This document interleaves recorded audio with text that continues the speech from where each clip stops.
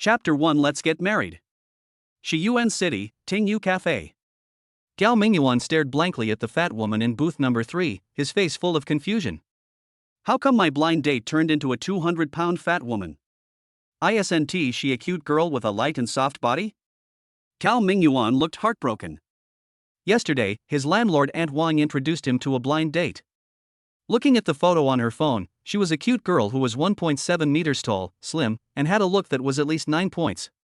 But when he arrived at the time and place, Aunt Wang said, what he saw was a fat woman with broad shoulders and a big waist, and a belly that looked like a swimming ring. Although the appearance of this fat woman seemed to be somewhat similar to the photo he saw yesterday, but with a weight of more than 200 pounds, who can withstand this? By the way, although he knew that photos were somewhat unreliable these days, with all sorts of beautification, filters, and Photoshop, they could turn an ugly woman into a beauty. But he had never heard of someone photoshopping a 200-pound woman into a petite beauty weighing less than 100 pounds. This guy, compared to the photo, he has become twice as big, right? Slip away. Gao Mingyuan turned and tried to leave. Ding, the host triggers the blind date mission, and the God's Chosen system is officially activated. Please make your choice within 1 minute. Option 1, turn around and leave. After selecting this option, the host has a 75% chance of getting into a car accident within the next 3 days, with unknown consequences. Option 2, meet the woman and spend at least half an hour chatting with her. If you choose this option, the host will receive a bonus of 10,000 yuan. Option 3, propose to the woman directly. After selecting this option, the host will receive a BMW 7 Series luxury car. What? A mechanical sound rang in his mind. Gao Mingyuan was stunned at first, and then he couldn't help but feel surprised, happy and angry. This system had inexplicably bound him 3 months ago, which made him quite surprised for a while. He thought that he had finally obtained the template of the protagonist and would soon be able to reach the peak of his life. But then there was no movement, so much so that he once doubted whether it was true that he was bound to the system. Now this mysterious system finally spoke, and he almost cried with joy when he heard it. But what the hell, what kind of task is this system issuing? Forcing people to go on blind dates? God damn it. Kill me and force me to go on a blind date with a 200-pound fat woman?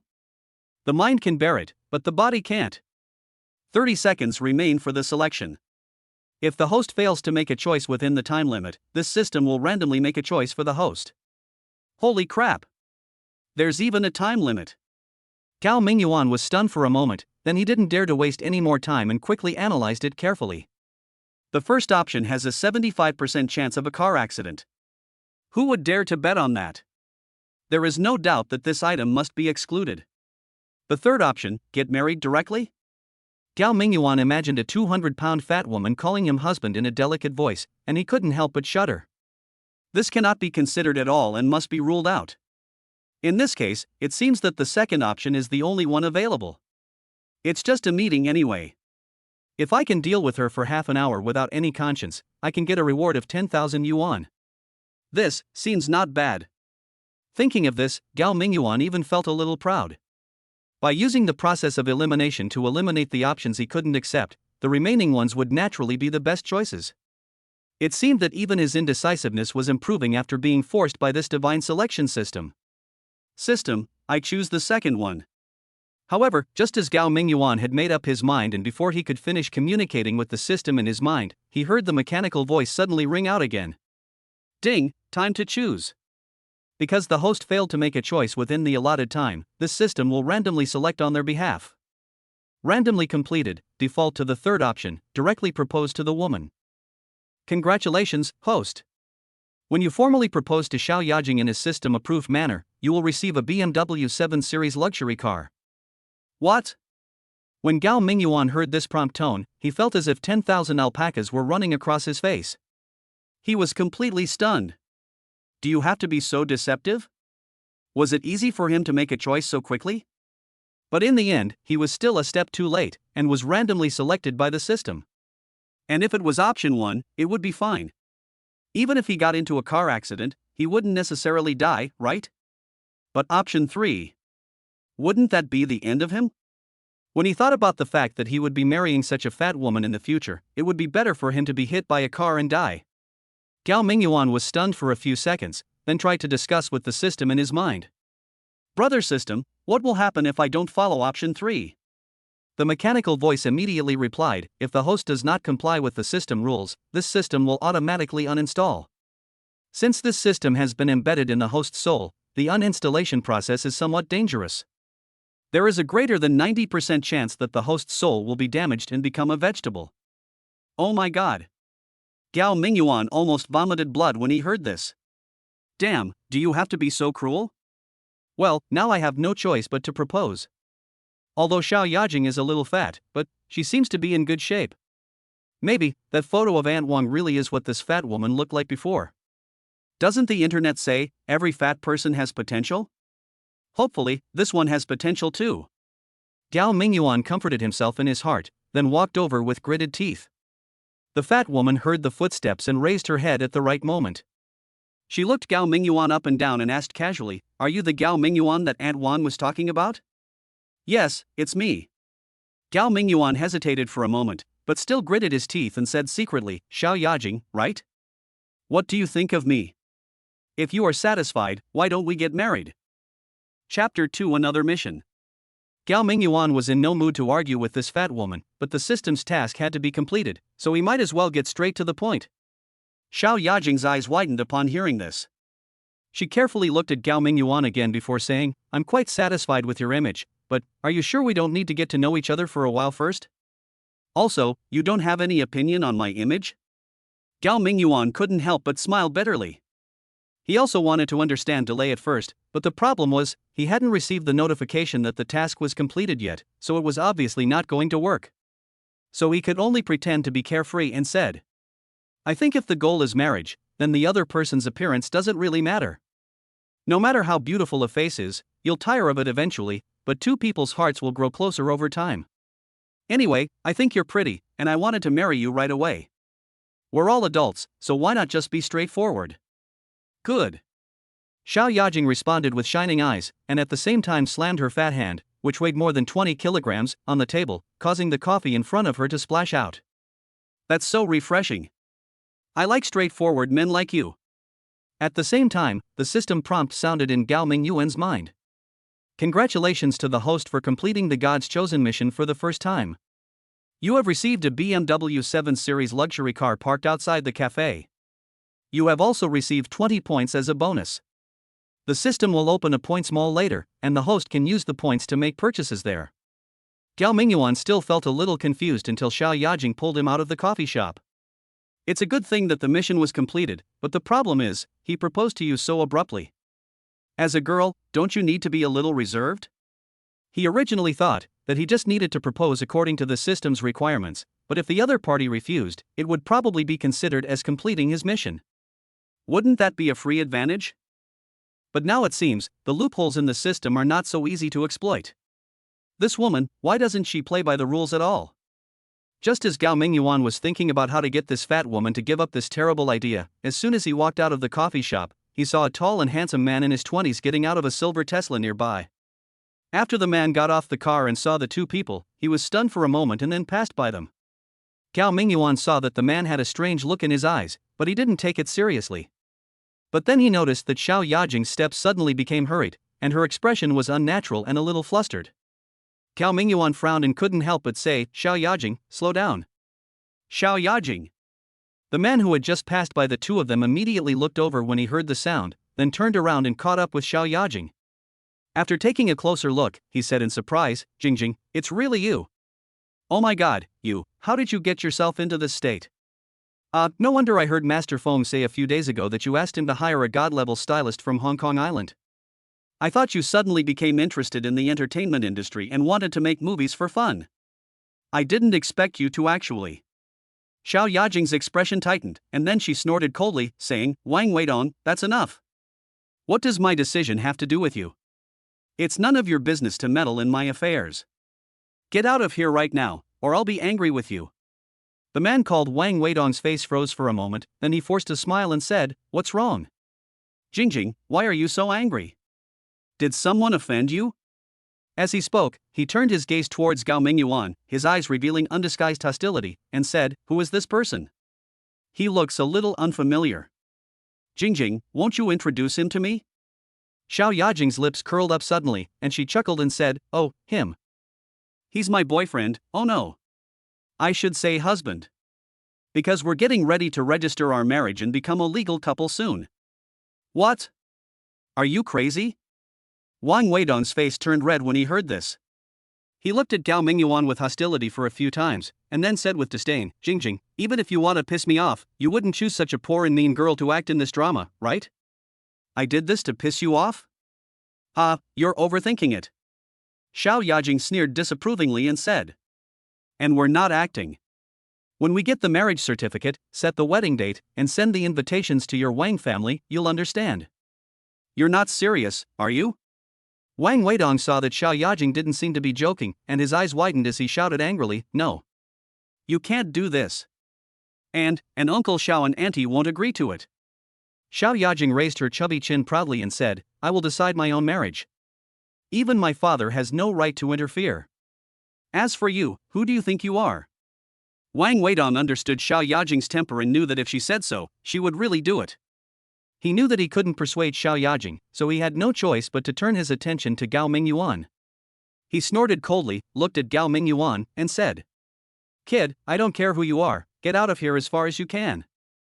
Otherwise, I'll make sure you die a miserable death. Got it?" Hearing the other party's undisguised threat, Gao Mingyuan couldn't help but feel angry. Although he didn't really want to register for marriage with Xiao Yajing, he had to find an excuse to refuse, right? If he was scared by a guy who appeared out of nowhere and gave in, how could he face people in the future? Just when Gao Mingyuan was about to retort, he heard the system's voice again in his mind. "Ding, host triggers conflicting tasks. Please make a choice within 1 minute. Option 1, agree to Wang Weidong's request and leave Xiao Yajing. After choosing this option, the host will encounter an accident within a week, with a 35% risk of disfigurement. Option 2, remain silent and let Xiao Yajing handle the situation. After choosing this option, the host will receive a mysterious set of numbers, which may be the winning numbers for the next lottery. Option 3, if you can get physical, stop talking and just beat him up. After choosing this option, the host will get a dice. Damn, another mission. Chapter 3 Newbie Gift Pack. Gao Mingyuan was delighted at first, but then he couldn't help but feel extremely conflicted. Why was he being asked to choose again? Didn't he know he had difficulty making choices? Well, I definitely can't find a place to file a complaint now, so I can only analyze it quickly and not be randomly judged by the system again. Well, if Wang Weidong's factor is not taken into consideration, then he would definitely choose to leave Xiao Yajing. But the consequences of this option were too horrible. A 35% chance of disfigurement didn't seem high, but even if it was only a 3.5% chance, he wouldn't dare gamble. Although he thought he was someone who could make a living with his abilities, if his face was disfigured, then no matter how great his achievements were or how much money he made in the future, he would probably just be a monster in the eyes of others. The second option is more moderate. Although it doesn't quite fit Gao Mingyuan's personality, the reward for this option is very generous. A string of numbers that could be the winning numbers for the next lottery draw. If he gets them and immediately places dozens of bets on them, wouldn't he be able to easily become a billionaire? But adding the word maybe here makes people feel uncertain. Another meaning of maybe is maybe not. What the hell, if he really doesn't win the prize, he won't be able to complain to the system, right? Choosing 3 is quite satisfying, but, looking at the tall and strong Wang Weidong, and then looking at his own thin arms and legs, Gao Mingyuan is very doubtful. If he really attacks this guy, who will be beaten? What the hell is the reward for this option? What does one die do? Is it one of those dice that can roll whatever you want? If that were the case, he could have used the dice to cheat at the gambling table. But he already has a system, and he still relies on cheating to make money.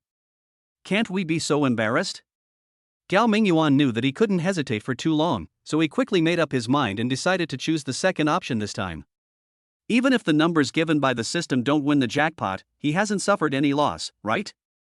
However, just as he was about to confirm his choice with the system, Wang Weidong impatiently kicked him, cursing, "You poor, lousy bitch, what are you doing meddling in this? If you don't get out of here, I'll kill you." Damn it! Although Gao Mingyuan dodged, his elbow was still grazed by the opponent's foot, which made him stagger slightly and left a dirty shoe print on his clothes. Gao Mingyuan was immediately furious. His mind raced, and he called out to the system in his head, saying, "System, I choose the third one." If you can take action, stop talking and beat him up. As Gao Mingyuan shouted in his heart, the system immediately responded. The host has completed the selection within the specified time. Once the host successfully completes the task, he will receive the corresponding reward. Because the host has actively selected a task for the system for the first time, the system will reward the host with a novice gift pack. Please check it out. Hey, there's even a newbie gift pack. It feels like the online game's public beta has just launched. Gao Mingyuan was delighted, and then he saw a colorful box suddenly appear out of thin air in front of him. Oh my god, how come this big gift package just appeared like this? Others will be scared if they see it. Gao Mingyuan hurriedly turned his head to look at the two people next to him, but he only saw Xiao Yajing looking at him with disappointment, while Wang Weidong looked at him with eyes full of disdain and contempt. As for the extremely cool colorful box floating in the air, the two of them seemed not to have seen it at all. Gao Mingyuan felt relieved, and then he carefully looked at the colorful gift box in front of him. When he gently raised his hand and touched the gift box, it exploded into countless colorful spots and disappeared. At the same time, he heard the system prompt ringing in his mind again. The newbie gift pack has been opened. Congratulations to the host for obtaining 3 items. Item 1, Grandmaster Cooking Skill Experience Card. This card is a one-time use card. Once used, the host will gain 60 minutes of Grandmaster cooking skills. Item 2, Grandmaster Piano Skill Experience Card. This card is a one-time use.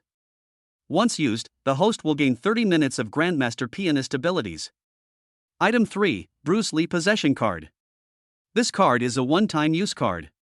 Once used, the host will be possessed by the Kung Fu star Bruce Lee while awake for 5 minutes. The above 3 cards have been stored in your inventory.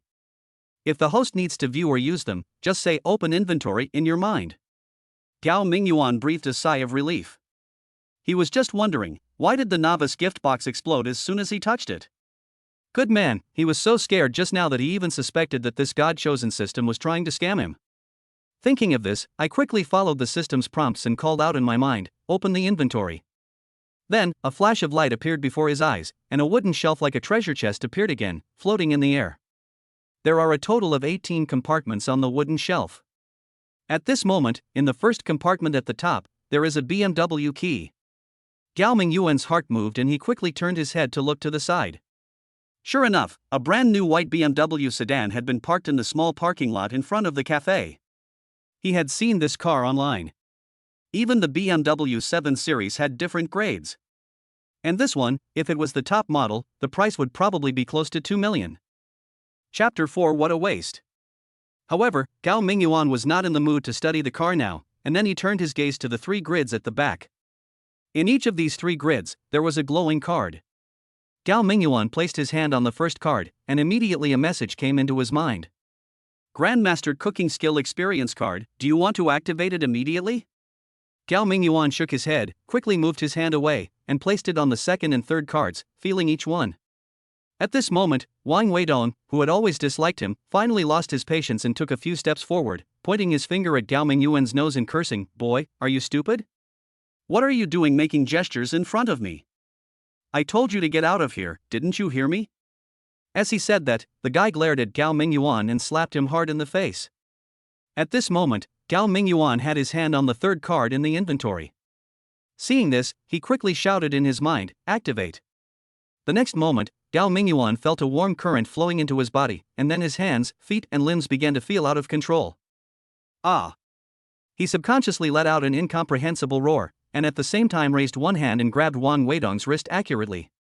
At the same time, the other hand swung out like lightning, slapping Wang Weidong's face more than a dozen times, with a series of crisp papa sounds. Finally, Gao Mingyuan turned around again and kicked Wang Weidong with a very handsome whip kick, which made Wang Weidong's tall figure fly into the air and fly 5 or 6 meters away before falling heavily to the ground. Gao Mingyuan's series of counterattacks were as fast as lightning, and Wang Weidong was completely stunned. At this moment, he fell to the ground but did not faint. Instead, he opened his eyes wide and looked at the clouds floating in the sky with confusion, obviously doubting his life. Ah! Gao Mingyuan couldn't help but shout again, forcibly suppressing the urge to grab Wang Weidong and beat him up again. He posed very coolly, with a defiant expression on his face. He found that although he was possessed by Bruce Lee, he was not completely unable to control his own behavior. Just when he was about to beat Wang Weidong, he intentionally controlled himself and didn't use too much force. Otherwise, Wang Weidong would not only be lying there doubting his life, but he would probably have already gone to report to the King of Hell. After trying his best to restrain the impulse in his heart, Gao Mingyuan felt that his control over his body seemed to have become stronger. At least he would no longer make odd sounds involuntarily. Xiao Yajing, who was standing next to him, felt disappointed and contemptuous at first when she saw Zhao Mingyuan being bullied to the point where he didn't dare to say a word. But on second thought, she originally wanted to find a cowardly and obedient man to be her nominal husband, so that her family wouldn't have to arrange a marriage for her. So, although Gao Mingyuan acted a little cowardly, it actually met her requirements. However, unexpectedly, in just a blink of an eye, Gao Mingyuan turned from a coward into a real man. Especially the scene where he kicked Wang Weidong away, and the pose he made at the end. He was so handsome that when Xiao Yajing looked at Gao Mingyuan now, there were obviously countless twinkling stars in her eyes. Women are emotional animals, and fat women are also women. In their hearts, they also hope that their other half will be a tall, handsome, romantic, humorous, responsible and capable man. But now she is no longer at the age of dreaming and no longer has such extravagant hopes in her heart. She only hoped that her marriage would no longer be a bargaining chip for the family to exchange for benefits. Besides that, she would be willing to marry a cripple or a blind man as long as the other party was not attracted by her family background or her looks. However, what she never expected was that when she randomly asked someone to introduce a man to her so that she could take care of the family, she ended up meeting such a manly guy. This kind of man is clearly her type. In an instant, Xiao Yajing felt like she was in love. Damn, you dared to hit my buddy. Just then, a white SUV stopped by the roadside and 5 people, 3 men and 2 women, got out of the car. The man in the lead was big and strong, like a bodybuilder. When he saw the situation here, he immediately shouted, then called out to the 2 men who came with him, and together they went to meet Gao Mingyuan and the others. It turned out that these people were friends who had made an appointment with Wang Weidong to discuss a business deal in a coffee shop. So, Xiao Yajing thought that Wang Weidong was following her, which was really a wrong accusation. At this moment, the 3 men saw Wang Weidong being knocked to the ground, and they happened to meet him, so naturally they couldn't pretend not to see it. Especially the tall, muscular guy. He was originally a sports expert and even a member of the Shiyuan City Fighting Club. This guy is full of energy. Normally, he can't find anyone to challenge to a fight. Now that he has encountered this situation, he is naturally happy to take the initiative. As for the other 2 people with him, they both have similar personalities to him. Moreover, this time they were planning to get Wang Weidong to invest in a business, but the deal hasn't even been discussed yet, and the financier they were targeting was beaten up first. How could they agree to this? Gao Mingyuan was feeling a little regretful.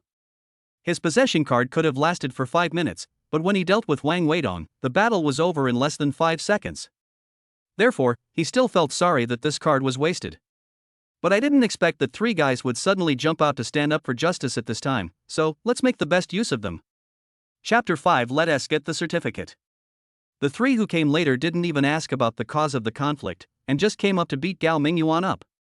Naturally, there was no need for Gao Mingyuan to reason with them. And, until now, the system has not yet prompted him whether the task is completed. You know, the task he chose was, don't talk if you can just do it. So what else is there to say? Just do it. Gao Mingyuan released the suppression on the possession card, and began to roar involuntarily again. At the same time, his hands and feet were like motors, and he punched at the 3 people who surrounded him at the speed of at least 9 punches per second like lightning. Puff, puff, puff. The fists hitting the 3 men sounded like beating drums, and the sounds were pleasant to the ears. But the experience of those 3 people was a bit bad. They felt like a lonely boat drifting on the vast ocean, struggling desperately in the strong wind and huge waves. Unfortunately, no matter how hard they struggled, it was in vain. Less than 5 seconds after the 3 of them rushed forward, they followed in Wang Weidong's footsteps again, falling head over heels one by one, like 3 flip-flop turtles left on the beach. Then, they were just like Wang Weidong, staring blankly at the sky above their heads, silently doubting their lives. Oops, the opponent is still too weak. I feel like I'm using a dragon-slaying sword to kill a chicken. What a waste of talent. Gao Mingyuan still felt a little regretful, but there was nothing he could do. His card was a one-time item, and it would be gone once he used it. He could have used 5 minutes, but now he had to fight 2 groups of people and wait for a while in between, and it didn't even take a minute. The rest of the time was wasted. How could he not feel bad? Ding, congratulations to the host for successfully completing this conflict mission. You have received the reward, a magical dice, which has been automatically stored in the host's inventory. In addition, you have received 30 points as a bonus. The system will open a points mall later, and the host can use the points to spend in the mall. Gao Mingyuan felt helpless when he heard the system prompt coming from his mind. It seems that this matter should have come to an end. There probably won't be any more blind guys jumping out to get beaten, right? Thinking of this, he looked up at the two women who had just gotten off the bus. These two women are with those three guys. If they dare to try to make their presence felt here, Gao Mingyuan doesn't mind continuing to use the power of the possession card. He also knows how to be gentle and considerate to women, but this word can only be used for his own woman. As for other people's women, if they dare to show off, he still won't tolerate them. Unfortunately, the two women were so frightened when they saw the three of them fell to the ground in the blink of an eye that they screamed and hid aside, not daring to come over again. Oh my god! At this time, Xiao Yajing on the side finally couldn't help but exclaimed, her chubby round face flushed red, and her eyes were watery as she looked at Gao Mingyuan, as if little pink hearts were appearing in them. You're so handsome. I found a treasure. If Gao Mingyuan had slapped Wang Weidong a few times at the beginning, it might have been because Wang Weidong was too careless and was stunned by the blow. So, this time Gao Mingyuan was outnumbered 3 at once and knocked the three men to the ground cleanly and efficiently. That was his true strength. Xiao Yajing is a rather rebellious woman, so naturally she admires men with strong fighting power. At this moment, seeing Gao Mingyuan's cool look when he made his move, her heart fluttered. She immediately took a step forward, grabbed Gao Mingyuan's arm again, and said happily, "Dear, let's go get the certificate." I wipe. Gao Mingyuan, who had been full of vigor just now, suddenly turned pale. Why can't I get around this? He really didn't want to get a marriage certificate with Xiao Yajing. Not to mention that Xiao Yajing's image was a bit overwhelming for him. Even if the other party was really as beautiful as the one in the photo, he didn't think about getting married right away. Anyway, the blind date mission has been completed, so if I regret it now, I wonder if it's okay. As soon as Gao Mingyuan had this thought in his mind, the God-chosen system had already given him a prompt. It is impossible to go back on your word unless the other party gives up voluntarily. Otherwise, if Gao Mingyuan unilaterally goes back on his word, it will be regarded as a violation of the system rules, and the system will forcibly unbind him immediately. Another forced unbinding. Slamming the table. Gao Mingyuan felt like he was on a pirate ship, and this time he couldn't get off even if he wanted to. He won't let this fat girl depend on him for the rest of his life, right? Gao Mingyuan went to the Civil Affairs Bureau in Xiao Yajing's car. Although he had just gotten a BMW luxury car worth nearly 2 million, Xiao Yajing herself was only driving a red Beetle worth more than 300,000. But when Gao Mingyuan thought about the BMW he had bought with his life's happiness, he suddenly felt disgusted. And he didn't want to show off his luxury car in front of Xiao Yajing at all. Come on, he was just forced to transform into a kung fu star and beat up a few guys, and this 200-pound fat girl seemed to have turned into a little nymphomaniac. If he lets her see that he has such a luxury car again, then it will be even more difficult for him to escape. So, when Xiao Yajing asked Gao Mingyuan if he minded riding in her car, Gao Mingyuan naturally said that there was no problem. Chapter 6, Not very reliable. In fact, it was a very well-mannered behavior of Xiao Yajing to ask this question when inviting Gao Mingyuan. Because according to the information obtained by Xiao Yajing, Gao Mingyuan's family background is not good, and his hometown is a small fourth-tier city in the northeast. Gao Mingyuan is a graduate of a second-tier university. After graduation, he worked in many jobs, but there was no improvement. He was considered a small person working hard at the bottom. Of course, Xiao Yajing deliberately chose such a tool, so naturally she would not despise the other party for having no money. But for a tool like her, she was willing to take care of his feelings, which was quite rare. But Gao Mingyuan obviously didn't want to appreciate it. When the car arrived at the entrance of the Civil Affairs Bureau, Gao Mingyuan suddenly remembered a question. He looked at Xiao Yajing excitedly and said, "By the way, did you bring your household registration booklet?" Household registration booklet? Xiao Yajing shook her head in confusion and said, "No. Why would I bring that thing?" Gao Mingyuan scratched his head and said, "I think marriage registration requires a household register, right? You still have such a request. Can't I just use my ID card? I already have it with me."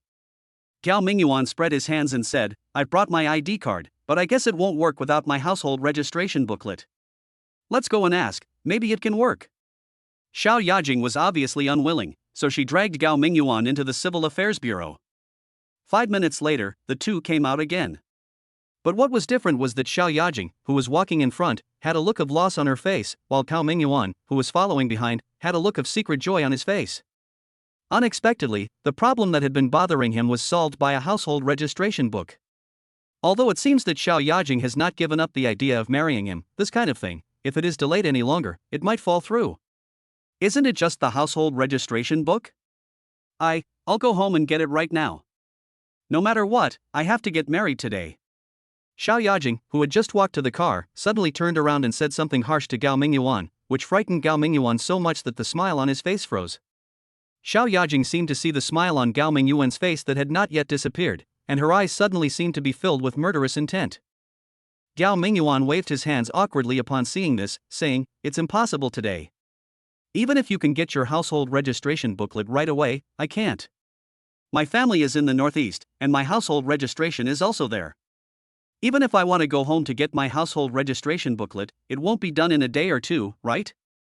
Well, since your household registration is in your hometown, then, what did you just say to me about registering for marriage right away?" The murderous look in Xiao Yajing's eyes became even stronger. Gao Mingyuan lowered his eyelids guiltily and said, "Well, I'm inexperienced too. I forgot that you have to bring your household registration when registering for marriage." Xiao Yajing reluctantly accepted his explanation. After all, it was everyone's first time, so it was normal to be negligent. Her expression softened slightly, and she said, "Then go home as soon as possible to get your household registration booklet, or have your family send it to you by express delivery." Gao Mingyuan frowned and said, "I'm afraid express delivery won't work. My parents are quite conservative and take household registration very seriously. If I can't give a reasonable explanation, they definitely won't send it to me."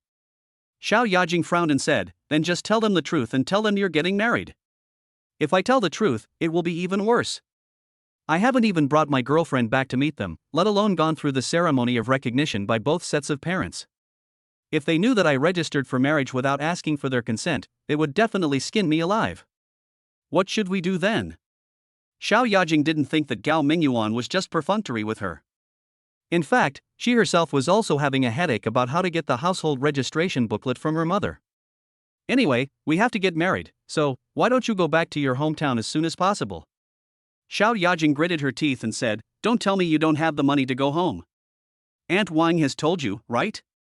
As long as you register your marriage with me, I will give you 500,000 yuan immediately. Besides that, I'll give you another 10,000 yuan every month for household expenses. Well, although we haven't registered yet, it's not your fault.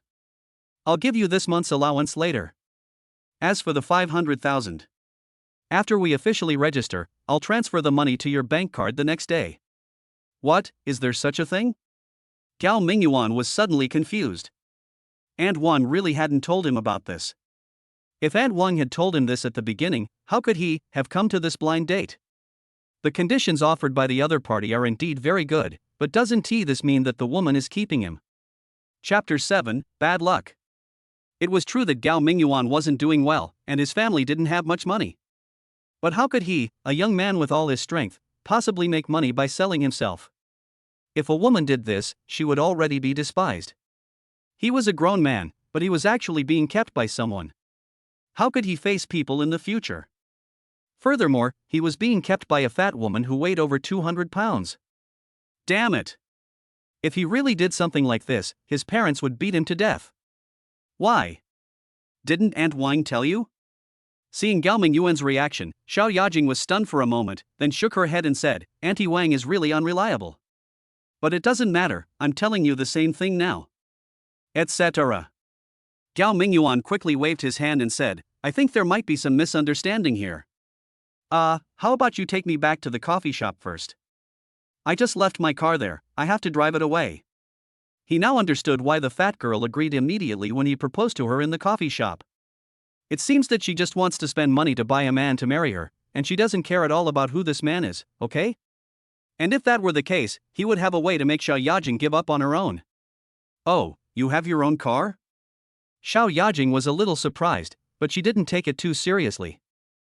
After all, the barrier to buying a car is very low these days. A brand new family sedan can be purchased for tens of thousands of yuan. A used van or something like that can even be bought for a few thousand yuan. Therefore, it's not a big deal for Gao Mingyuan to have his own car. So she nodded and said, okay. I'll take you back to the cafe first, and we can talk about our business later. When he returned to the door of the coffee shop, Wang Weidong and the people who were later beaten down by Gao Mingyuan had all left. There were no police investigating here. It was estimated that those people did not call the police, which made Gao Mingyuan breathe a sigh of relief. Where's your car?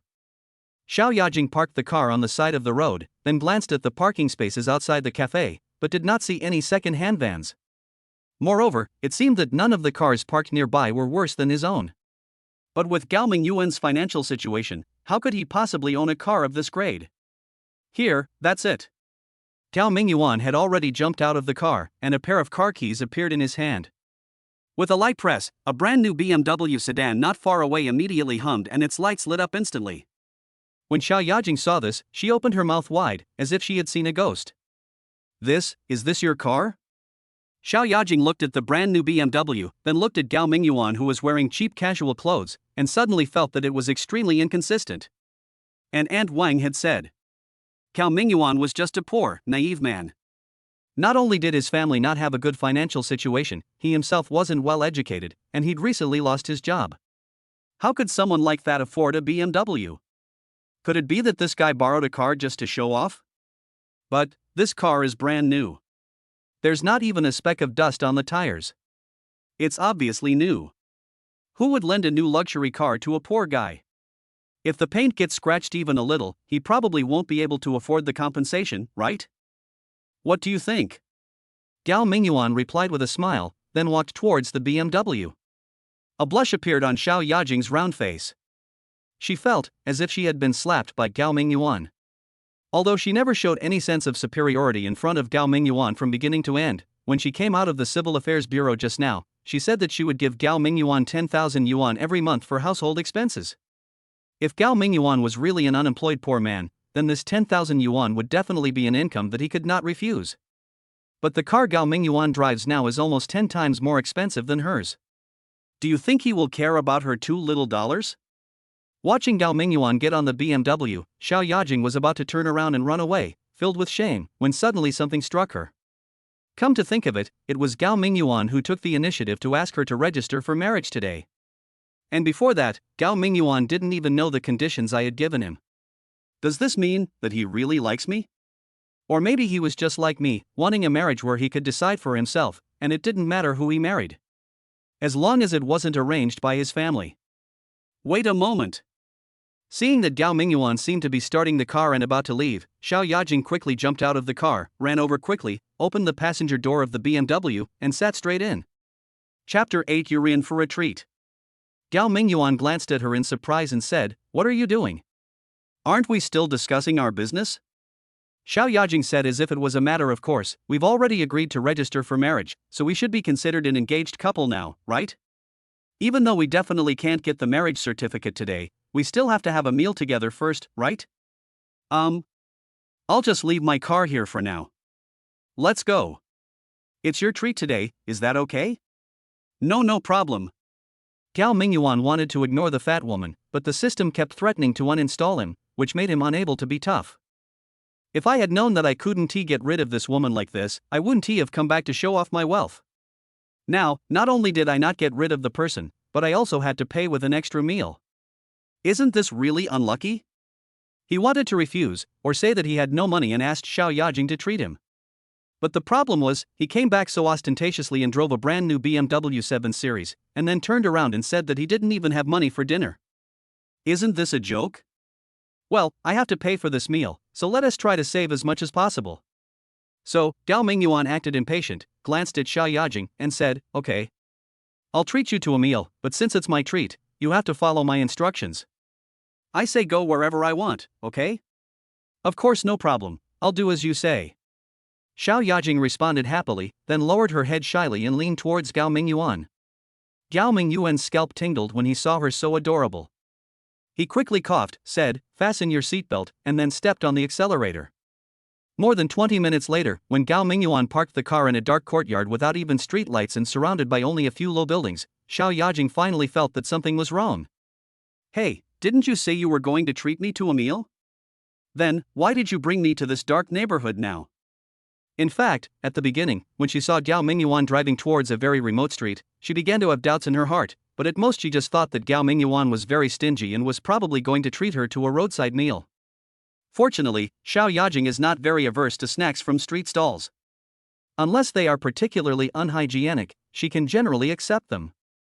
And she actually ate at two particularly delicious roadside stalls, the kind of snacks you can't get them in a big hotel no matter how much money you spend.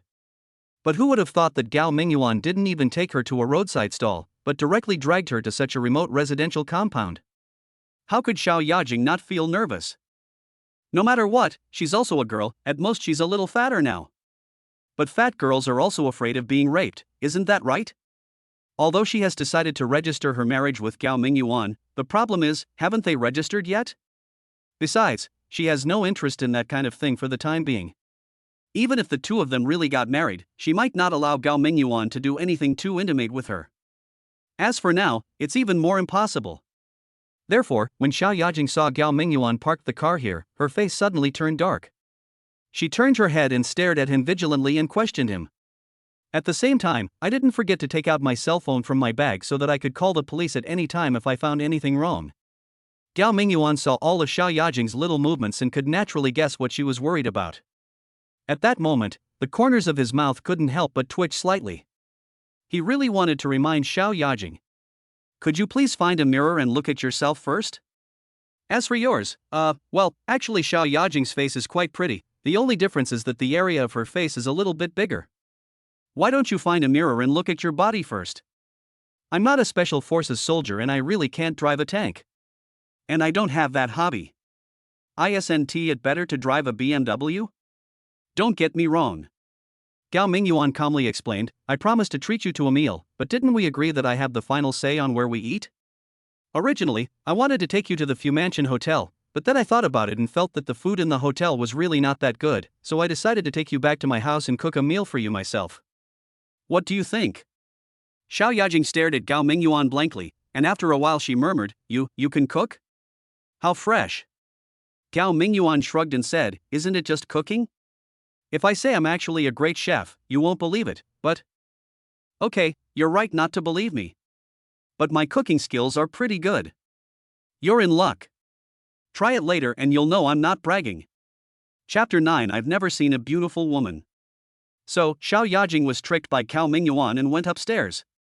Then she discovered that Gao Mingyuan lived in a very old studio apartment, and it was the kind of small apartment with no kitchen, only one bedroom and one bathroom. Only then did she remember that Aunt Wang had told her that Gao Mingyuan was a young man who rented an apartment below her house and that his family probably didn't have much money.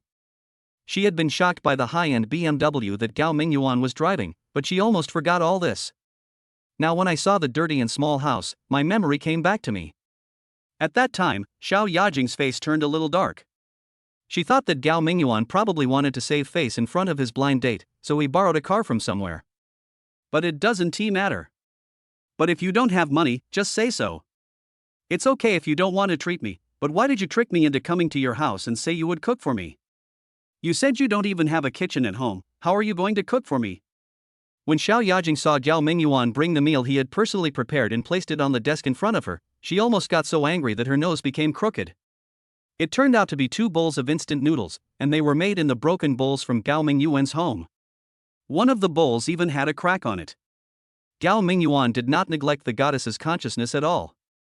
He tore the instant noodle bag in the middle and covered the broken bowl with it. Then he fished out a sausage from the desk drawer, tilted his mouth, and tore the plastic wrapper with his teeth, saying with a smile, You're in for a treat. I've been keeping this sausage for 2 months and haven't been willing to eat it yet. I'm just giving it to you today. You won't mind, will you? As he spoke, he broke the freshly peeled ham sausage into 2 pieces, threw one piece into the broken bowl in front of Xiao Yajing, and stuffed the remaining half directly into his own mouth. Xiao Yajing's cheeks trembled slightly, and after a moment she forced a smile. How could it be? This is really good. I don't know how long it has been since I last had instant noodles. I'm really craving it. This smells so good. As she spoke, she took the chopsticks from Gao Mingyuan's hand, and without caring that the noodles had just been soaked and had not yet softened, she picked up the bowl, opened the packaging bag covering it, and ate up the bowl of half-cooked instant noodles and half a sausage like a whirlwind. In the end, there wasn't even any soup left in the bowl, as if it had been a long time since I had eaten such a delicious meal. Gao Mingyuan held half a sausage in his mouth and looked at Xiao Yajing, who wolfed down a bowl of noodles with a confused look on his face. He finally understood why this woman was so fat. She really has a good appetite. She can actually enjoy eating instant noodles so much, it would be a waste of her talent if she doesn't become a food streamer. What are you looking at? Eat your noodles quickly. Seeing Gao Mingyuan's dazed look, Xiao Yajing felt secretly pleased with herself. However, on the surface, she glared at him impatiently and said, "Hurry up. Have you never seen a beautiful woman before?" Okay.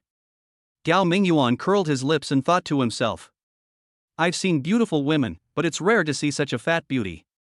Here, take this bank card. The password is 6 sixes. When Gao Mingyuan had just stuffed the last chopstick of instant noodles into his mouth and hadn't even waited to swallow it, Xiao Yajing had already slapped a bank card in front of him and said in a condescending manner, "From now on, before the 10th of every month, I will transfer money to this card on time. Please take good care of it.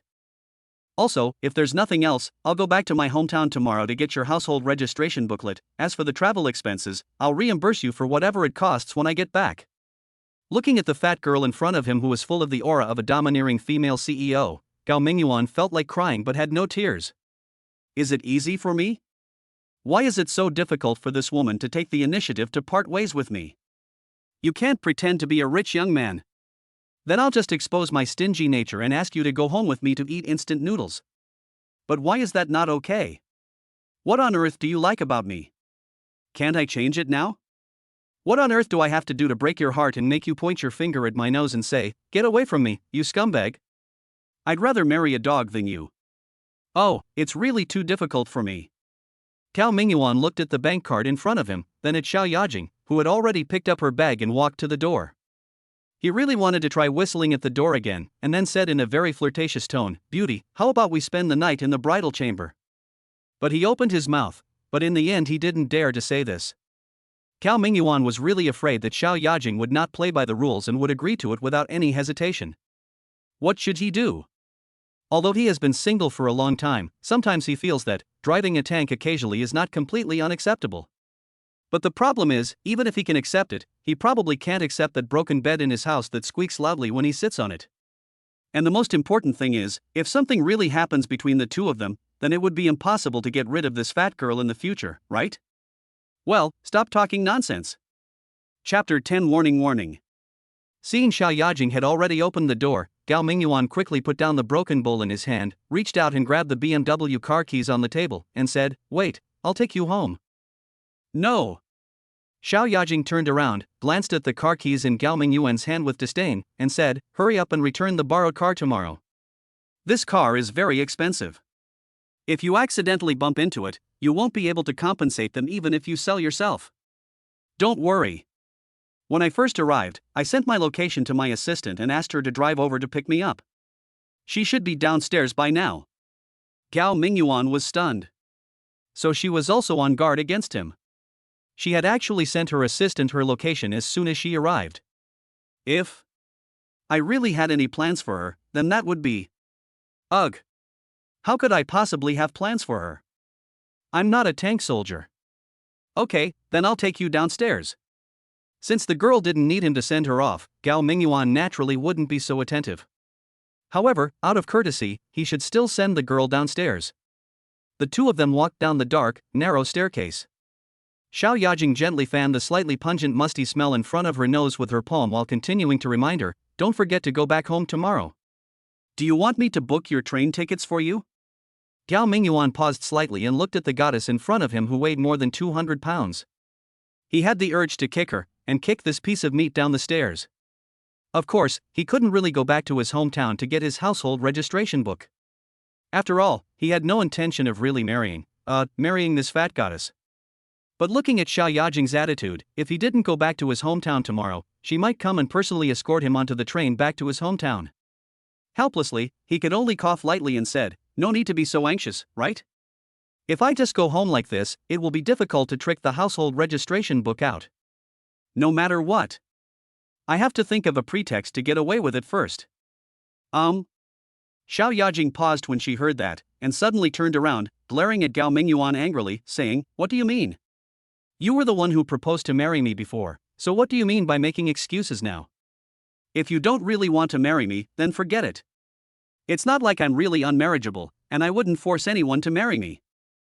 Gao Mingyuan's eyes lit up, and he was about to agree and say forget it, and then everyone would go their separate ways. But at this moment, a shrill alarm suddenly sounded in his mind. Warning! Warning! Xiao Yajing has begun to doubt the host's sincerity in proposing to her. Her suspicion has now reached 45%. If Xiao Yajing's suspicion of the host reaches over 51%, it may cause the host to fail in the first divinely chosen mission. If the mission fails, the God-chosen system will forcibly unbind itself from the host. Please be mentally prepared. I'm ready for you, sister. When Gao Mingyuan heard the shrill alarm, he subconsciously covered his ears and almost burst into cursing. Hey! I'm talking to you, what do you mean by covering your ears? Seeing Gao Mingyuan's reaction, Xiao Yajing was so angry that she stomped her feet and her face became even uglier. Warning! Warning! Xiao Yajing's suspicion of the host has reached 49%. Once Xiao Yajing's suspicion of the host exceeds 51%, it may cause the host's first divinely chosen mission to fail. Oh my god, it can't be that cruel. Gao Mingyuan's face changed immediately, and he quickly put down his hand. He quickly ran a few steps to Xiao Yajing and said with a smile, "Don't get me wrong, I'm proposing to you sincerely.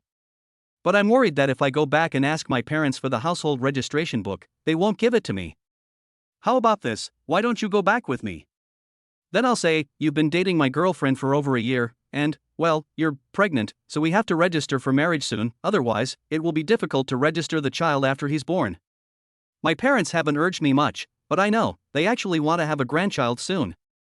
As long as you can go back to my hometown with me and do what I just said, they will definitely not refuse. They will definitely give me the household registration book immediately. So, what do you think, is this okay?" This. Now it was Xiao Yajing's turn to panic. Although she wanted to get married immediately, she didn't even care who the person she got the marriage certificate with was. It was precisely because of this that she could face Gao Mingyuan calmly, and she didn't even care when she followed Gao Mingyuan to his house. But if I were to meet Gao Mingyuan's parents as a future daughter-in-law, the feeling would be completely different. Meeting the parents was always a daunting challenge for a girl, no matter the time. Even if their relationship was a bit special and not a true couple, if they actually got married, it would seem their relationship would be even closer than a real couple. So, when it came to meeting the parents, her heart began to beat with fear. No, I can't. Xiao Yajing hesitated for a moment before quickly denying the idea. Then, with a fierce look in her eyes, she said, "I don't care, how you get your household registration is up to you. Anyway, you must get this done within a week. I'm leaving now. We'll call each other later." After saying that, Xiao Yajing turned around and hurried downstairs. Chapter 11, Roommates. Gao Mingyuan did not follow her downstairs, but stood at the corner of the stairs on the second floor, watching Xiao Yajing downstairs get into a black Mercedes-Benz and slowly drive away from the community. He couldn't help but sigh inwardly, it seems that she is a real rich person. He had just sold his marital happiness in exchange for a BMW. When he saw Xiao Yajing driving a Beetle, he felt a vague sense of superiority. But now that I think about it, that Beetle is probably just for fun, and there are probably dozens of other luxury cars parked at home gathering dust. And aside from this one BMW, I have practically nothing. So what is there to be proud of? Gao Mingyuan didn't hear the system alarm sound in his mind until the Mercedes-Benz drove out of the community, and he finally breathed a sigh of relief. Anyway, this crisis was finally overcome. But then Gao Mingyuan felt a headache again. This lousy system, why does it even include after-sales service? The previous mission was already completed, and I got the reward, so why is it still not over? What the hell, why does it even include after-sales service? Does that mean I really have no choice but to marry this fat woman? Otherwise, if I change my mind, the system will unbind me. This is forcing me down a path of no return. Boom boom boom boom boom boom. Gao Mingyuan was awakened by a sudden knock on the door early in the morning. So many things happened yesterday that he didn't sleep well that night. He fell asleep in a daze at dawn. As soon as he closed his eyes, he heard someone knocking on his door. He sat up with a flutter, and was dazed for a moment. He heard the knock on the door still bombarding his nerves. He scratched his messy hair in a bit of frustration, put on his slippers, walked over and opened the door. Standing outside the door was a girl who looked tired, wearing a denim outfit, carrying a guitar on her back, and whose hair was not much longer than Gao Mingyuan's. Seeing Gao Mingyuan in his pajamas, shirtless, and looking sleepy, the girl immediately glared at him and said angrily, "Gao Mingyuan, what's wrong with you? Look at the time, why are you still lying here? Ah, you're off work. Sorry. I didn't sleep well last night. Wait a minute, I'm leaving now." Gao Mingyuan rubbed his eyes, realizing he had overslept. He quickly turned around and headed to the bathroom, ready to wash up quickly and then vacate the room for the girl. In fact, this simple studio apartment does not entirely belong to Gao Mingyuan. The short-haired girl Hoing also lives here. However, they weren't exactly living together as a couple, they were more like roommates. But their sharing style was different from others. While other people might share a 2 or 3 bedroom apartment, they were sharing a 1-bedroom studio apartment. The specific method is: between 7 p.m. and 7 a.m., this room belongs to Gao Mingyuan. And between 7 a.m. and 7 p.m., it belongs to Hoing. Gao Mingyuan is usually busy with work. Even when he has time to rest, he is busy with his own things, so he basically doesn't stay at home during the day. Hoing, on the other hand, was the opposite. She'd sing at 2 bars at night, then work as a network administrator at an internet cafe later in the night. By the time she got off work, it was already dawn. So, she was always away from home, busy working outside. So, the two of them ended up sharing this studio apartment. Originally, Hoing lived in another apartment upstairs, but her landlord lost a lot of money playing cards some time ago and was being chased for debt, so he had to sell the house in a hurry, and Hoing was kicked out. At that time, Gao Mingyuan was just about to go out to work when he saw Hoing coming down from upstairs in a mess, dragging a large suitcase, carrying a guitar and a large backpack. Upon asking, I learned that she was suddenly kicked out by the landlord and didn't know where to find a house for the time being, so I asked Hoing to leave her things at my house first, and she could rest there during the day, and then look for a house slowly when she had time. They weren't particularly close before, not even knowing each other's names. It was just that Gao Mingyuan would often see a weary-looking Hoing returning home with her guitar on her back as she walked downstairs to work in the mornings. As their encounters grew, they would simply nod and exchange a rather bland greeting. Gao Mingyuan felt that it was not easy for a girl like Hoing to work hard outside, so he decided to help her if he could. Anyway, he was not at home during the day, and Hoing had to go out to work at night. It would not delay him from going home to sleep, so it would be okay to let her stay here for a few days. But 3 days later, Gao Mingyuan and his colleagues had dinner together in the evening. When they came back, they passed by a bar and happened to see 2 thugs dressed in shabby clothes harassing Hoing. So Gao Mingyuan bravely went up and pulled Hoing away. The 2 hooligans thought Gao Mingyuan was Ho Ying's boyfriend. Although they were a little unwilling, they did not dare to chase him anymore. They just cursed him a lot from a distance. That night, to thank Gao Mingyuan, Hoing treated him to a late-night snack. Then, a sudden thought struck her: since Gao Mingyuan wasn't home during the day and she wasn't home at night, why should she look for a place to stay? Why not just share a room, taking turns using it morning and night? Chapter 12: Temporary Mission. There is something strange about Shiyuan City. It is not a first-tier city, but it has a large influx of people from outside the city and the housing prices are high. The monthly rent for the studio apartment they rented was as high as $1,500.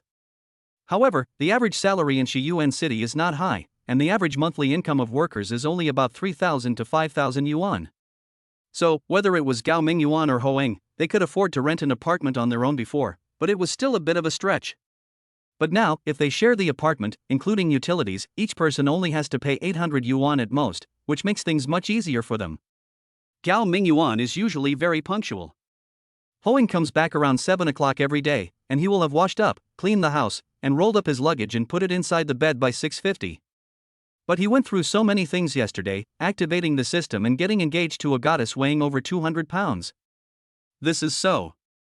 Most people's nerves can't stand such a torment, so he couldn't sleep the whole night, and only dozed off for a while at dawn, but ended up oversleeping. Seeing Hoing coming back at this time, he naturally felt a little embarrassed. Although he was very sleepy, although he no longer had a job and did not need to go to work, he was still ready to leave home as quickly as possible. However, just as he turned around and prepared to go to the bathroom to wash up, he suddenly heard the system's voice ringing in his mind again. Ding, host triggers a temporary mission. Please make a choice within 1 minute. Option 1, abide by the agreement and leave as soon as possible. If you choose this option, there is a 78% chance that the host will be hit by falling objects in the next 3 days. Option 2, stay home and continue sleeping. Choosing this option will grant the host a magical key. Option 3, confront Hoing, tell her you no longer want to share the apartment with her, and ask her to move out immediately. Choosing this option will grant the host an interview opportunity with Hongtu Technology Company, with a high probability of being hired. Hearing the system's prompt, Gao Mingyuan was completely stunned, and then his decision-making difficulty struck again. Is this system deliberately trying to cause trouble for me? Why should I be hit by falling objects just because I keep my promise and choose to leave? This is forcing me not to choose this option, right? Okay, cross it out. Rubbish. Is choosing 3 tempting me? I submitted my resume to Hongtu Technology a few days ago and haven't heard back yet. Now, if I choose option 3, I'll get an interview and probably be accepted. This is fucking awesome. But I had talked it over with Hoing before, and we have been behaving well and living in peace for the past 2 months. She hasn't done anything wrong, so why should I kick her out? Well, I'm a system person now. My life has unlocked the golden finger and I even drive a BMW. It seems, there's really no need to share such a small apartment with others anymore. But the question is this something a human would do? Well, it seems like there's no choice. It can only be. I choose the second option.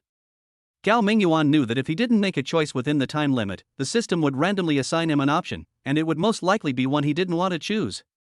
So, even though it felt difficult to choose anyone, he can only choose one that was relatively acceptable. After making his choice, Gao Mingyuan took another step, but this time he didn't go to the bathroom. Instead, he went back to the bed, leaned over, and fell asleep again. Hey, what are you doing? Hoing was immediately furious when she saw this. She walked over angrily, pushed Gao Mingyuan on the shoulder, and said, "It's already 7:20, why haven't you left yet? You've already occupied my room for 20 minutes, do you know that?" Gao Mingyuan lay with his head facing inward, waved his hands gently, and said in a dazed manner, "I can't do it anymore, I didn't sleep much last night, let me sleep a little longer." Ha, ha. As he spoke, he pretended to snore. Anyway, he just stayed in bed with an attitude of not fearing boiling water. Hey, stop playing dead and get up. Hoing was also getting anxious. She put her guitar aside, then went over and shoved Gao Mingyuan with both hands, angrily saying, "We already agreed that this place is mine during the day. It's your fault that you didn't sleep well last night, but I didn't sleep all night either, and now I'm dying of sleep. Where am I going to sleep if you stay here?"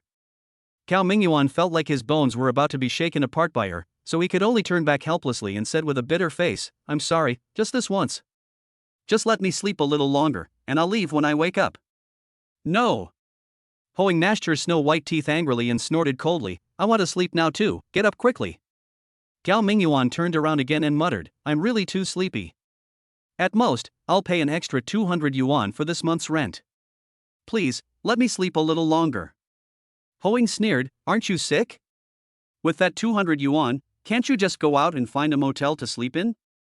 If you're only staying for a few hours, you shouldn't even need 100 yuan. And why do you have to occupy my bed? If you sleep here, where else can I sleep?" Gao Mingyuan just hugged the quilt tightly in his arms and said, "No. I can't sleep in a different bed, so I'll sleep soundly here. If you're really sleepy, I can at most make some room for you." As he spoke, Gao Mingyuan lay down and moved inward, leaving most of the bed empty. Chapter 13. I treat you as my brother. You. Ho Ying's face flushed instantly, and she subconsciously took 2 steps back, questioning with vigilance, "Gao Mingyuan, what do you mean? Who do you take me for?" Gao Mingyuan still didn't turn around. He smacked his lips and said, "What else can I regard you as? Of course, you are my brother. So? Brother, I just want to sleep a little longer. If you are my brother, please stop disturbing me." Ha! Ha! As he said this, he started pretending to snore again. "Brother, brother?" Hoing was stunned for a moment, then looked at Gao Mingyuan lying on the bed. She was not so angry anymore, but she inexplicably felt a sense of sadness in her heart. Gao Mingyuan was actually extremely embarrassed at this time. To be honest, he really doesn't want to do this. Just as Ho Ying said, if he could choose to leave, he would rather find a motel to catch up on his sleep than play tricks on Ho Ying here. But what could he do? He was desperate. If he chose to keep his promise and leave, he would be hit by falling objects within 3 days. This would really be fatal, right?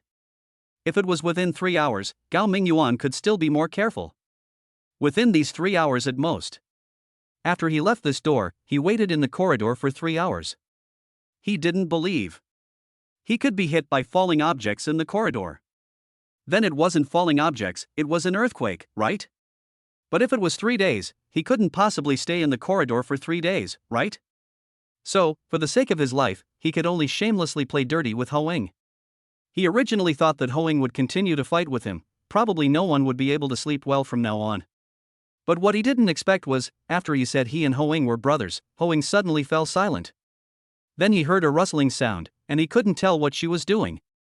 Then he heard the bathroom door open and close, and then the sound of the door locking. He guessed Ho Ying was either going to the bathroom or taking a shower. It seemed that he had fooled the crowd for the time being, and Gao Mingyuan couldn't help but breathe a sigh of relief, but at the same time, the snoring sound in his mouth continued. In the end, he was still pretending to be asleep at the beginning, but he really fell asleep while pretending.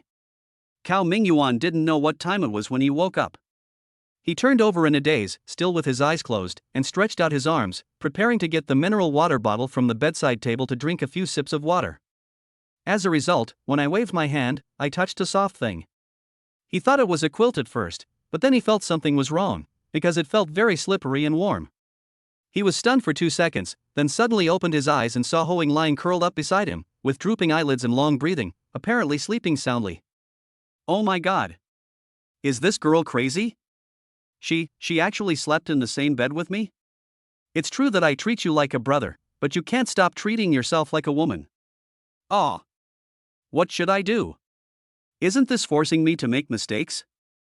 Looking at Ho Ying's pretty face right in front of him, and her beautiful figure with curves, Gao Mingyuan felt his blood rushing up, and his mind seemed a little confused. Just as Gao Mingyuan unconsciously raised his upper body and slowly leaned towards Ho Ying, he suddenly heard the system's voice in his mind. Ding! Congratulations, host, for completing the temporary mission. You have received the reward for this mission, a magical key. It has been placed in your inventory. Please check it carefully. Well. Frightened by the system, Gao Mingyuan suddenly came to his senses. Then he looked at the pretty face that was less than 10 centimeters away from him, and he couldn't help feeling ashamed. Oh no! I must have been still asleep. This isn't me. It definitely isn't me. Gao Mingyuan shook his head, then quietly got up and prepared to go to the bathroom to take care of a personal matter. Since the system has indicated that the task is completed, there is no need for him to stay any longer. Well, it seemed like it was already afternoon, and it didn't really matter whether he left or not, because in a few hours, the house would belong to him again. But the problem is, he was afraid that if he stayed any longer, he might make mistakes again. Because Gao Mingyuan was sleeping against the wall, if he wanted to get down, he could only step over Ho Ying. In order not to wake Ho Ying, he carefully placed his hands on the mattress on either side of her body, propping himself up, and then slowly lifted one leg and crossed it over her. However, at this moment, suddenly, there was a rapid knock on the door. Ho Ying heard a knock on the door, murmured softly, and then suddenly opened her eyes. In an instant, the two of them looked into each other's eyes at a distance of less than 10 centimeters. The moment she saw Gao Mingyuan, Ho Ying's eyes immediately widened, and then she opened her mouth, as if she wanted to scream. Gao Mingyuan was startled. Someone was knocking on the door outside at this time. What would people think if a woman's scream suddenly came from the house? Startled, he subconsciously reached out to cover Ho Ying's mouth. As a result, he did successfully cover Ho Ying's mouth, but because most of his body was hanging in the air, suddenly pulling out a hand to block Ho Ying's mouth naturally made his body lose support, and then he couldn't help but fall down, landing firmly on Ho Ying. Feeling Gao Mingyuan's body pressing heavily on her, Ho Ying's body stiffened suddenly due to the unprecedented close contact between the two of them. Now Gao Mingyuan didn't need to put his hand to cover her mouth, she seemed unable to scream. At this time, Gao Mingyuan was also confused. He just lay on Ho Ying's body in a daze, forgetting what to do. Chapter 14. The door is blocked. Boom boom boom boom boom boom. The knock on the door sounded again, causing the two bodies, tightly folded together, to tremble slightly at the same time. And, because of their current close connection, a kind of resonance was formed. Ho Ying's pretty face instantly turned red to her ears, and then she murmured something in a low voice. Although Gao Mingyuan couldn't hear clearly because her hand was blocking his hearing, he could still roughly guess. Ho Ying was probably saying to him, "Get down quickly." Yeah. I'm sorry. It was an accident. It was all an accident. Gao Mingyuan quickly apologized, then carefully and slowly slid off Ho Ying's body and onto the bed. The moment their bodies separated, Gao Mingyuan felt empty in his heart, and quite reluctant to let go. Gao Mingyuan then secretly despised himself. How could he have such thoughts? Ho Ying was his brother. After Gao Mingyuan got off the ground, Ho Ying quickly turned over and got up. Then, while hurriedly tidying up her slightly messy clothes, she whispered, "They must be looking for me. You should find a place to hide quickly." Ah. Gao Mingyuan looked around in confusion, then said with a wry smile, Our house is so small, where can I hide?" Ho Ying must have been touched by Gao Mingyuan's "our home" and her face flushed again. But then she glared, pointed in the direction of the bathroom, and said, "Go there." Okay. Although it felt a bit inappropriate to hide in the bathroom, and there was nothing going on between Ho Ying and me, hiding like this seemed really shameful. But Gao Mingyuan also knew that the person knocking on the door at this time must be looking for Ho Ying. After all, he had never been home during the day in the past 2 or 3 months. Even if someone was looking for him, they would not choose to look for him here. What's more, he doesn't have any friends in this city now.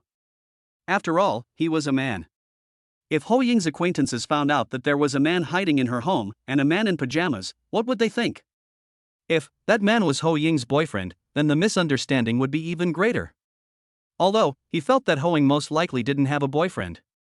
Otherwise, why would Ho Ying share a house with a man like me? Even though their sharing method was a bit special, and they usually didn't see each other for 10 days or half a month, but they were still living in the same house after all, right? If Ho Ying really has a boyfriend, then she should at least consider her boyfriend's feelings.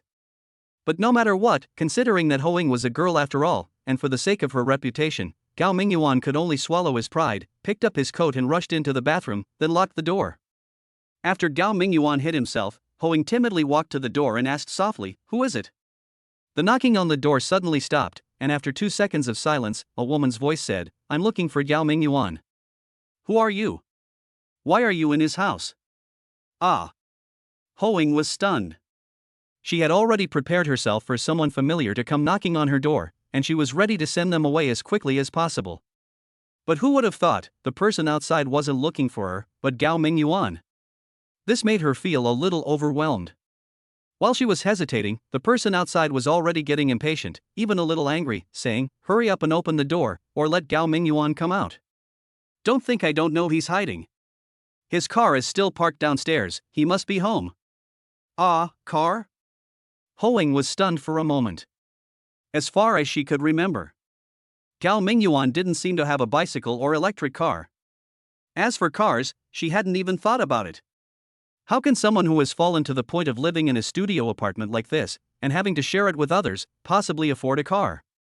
However, this was not the time to ask for these details. Ho Ying knew that the longer she didn't open the door, the more the other party might start to think about it, so she had no choice but to open the door. Then, she saw a fat woman standing at the door, dressed fashionably and exquisitely. "Who are you?" Ho Ying looked at the fat woman outside the door and became a little puzzled. This woman looks very rich, which can be seen from the handbag she is holding. Although Ho Ying herself is very poor, she often goes to some bars to perform, so she has the opportunity to come into contact with some high-spending people, and her vision is still good. When ordinary people talk about luxury bags, they only know about LV and Hermes, but Ho Ying knows that the Gucci handbag in the fat woman's hand is also one of the world's top luxury brands, and it is estimated that it cannot be bought without tens of thousands of dollars. So, why did such a rich woman suddenly come to Gao Mingyuan? Could it be that Gao Mingyuan has started to like living off her? Chapter 15. You call this sharing a house? The person who came was naturally Xiao Yajing. She had called Gao Mingyuan twice before, but no one answered. So she got angry and went straight to Gao Mingyuan's house. But unexpectedly, after knocking on the door for a long time, there was finally a response, but it turned out to be a girl's voice. This immediately made Xiao Yajing feel like she was screwed. Although she didn't really consider Gao Mingyuan as her fiancé, But, no matter what, the two of them had already agreed to register for marriage, right? And now, her future fiancé actually has a woman hidden at home. How could she not be angry? When Hoang saw the fat woman's murderous look, she felt inexplicably aggrieved. I didn't do anything with Gao Mingyuan. What happened before doesn't count, it must have been just a misunderstanding. So, why is this woman angry with me? However, Hoang didn't rush to explain. Instead, she asked arrogantly, who are you? What do you want to see Gao Mingyuan for? Who am I? Who am I? Upon hearing this, Xiao Yajing was furious. She couldn't help but bite her teeth and said, I'm Gao Mingyuan's fiancé. We're going to get married soon. Are you satisfied with this answer? This. Hoang was really scared this time. When did Gao Mingyuan actually have a fiancé? And she's such a wealthy woman. Fortunately, although Xiao Yajing looked fat, she was obviously not very old, only in her early 20s. Otherwise, Hoang would definitely think that Gao Mingyuan was kept by this woman. But now this fat woman actually said that she was going to get married to Gao Mingyuan soon. That was obviously not that kind of relationship. But why did Gao Mingyuan want to marry such a fat woman? Could it be because... Hoang subconsciously lowered her head to glance at the Gucci handbag in Xiao Yajing's hand, and seemed to understand something. So now, isn't it your turn to speak? What is your relationship with Gao Mingyuan? Why are you in his house? As Xiao Yajing spoke, her eyes glanced at the slightly messy bed inside. It was obvious that someone must have been sleeping on the bed before. But she didn't see Gao Mingyuan. But even if Gao Mingyuan wasn't there, and only this girl was sleeping, that still doesn't make sense. You, a girl, running to a man's house to sleep, what does that mean?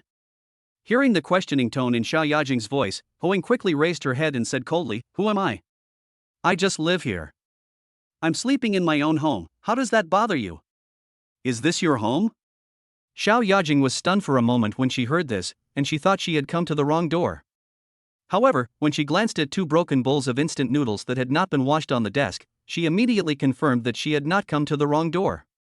So she said angrily, this is impossible. This is clearly where Gao Mingyuan lives. I was here last night. How did it become your home? Hoang spread her hands and said, why is that impossible? This is also Gao Mingyuan's home. In fact, I shared the apartment with him. Xiao Yajing couldn't help but laugh out loud. She gestured with her hands and said, shared rent? Ha ha. Do you think I'm an idiot? If this apartment is a 2-bedroom apartment, I might believe you guys shared it. But, this is clearly a studio apartment with only 1 bedroom and 1 bathroom, yet you told me that you and Gao Mingyuan shared the apartment? Ha! Then tell me, how did you and him sleep? If you two slept in the same bed, then it wouldn't be called sharing the apartment, it would be called living together, right? You're not going to tell me that Gao Mingyuan lived in the bathroom, are you? Hoang couldn't help but chuckle when she heard this and said, you guessed it right. He really is sleeping in the bathroom. As she spoke, Hoang walked over and knocked on the bathroom door, saying loudly, Gao Mingyuan, don't hide. A woman claiming to be your fiancé is here to see you. As for what's going on between us, go and explain it to her yourself. A squeaky sound. At this time, Gao Mingyuan had already changed into the clothes he wore when going out during the day in the bathroom, and then walked out of the bathroom with a serious look on his face. Xiao Yajing was completely dumbfounded. She had just said it casually, but how could she have imagined? Gao Mingyuan was actually hiding in the bathroom. So, could he really be living in the bathroom at night? Ugh. Chapter 16. It's not over yet, right? Seeing Xiao Yajing looking at him in shock, Gao Mingyuan had no idea what was going on in her mind. He could only pretend to be calm, coughed lightly, and said, why are you here? Xiao Yajing bit her lip lightly and said coldly, I originally wanted to tell you. If you insist on me going back to my hometown with you to get my household registration book, then I'll go with you. But now it seems. As she spoke, her gaze shifted to Hoang, then back to Gao Mingyuan's face. She shook her head gently and said, but now it seems, you were lying when you said you wanted to register for marriage with me yesterday, right? It seems, you and this girl are already together, and you're living happily together, right? Gao Mingyuan hesitated for a moment, wondering whether he should explain to Xiao Yajing, when he heard the system's voice in his mind ring out again in a very urgent voice. Beep beep beep. Warning! Warning! Xiao Yajing has serious doubts about the host's sincerity in proposing to her. Her suspicion has now reached 49%. If Xiao Yajing's suspicion of the host reaches over 51%, it may cause the host to fail in the first divinely chosen mission. Damn, you're not done yet, are you? Get out of here, you bastard system. I'm not going to beat you up. I'll just find a sow to marry you. Gao Mingyuan lowered his head in pain, clutching his hair with both hands. However, as the system's alarms grew louder and louder, he could only helplessly raise his head, put on a smile, and said, "Do you think, if I really was deceiving you, or if I was playing both sides, would I have brought you here last night?" Xiao Yajing was not the unreasonable person. When she heard what Gao Mingyuan said, her expression froze, and her eyes finally softened a little. However, when she saw Hoing standing next to her in casual clothes and the only bed in the room was a mess, she just couldn't believe that Gao Mingyuan and Hoing really had no special relationship. Gao Mingyuan sighed, knowing that no matter how he explained, it was useless. In order to prevent the mission from failing and the system from being untied, he had no choice but to turn around and open the drawer of the desk. He took out a folded A4 paper from it, then walked over and silently handed it to Xiao Yajing. Xiao Yajing took the paper bewilderedly, a vague suspicion brewing in her mind. Could it be a hospital diagnosis?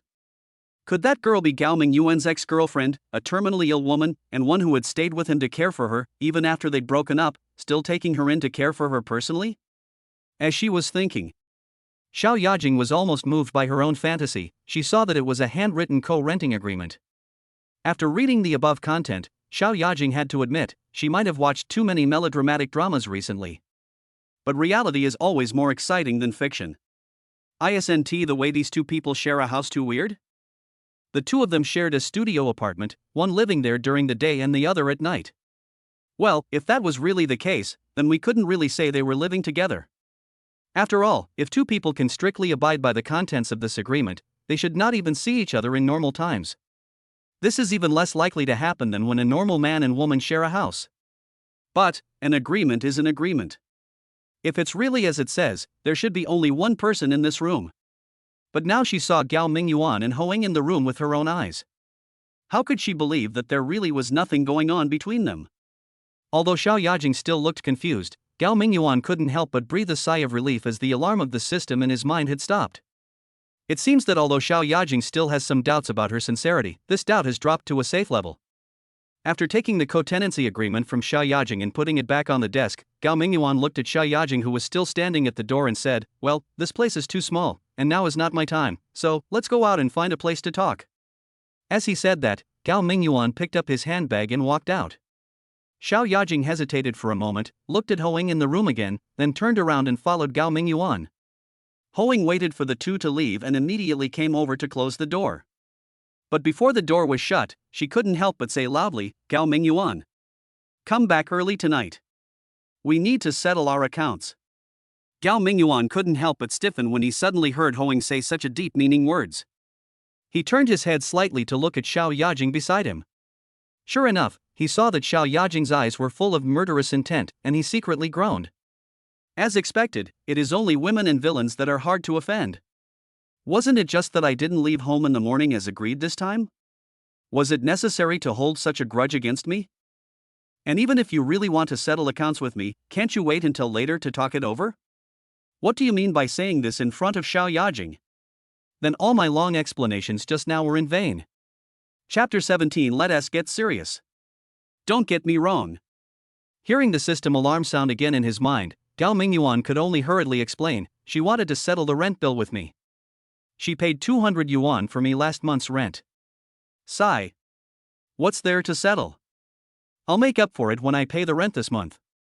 After saying that, Gao Mingyuan turned around and winked at Hoing, with a look of pleading on his face.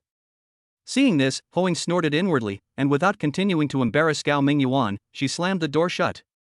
When the system alarm sounded silent again, Gao Mingyuan had already broken out in a cold sweat without realizing it. It's so torturous. Gao Mingyuan felt like he had a remote-controlled bomb tied to his body, and the remote control of the bomb was in Xiao Yajing's hand. As long as she was unhappy, she could blow him to pieces at any time. Originally, he thought that saying "let's get married" to Xiao Yajing was just to complete a task, and that would be the end of it. But now, it is equivalent to handing over the power of life and death to Xiao Yajing, and it will not be so easy to get rid of it. The two of them went downstairs and saw the brand new BMW parked in the courtyard. Xiao Yajing frowned slightly and said, "Why haven't you returned your car yet? A luxury car like that would cost a lot of money to rent for a day, right? You're already so poor that you're sharing a house with someone else, and you're still wasting money on this?" Gao Mingyuan took out the car keys from his handbag and gently pressed the unlock button. Then he turned to look at Xiao Yajing and said, If I say that this car is really mine, would you believe it?" Xiao Yajing was stunned for a moment after hearing this, and once again looked at Gao Mingyuan with doubt, then shook her head slightly and said, "I don't know. It's not that I don't believe what you said, but I feel a little bit unbelievable." Gao Mingyuan shrugged his shoulders and didn't explain anything. He really couldn't explain it clearly. "Do you still want to take my car?" Gao Mingyuan asked, looking at the red Beetle parked not far away. Xiao Yajing shook her head and said, "No need. You decide where to go, and I'll drive there myself. Then let's go to Tingyu Cafe. We all know that place anyway." "Okay then, see you later." After saying that, Xiao Yajing got into her own car and slowly drove out of the dilapidated community before Gao Mingyuan. 20 minutes later, the two of them sat in the booth of Tingyu coffee shop again, still in the same seat as yesterday. "About me and Hoing." The two were silent for a while, and it was Gao Mingyuan who broke the silence first, wanting to explain the innocence between himself and Hoing. Although he had never really thought about marrying Xiao Yajing, but this lady was someone he couldn't afford to offend. As soon as Xiao Yajing had any doubts, the system would unbind her. Who could stand that? Besides, he and Hoing really had nothing to do with each other, so he naturally didn't want to take the blame. But as soon as he opened his mouth, Xiao Yajing interrupted him with a wave of her hand. "Okay, you don't have to explain so much to me." Xiao Yajing sneered as she said, "Because no matter how plausible your explanation is, it might not be true. Besides, even if everything you say is true, I might not believe it. So, why bother?" Gao Mingyuan was speechless and could only spread his hands and said, "All right. As long as you're happy. I heard you say before that you agreed to go back to my hometown with me, to get your household registration booklet?" Xiao Yajing glanced at him and said hesitantly, "Yes, originally I decided this, but now I feel that this decision seems a bit hasty. So, let's talk about it later." Xiao Yajing placed her hands on the table, leaned forward slightly, and looked at Gao Mingyuan seriously. "If you really want to marry me, then I think we should spend some time together first, get to know each other better, and then consider registering and becoming a legally recognized couple. What do you think?" It seems like she is serious about this. After hearing what Xiao Yajing said, Gao Mingyuan didn't know what emotions he was feeling for a moment. Before, he was still worried. If Xiao Yajing really wanted to accompany him back to his hometown to meet his parents, he didn't know what to do. Now it seemed that he didn't have to worry about this for the time being, and he was indeed relieved. However, the previous situation of getting a marriage certificate right after meeting seemed like a child playing house, so even when Xiao Yajing urged him to get the household registration booklet, Gao Mingyuan didn't take it seriously. But now, Xiao Yajing actually proposed to spend some time with him to get to know each other better. This seems like a formal relationship. But the problem is, I really don't want to. Why, you don't want to? Seeing Gao Mingyuan's hesitation, Xiao Yajing's eyes changed slightly, and her body naturally shrank back. She said lightly, "Of course. If what you said yesterday was just a joke, then just pretend I didn't say anything. From now on, we will go our separate ways." No. I couldn't possibly be joking. Actually, I also think it would be better if we spent some time together and got to know each other better. Before Xiao Yajing finished speaking, Gao Mingyuan's face was almost green. He was frightened, because at that moment, the system prompted that Xiao Yajing's suspicion of his sincerity had reached 51%, and the system was about to start the unbinding process. Thinking that once the system was untied, not only would he lose this magical golden finger, but he would also likely become an idiot. How could he dare to take the risk, so he quickly agreed. Fortunately, the system prompts that, if Xiao Yajing's suspicion of him exceeds 51%, the mission will be judged as failed and the system will unbind her. But just now, Xiao Yajing's suspicion of him just reached 51%, not more than. So after he said this, the alarm sounded again. Chapter 18 Strange Focus. What's that look in your eyes? Why do I feel like you seem scared? Although the alarm from the system disappeared, Xiao Yajing found that something was wrong with Gao Mingyuan. Gao Mingyuan quickly explained, "Scared? A little bit. It's just, when you said that we'd go our separate ways from now on, I don't know why, but I suddenly felt a little scared. Maybe. I was afraid of losing you. While saying these sweet words, Gao Mingyuan wanted to slap himself in his heart. It's so corny. But in order to avoid becoming an idiot or a vegetable, I have no choice but to risk my old face. Xiao Yajing felt a little caught off guard by Gao Mingyuan's words that sounded like a confession, and her expression suddenly became very shy. But the strange thing is, she looked extremely embarrassed, but there was not even a trace of blush on her chubby face. In this regard, Gao Mingyuan could only think that she was fat and probably thick-skinned enough. Xiao Yajing shrank back a little shyly, then returned to her normal sitting position. She coughed lightly and said, "Okay, since you're willing to date me, then I'll reintroduce myself." She hesitated for a moment before continuing, "My name is Xiao Yajing, and I currently work in administrative management at Hongtu Trading Company. My parents are both in business, and I have an older brother and a younger brother." What about you? What about you?" Seeing Xiao Yajing introducing herself to him so formally, Gao Mingyuan felt a little overwhelmed. It felt like they were really going to talk about marriage. But under Xiao Yajing's expectant and scrutinizing gaze, Gao Mingyuan could only bite the bullet and say, My name is Gao Mingyuan. I'm from northeast China, my hometown is in that part of the country. My parents are honest farmers. I'm the eldest in the family, and I have a younger sister, who's 6 years younger than me. But she went missing a few years ago and hasn't been found yet. I graduated from Shiyuan University of Science and Technology, majoring in electronic information. Now, it's been almost a year since I graduated, and I'm unemployed. Otherwise, you wouldn't have found me at the rental house today." A hint of resentment flashed across Xiao Yajing's eyes, and she curled her lips slightly and said, "Are you indirectly explaining to me about you and that girl you shared the apartment with? But even if you're unemployed and not working, you shouldn't be staying there while that girl is sleeping, right?" Gao Mingyuan shook his head secretly. He knew this woman couldn't be so free and easy. Wasn't she expressing her doubts? Gao Mingyuan could only sigh and say, "This is all my fault. I couldn't sleep last night and didn't fall asleep until dawn, so I didn't leave home on time to make room for Hoing. Hoing called me when she got home from get off work this morning, but I guess she didn't wake me up. She thought I was sick and didn't have the nerve to kick me out. When I woke up, I found her home too, which really scared me."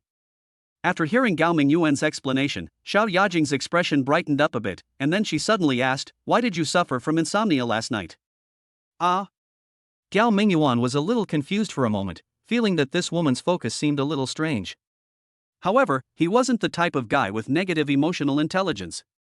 Although he didn't quite understand Xiao Yajing's focus, he knew what answer she wanted to hear. So, he acted a little embarrassed and said, There are many reasons, but the main reason is because of you." He wasn't lying. He couldn't sleep last night. Firstly, it was because he finally activated the mysterious system. Secondly, it was mainly because he had inexplicably gotten engaged to Xiao Yajing and they almost registered for a marriage certificate. Especially when he thought that if he made Xiao Yajing doubt that he didn't really want to marry her, the system's initial task would fail and the system would have to be uninstalled. He felt overwhelmed, as if his life had become bleak. Of course, he didn't want to actually marry this fat woman, but he also didn't want to cause the system to be uninstalled because of this. For him, this was simply an extremely difficult and torturous thing. Thinking about these annoying things, how could he not lose sleep? However, when Xiao Yajing heard these words, they seemed to have another meaning. Her eyes became more shy, but her chubby face still didn't show any blushing. "So that's how it is." Xiao Yajing's tone slowed down a lot, and her voice became softer. Her eyes drooped slightly, and she seemed a little afraid to look Gao Mingyuan in the eye. "Well, what should you do now that you don't have a job? How about, why don't you come to our Hongtu? Oh, by the way, you're majoring in electronic information, so our Hongtu Trading Company isn't suitable for you. How about I introduce you to Hongtu Technology Company?"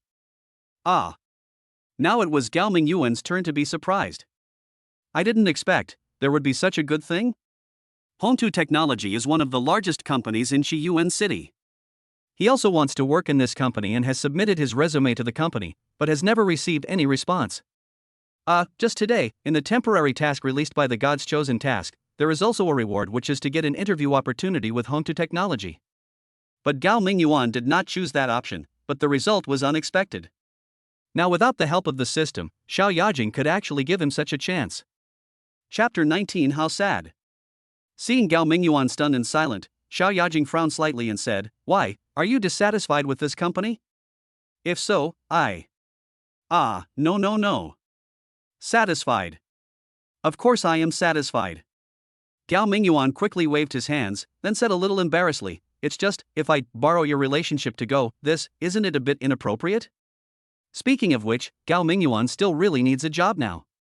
Although he successfully activated the system, giving him a golden finger in life, the rewards from this system were often bizarre. Aside from the BMW he got in exchange for his first mission at the cost of his lifelong happiness, there were many other rewards, but it seemed none of them could be spent as money. So, no matter how awesome he is now, he is still a poor man with zero income and has to find a job to make money in order to survive. If he could get a job at Hongtu Technology, it would be his most ideal goal at this stage, but if he could only find this job through Xiao Yajing, he would always feel like he was a gigolo. Xiao Yajing shook her head and said, "What's wrong with that? I'll just give them a heads up, and the HR person in charge will at most give you a chance. If you don't have the ability and can't adapt to the job the company assigns you, you'll still be fired." "Is that so? That's fine. Although I am still a gigolo, after hearing what Xiao Yajing said, I feel that I am a gigolo based on my own ability, and it doesn't seem so difficult to accept." "That's settled then." Xiao Yajing was clearly a decisive person. Seeing Gao Mingyuan's agreement, she immediately pulled out her phone. But she didn't call, instead she sent a message via WeChat. Less than 5 seconds later, Xiao Yajing's phone rang with a message alert. It seemed that the other party still replied immediately. After a few words on WeChat, Xiao Yajing put down her phone and said, "It's settled. You can report now, or you can wait until after 9 a.m. tomorrow. Since you didn't join through the normal recruitment interview process, it's difficult to give you a high-ranking position right now. You'll have to start from the bottom. After you arrive at Hongtu Technology, go see Director Zhou of the Human Resources Department. He'll then assign you a specific position." Gao Mingyuan immediately stood up excitedly upon hearing this and said, "Then I'll go over and report in now. You know, I share a house with others. If I don't go to work during the day, I'll just be wandering around outside without a place to stay. In that case, I might as well report in early." "Ah, is that so? That's fine too." Xiao Yajing suddenly felt a little lost. In fact, she really wanted to spend more time with Gao Mingyuan, whether it was having a meal or watching a movie. But she suddenly remembered that Gao Mingyuan had been unemployed for who knows how long, and his current financial situation must be difficult. If she really wanted him to accompany her to dinner or the movies, then if she paid for it, Gao Mingyuan might be embarrassed. But if she asked Gao Mingyuan to pay, his financial situation would not allow it. Perhaps it was for this reason that Gao Mingyuan did not ask me out on a date. After finding a reason for Gao Mingyuan, Xiao Yajing's mood suddenly improved inexplicably. Seeing Gao Mingyuan stand up and rush to pay the bill, I felt more favorable towards him. She naturally didn't care about the money for 2 cups of coffee, but she cared a lot about Gao Mingyuan's attitude. Unconsciously, she almost forgot. Her original intention was to find a man who would live off her, and then get a marriage certificate by tricking him into giving up her single life. When they came out of the coffee shop and were about to go their separate ways, Xiao Yajing suddenly called out to Gao Mingyuan again, saying, "Hey, so, when are you going back to get your household registration booklet?" Gao Mingyuan, who was very excited just now, suddenly felt as if he was poured with cold water, and his feet paused slightly. But when he turned around, his face was filled with a sincere smile. "I'll listen to you on this. Didn't you just say you wanted to date me for a while to see if we're a good match? I think that's fine too. Of course. If you need it and want to register as soon as possible, then I'll listen to you too." When he said this, Gao Mingyuan's heart was broken. Damn it! Who the hell would be willing to do that? However, in order not to trigger the system's alarm again, he decisively accepted it. "Oh, then let's wait a little longer. But, you have to remember to call me. And, don't put your phone on silent mode anymore. Otherwise, I'll come to your house to look for you when the time comes." Xiao Yajing seemed very satisfied with Gao Mingyuan's answer. She waved at Gao Mingyuan and walked towards her beetle. Okay. Gao Mingyuan wiped the cold sweat from his forehead, then got into the BMW as if escaping. Oh, right. Gao Mingyuan had just backed his car out of the parking space when Xiao Yajing, standing beside him, popped her head out of her beetle again. Frowning slightly, she said, "Also, you'd better return this car now. And don't drive it to work." After all, your wealth doesn't even match this car. Driving it to work could easily cause misunderstandings. And the president of your company doesn't even drive a car any better than this. If you show off like that, you'll be really offensive in your new workplace, okay? Ah, okay, got it. Gao Mingyuan felt that what Xiao Yajing said made sense. But think about it. I sacrificed my marital happiness to get this car, but in the end, I don't even dare to drive it openly. How sad is that? Chapter 20, Getting a Good Job.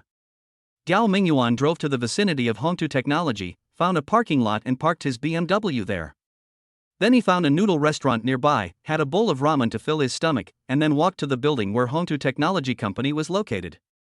Hongtu Technology, as Shiyuan City's top technology company, has a separate office building. Although the building is not tall, with only 15 floors, and it is a bit old, but the fact that it can own an entire office building on its own also reflects the strength of this company. In the Human Resources Department, Minister Zhou personally received Gao Mingyuan. Minister Zhou is a middle-aged woman in her early 40s. She is not very good-looking, but she has the style of a strong career woman. However, her attitude towards Gao Mingyuan was still very friendly. Not only did she personally make a cup of tea for Gao Mingyuan, but she also took out several forms and patiently explained to Gao Mingyuan how to fill out these forms. The other two staff members in the office cast surprised glances at him from time to time. It was obvious that Director Zhou didn't usually treat job seekers in this way. So, when they looked at Gao Mingyuan again, their eyes became more cautious and meaningful. Welcome Mr. Gao to officially become a new member of our Hongtu Technology. After Gao Mingyuan finished filling out all the forms, Zoubu immediately stood up and once again took the initiative to shake hands with Gao Mingyuan. Then, slightly apologetically, she added, Mr. Gao, you majored in electronic information, which is a perfect fit for our company. Originally, you should have been assigned to the Project R&D department or the Technical department. However, both departments are currently fully staffed, and the president is even considering laying off some unqualified technicians. So, assigning you to those departments isn't appropriate at this time. As she spoke, she flipped through a document on her desk, then paused for a moment before saying, right now, the only vacancy is in the logistics department. This is for a buyer responsible for purchasing all of the company's office supplies, as well as a small amount of raw materials for scientific research. Mr. Gao, could you please work in the logistics department for a while? If you're not satisfied with this position, I'll reassign you to another position when it becomes vacant. How's that? This. When Gao Mingyuan heard this, he didn't know what to say. Although he had never worked in logistics, he knew that being in charge of purchasing in logistics was definitely the most lucrative position. Even if it wasn't a high-ranking position, it was still a highly sought-after position. However, this position was usually reserved for the company's closest confidants, leaving everyone else with no choice. But now, Minister Zhou actually arranged him to be a purchasing agent. How could he not be surprised? The two staff members in the office also showed expressions of great shock. They looked at each other, and when they looked at Gao Mingyuan, the gossip in their eyes became even more intense. Next, Minister Zhou personally sent Gao Mingyuan to the logistics department and introduced several people from the logistics department to Gao Mingyuan. The people in the logistics department were all shrewd people. When they heard that Gao Mingyuan was taking over the purchasing position, and saw that it was Minister Zhou who personally sent him over, what was there to understand? They all showed enough enthusiasm for Gao Mingyuan. Among them was only a young woman named Zhou Jingjing. Although she smiled when greeting Gao Mingyuan could clearly feel a hint of rejection and hostility in her eyes. Gao Mingyuan was only slightly stunned before he roughly guessed. He and Zhou Jingjing had never met before, so there was definitely no enmity. But she had shown hostility the moment she first met him. So, she must have been eyeing his current position, and now it had been snatched away by someone like him who had suddenly arrived. Gao Mingyuan had no choice but to refuse the position just because Zhou Jingjing was unhappy. Director Lu of the logistics department is Gao Mingyuan's direct superior. He looks like a very kind old man and is extremely polite to Gao Mingyuan. After completing the entry formalities and Minister Zhou said goodbye and left, Director Lu publicly stated that in order to welcome the new colleagues, he would treat them tonight. They would have dinner at Juxian Building in the evening. As for whether there would be other activities after dinner, it would be decided at that time. Faced with the enthusiasm of his colleagues and leaders, Gao Mingyuan declined a little, but when he saw that Director Lu acted as if he looked down on him if he didn't go, he had no choice but to agree. At this point, Gao Mingyuan finally realized that Xiao Yajing's identity was probably quite unusual. After all, although Xiao Yajing also worked at Hongtu Group, she was working at Hongtu Trading Company. While there was some connection with Hongtu Technology, there was probably no subordinate relationship. But a message from Xiao Yajing was enough to make Director Zhou of Hongtu Technology hire her as an exception, and even arrange her to such an enviable position. Then Xiao Yajing would not be just an ordinary supervisor in Hongtu Group. However, Gao Mingyuan didn't really want to marry Xiao Yajing. He just expressed his feelings about this and didn't delve into it further. But no matter what, he can now enter Hongtu Technology thanks to Xiao Yajing's relationship. It seems he is destined to be a gigolo. At the same time, Xiao Yajing drove into a quiet villa in the southern suburbs of Shiyuan City and got out of the car with some clumsy steps. A middle-aged woman dressed as a nanny immediately came out to greet her. Seeing Xiao Yajing like this, the nanny-like woman couldn't help but said with a look of heartache, "Oh, my dear lady. Why are you doing this? I thought you dressed up like this just for fun yesterday. How come you haven't taken off this skin until now? Oh my god." Xiao Yajing smiled sweetly, walked through the living room, entered the bedroom, and sat down in front of the dressing table. Then she tossed her hair, reached into her collar, grabbed a piece of skin, and suddenly tore it off with force. Then I heard a hissing sound, and then I saw her tearing off a large piece of skin from her body. Chapter 21, Bad Intentions. If Gao Mingyuan were here at this moment and saw the scene, he would probably be scared to death. This is simply the real-life version of painted skin, isn't it? However, after Xiao Yajing tore off a large piece of her body and even pulled the skin on her face, what was revealed was not a bloody body. Instead, it revealed a piece of skin that looked even more delicate and white. Immediately afterwards, Xiao Yajing began to tear off the flesh on her body again. The chubby hand with a lifelike palm attached was pulled off from her shoulder, as if she was taking off a sleeve. What was revealed was a snow-white arm as slender as a lotus root. In a blink of an eye, Xiao Yajing torn off her entire body and removed a layer of something like silicone. Then, when she changed into a set of light pajamas and stood in front of the dressing table, she saw that the fat woman who looked at least 200 pounds was gone. At this moment, she is clearly a tall, slender and graceful beauty with skin as white as snow and delicate features. Looking at herself in the mirror, who had regained her original appearance, Xiao Yajing couldn't help but smile. She couldn't help but think, if one day, Gao Mingyuan saw her true appearance, I wonder how shocked he would be. It's fun to think about. On Gao Mingyuan's first day at work, Director Lu didn't assign him any work and just asked him to get familiar with the working environment first. But what was so familiar about this environment? Gao Mingyuan simply wandered around the logistics department, then returned to his workstation with a cup of coffee, turned on his computer, and began browsing online gossip. After get off work, Director Lu immediately emerged from his office, smoothing his Mediterranean hair to prevent it from sliding down the side after being spun halfway around the office. Then, he announced with high spirits, "Let's go. I've already booked a private room at Juxian Building. Xiao Gao, are you driving yourself? If not, take mine." I didn't drive. Thank you, Director Lu." Thinking of Xiao Yajing's instructions, Gao Mingyuan decided not to drive his BMW, otherwise, it might really affect his relationship with these new colleagues. Director Lu immediately laughed triumphantly and said, "It's okay. We're all colleagues. My future work depends on your support. Ha ha ha."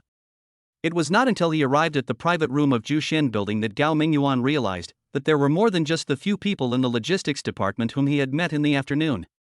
Also attending the dinner were a woman in her 30s, wearing a light gray business suit and delicate makeup, and a spirited young man who looked about the same age as Gao Mingyuan. Director Lu quickly introduced the intellectual beauty. Her name was Suyu and she was the deputy director of the logistics department of Hongtu Technology. The energetic young man was called Deng Zhongxing, also a new employee who had joined the company only a month earlier than Gao Mingyuan. The reason why Gao Mingyuan didn't see them in the company was because they went out to do business in the afternoon. Upon learning that Gao Mingyuan was the new buyer for the logistics department, Suyu immediately warmed up to him. Deng Zhongxing, on the other hand, was a bit colder towards him. Seeing Suyu constantly talking to Gao Mingyuan, and even sitting right next to him, his expression grew even more grim. Gao Mingyuan also saw this and could only feel helpless. It seems, this Deng Zhongxing, like that Zhou Jingjing, is very hostile to me. But this Deng Zhongxing probably didn't hate him just because he was a buyer. Judging from his expression, it seemed like he was just jealous because Suyu was so close to him. But the problem is, although Deputy Director Sue is quite pretty, she is obviously 10 years older than you. At the same time, Deputy Director Sue has probably already been married, so why are you so jealous?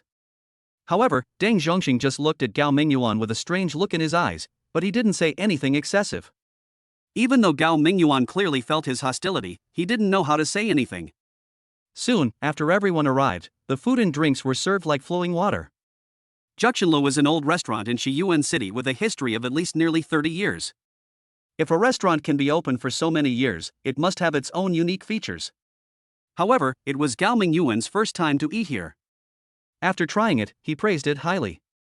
Although Gao Mingyuan's position was not high, Director Liu had invited everyone to dinner today to welcome him, so even though Gao Mingyuan was the guest of honor today, Director Liu was naturally very happy to see Gao Mingyuan enjoying his meal.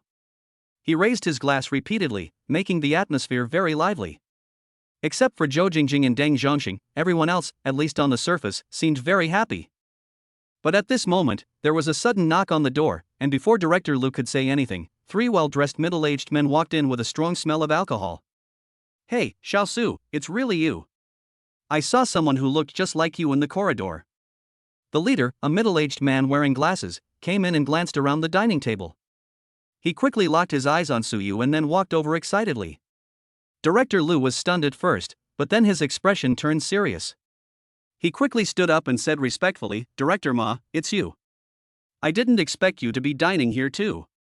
If I had known, I would have gone over to toast you." The man called Director Ma frowned slightly when he saw an old man talking to him and said, "Who are you?"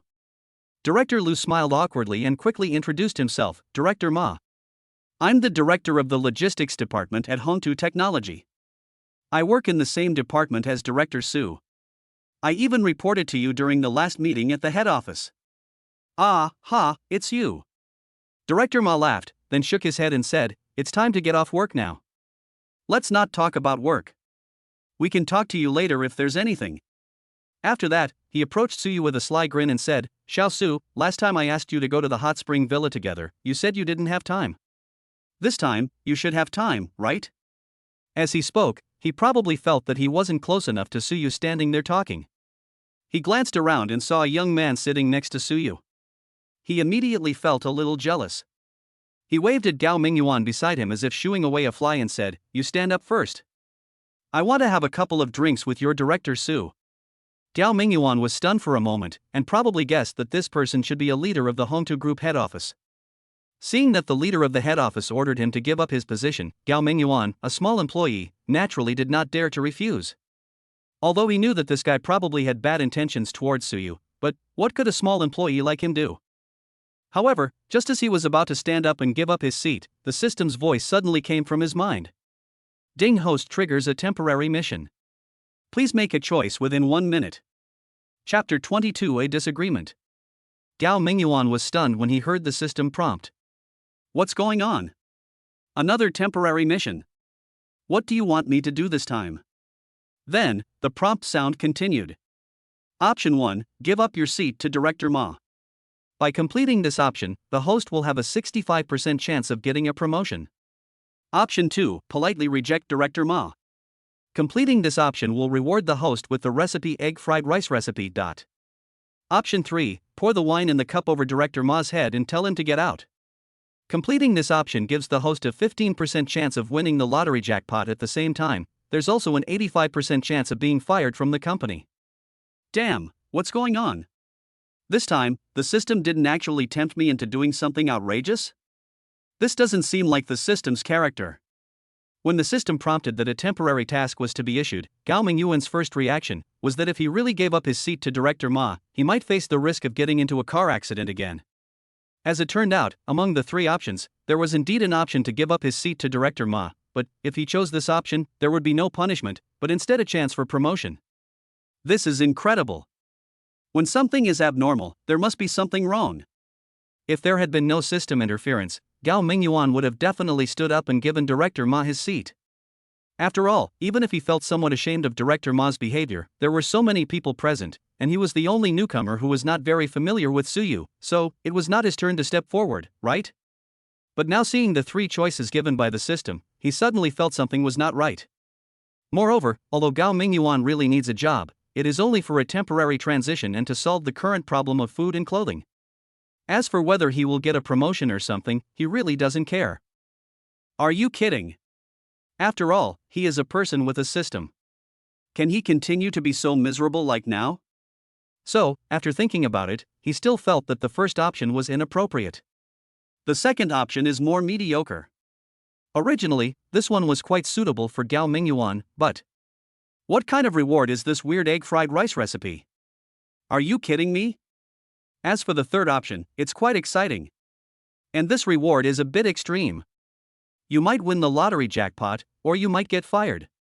But the probability of winning is so low, Gao Mingyuan probably will be fired, right? But Gao Mingyuan hesitated for a moment, then suddenly stood up, picked up the wine glass in his hand, and smiled gently at Director Ma. Director Ma thought Gao Mingyuan was offering him a seat and a toast. He immediately waved his hand impatiently and said, "Not bad, young man, quite sensible. Find somewhere else to sit." As he said that, he reached out and pulled Gao Mingyuan, then turned around and was about to sit over. As a result, his pull did not move Gao Mingyuan at all, but instead made him stagger and almost fall. At this moment, Gao Mingyuan slowly raised the glass of wine in his hand.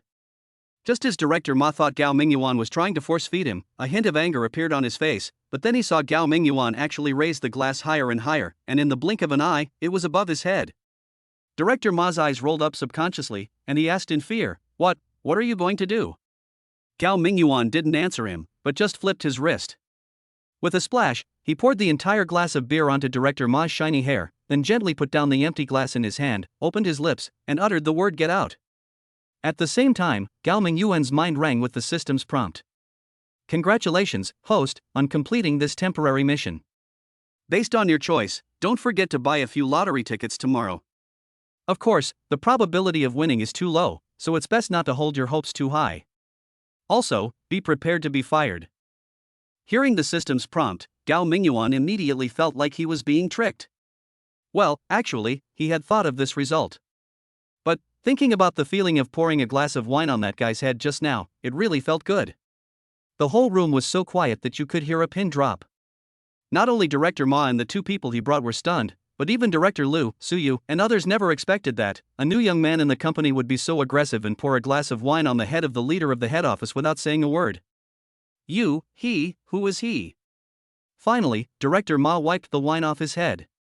He wanted to question Gao Mingyuan, but, after taking a look at Gao Mingyuan's expressionless face, he suddenly felt guilty, so he simply vented his anger on Director Liu, the highest-ranking official present. Director Liu was stunned for a moment before he reacted. He quickly stepped forward and said with a smile, His name is Gao Mingyuan, a newcomer who just arrived today. Director Ma, please don't be offended. He may not know you, so, please bear with me if there is any offense."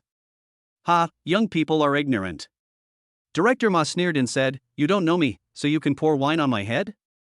Fine, you people from Hongtu Technology are really arrogant. His name is Gao Mingyuan, right? I remember it. Now, kick him out. I don't want to see this person again." Director Liu felt embarrassed when he heard this.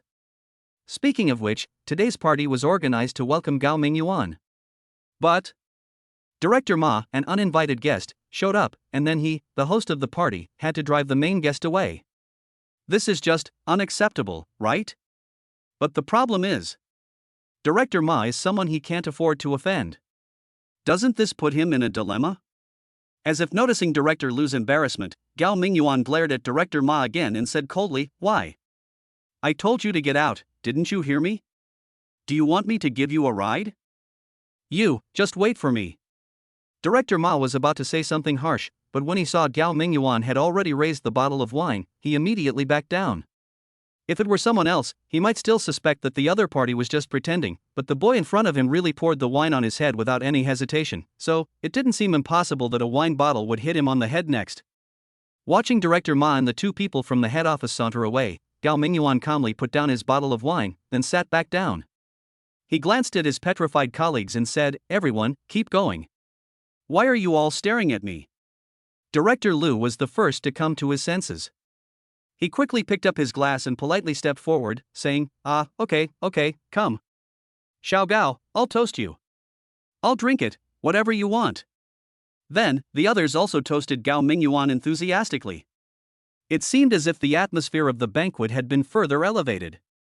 However, Gao Mingyuan clearly noticed that each of them had hidden anxiety and fear in their eyes. Chapter 23 What's Going On? The dinner ended quickly in a peaceful atmosphere. Naturally, no one mentioned the after-dinner program that was originally planned. Director Liu had been drinking, so he naturally could not drive Gao Mingyuan home. So he asked Deng Zhongxing, who had not drunk any alcohol at all, to drive Gao Mingyuan home.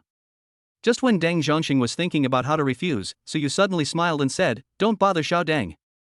I'll drive Xiao Gao." Deng Zhongxing's expression suddenly changed, and he quickly said, "How can we trouble Director Su? I'll go and see him off." "No." Suyu waved her hand and said, "I just have something to say to Xiao Gao, so you don't have to worry about it. Xiao Gao, let's go." As he spoke, Suyu took the initiative to step forward, took Gao Mingyuan's arm and walked out. Deng Zhongxing, who was behind him, saw the scene and was immediately jealous to the point of blazing fire in his eyes. Although Gao Mingyuan didn't turn around, he could sense Deng Zhongxing's hostility and couldn't help but secretly shake his head. Although Suyu is very beautiful, and compared with girls like Hoing, she has a more mature charm, and her whole body exudes an aura that can make men fall in love with her. But, she really wasn't Gao Mingyuan's type. He wouldn't say he had no interest in her at all, but she was his superior, and they would be working in the same department. He naturally wouldn't want to create any ambiguous relationship with her. If he did, how could they get along normally in the office? But even though he knew that Deng Zhongxing had misunderstood him, Gao Mingyuan was too lazy to explain anything to him. That guy was so petty, no woman would probably like him. So he just let him be jealous. After going downstairs, he got into Suyu's white car, and then Suyu asked Gao Mingyuan where he lived. Gao Mingyuan hesitated for a moment. He originally wanted to go back to the company building and drive his BMW away. But then he thought that he had already drunk a few beers and couldn't drive now, so he just gave up and told the address of the rental house. Hearing Gao Mingyuan's remote address, Suyu didn't say anything. He just opened the electronic map on his phone, roughly planned the driving route, and started the car. "Xiao Gao, I really want to thank you for what happened today." While driving, Suyu glanced at Gao Mingyuan sitting in the passenger seat and said, "If you weren't here today, Director Ma would definitely continue to pester me.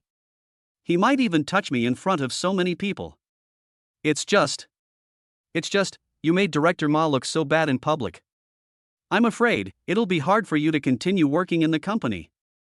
If you really get fired, I'll definitely find you another job. Maybe the job I find you won't be that good, but at least it won't be much less than what you have now. It should be fine. If you need money, you can always tell me. I don't have too much, but I can still come up with 30 or 50. Also, one day, I'll arrange a good meal for you and treat you to a meal alone to thank you properly." "Ah, no. Gao Mingyuan was stunned for a moment. He didn't expect Suyu to be so loyal. Although Gao Mingyuan's actions today seemed to be to protect Suyu, the main reason was that he was forced by the system. Therefore, he felt a little unworthy of Suyu's kindness. He immediately refused and said, "Director Su, please don't." But as soon as he opened his mouth, Suyu interrupted him with a scolding tone, saying, "Why call me Director Su? Call me sister." "Okay. Sister Su. Don't take what happened today to heart. I really just don't like Director Ma. If he hadn't bullied me and asked me to give up my seat for him, I might not have cared about his affairs." After hearing what Gao Mingyuan said, Suyu looked at Gao Mingyuan with even more respect. If it were the quick success-seeking Deng Zhongxing, he would definitely just pick out nice words and boast about his achievements, right? So she smiled slightly and said, "I know you might not have offended Director Ma for my sake, but what you did actually helped me a lot and saved me a lot of trouble, so I just want to thank you, okay?" Since Suyu had said so, Gao Mingyuan naturally couldn't refuse anymore, so he just agreed and said, "Okay then. But I may not be fired yet. I don't need Sister Su to lend me money. If Sister Su really wants to thank me, then let's have dinner together one day. Then it's settled." Suyu raised her red lips slightly and said, "Let me prepare. If nothing goes wrong, let's do it the day after tomorrow night. Whether you're still in our company or not, I'll treat you to a good meal, okay?" Although Gao Mingyuan didn't understand, it was just a matter of having a meal, what else needed to be prepared? But when he heard her say that, he agreed without hesitation. At the gate of the community, Gao Mingyuan got out of the car and did not let Suyu drive in. But what I didn't expect was, when I looked up after entering the community, I found that the lights in my house were on. But he was only stunned for a moment, but didn't care much. Hoing was also a bit confused and often forgot to turn off the lights when she left home. Anyway, this was not the first time Gao Mingyuan had encountered such a thing. He walked up the stairs, then Gao Mingyuan took out the key and turned it, but it didn't open the lock. Then he realized something was wrong, the door was locked from the inside. So, Hoing didn't go to work tonight because of something? Or maybe she took leave on purpose to avenge herself for staying at home this morning, just to get back at him? Gao Mingyuan estimated that the latter was more likely. After all, Hoing had never stayed home after 7 p.m. in the past. In response, Gao Mingyuan could only smile and shake his head, then knocked on the door helplessly. Boom boom boom boom boom boom. Gao Mingyuan knocked 6 or 7 times before he heard a creaky sound and the door opened from the inside. Then he saw Hoing standing there with cucumber slices all over her face and wearing a somewhat kawaii pajamas. Ah, you. Gao Mingyuan was stunned. If Hoing had something to do and didn't go to work, that's understandable, but you clearly knew that I would come back to sleep at night, and yet you were still staying at home in your pajamas. What's going on? Are you back? However, Hoing didn't pay any attention to Gao Mingyuan's weird expression. After opening the door, she turned around and walked back. Then she leaned over and lay down on the bed. She picked up her phone and started watching short videos. Gao Mingyuan stood at the door, completely confused. What's going on? What does she want to do? It was obvious that Hoing probably wasn't going to vacate the house for him tonight. But, if she didn't make room for him, where would he sleep tonight? Chapter 24, Stay Calm. Hey, what are you doing? Gao Mingyuan stood there in a daze for a moment before realizing this girl probably did this just to get revenge on him. So he could only walk over helplessly, frowning slightly, and said, I know I was wrong that day. I shouldn't have left the house without following the rules. But, you can't follow my example and do the same. If both of us really don't abide by the original agreement, then how can we share this house in the future? You still have the nerve to say that. Hoing suddenly turned over, looked at Gao Mingyuan angrily, and said, since you broke the rules first, how can you still have the nerve to criticize me? This. Gao Mingyuan was left speechless by Ho Ying's words, so he simply gave up, took off his coat, threw his handbag on the head of the bed, and then lay down next to Ho Ying. What's the matter? You still want to use this trick to deal with me? At worst, I can just sleep with you. Anyway, I won't suffer any loss. Now it was naturally Ho Ying's turn to panic. She quickly sat up, pushed Gao Mingyuan hard, and said, Hey, what are you doing? This is my bed, you've made all my luggage dirty. Gao Mingyuan, however, was completely unmoved. He lay there like a dead pig, motionless. He closed his eyes and hummed softly, It's not like you haven't slept in my luggage before. I didn't say anything, so why are you so stingy? Although they both lived here and slept in the same bed, they usually slept with their own luggage. This morning, Gao Mingyuan stayed here and refused to leave because of a mission. Hoing was so sleepy that she lay down beside him and slept for a while. Now Gao Mingyuan used this as an excuse to criticize her, and Hoing almost exploded with anger. You bastard. Hoing pushed Gao Mingyuan for a long time but failed to move him.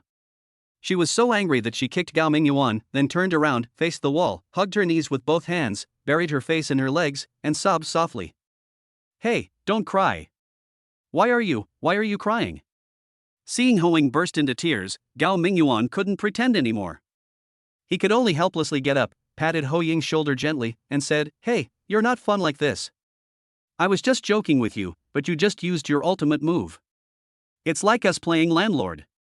I just put out a 3, and you directly used 2 kings to bomb me. Isn't this bullying? Woo woo puff puff puff ha ha ha ha. Hoing didn't know whether she was pretending to cry or was so amused by Gao Mingyuan that she couldn't help laughing. Anyway, as she cried, she couldn't help laughing. Then she turned around, tears on her face, and punched Gao Mingyuan twice, saying, It was you who bullied me, how come I'm the one bullying you? Gao Mingyuan rubbed his chest, which was sore from being punched, and said, You still say you're not bullying me? Look, when you get angry and punch me in the chest with your little fist, I have to pretend I enjoy it. But if I punch you in the chest with my little fist a few times, I'll be arrested as a hooligan. As he spoke, Gao Mingyuan subconsciously glanced towards Ho Ying's chest. Seeing this, Hoing quickly put her hands in a cross shape to protect her chest, while showing a vigilant look. Gao Mingyuan immediately rolled his eyes and said, "Come on, your flat chest isn't even as big as my pecs. What's there to be wary of?" "Ah, Gao Mingyuan, I'm going to fight you." Hoing felt embarrassed and annoyed when she heard this. She didn't care about protecting her chest anymore and pounced on Gao Mingyuan like a tiger pouncing on its prey. "Hey, no. Calm down." Gao Mingyuan was thrown onto the bed by Hoing without paying attention. Then Hoing rode on him and started punching him hard with her little fists. "You're crazy." Ouch. While the two of them were playing around, Gao Mingyuan was hit in the eye by Hoing. Although the hit was not very serious, it made Gao Mingyuan see stars. He was a little panicked and grabbed upwards with both hands. Then, the two of them froze at the same time. "This airport, why does it seem a little uneasy? I didn't realize this girl is actually quite attractive." Hoing was stunned for a moment, then she didn't scream or anything, let alone commit suicide with Gao Mingyuan. She just looked down at Gao Mingyuan's hands, and then looked into his eyes. Gao Mingyuan, whose eyes had recovered a little, was immediately ashamed when he met Ho Ying's clear gaze. He quickly retracted his hand and said nothing. Hoing nodded, then turned over and got out of bed, turned around and went into the bathroom. "Oh my god, is this girl going to get a kitchen knife?" Gao Mingyuan shrank back into bed feeling a little guilty. Then he realized that there didn't even seem to be a kitchen in his house, so where would he get the kitchen knife? But he always felt that Ho Ying's reaction was not right. Gao Mingyuan had just teased Hoing a little earlier, and she'd thrown herself at him like crazy, fighting him like crazy. And yet, when Gao Mingyuan actually offended her, she remained so calm. This must be a problem. Just when Gao Mingyuan was feeling suspicious, he saw Hoing changing out of her pajamas and walking out of the bathroom neatly dressed. Gao Mingyuan was stunned, then he realized, it turned out that the girl went into the bathroom to change clothes. "What are you going to do?" "What else can I do?" "Go to work, of course." "No. You have to go to work, don't you have to leave at 7 p.m.? Why are you?" Hoing shook her head and said, "Actually, my earliest nightclub gig is after 9:30. But you and I agreed to hand in the room at 7 o'clock every night. With the extra time, I usually go to the pedestrian street over on Hangbin Road to sing. But recently, a group of disabled people came over there. They said that street was their territory and they wouldn't let me sing there anymore. So I have nowhere else to go for the time being. I shit." Gao Mingyuan didn't know what to say after hearing this. After losing his job in recent days, he had to wander around outside even though he had no place to work during the day. He would not return to the rental house until after 7 o'clock in the evening. This made him feel somewhat wronged. Unexpectedly, Hoing was the same. "As a grown man, nothing will happen even if I hang out outside all day." But a girl like Hoing had to go to the streets to sing in order to make room for herself on time. This was really too difficult for her. Gao Mingyuan was silent for a moment before asking, "So, are you planning on going straight to the nightclub?" "No." Hoing walked to the door and changed into her own shoes, then bent down to pick up her guitar case. She said calmly, "I smashed the bar owner's head with a bottle yesterday. That bastard must be looking for me everywhere. Not only can I not go to that bar, I don't dare go to any other nightclubs for the time being." "Ah, where are you going?" Gao Mingyuan first praised Ho Ying's courage, and then felt a little strange. "Go sing." Hoing said with a look of astonishment, "There are fewer people on the street now. I guess those disabled people have all left. I'm going to Hangbin Road to sing now. If I'm lucky, I can still earn some money for food." Seeing the helplessness and panic hidden beneath Ho Ying's indifferent expression, Gao Mingyuan suddenly felt as if his heart was being grabbed by someone, and it was extremely uncomfortable. Chapter 25 Lucky Dice. "Let me go with you," Gao Mingyuan said after hesitating for a moment. He didn't tell Hoing to stay and not to go out singing on the street so late. Although, if I go out to sing on the street so late, I'm not sure if there will be any listeners, and it's really dangerous. However, if he let Hoing stay, how would the two of them get along? Would they continue to sleep in the same bed? And, if Hoing doesn't go out to sing and loses her job as a resident singer in a nightclub, how will she support herself? Gao Mingyuan wasn't rich now, and he was struggling to support himself. He couldn't just say Hoing said, "I'll support you," right? Besides, he wasn't related to Hoing, so why should he support her?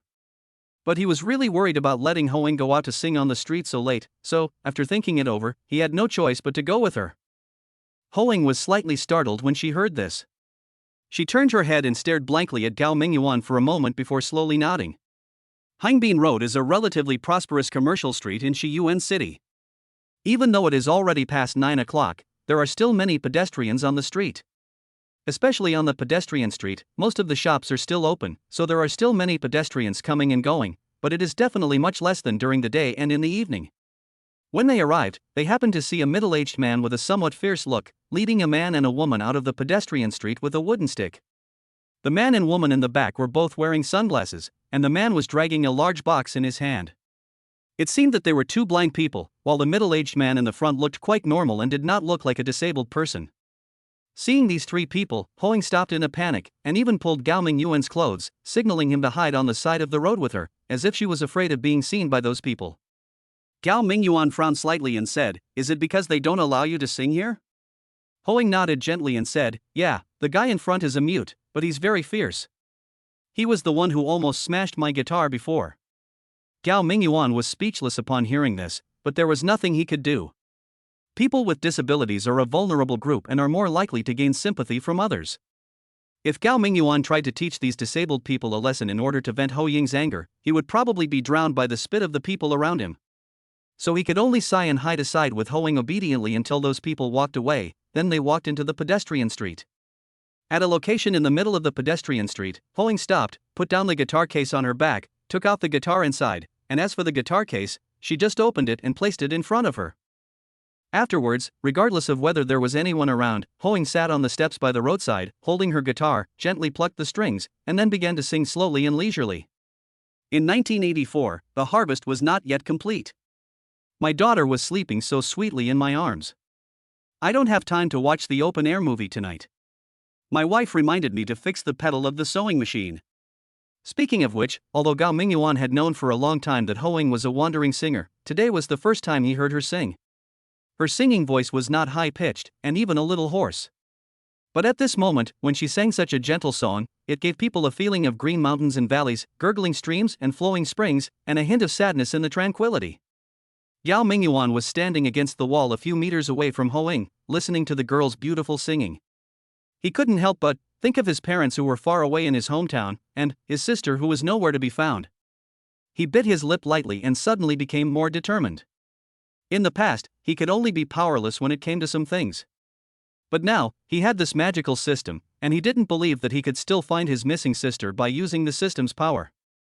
Although I feel that his system seems a little unreliable, but that may be just because he himself still doesn't understand the system well enough and hasn't really brought out the effectiveness of the system.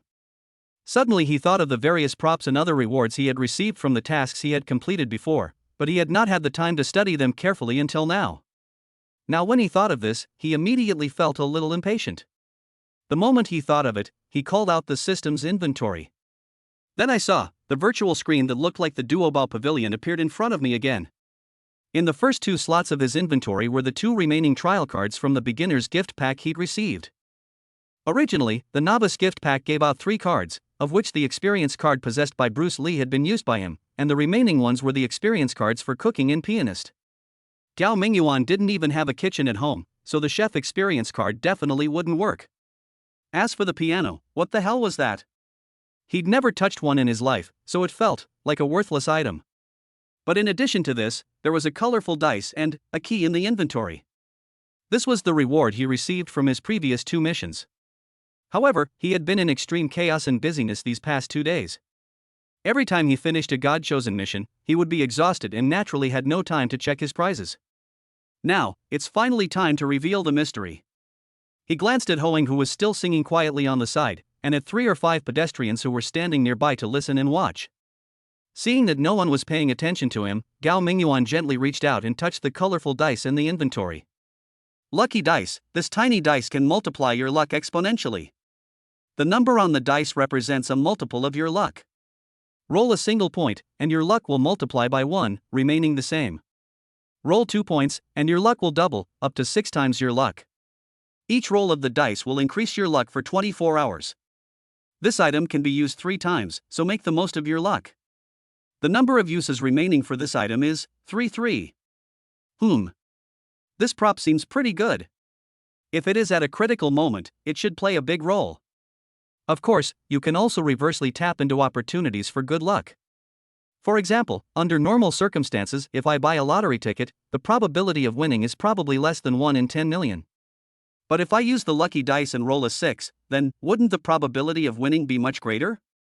So, if I ever use the lucky dice in the future, no matter what I use the dice for, I must not forget to buy a few lottery tickets afterwards. Of course, you can't have too high hopes just because of the lucky bonus. After all, if the original chance of winning was 1 in 10 million, even if your luck increased sixfold, the best you could do would be to increase the probability to 6 in 10 million. Oh my god, this doesn't seem to be any different from before. Chapter 26, The Master Key. Are you kidding? The probability is only 6 in 10 million, so what's the point? Gao Mingyuan shook his head and suddenly felt that this lucky dice didn't seem to be of much use. But, at this moment, he suddenly remembered the temporary mission he had just experienced tonight. At that time, he chose the third option and poured a glass of wine on Director Ma's head in front of so many people. Therefore, he received the corresponding reward for this option. And this reward seems so unreliable. There's a 15% chance of winning the lottery jackpot, and at the same time, there's also an 85% chance of getting fired from the company? Even a fool could see that the chances of winning the prize were slim, but being fired from the company was basically a certainty. In fact, Gao Mingyuan was also prepared to be unemployed again. Perhaps by tomorrow morning at the latest, he would probably receive a call from the Human Resources Department, asking him to go through the resignation procedures. By the way, he only worked less than half a day in total, and I don't know if he will get any salary. But now that he saw the effect of the lucky dice, he suddenly had an idea. If he uses this lucky dice now, as long as he can roll a number of 4 or above, he will have 4 times more luck than normal. Doesn't that mean that the probability of winning the lottery will reach 60%? On the contrary, the probability of being fired by the company will be reduced to only about 20%. Although the probability of winning the jackpot is still not 100%, but at least, it's better than the usual probability of only 0.6 in 10 million, right? If you're lucky and roll a 6, your chances of winning the jackpot increase to 90%. The chances of getting fired are practically zero. Oh my god, so, this is the correct way to use the lucky dice, right? When you encounter something unpredictable, roll the lucky dice to make the outcome more favorable and avoid bad things from happening. And even if you're not very lucky and only get a 2 or 3 the first time, it doesn't matter. Because after the dice are rolled, your luck will begin to change within 24 hours. As long as you are willing to use up one more lucky dice and continue rolling the dice, the probability of getting a high number the second time will increase exponentially. Of course, if his luck is too bad and the first point rolled is 1, then his luck will not change at all, and he will just be wasting one use of the lucky dice. But if that's the case, there's nothing we can do about it. Thinking of this, his heart suddenly became hot. He is a person with a system, but he is extremely poor. I have done several missions before, and apart from getting a BMW car, which was considered a benefit, I didn't make any other money. Although the BMW is quite valuable, unless he is willing to sell it, otherwise, this thing will not only not bring him any benefits, but will also require him to spend a lot of money. But now, if it's done right, we'll finally see the benefits. So Gao Mingyuan quickly took out his mobile phone to check. The lottery draw for this issue will be tomorrow evening, around 9 p.m. And now it is 10 o'clock in the evening, which means, as long as he rolls the lucky dice now, his luck will last until the lottery draw tomorrow night. So, do it. After making up his mind, Gao Mingyuan no longer hesitated and immediately clicked on the lucky dice in the inventory again. Would you like to roll the lucky dice? Yes, no. After Gao Mingyuan selected yes, he saw the colorful dice in the inventory suddenly fly up, and then fell to the ground in a rapid roll. 5 points. Haha, not bad. Although not the highest 6 points, but with 5 times the luck, there won't be any problems, right? 5 times the luck meant his chances of winning the lottery jackpot tomorrow were 75%, while his chances of being fired from the company were only a few percent. Brush. The lucky dice had already fallen to the ground, but when Gao Mingyuan was about to bend down to pick it up, it disappeared. Gao Mingyuan was startled. When he reopened the system's inventory, he saw that the lucky dice had automatically returned to the inventory. It seems that this lucky dice must be a special type of prop that cannot exist in reality. Come to think of it, if Gao Mingyuan put the lucky dice in his bag after throwing it once, and the dice rolled inside the bag while he was walking, then, does it count as another throw? Therefore, such items will automatically return to the inventory after being used once. This setting is quite humane. Then, Gao Mingyuan turned his gaze to the things in the grid at the back. That is a shining golden key. He got this key by staying at home this morning and completing the task. He also didn't have time to check it before. At noon, just when he heard the system upgrade, indicating that he had completed the task, Xiao Yajing came running to knock on the door. At that time, he was almost scared to death, so how could he have the mood to see what the prize was? At this moment, he gently touched the key and immediately received a system prompt. This is a magical key that can open most locks in the world, including combination locks and fingerprint locks. And it can even open the legendary heart lock. Of course, opening the heart lock only means that the other person will unconsciously open their heart to you and answer all your questions. It doesn't mean that they will fall in love with you. This item can be used 10 times. The number of uses remaining is 10. Oh my god, it's another prop that can be used multiple times. But what the hell do I need a key that can open most locks in the world for? I don't want to be a thief. But this ability to unlock the heart is pretty cool. It's a perfect tool for forcing a confession. If I want to know a secret and the other person won't tell me, once I use this key, won't everything be clear? Clatter. At this moment, a burst of warm applause brought Gao Mingyuan's attention back to reality. He turned around and saw that, at some point, there were already at least 20 pedestrians gathered around listening to Hoing sing. At this moment, when Hoing finished her song, the people around her couldn't help but applaud. Then, two energetic young men came forward, each took out a few bills from their pockets and threw them into the guitar case in front of Hoing. Seeing this, the others felt embarrassed to listen for nothing, so most of them came forward and threw a bill into the guitar case. Some people didn't have cash on them, but when they saw the QR code on the guitar case, they took the initiative to scan the code and tip. Ding! WeChat payment received 520 yuan. When Hoing heard the notification on her phone, she was stunned. Gao Mingyuan also felt the same, as if he was being fed a mouthful of dog food. Chapter 27 I Don't Mean That. Who is so generous? If you hear a singer singing on the street and you think it sounds good, you can give a little more money, but who would just give 520? Do you think this is giving gifts in the live broadcast room? Although Gao Mingyuan didn't have any feelings for Hoing, after all, she was his roommate. When he suddenly found someone confessing to Hoing in this way, he still felt a little sour and uncomfortable. Hoing was also a little confused, and quickly took out her phone to check. I found that there were 3 WeChat payments received recently, one of which was 6.66 yuan, one was 5 yuan, and the other one was 520 yuan. She naturally understood what the number represented and quickly said, "Which friend transferred so much money to me? I appreciate your kindness, but it's too much money, I can't accept it."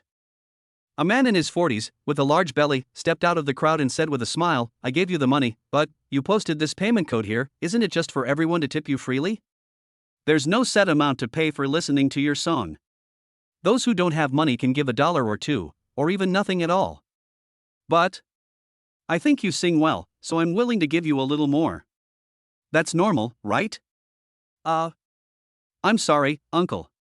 What you said makes sense, but I still can't accept this money." As soon as Hoing saw the longing hidden in the middle-aged man's eyes, she knew he had no good intentions towards her, so she quickly said, "It's okay if you just transfer me 100 or 200 yuan, but the amount you transferred is very easy to be misunderstood. Especially, I'm afraid my boyfriend might think the wrong thing. So, please show me your payment code so that I can return the money." Forehead. The middle-aged man's face turned grim when he heard Hoing calling him uncle all the time. When he heard Hoing talk about her friends, he became even more unhappy. He snorted coldly and said, "I've never received back the money I gave away." "Don't worry, beautiful girl. If you're worried that your boyfriend will misunderstand you, why not delete this payment record?" As he spoke, he sneered in his heart. He just didn't believe it. Is there any woman in this world who doesn't like money? If he could convince this beautiful woman to hide this incident from her boyfriend, it would be like tearing a rift between them. Then, if he increased his financial offensive, sooner or later he would have the opportunity to make this beautiful woman voluntarily dump her poor boyfriend. Humph. A grown man actually lets his girlfriend sing for money. It would be strange if such a man is not a poor guy. Hoing shook her head and said, your idea is not bad, but unfortunately, my boyfriend is right next to you. He heard everything you said. What should I do? As she spoke, she turned to look at Gao Mingyuan, then deliberately turned her back to everyone and made a cute face at Gao Mingyuan. Oh my god, this woman actually used me as a shield. Oh, forget it. Didn't I come here with her in the middle of the night just because I was worried that she would encounter something similar? So, just be a shield. Thinking of this, Gao Mingyuan put away the bitter smile on his face, strode over, and then stared at the middle-aged man with a bad face, but he didn't know what to say for a moment. Ah, yes, I'm sorry. I didn't mean that, I really didn't mean that. Seeing Gao Mingyuan come out, looking like he wanted to compete with him in real life, the middle-aged man immediately became intimidated and quickly said with a smile, I didn't see your girlfriend's singing was good, so I was happy. I just sent her a random number. Don't think too much, little brother. Well, if you think this number is not good, I can transfer another 480 to make it a round number of 1000 for her. Is that okay? Although he felt a little painful, but in order to avoid getting beaten, the middle-aged man decided to spend money to avoid disaster. So he quickly took out his phone again, scanned the payment code on the guitar case, and quickly transferred another sum of money. Then, with a flattering smile on his face, he said, well, I wish you two good business and a son soon. Can I leave now? After saying that, without waiting for Gao Mingyuan's answer, he hurriedly took a few steps back tremblingly, and then ran away. Oh my god. I didn't say anything. Is this guy out of his mind? He actually gave Hoing nearly 500 yuan again. Oh my goodness. This girl earned enough money today just from singing these two songs to pay her rent next month. TSK. How enviable. Gao Mingyuan thought about how he had finally found a job as a purchasing agent in a large company by relying on gigolos, but he estimated that he could only make a little over 10,000 yuan a month at most, which was still not as fast as Ho Ying's earnings. And now he might even lose this job. He suddenly felt like biting a lemon. Of course, he also knew that Ho Ying could not earn so much money from singing on a regular basis. She only had such an unexpected gain today because she met someone with bad intentions. In addition, looking at the money in Ho Ying's guitar case, the largest denomination of cash is 20 yuan, and the rest are basically 1 yuan and 10 yuan. Therefore, if the 1000 yuan spent by the middle-aged man is excluded, Ho Ying's earnings today would probably be less than 50 yuan. Ah. By the way, it seems I have a chance to win the lottery jackpot tomorrow. By then, I will be a millionaire, so why would I still need to envy this girl's mere possessions? Is it possible? Ho Ying benefited from me, and I am now like a lucky halo, so this girl got such a good harvest today because of me? Thinking of this, Gao Mingyuan suddenly felt full of pride. My friend has 5 times the luck in 24 hours, so Ho Ying must have borrowed my luck, otherwise, looking at her like this, she wouldn't have such good luck. TSK, then should I go shopping now? Who knows, if I get lucky, I might even pick up a few hundred yuan if I fall. Gao Mingyuan immediately waved towards Ho Ying and said, alright, just sing for a bit today. Let's go. Ah. Ho Ying was still confused. Upon hearing this, she asked blankly, leave? Where to? Gao Mingyuan said enthusiastically, come with me to pick up money. No. Ho Ying became anxious when she heard this and quickly shook her head and said, I don't do such petty thefts. Please don't implicate me. Hi. I was just joking, why did you take it so seriously? Gao Mingyuan smiled awkwardly and said, look. I just did you a favor, didn't I? Then shouldn't you treat me to a midnight snack and thank me properly? Then, okay. Although Ho Ying was a bit stingy, but she thought that he had indeed helped her out just now, otherwise, the middle-aged man would definitely not let it go like this after spending so much money on her. She had used up all the money Gao Mingyuan had, so it would be bad to not express anything? If she was asked to give Gao Mingyuan half of the money, she would be even more reluctant, so she should treat him to a midnight snack. Chapter 28 I picked up money again. Hey, you really found some money. The two left the pedestrian street and walked towards the snack street. As a result, in just a few hundred meters, Gao Mingyuan actually picked up money 3 times. The first thing I picked up was a $100 bill. The second time I picked up a US dollar bill with a face value of $100. The third time was even more outrageous. Gao Mingyuan tripped over a protruding brick on the road while walking. He took a step or two forward and hugged a big tree. Then, when he calmed down a little, he found that a piece of bark on the big tree by the roadside seemed to be moving. He subconsciously peeled off the bark and saw a tree hole as thick as his wrist. Then he reached into the tree hole and pulled out a large roll of banknotes. Damn, is this okay? Although Gao Mingyuan expected that he would be extremely lucky in the past 24 hours and might even pick up money while walking, he never expected that he would pick up so much money at once in this way. As for Hoang, who was following Gao Mingyuan, she was even more confused. Gao Mingyuan said he was going to pick up money, and she thought he was joking. Unexpectedly, he actually found some. And he did it repeatedly. If he had not been with Gao Mingyuan all the time, he would definitely have thought that Gao Mingyuan had thrown the money there in advance. But that's impossible. This street is always busy at night. If Gao Mingyuan had thrown money on the street beforehand, wouldn't someone have picked it up long ago? But now Gao Mingyuan actually has a large roll of banknotes in a tree hole, which is a bit outrageous. Seeing Gao Mingyuan stunned for a moment, he stuffed the large roll of banknotes into his own bag. Hoang frowned slightly and said, "Hey, isn't this a good idea? The 2 banknotes we picked up on the road the last 2 times were fine, each time it was only one, and it was hard to determine who lost it, and there was no way to wait for the owner to come. But this time, it's such a large bundle of banknotes. If someone lost it, they would definitely be very anxious. I think we should wait here for a while and see if the owner comes back to look for it. If we just leave it like this, it seems a little." "What is it?" Gao Mingyuan rolled his eyes and said, "Who do you think would leave a roll of banknotes in a tree hole?" How would I know that?" Gao Mingyuan pouted and said, "It's obvious.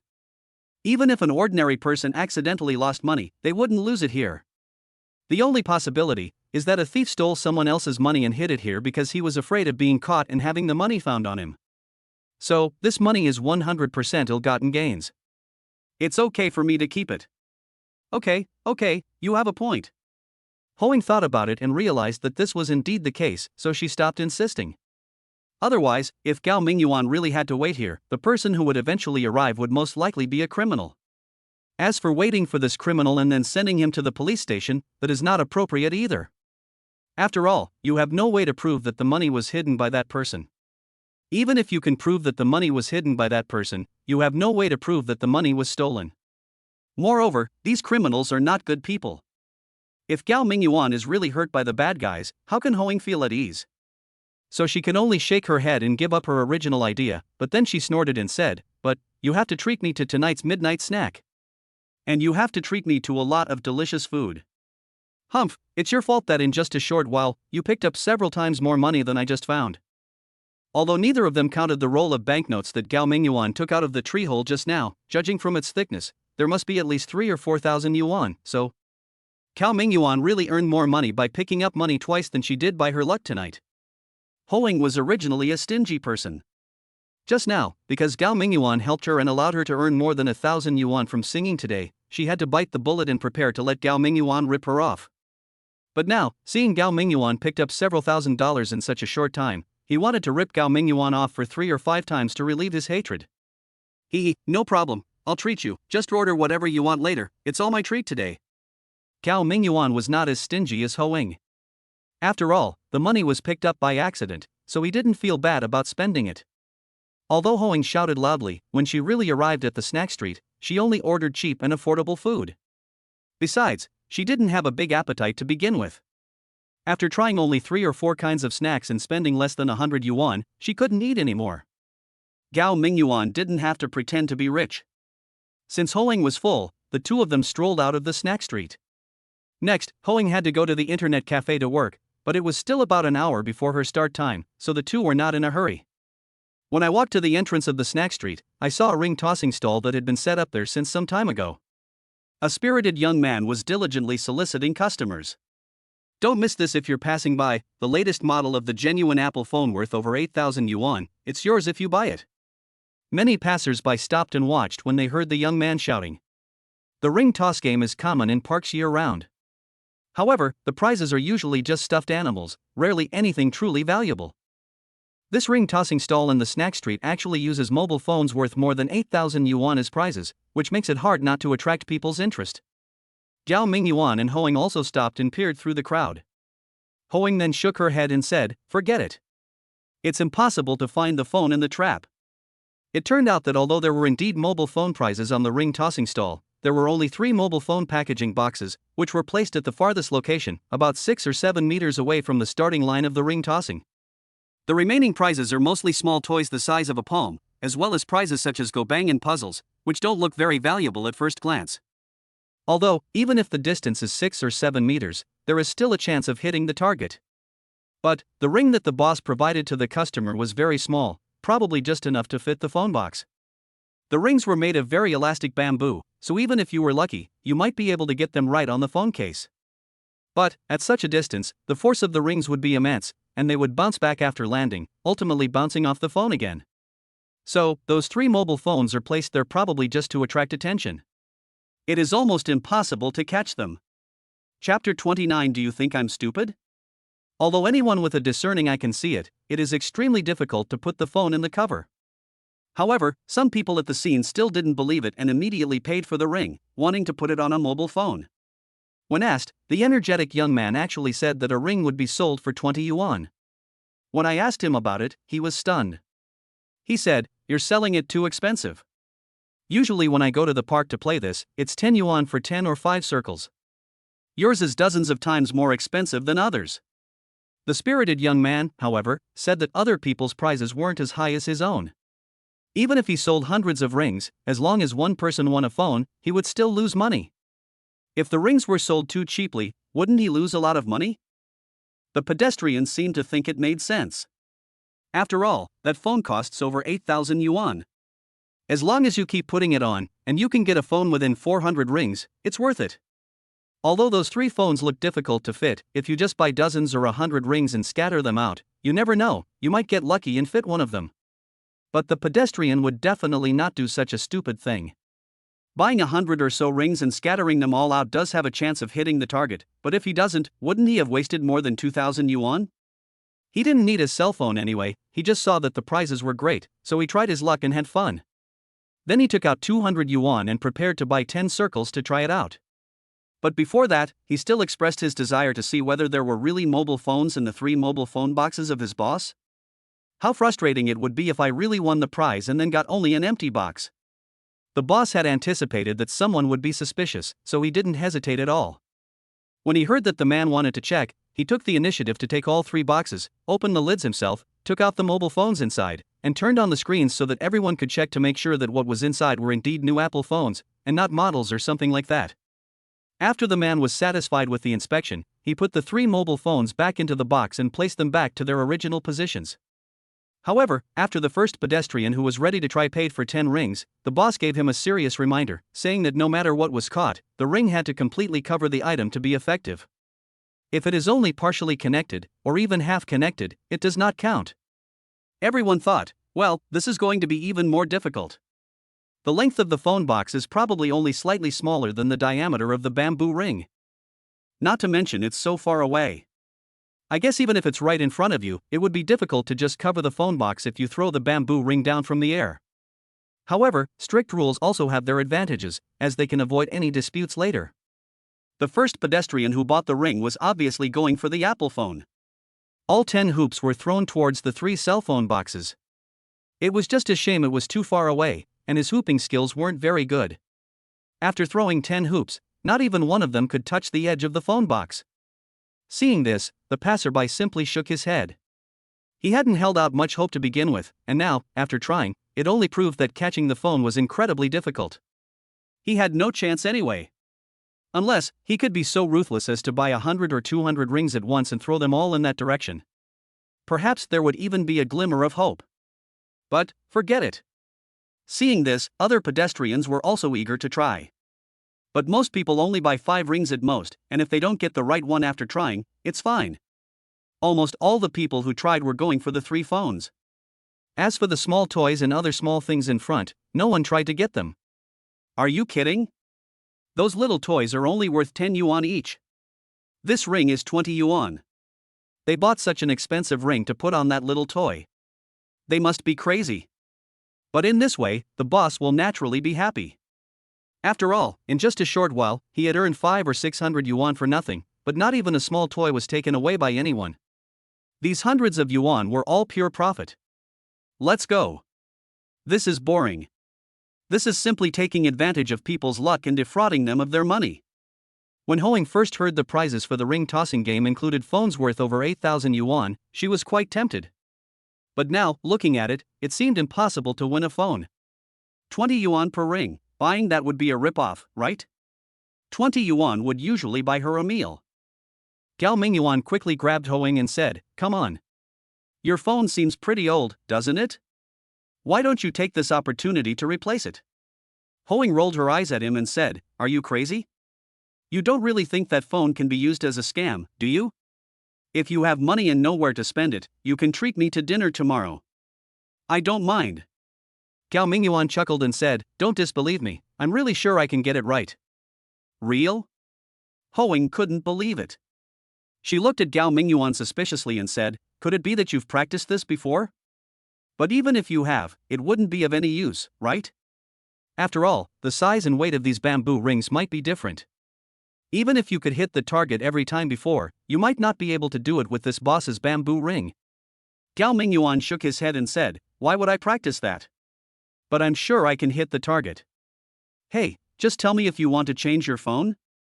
If you do, you pay 100 yuan for the bamboo ring. If you can hit the target, I'll give you the first one later. How about that? You think I'm, Hoing originally wanted to say, "Do you think I'm stupid?" but suddenly she remembered that after singing in the pedestrian street over there, Gao Mingyuan's luck along the way was simply unbeatable. He could even take out several thousand yuan from the tree hole after tripping. As for the ring tossing game, it depends on both technique and luck. But it's incredibly difficult to hit a phone with the right hook these days, so it doesn't matter whether you have the skills or not. And if it comes down to luck, who could possibly have Gao Mingyuan's luck? Thinking of this, her heart was moved. She remembered that she had just earned more than 1,000 yuan from singing, and she had originally wanted to treat Gao Mingyuan to a meal. But it turned out that this meal was paid for by Gao Mingyuan. Now, he asked her to take out 100 yuan to buy a ring toss, which seemed not unacceptable. So, she took out a 100 yuan bill with some reluctance, and handed it to Gao Mingyuan, saying, "Here, just buy this one. If you don't win, forget it, but don't gamble too much. Rest assured." Gao Mingyuan immediately took the bill with a smile, handed it to the boss, and said, "Boss, 5 circles." "Okay." Chapter 30 Circle out the must-have. The boss reached out to take the 100 yuan that Gao Mingyuan handed over, but Gao Mingyuan didn't let go at this time. Gao Mingyuan took out his phone, turned on the video function, and said, "Boss, let me confirm. If I can use your bamboo ring to fit the phone box, I can get a genuine Apple phone worth over 8,000 yuan, right?" The boss understood what Gao Mingyuan was doing as soon as he saw his attitude.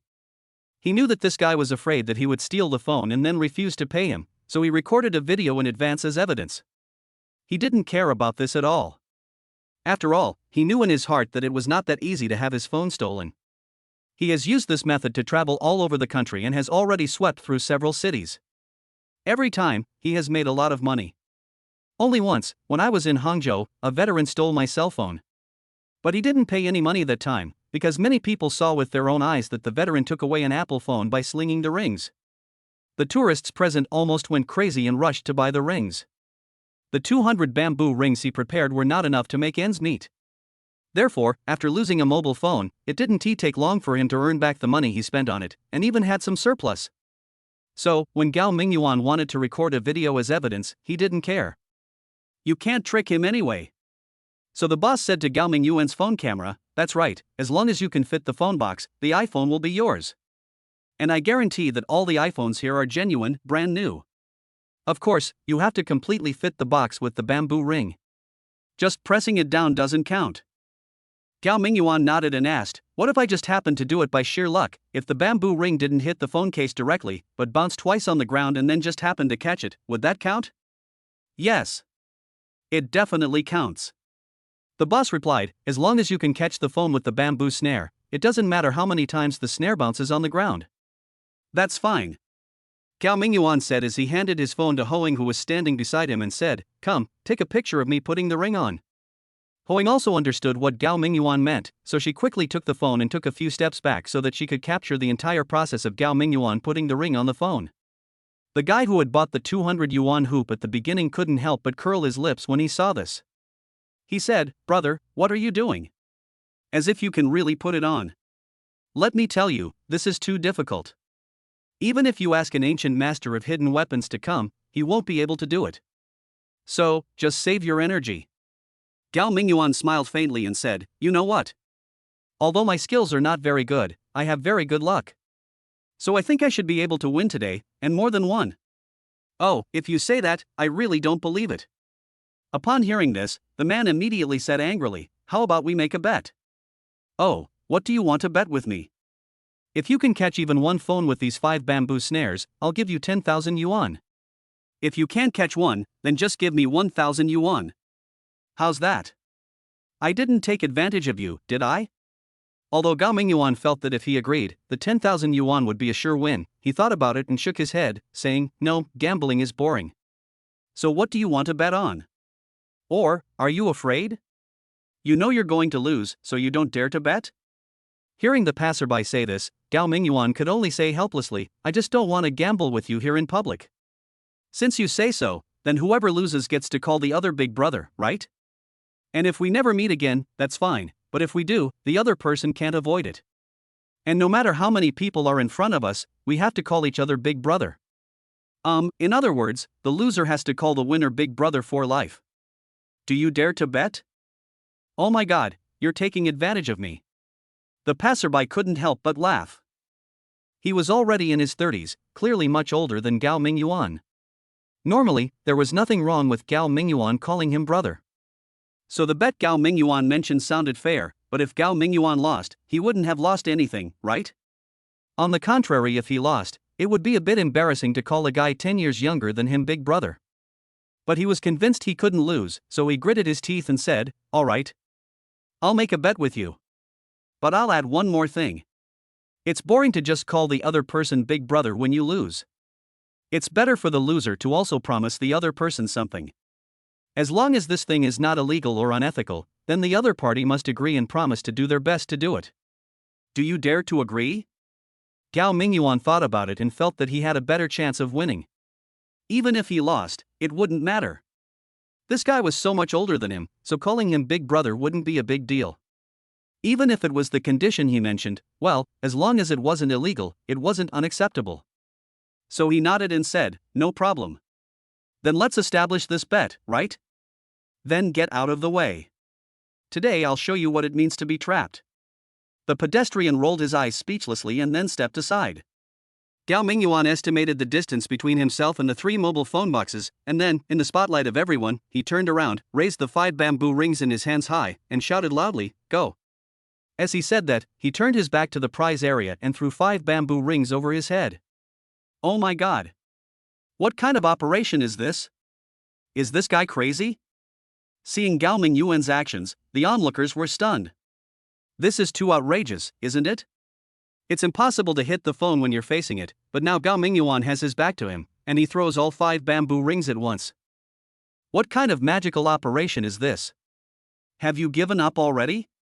Under the gaze of the crowd, they saw that the 5 thrown bamboo rings all deviated very far away, and none of them went towards the mobile phone box. Well, this $100 is just a waste. Hoing saw this.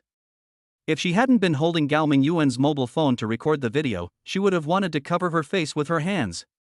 This scene was really unbearable to watch. However, at this moment, one of the bamboo rings fell to the ground, then suddenly bounced high, flew a long distance, and landed on a blind box. However, the force of the bamboo ring was still there, and it was bounced out again, and changed direction, landing on a box of gobang. However, the bamboo ring still didn't stop. After being bounced off again, it landed on an open space. Then it was bounced up a 4th time, and finally, it spun in the air and rolled around before landing directly on the surface of a mobile phone box. Chapter 31, Double Hits. Boom! When seeing this scene, everyone present couldn't help but exclaimed at the same time. It actually worked. Got a mobile phone worth more than 8,000 yuan? Damn! I can actually hit the ring even with my back to it? The stall owner felt a black screen before his eyes, but then he forced a smile. Well, I'm trapped, so be it. But with this live advertisement, I think there will be a lot of people trying to take advantage of it. It's just that, this time he's not setting up his stall in a park or other crowded places, so the customer flow is very limited. I'm afraid there's no hope of making back his investment. However, as long as he keeps setting up his stall here for the next few days, I think he can slowly make back his losses. After everyone exclaimed, they couldn't help but discuss. I really got it right. Oh my god, what kind of incredible luck is this? Yeah, he can even hit it with his back to the box. I'd never believe it's all down to skill. There are too many coincidences. So, is this the correct way to put the phone on the hook? It's useless to aim at the phone case and throw the hook. It's better to close your eyes, or throw it at random with your back to the box, maybe you'll actually hit it. Look, there's still one that hasn't stopped yet. Is there going to be another miracle? Sure enough, the 5 hoops Gao Mingyuan threw out had not yet all come to a stop. The bamboo ring that was thrown the farthest kept rolling after it landed. At the beginning, the bamboo ring did not roll towards the 3 mobile phone boxes, but, because there were many small toys placed in the venue, after the bamboo ring rolled a distance and hit a small toy, it would immediately change direction. After changing direction several times in a row, it finally rolled in front of one of the mobile phone boxes. And, at this time, the rolling force of the bamboo ring had become very small, but after the front of the bamboo ring hit the mobile phone box, it suddenly deviated in direction, but did not roll out again. Instead, it slowly fell down and just happened to be wrapped around the mobile phone box. At the same time, because the bamboo ring fell down very slowly, it did not bounce up after landing, and it just firmly wrapped around the mobile phone box and did not move at all. This time, no one screamed, and no one made a sound. Everyone who saw the scene was so shocked that they seemed to lose their voices. I got it right at once, maybe I was lucky. But Gao Mingyuan only threw out 5 bamboo rings in total, and 2 of them hit the cell phone box. What kind of incredible luck is this? And this can only be luck, it absolutely cannot be any tricks or techniques. But the question is, if it was really just luck, then why was this guy so sure before that he would be able to snag the phone, and even said that he would snag more than one? When they heard Gao Mingyuan say this before, no one took it seriously, thinking that he was just bragging. It even led the first passerby who was playing the ring toss to make a bet with him. But now it seems, he seems to be truly confident? Otherwise, why would he make a bet with that passerby? And if this guy is really that sure, can this still be luck? Anyway, no matter how you put it, it's incomprehensible and terrifying when you think about it carefully. Seeing the strange atmosphere at the scene, Gao Mingyuan slowly turned around, and then saw 2 bamboo rings wrapped around the phone box, and immediately grinned. As expected, the lucky dice is unbeatable. 5 times the luck value is also quite powerful. He estimated that if he had rolled a 6 before, he might have won all 3 phones by now. But it's not bad like this now. It just so happens that my phone is already very old, and I have been thinking about buying a new one after I get rich. Although, he is confident that he will become a rich man after the lottery is drawn tomorrow night. But, the money hadn't even been deposited into his account yet, hadn't he? So, right now, he was still poor. Getting a phone for free, which was considered quite high-end for ordinary people, wasn't that something he was happy about? What's more, this time I hit 2 targets with one move. I can get 2 mobile phones directly, and I can also help Hoing get a new phone. This is definitely worth it. Hee. Boss, I think I won 2 phones. Look, now those 2 phones belong to me, don't they? The boss is about to cry now. Yes, if it was just one phone that was stolen, he could barely accept it. But 2 phones were stolen at once, that was over 16,000 yuan. His efforts in the past 10 days have basically been in vain. Next, even if someone wins the jackpot and attracts some people to come and play the game, it is impossible to make a profit based on the customer flow here. Seeing that he was going to lose everything at once, it would be strange if he could be happy. Seeing the boss's bitter face and his silence, Gao Mingyuan chuckled and said, "Why? Boss, please say something. You were speaking perfectly well just now, and the video is still being recorded. If you want to go back on your word, I advise you to think it over carefully." How could I possibly regret it? The boss really wanted to go back on his word, but, when he saw Hoing still filming a video with her phone, he immediately dismissed the idea. After all, he is still planning to make a living by this routine. Even though he had an accident here today, as long as he accepts the loss, his reputation will remain. But if he tries to cheat today and goes back on his word, and refuses to give the phone to the victim, then, if someone posts the video of this incident online, his reputation will be completely ruined. This is an era of global real-time information. If a video related to him really causes some heat on the internet, he may be recognized no matter where he goes in the future. I guess he will never be able to cheat people out of money by using such tricks in his life. Well, just consider it as a loss to avoid disaster. So the boss twitched his lips and forced out a smile that was uglier than crying, then ran over and brought over the 2 mobile phone boxes that Gao Mingyuan had caught. Look here, bro. 2 of the latest Apple phones, along with the matching earphones and charging cables, are all packed inside. The devices are also new and have never been used. Check them out before you take them. If you come back and claim they're not genuine or something, and come back to me, I won't be responsible. Ah, okay, no problem. Gao Mingyuan happily took out 2 mobile phones, handed the white one to Hoeng, and kept the blue one for himself. He turned on the screen of the phone and took a quick look. At least he didn't find any problems, so that was enough. Hoeng was still filming with her phone as she took the phone. She was completely confused. Did he really get himself a cell phone? Oh my god, what kind of luck is this? Could he have been kissed by the goddess of luck? Or, he must be God's own son. Otherwise, how could he have such good luck? Chapter 32, The Return of the Favored. Come, call me Big Brother and let me hear it.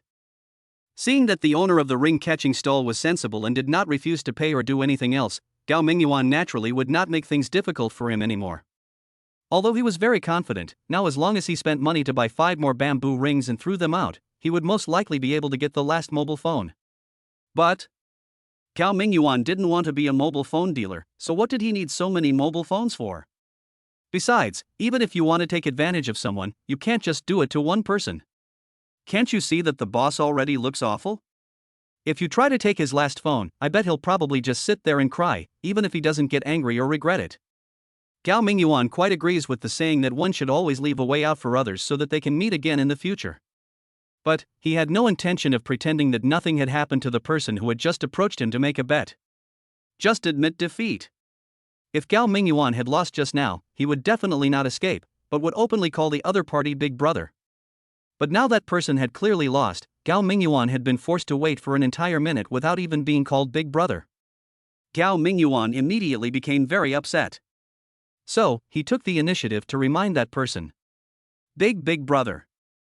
The man didn't want to get away with it, mainly because he was shocked by Gao Mingyuan's amazing luck. It was not until he heard Gao Mingyuan mention it at this time that he came to his senses. Then he made a bitter face and called out reluctantly. As the saying goes, everything is difficult at the beginning. Asking that person to call someone who was much younger than him Big Brother will definitely cause him to have a strong psychological barrier, but as long as he calls out the first time, the rest doesn't seem to matter. Brother, this is my business card, please keep it. The man was quite straightforward.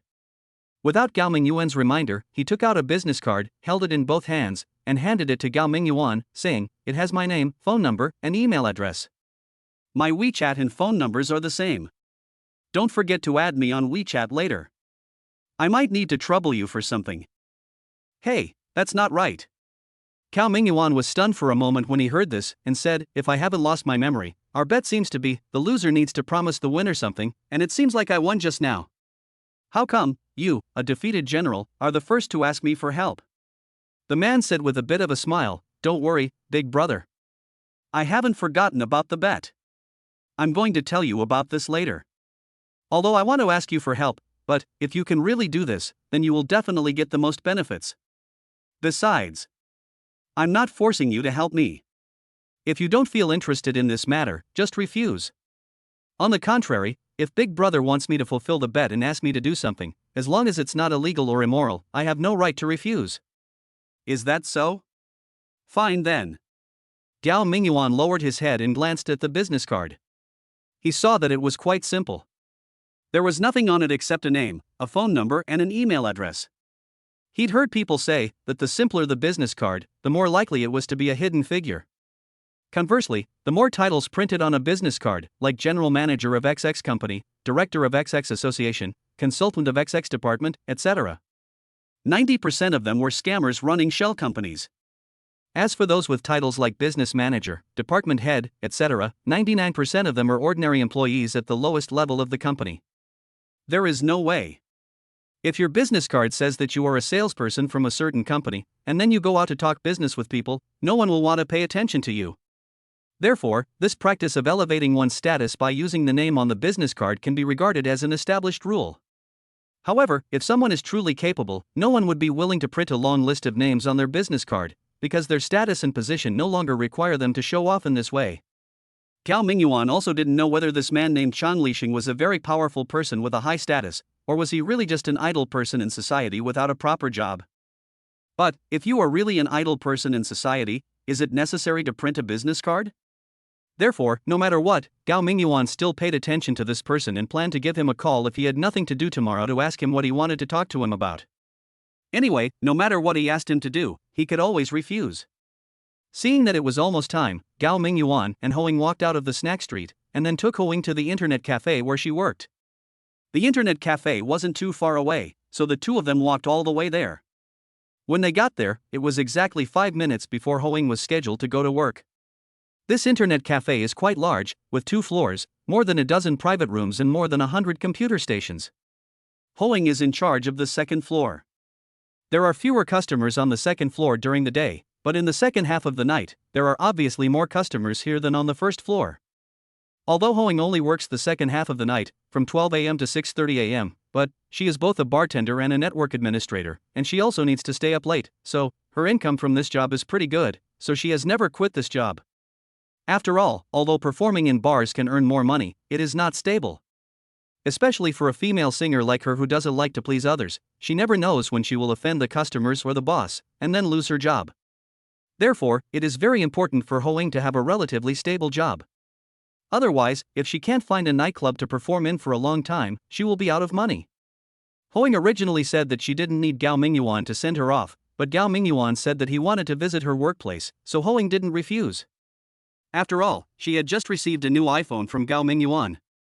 It was a shame to take advantage of someone else's hand. Now, it was hard for her to say no to Gao Mingyuan's request, which was not too excessive. Even though it was Hoing who paid for the 100 yuan to buy the ring, she knew in her heart that this was actually just an excuse for Gao Mingyuan to give her a mobile phone. Otherwise, if the 100 yuan was not paid by her, even if Gao Mingyuan won 2 mobile phones, how could Hoing have the nerve to take one? After all, it was something worth more than 8,000 yuan. She was not related to Gao Mingyuan, she was just his roommate. She was not so bold as to directly accept his mobile phone. But, the 100 yuan for the ring was paid by Hoing, so Gao Mingyuan got 2 mobile phones and gave one to Hoing. Isn't this a natural thing? Hoing naturally wouldn't refuse, but she knew very well in her heart that Gao Mingyuan did it on purpose, and he wasn't short of the $100.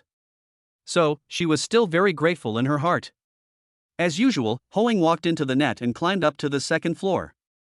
Then she asked Gao Mingyuan to sit aside and rest for a while, and then walked towards the lounge.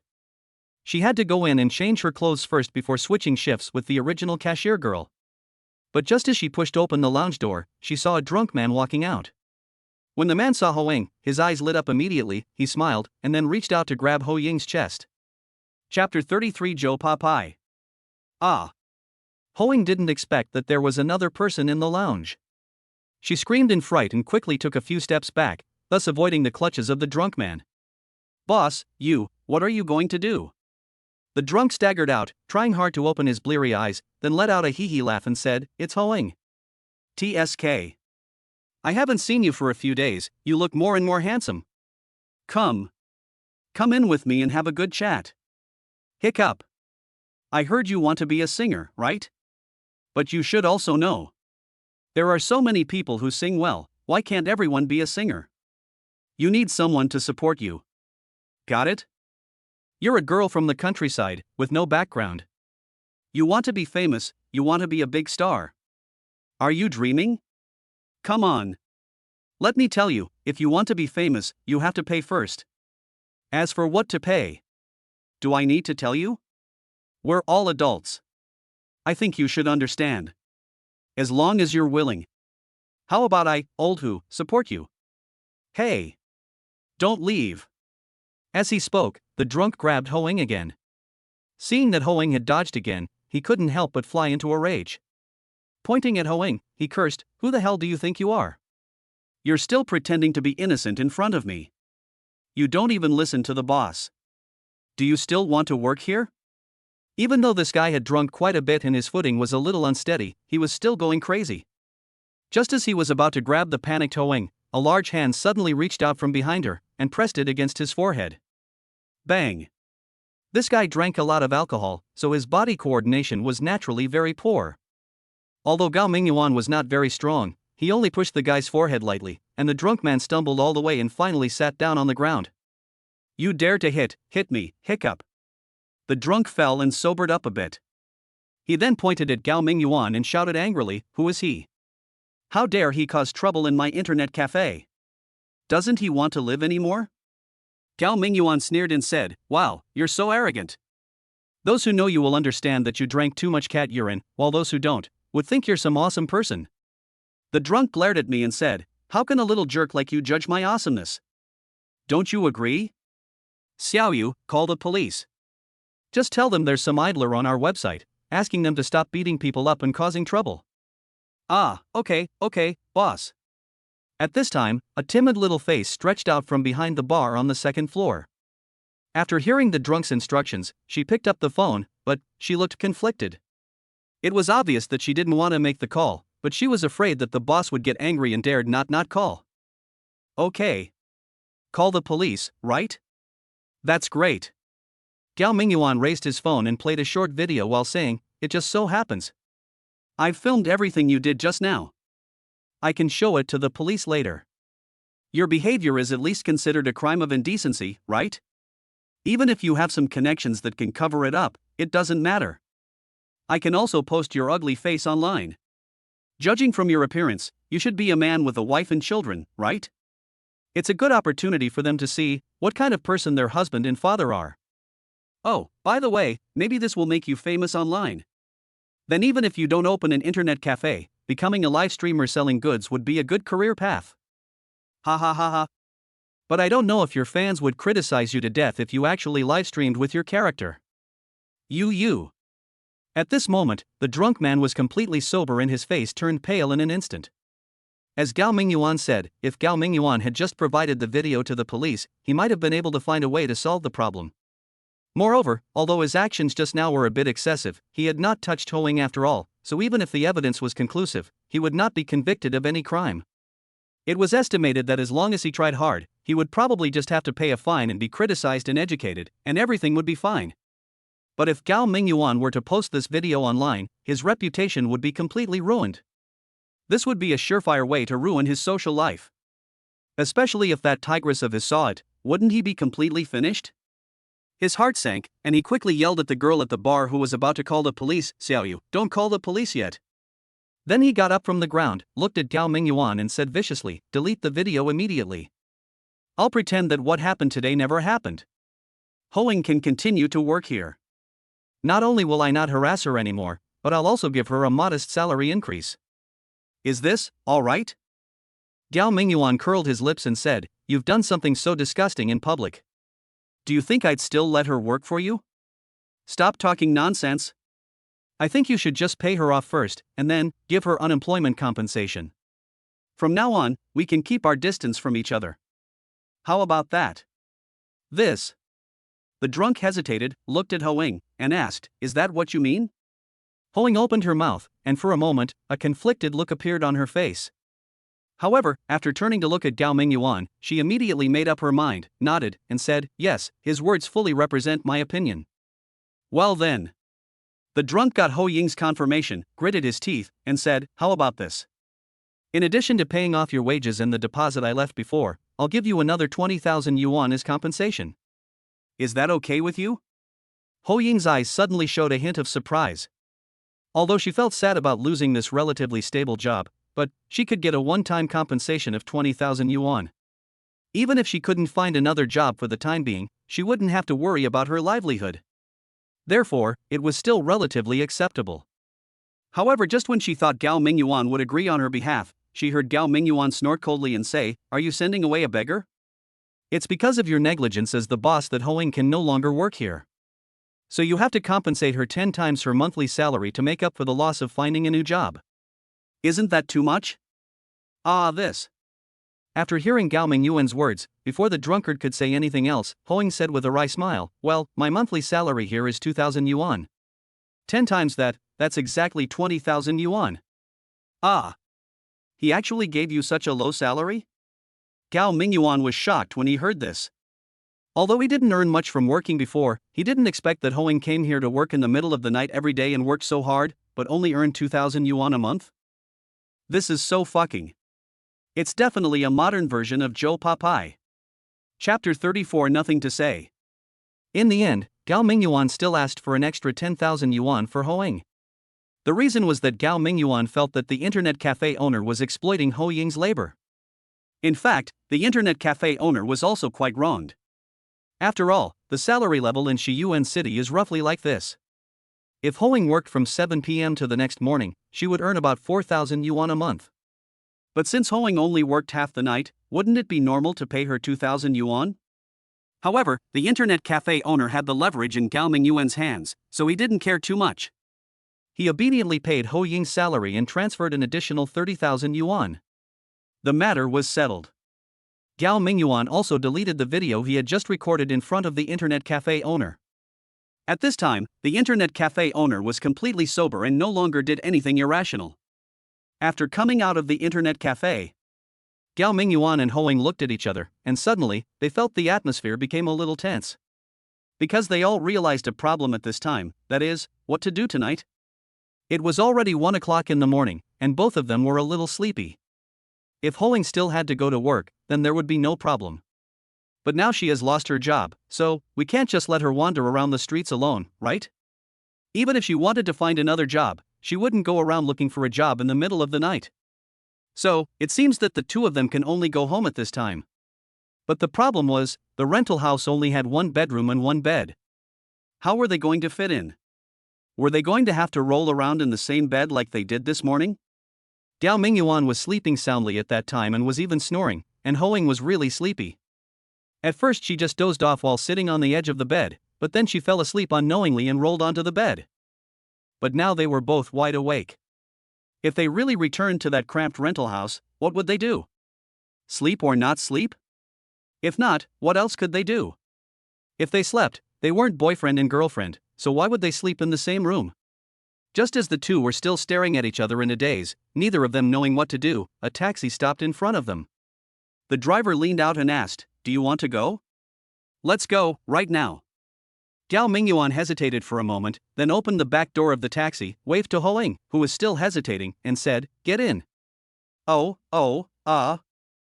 made a series of incomprehensible noises, and after hesitating for a while, she finally got into the car. "Hey, well, why, you go upstairs by yourself?" After the two got out, the taxi turned around and drove away from the dark residential compound. Gao Mingyuan opened the door of the building and was about to walk in when he heard Hoing say in a low voice behind him, I'd better not go up. Just help me take the guitar home." Gao Mingyuan stopped and looked back at Hoing, whose face was almost drooping on her chest. He said, "Where are you going if you don't go up? It's the middle of the night, where can you, a girl, go? There are so many places to go." Hoing raised her head slightly upon hearing this, and looked at Gao Mingyuan with a very stubborn look, saying, "For example, an internet cafe, a train station, no, I have money now, I can find a hotel and book a room to stay overnight. I can afford it." Gao Mingyuan touched his nose, was silent for a moment, and then said, "You don't trust me that much?" "What?" Hoing looked up in surprise and looked at Gao Mingyuan innocently, as if she really didn't understand what Gao Mingyuan was saying. "Why are you pretending to be confused?" Gao Mingyuan rolled his eyes at her and said, "Aren't you just afraid that I'd sleep with you? Otherwise, this is clearly your rented house, so why would you run out to an internet cafe or a hotel in the middle of the night? Aren't you just afraid that I'd lose control and do that to you?" Ho Ying's pretty face flushed, and she spat softly, saying, "Bah, you dare." "Yeah, I don't dare." Gao Mingyuan spread his hands and said, "But you know I don't dare, so why don't you dare go upstairs?" "So, am I the one who doesn't dare, or are you the one who doesn't dare? Are you the one who doesn't dare to trust me, or the one who doesn't dare to trust yourself?" Hoing was almost confused by his "you don't dare, I don't dare" rhetoric. She couldn't help but chuckle at first, then, suddenly lowered her head, snorted softly, and said, "Who knows if someone, well, we'll get wild. This morning, well, you even climbed on top of me, okay?" Gao Mingyuan's face flushed red at what he said. He scratched his head awkwardly and said, "That was a misunderstanding, okay? That, woke up and found you sleeping next to me. I was so scared. And then, well, didn't I want to get out of bed? But you were lying outside, so I had to step over you. But just as I had one leg over, I heard a knock on the door. I was so scared that's why I fell over you. Ah, stop talking, it's so embarrassing. Although Hoing is usually a bit carefree, but when she thought about what happened in the morning, for some reason, she felt her body become a little weak, and her face became hot, as if it was about to be ignited by blood. Well then, since it's just a misunderstanding, then I'll believe you this time. After a moment, Hoing gritted her teeth, as if she had made a major decision. She looked up at Gao Mingyuan and said, but it's only for tonight. Wait until tomorrow.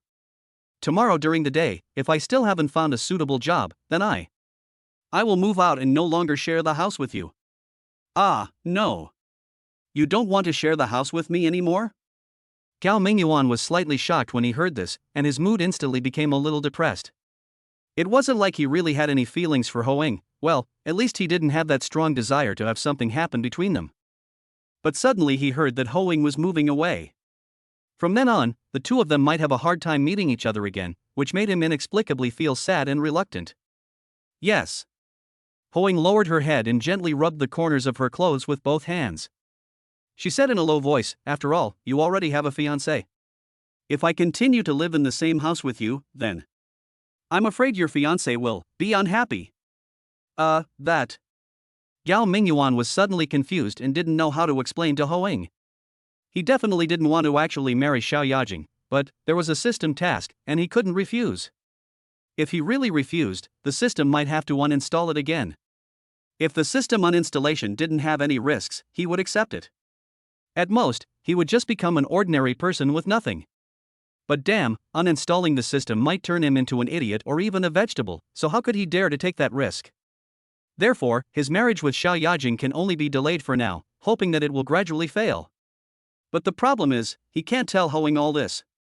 So, when hearing Hoing mention his fiancé, Gao Mingyuan had nothing to say except embarrassment and distress. Chapter 35 finally made up my mind. After returning home and putting Ho Ying's guitar case in the corner, Gao Mingyuan couldn't help but stretch himself, feeling a wave of fatigue. He was really a little sleepy. He didn't sleep well last night, and he just stayed in bed for more than 2 hours during the day. It was already the middle of the night, and he was so sleepy that he didn't bother to worry about how the two of them were supposed to sleep in the same room. He simply kicked off his shoes and put on slippers. Then he opened the simple wardrobe next to him, took out a set of pajamas, and walked to the bathroom while saying, "Don't fight with me. I'm so sleepy, I'm going to take a shower and go to bed. By the way, if you don't want to sleep on the same quilt with me, then help me get the quilt too." At this moment, Ho Ying's pretty face was so red that it seemed like blood was oozing out. She just leaned against the door blankly, as if she had lost all her strength. Only when she heard the sound of water splashing in the bathroom did she seem to breathe a sigh of relief. She quickly reached out and rubbed her burning cheeks, thinking to herself, Hoing, try to be more promising. He definitely wouldn't dare to do anything to you. What's with that faint expectation in your heart? It's over. Hoing, you're hopeless. After taking several deep breaths, Hoing finally calmed herself down a bit. Then, after hesitating for a moment, she began to make her bed. When Gao Mingyuan came out of the shower, he saw that both sets of bedding on the bed had been made by Hoing. They each have a quilt for the bottom and a thin blanket for covering their body. It doesn't matter if the quilt for the body is bigger or smaller, but, under normal circumstances, you can only have one quilt for the bottom, unless you stack two together. However, Hoing did not stack the two quilts together, but laid half of each quilt. In this way, the quilt would have an extra half width. As a result, Ho folded up the extra part and actually erected a quilt wall in the middle of the bed. Gao Mingyuan's eyes widened into buns at that moment. Can we still play like this? This reminded him of a joke. A long time ago, a scholar and a young lady fell in love. One day, they were traveling together, but they encountered heavy rain and sought shelter in an empty house, where they stayed the night. The house had only one bed, and although they were in love, they didn't commit adultery. The young lady, feeling sorry for the scholar, shyly invited him to sleep in her bed, but she placed a pillow between them and a note with the words, "Anyone who crosses the line is a beast." The scholar, however, was a gentleman, and he actually endured the entire night, avoiding any indignation. The next morning, the young lady woke up and vanished, leaving behind a note. Inscribed on it were 7 large characters, "You are worse than an animal." So, seeing the quilt wall erected on the bed, Gao Mingyuan couldn't help but think deeply. Should I be a happy beast? Or should I be a pure and honest gentleman, even worse than beasts? Just when Gao Mingyuan was still confused about this question, he saw Hoing, holding her pajamas and a bath towel, walk past him and rush into the bathroom, leaving a message, "You sleep inside." After saying that, he closed the door with a bang, and then there was the sound of the door lock being turned. Gao Mingyuan curled his lips and complained inwardly. How stingy. I didn't even lock the door. Really? Where's the trust between people? I wasn't even worried that you would rush in and take advantage of me while I was showering, but you're so wary of me. It's so sad. Well, he only dared to complain in his heart, and didn't dare to say it to her face. Well, he was afraid of being scolded to death by Hoing. Never mind, sleep. Gao Mingyuan wiped his hair again, and without caring that his hair was not completely dry yet, he kicked off his slippers and jumped straight onto the bed. Well, he still sleeps in there. From this small detail, it can be seen that Hoing still does not have enough trust in him. Because one end of the bed was against the wall, the person sleeping inside had to crawl over the person sleeping outside if they wanted to get down. It seemed like the person sleeping outside was at a disadvantage. But think about it the other way around: if the person sleeping outside has any bad intentions towards the person sleeping inside, then the person sleeping inside would have nowhere to run even if they wanted to. Gao Mingyuan couldn't help but sigh inwardly. It seems Hoing really is a bit of a villain, judging others by her own standards. He wasn't even worried that she might have any improper thoughts about him, yet she's actually on guard against him. Humph. After Gao Mingyuan climbed onto the bed and lay down, he turned his head to look at the wall next to him and felt a little funny. He then took a picture of the scene with his mobile phone. After all, this kind of scene is not common, and it can be regarded as an experience that one will never see again. It is worth collecting. He had originally wanted to wait until Hoing finished her shower and come out to talk to her about something, but he didn't know if Hoing was always this dawdling in the shower, or if she wasn't sure how to face Gao Mingyuan, so she was deliberately stalling in the bathroom anyway. Gao Mingyuan waited until he was so sleepy he couldn't resist it anymore, but Hoing still hadn't come out. Gao Mingyuan suddenly felt a little bit at a disadvantage. The two of them shared the rent equally, which also included water and electricity bills. Gao Mingyuan originally thought that Hoing would only live here during the day, and basically would not turn on the lights during the day, so asking Hoing to pay half of the electricity bill always felt like taking advantage of her. But now he's figured it out. How much electricity does it cost to turn on the lights at night? And the electricity used to heat water for showering is the biggest expense, okay? Originally, no matter whether you stay here day or night, you have to take a shower, so there should be no difference, but the problem is, Gao Mingyuan takes a shower for no more than 10 minutes to ensure that the battle is over. But Hoing, damn, it's been over an hour. Their water heater is that fast heating kind. As long as you run the faucet, your water and electricity bills will skyrocket. So how much water and electricity will this hour-long shower cost? Gao Mingyuan was saying it. The shabby little house they rented didn't even have a kitchen, so why were the water and electricity bills so high every month? Now they finally found the reason. What a scam! This girl is such a scam. However, Gao Mingyuan was so sleepy that he had no time to settle the water and electricity bills with Hoing. Finally, before Hoing could come out, he fell asleep in a daze. And at this time, Hoing in the bathroom finally made a decision after more than an hour of intense mental struggle. Afterwards, she didn't put on her pajamas. After drying herself, she wrapped herself in a bath towel and quietly opened the locked door and walked out. She had thought it through. How could she really treat a hot-blooded man with respect when sleeping in the same bed with him? Ugh, this seems to be a word used to describe a couple. What she meant was, how could something not happen? And Gao Mingyuan had definitely invited her up with that in mind. Even though Gao Mingyuan already had a fiancé, just looking at his fiancé's figure, you could tell. Gao Mingyuan definitely didn't really like that woman, so... Well, it's going to happen sooner or later anyway, so why should I bother with all the pretense? Why not just? Chapter 36 Too Insidious. After finally making the decision, Hoing was still very brave. She wrapped herself in a bath towel, carefully opened the bathroom door and walked out. Then she heard a rhythmic snoring coming from the bedroom, and then she saw Gao Mingyuan lying on the bed, sleeping like a pig. This scene was completely beyond her expectations. She couldn't help but stand there in a daze for a long while before she bit her lips hard and snorted softly. Pretending. This guy must be pretending. She just couldn't believe it. In such a small room, a beautiful woman was taking a shower and was about to sleep with him. How could a hot-blooded man like him actually sleep while lying there? So, is he waiting for me to take the initiative? Ugh, what are you thinking? Although I don't mind having something happen with you, but you want me to take the initiative, that's impossible.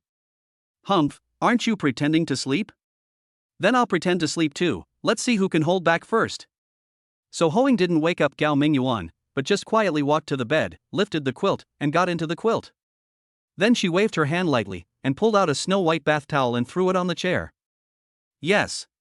Hoing usually doesn't like to wear clothes when sleeping, and she planned to do the same today, so that when that guy wants to do something, she won't have to take off her clothes again. That would be so troublesome. Well, but since he is still pretending to be asleep, let him pretend. Looking at the wall erected between the two of them, Hoing curled her lips slightly. She didn't believe that this thing could block a man's instinct. Actually, this thing is not so much a barrier to block the opponent, but more of a trick for girls to preserve their self-esteem. When a girl agrees to sleep in the same bed with a man, she has actually let down all her defenses. However, girls are still reserved. Even if they are willing in their hearts, they will never say it out loud. They will always show resistance. But if you take it seriously, you lose. After reaching out to turn off the light, the bedroom became dark. Hoing huddled in the quilt, not daring to even breathe, waiting for the guy next to her to reach out at any moment, or suddenly pounce on her, just like yesterday morning. Thinking of this, Hoing felt her heartbeat quicken. She tilted her head slightly, and, using the faint moonlight filtering through the gap in the curtains, she looked towards the person beside her. She saw Gao Mingyuan still lying there, his posture unchanged. His breathing was still heavy and steady. Keep pretending, go ahead and keep pretending.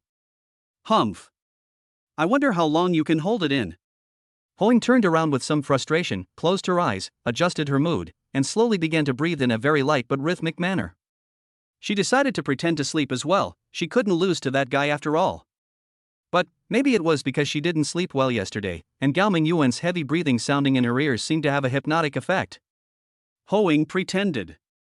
She didn't know when, but before she knew it, she really fell asleep. 6 o'clock in the morning.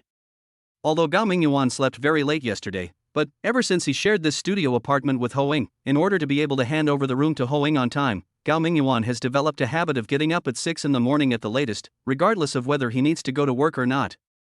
If he needs to go to work, he usually doesn't eat breakfast in the morning, and even if he needs to eat breakfast, cooking is not something he would consider in a rental house that doesn't even have a kitchen. So, he only needs to get up at 6 o'clock, boil a kettle of water, drink some hot water, wash his face, then he has time to tidy up the house, roll up his bedding and put it in the cupboard, and then at about 6:45, he will leave home and go out. Because he kept this schedule every day, even on weekends, he didn't change it. So, at this time today, under the powerful inertia of his biological clock, he woke up on time. Although he was awake, he had only slept for more than 4 hours, and his mind was still a little fuzzy. When I turned over and was about to sit up along the edge of the bed, I suddenly found that there seemed to be something blocking my side. I reached out and touched it, and suddenly felt soft. Why does it feel familiar?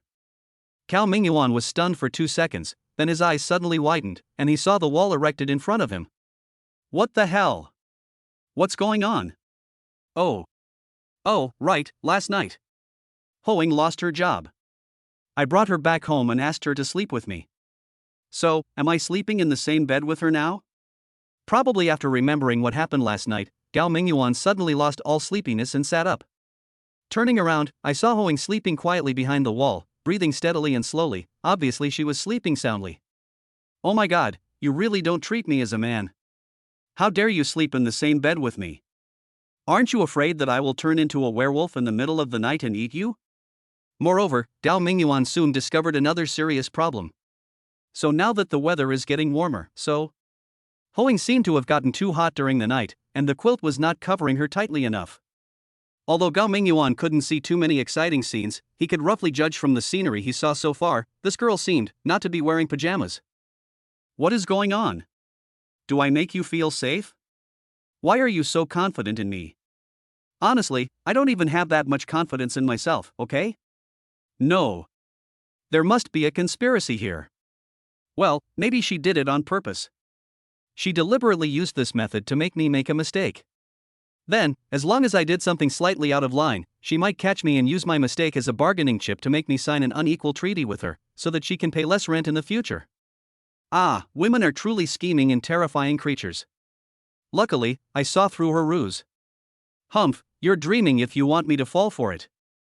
Thinking of this, Gao Mingyuan took a few deep breaths and forced himself to suppress the restlessness in his heart. Then he quietly got up and slipped out of bed from under Ho Ying's feet. Then, he tiptoed into the bathroom, turned on the faucet, and washed his face with cold water, which slowly lowered his body temperature. That was a close call. It seems I can't be so careless in the future and have to stay vigilant at all times. Chapter 37: The First Time in Life. Gao Mingyuan forced a bunch of chaotic thoughts into his mind, banishing the thought of returning to bed, and continuing to make love with that scheming woman from his mind. Then he hurriedly put on his outer clothes. He left the clothes he wore yesterday here when he took a shower, so now he doesn't have to go out to get them. Then, he quietly walked out. Peeking at the bed, he saw Hoing still sleeping soundly. He curled his lips slightly, not knowing if this girl was pretending. But he would not be fooled anyway. He decided to leave this place of trouble while he still had some sense. Oh. Men are always prone to some uncontrollable emotions in the morning, so you must stay calm, and must not fall for the enemy's sugar-coated bullets. He quietly walked through the bedroom and changed into his shoes at the door. Then he gently opened the security door, stepped out, and immediately rushed downstairs as if he was running for his life. When the security door was closed, the sound was quite loud. Although Hoing was still sleeping soundly, she woke up instinctively when she heard the sound. Then she was really confused for a while, and then she suddenly remembered, she actually slept in the same bed with Gao Mingyuan last night, and then, she seemed to have taken the initiative to wash herself clean, and was sent to the bed without even wearing pajamas. But, that damn guy was pretending to be asleep, and I pretended to be asleep too, but I didn't know when I fell asleep. Ah, it seems like daybreak now. So, does this mean that everything that was supposed to happen has already happened? But I didn't feel anything at all. It was the first time in my life that I just handed it over without thinking. Isn't this a bit of a loss? She took a deep breath, then mustered her courage and slowly turned her head to look towards the bed. To avoid being discovered, she deliberately squinted her eyes, only opening one eye a tiny bit. She then turned her head very slowly, fearing she would startle the person in the bed. But when she finally turned her head slowly and saw only a messy quilt in the bed, she was stunned. Then she remembered the sound of the door closing that had just woken her up, and she suddenly realized, that guy might have left without saying goodbye. This is really too much. He just picked the plum blossoms that I have treasured for over 20 years, and he ate them all and just ran away. How can this man be so unreliable?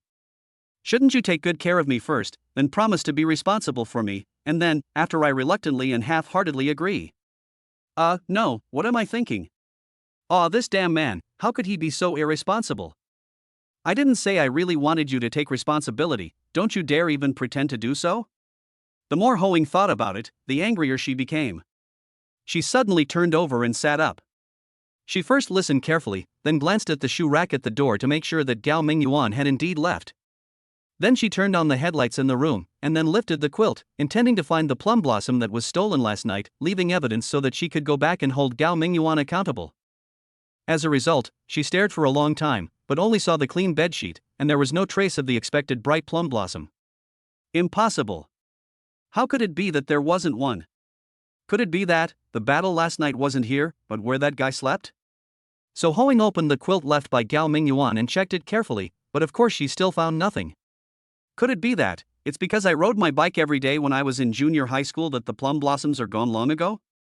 Or, nothing actually happened last night? But how is this possible? That guy looks normal. How can he resist with a beautiful woman like me lying next to him? This is unrealistic. But I heard that it is always a little painful the first time, especially if you don't actively cooperate. It will be very painful, and you may even have difficulty walking the next day. But it seems, I really don't feel anything at all. Is this old lady really that unattractive? I've put it right in front of your mouth, and you actually won't eat it. This man must be sick. It's confirmed. Humph. Turns out it's just a good-looking piece of shit. Ugh. Gao Mingyuan naturally didn't know that Hoing had already labeled him as good-looking but useless. At this time, he did not forget that he was still in the highlight moment of 5 times the luck value. And even if he really forgot, he would be reminded by the lucky halo that hit him anytime and anywhere. Just now, he had just walked out of the community courtyard when he saw something shining with golden light on the ground. I bent down to pick it up and saw, it was a gold ring. Oh my god, this luck is really amazing. Although Gao Mingyuan couldn't tell whether the ring was made of pure gold, he estimated that with his current luck, it should be fine. If he knew who lost the ring, he would not take advantage of it, but now, he still put it in his pocket with peace of mind. Then he went to a nearby breakfast shop to eat something. After eating, he wiped his mouth, hesitated for a moment, and asked the boss to pack another breakfast, then returned to the community with the breakfast. After going upstairs, he came to the door of the rental house, but did not use the key to open the door. Instead, he put the packed breakfast at the door, then knocked on the door several times, dong dong dong, and then listened carefully. When he heard footsteps coming from the house, he immediately ran away decisively. When Hoing heard someone knocking on the door, she quickly put on her clothes and walked to the door, asking, "Who is it?"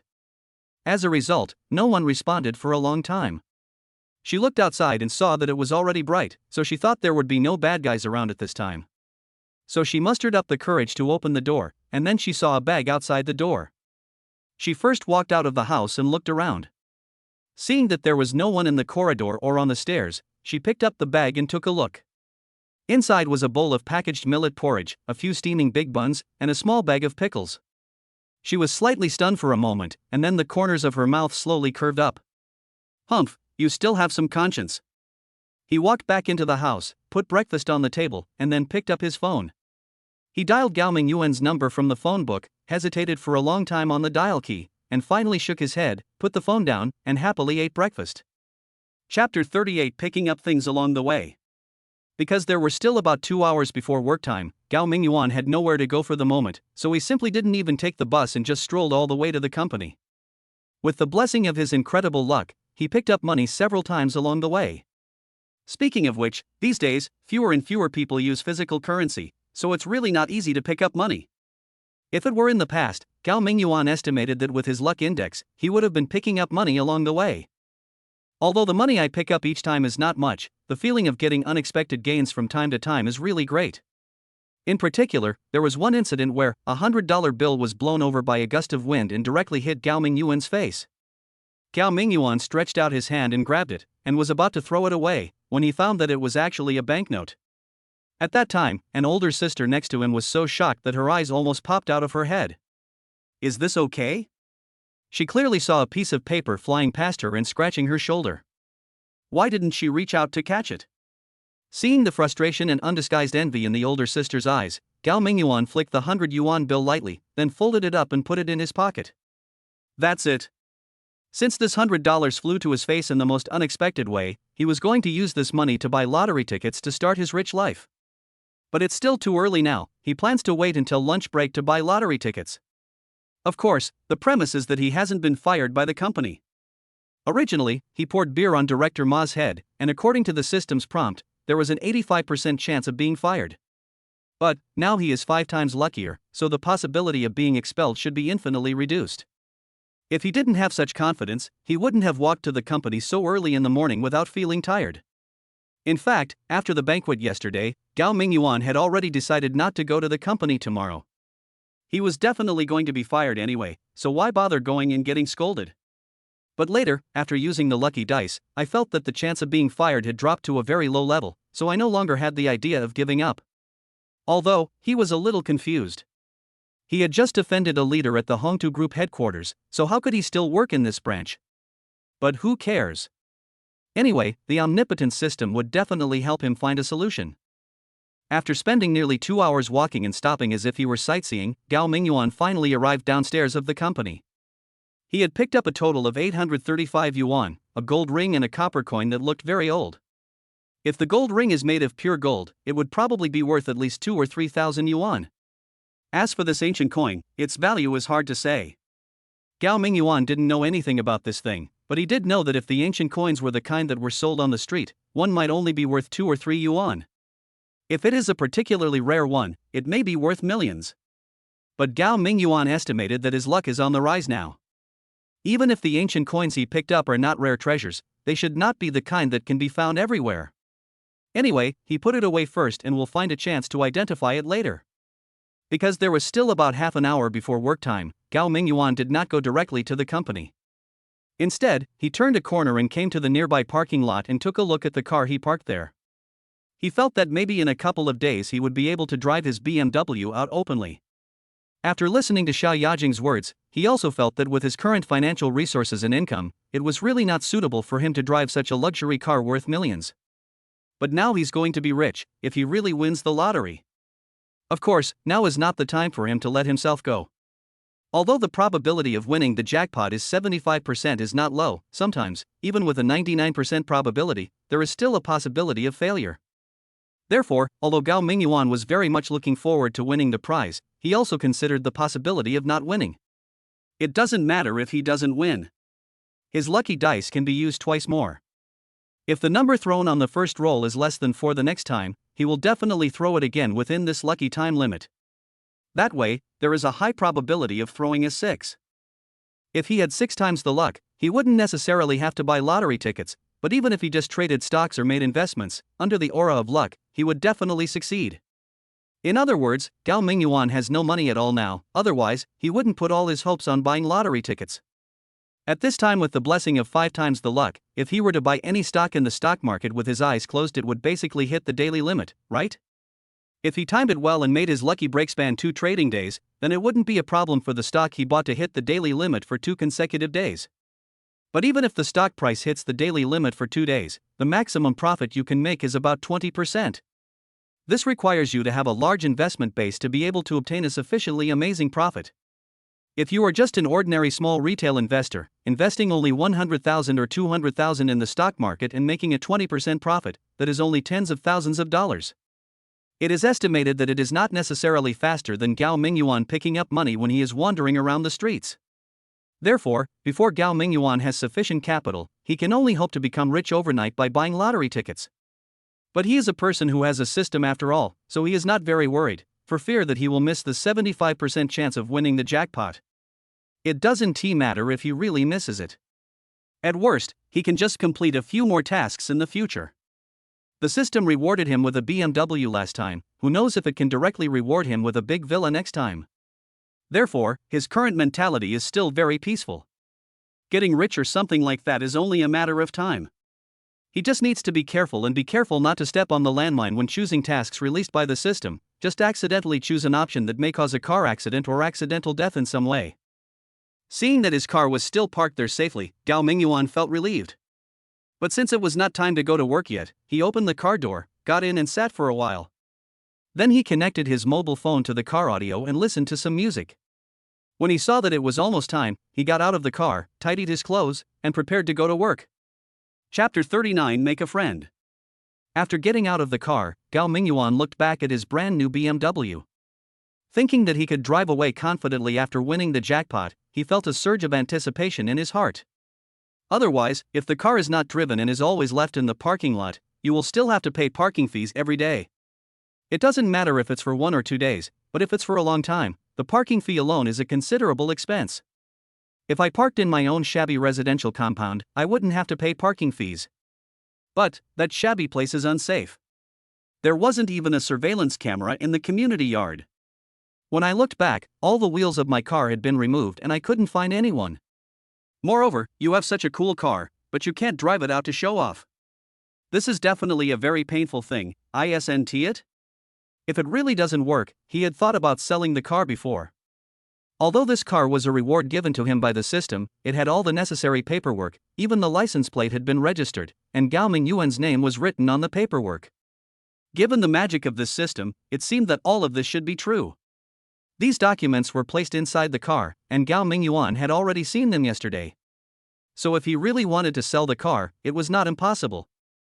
It's just Gao Mingyuan hasn't driven this new car many times, and it really hurts to sell it like this. But just as Xiao Yajing said, his current status does not match this car at all. If he drives it out forcibly, people who are familiar with him will not think that he has suddenly become rich, but most of them will think that he is renting the car and is just trying to save face. For those who didn't know him well, seeing him driving a car like this could easily lead to misunderstandings. Being mistaken for a wealthy person when you're clearly a poor person isn't necessarily a good thing. But if Gao Mingyuan could win the jackpot this time, and have 18 million in hand, then owning a car worth several million wouldn't be such a surprise. Just as Gao Mingyuan was looking at the BMW with a surging emotion, he saw a man who looked to be in his 40s and had a very honest appearance approaching him. He asked with envy, "Wow, the latest model of the BMW 7 Series. Bro, is this your car?" Gao Mingyuan looked at the middle-aged man with some caution, then nodded slowly. The middle-aged man, with a familiar look, took out a box of Huazi and handed one to Gao Mingyuan. Seeing Gao Mingyuan waving his hand and not taking it, he said as if suddenly realizing something, "Hey, yes, smoking is not allowed here." As he spoke, he naturally put the cigarette back into his pocket, and then continued, "Brother, do you rent out this car?" Gao Mingyuan was stunned for a moment, then turned to look at the middle-aged man with a puzzled look.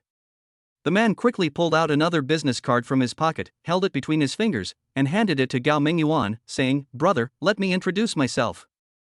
My name is Chao Guanyi, and I recently opened a car rental company. However, my store has only been open for a few days, so the number of cars is limited, and I don't have a good car that can be used as a brand. I've seen several rounds of business missed out just because I don't have a luxury car. It really makes me anxious. When I saw your car just now, I felt a little tempted. But don't get me wrong, brother. I know that since you can afford such a luxury car, you probably wouldn't care about the small amount of money for the rental.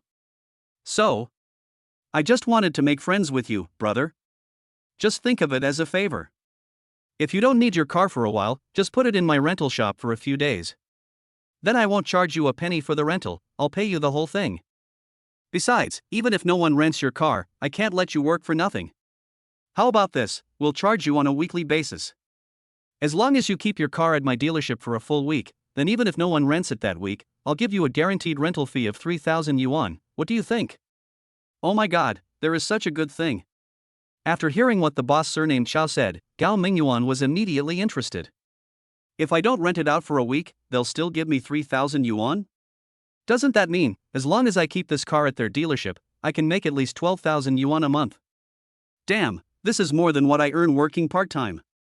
And never mind $3,000 a week, even if it's $1,000 a week, isn't that better than leaving your car at home gathering dust, or leaving it in a parking lot and paying parking fees? Out of caution, Gao Mingyuan was still a little uneasy about Boss Chow's sudden approach.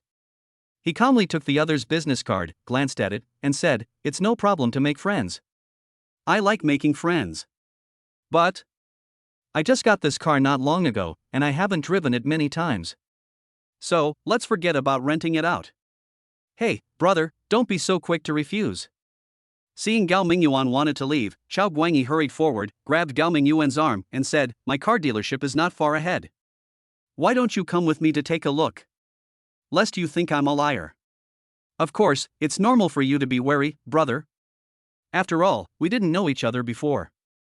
It's human nature. Brother, you don't have to drop your car off at my dealership right now. Go take a look first. Let's be friends. Also, if you could give me your phone number, that would be even better. If someone really wants to rent a luxury car, I'll discuss it with you in detail.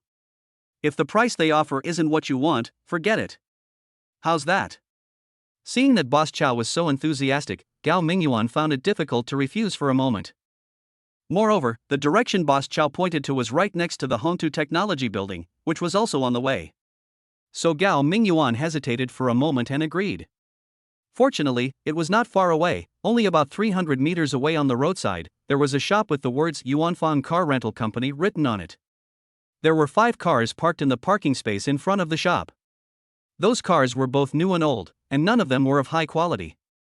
There was even one that had a license plate from another place. Boss Chow immediately pointed at the cars and introduced them to Gao Mingyuan, saying, "These are the cars I recently acquired. There are also 2 higher-end ones, but I dare not park them outside, so they are all parked inside the store. Brother, come on, come inside and take a look. I really am a legitimate car rental company.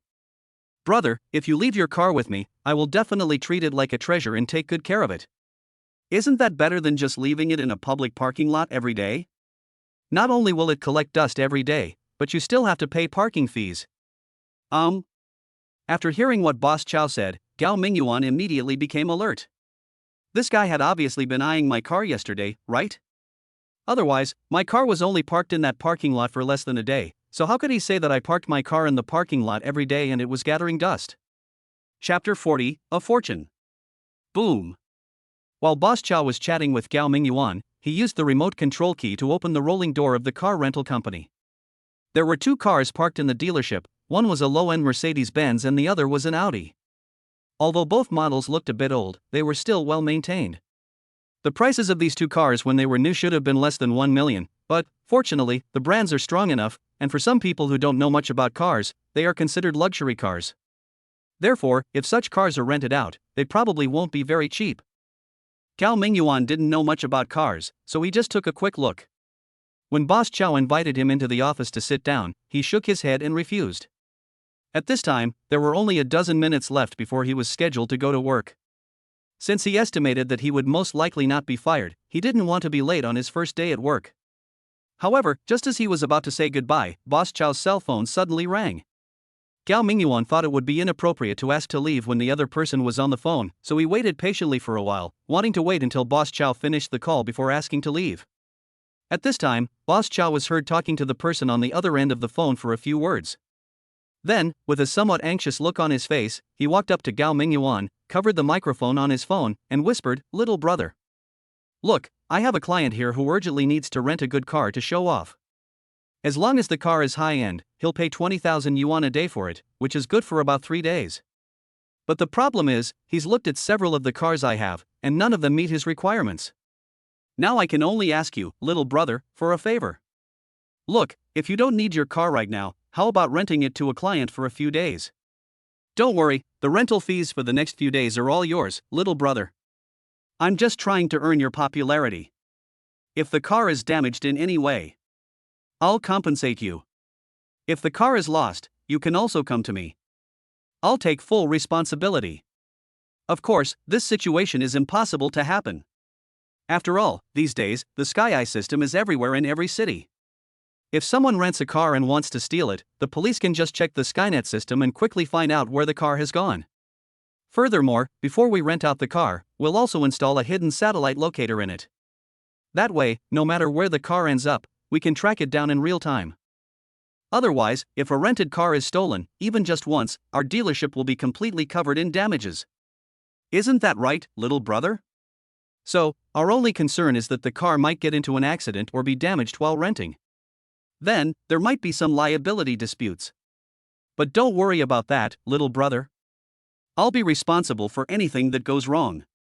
And if the other party wants to rent your luxury BMW 7 Series, I have to collect at least a 500,000 yuan deposit from him.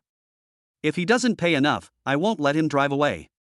And as long as I have this 500,000 yuan, no matter what happens, it will be enough to cover the loss. Isn't that right, little brother? If you rent it to me, you can make at least 60,000 yuan in 3 days. Bro, where else can you find such a good deal? This. Hearing that the car could be rented out right now, Gao Mingyuan couldn't help but feel excited.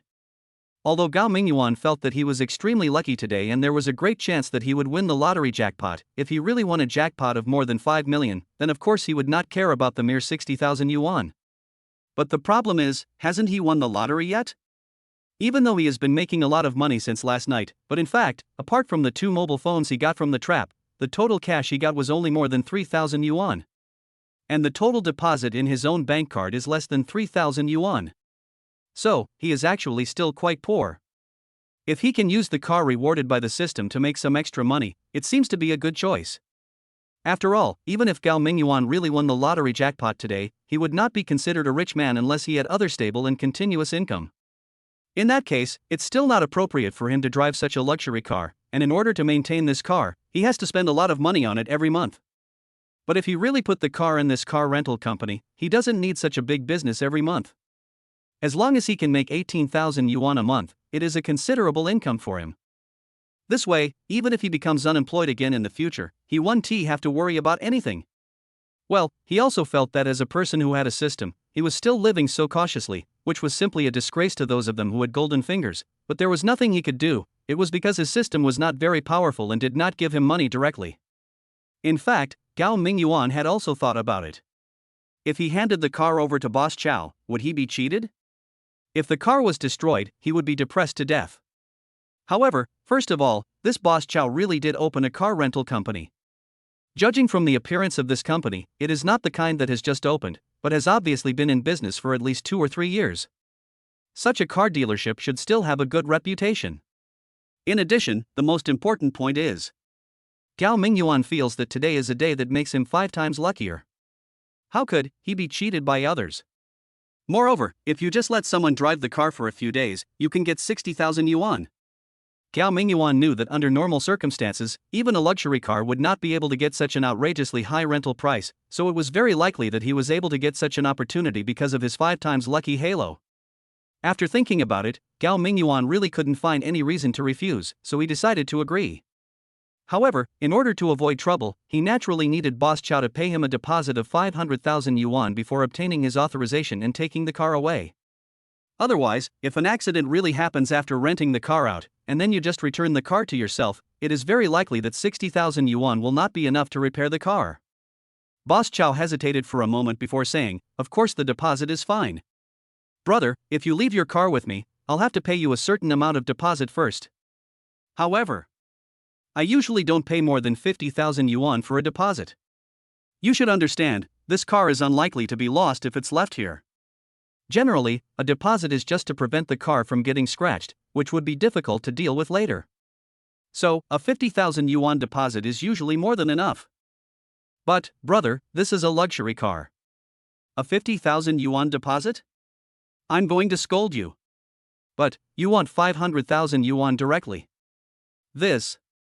I really can't come up with it right now. How about this, let's sign the contract first. The car owner is rushing here now. When he comes over and gives me the 500,000 yuan deposit, I'll transfer the money directly to you. Is that okay with you?" Chapter 41 Help. Gao Mingyuan hesitated for a moment, then looked at his watch. Seeing that there were less than 10 minutes left before work time, he wanted to refuse. But at this moment, a white domestic car suddenly stopped outside the door, and then a man in his 40s, dressed in a neat suit and looking very respectable, walked down with a briefcase. "Hey, Boss Chun, you're here really fast." Upon seeing this, Boss Chow hurried over and introduced Yao Mingyuan, saying, "Little brother, this is Boss Chun who wants to rent a car. Come on, let me introduce you to him. This is the man I was talking about, the owner of a brand new BMW 7 Series luxury car. Boss Chen, the car you want to rent is his." He. Generally speaking, people in our business will never let the renter and the owner meet, but I don't care. Anyway, I'm not making any money from you, so there's no need to be so secretive. What do you think? I'm quite generous, aren't I? Gao Mingyuan smiled when he heard this, but didn't say anything. Boss Chen was obviously in a hurry, so he hurriedly asked to go through the car rental procedures and drive the car away immediately. He said that he had to go to the airport to pick up a big client immediately, and whether his company could develop might depend on whether he could get this client this time. Upon seeing this, Boss Chow rushed into the office and brought out 2 contracts. One was a vehicle storage agency leasing contract, and the other was a simple car rental contract. Gao Mingyuan took a quick look and felt that there should be no problem with the contract. However, when he heard that Boss Chen required him to pay a deposit of 550,000 yuan before he could drive the car away, he immediately became anxious. "Boss Chow, didn't you always only require a 50,000 yuan deposit when renting a car from you? Why did it suddenly increase tenfold this time? I only have 50,000 yuan ready, what do you think we should do?" Boss Chow's face darkened. He said, "You've rented ordinary cars before, but this time, your BMW 7 Series is a brand new car, a limited edition worth millions, just a few days ago. And you want to leave with a deposit of 50,000 yuan? Aren't you just asking for trouble? But I really only brought 50,000 yuan. As Boss Chen spoke, he opened the briefcase he was holding, and sure enough, there were 5 stacks of $100 bills neatly arranged inside. "If you don't have cash, bank transfer will do." Boss Chow still refused to agree, obviously afraid that Gao Mingyuan would not accept it. Boss Chen spread his hands with a bitter face and said, "All my current working capital is tied up in this project. 500,000. I really can't take it out now." As he spoke, he turned around and pointed at the car he had driven, saying, "How about I mortgage this Daewoo to you as a deposit? Oh, I've only bought this car for less than 3 years, and all the paperwork is complete. The driving license and other things happen to be in the car. This car cost nearly 200,000 yuan when I bought it. Although I've been driving it for 3 years, it should be worth at least 140,000 or 150,000 yuan. Add to that the 50,000 yuan in cash I have. This is all I can take out for now. Little brother. Boss Chow, please help me. My matter today is very important, so just consider it a big favor to me. I will definitely thank you very much in return, and it will not only be the 60,000 yuan rental fee. In the future, if you have any problems, just tell me, and I guarantee it will be helpful. Boss Chow frowned and said, It's no use telling me, so, ask the little brother. Upon hearing this, Boss Chin quickly stepped forward, grabbed Gao Mingyuan's arm, and said, Brother, do me a favor. If you do me this favor, I promise not to treat you unfairly as long as I close this deal. Really, this client today is too important. And that guy is very particular about appearances. If he saw that I was driving a low-end domestic car, he wouldn't even talk to me. I think he would just buy a plane ticket and fly back to Shenzhen. So, brother. Excuse me. Although Gao Mingyuan heard Boss Chen's pitiful words, he was still somewhat unmoved. Because he noticed that Boss Chen didn't seem very wealthy. If he rented the car for 3 days, and if his business didn't succeed, he would probably only be able to use the 50,000 yuan deposit as rented most. What if his car was scratched by him during these few days?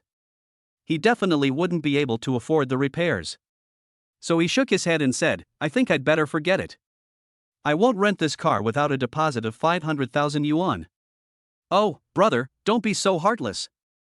Boss Chen said with a bitter face, I really can't come up with that much money right now. If you give me some time, I can still find a way to make ends meet, but time waits for no one. I have to go to the airport to pick up a client soon. What should I do? Boss Chow, how about you help me think of a way, help me raise some money? I'd be so grateful. Boss Chow's face darkened. He said, You're kidding me. I run a car rental company, and I collect deposits from customers like you. But now you're borrowing money from others to pay for a deposit. Don't you think that's a bit weird? Boss Chen immediately said with a smirk, This is not, the key is that we've been friends for many years. You know my reputation, old Chen. I'll lend you some money to tide you over temporarily. I'll pay you back by this afternoon at the latest, isn't that okay? This. Boss Chow seemed a little embarrassed. After hesitating for a moment, he could only frown and say, Well, it's not that I don't want to lend you the money, but I only have 100,000 yuan right now. Even if you add your car, it's still a long way from the 500,000 yuan deposit that little brother asked for. Well, how about, little brother, for my sake, just rent the car to him first. I can guarantee it for Boss Chen. What do you think? Oh well. Hearing that Boss Chow was actually willing to pay a deposit of 100,000 yuan for Boss Chen, Gao Mingyuan felt that it would be inappropriate for him to continue to hold on to the 500,000 yuan. Now with Boss Chow's 100,000, Boss Chen's 50,000 in cash, and this car, the deposit together is worth about 250,000. Generally speaking, even if my car had an accident or a scratch during these 3 days, the loss would not be more than 200,000 yuan. Otherwise, if he insists on doing so, this deal will probably be ruined. And, let Boss Chen mortgage his Dayu to me, so I can drive it to and from get off work. Driving a luxury car with my wealth is not in line with my status, but driving a domestic car worth hundreds of thousands of yuan is nothing, it's too normal.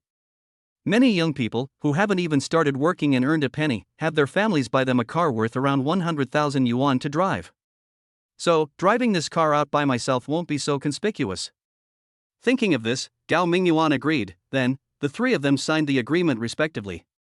After that, Gao Mingyuan received another 150,000 yuan in cash and a domestically produced Daewoo sedan, but he handed over the keys to his BMW and asked Boss Chen to pick up the car from the parking lot.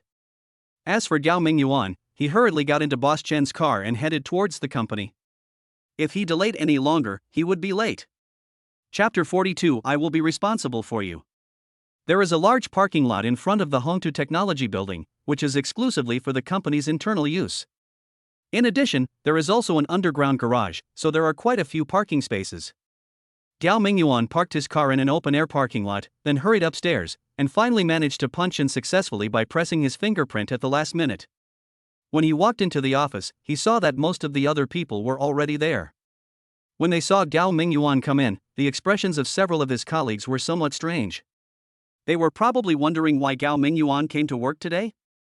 That glass of beer poured directly on Director Ma's head last night, didn't that indicate he was going to resign? You are a newcomer and you have offended the leader of the group headquarters. Even if you have some connections. I guess you won't be able to stay in the company, right? Seeing that Gao Mingyuan hadn't come before, they thought Gao Mingyuan would not humiliate himself. But, unexpectedly, Gao Mingyuan actually came to work on time. This is really a big heart. Oh. Xiao Gao is here. At this time, Suyu, who had just walked out of an office, saw Gao Mingyuan and immediately came over with a somewhat nervous expression. Then he smiled and said, "It just so happens, there seems to be something wrong with my computer. Xiao Gao, can you repair computers? Can you help me take a look?" Gao Mingyuan was stunned for a moment, then quickly responded and followed Suyu to her office. Although Gao Mingyuan had never learned how to repair computers, he guessed that Suyu didn't really want him to repair the computer, but probably had something to say to him. Unexpectedly, at this moment, Deng Zhongxing, who was working one workstation away from Gao Mingyuan, stood up hurriedly and said, "Sister Su, no. Director Su, I majored in computer science in college and also studied computer repair and assembly. How about I help Director Su look after the computer?"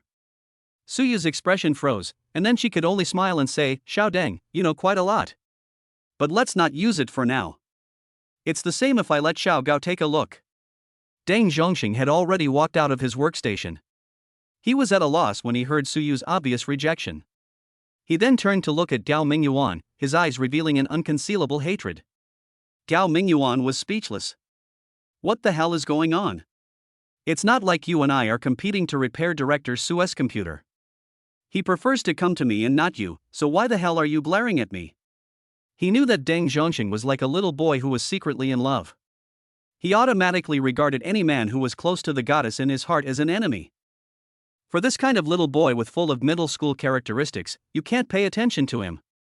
Wait until he suffers enough social beatings, and then he will understand what's going on. So Gao Mingyuan didn't bother to look at Deng Zhongxing again, and followed Suyu into the small office. There are not many people in the logistics department, and the office environment of Hongtu Technology is still very relaxed, so every director-level leader has his or her own separate office. However, Suyu is only the deputy director, and her office is not big. But perhaps because she is a young woman, she has decorated this small office in a very warm and grand way, giving people a very comfortable feeling. After Gao Mingyuan came in, he didn't go to Suyu's desk to look at the computer. Instead, he walked straight to the sofa and sat down without Suyu's invitation. Then he asked, "What do you want to talk to me about, Director Su?" Suyu couldn't help but chuckle and said, "You said, you and Xiao Deng are both college graduates who just graduated not long ago. How come there is such a big gap between you?" "Well, actually, I didn't ask you anything. I just wanted to ask, what happened last night?" "Well, you must have connections in the company's upper echelons, right? Otherwise, you wouldn't have been hired directly without going through an open recruitment process. So, have you asked anyone to sort this matter out? Director Ma is said to be a veteran of the group company. I'm afraid it would be really difficult to deal with him with ordinary connections." Gao Mingyuan shook his head and said, "I don't really have any connections in the company. I just know someone from Hongtu Trading Company, and she introduced me here. But I don't know if she has any connections at the head office, and it's only my first day on the job, and I've already offended the head of the head office. I'm a bit embarrassed to go back to her. Anyway, whatever happens, fire me, I can just find another job. It's no big deal." "You're really open-minded." Suyu couldn't help but roll her eyes at Gao Mingyuan and said, "No. I'm not as patient as you. Wait a minute. I'll ask someone at the head office for help."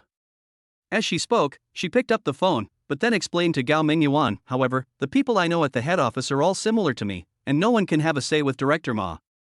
So, the most I can do is ask them for information. I really can't help you."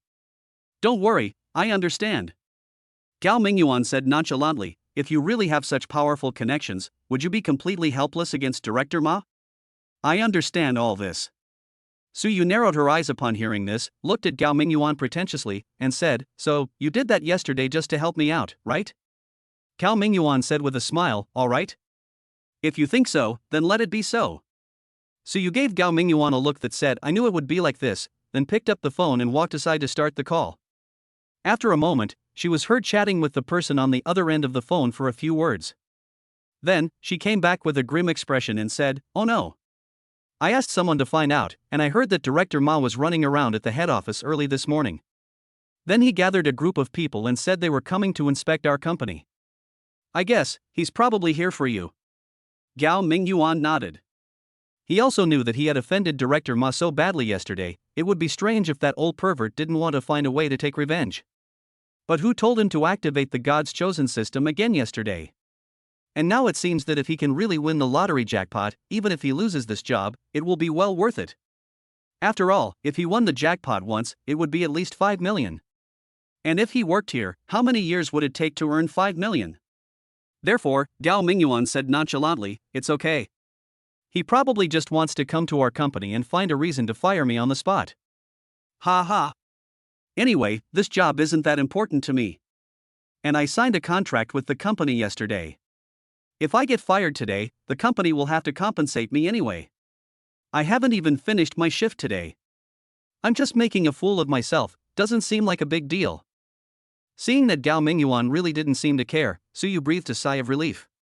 Then she moved closer to Gao Mingyuan, suddenly hooked Gao Mingyuan's chin with a finger, and said, "Okay. If you really get fired, I will be responsible for you."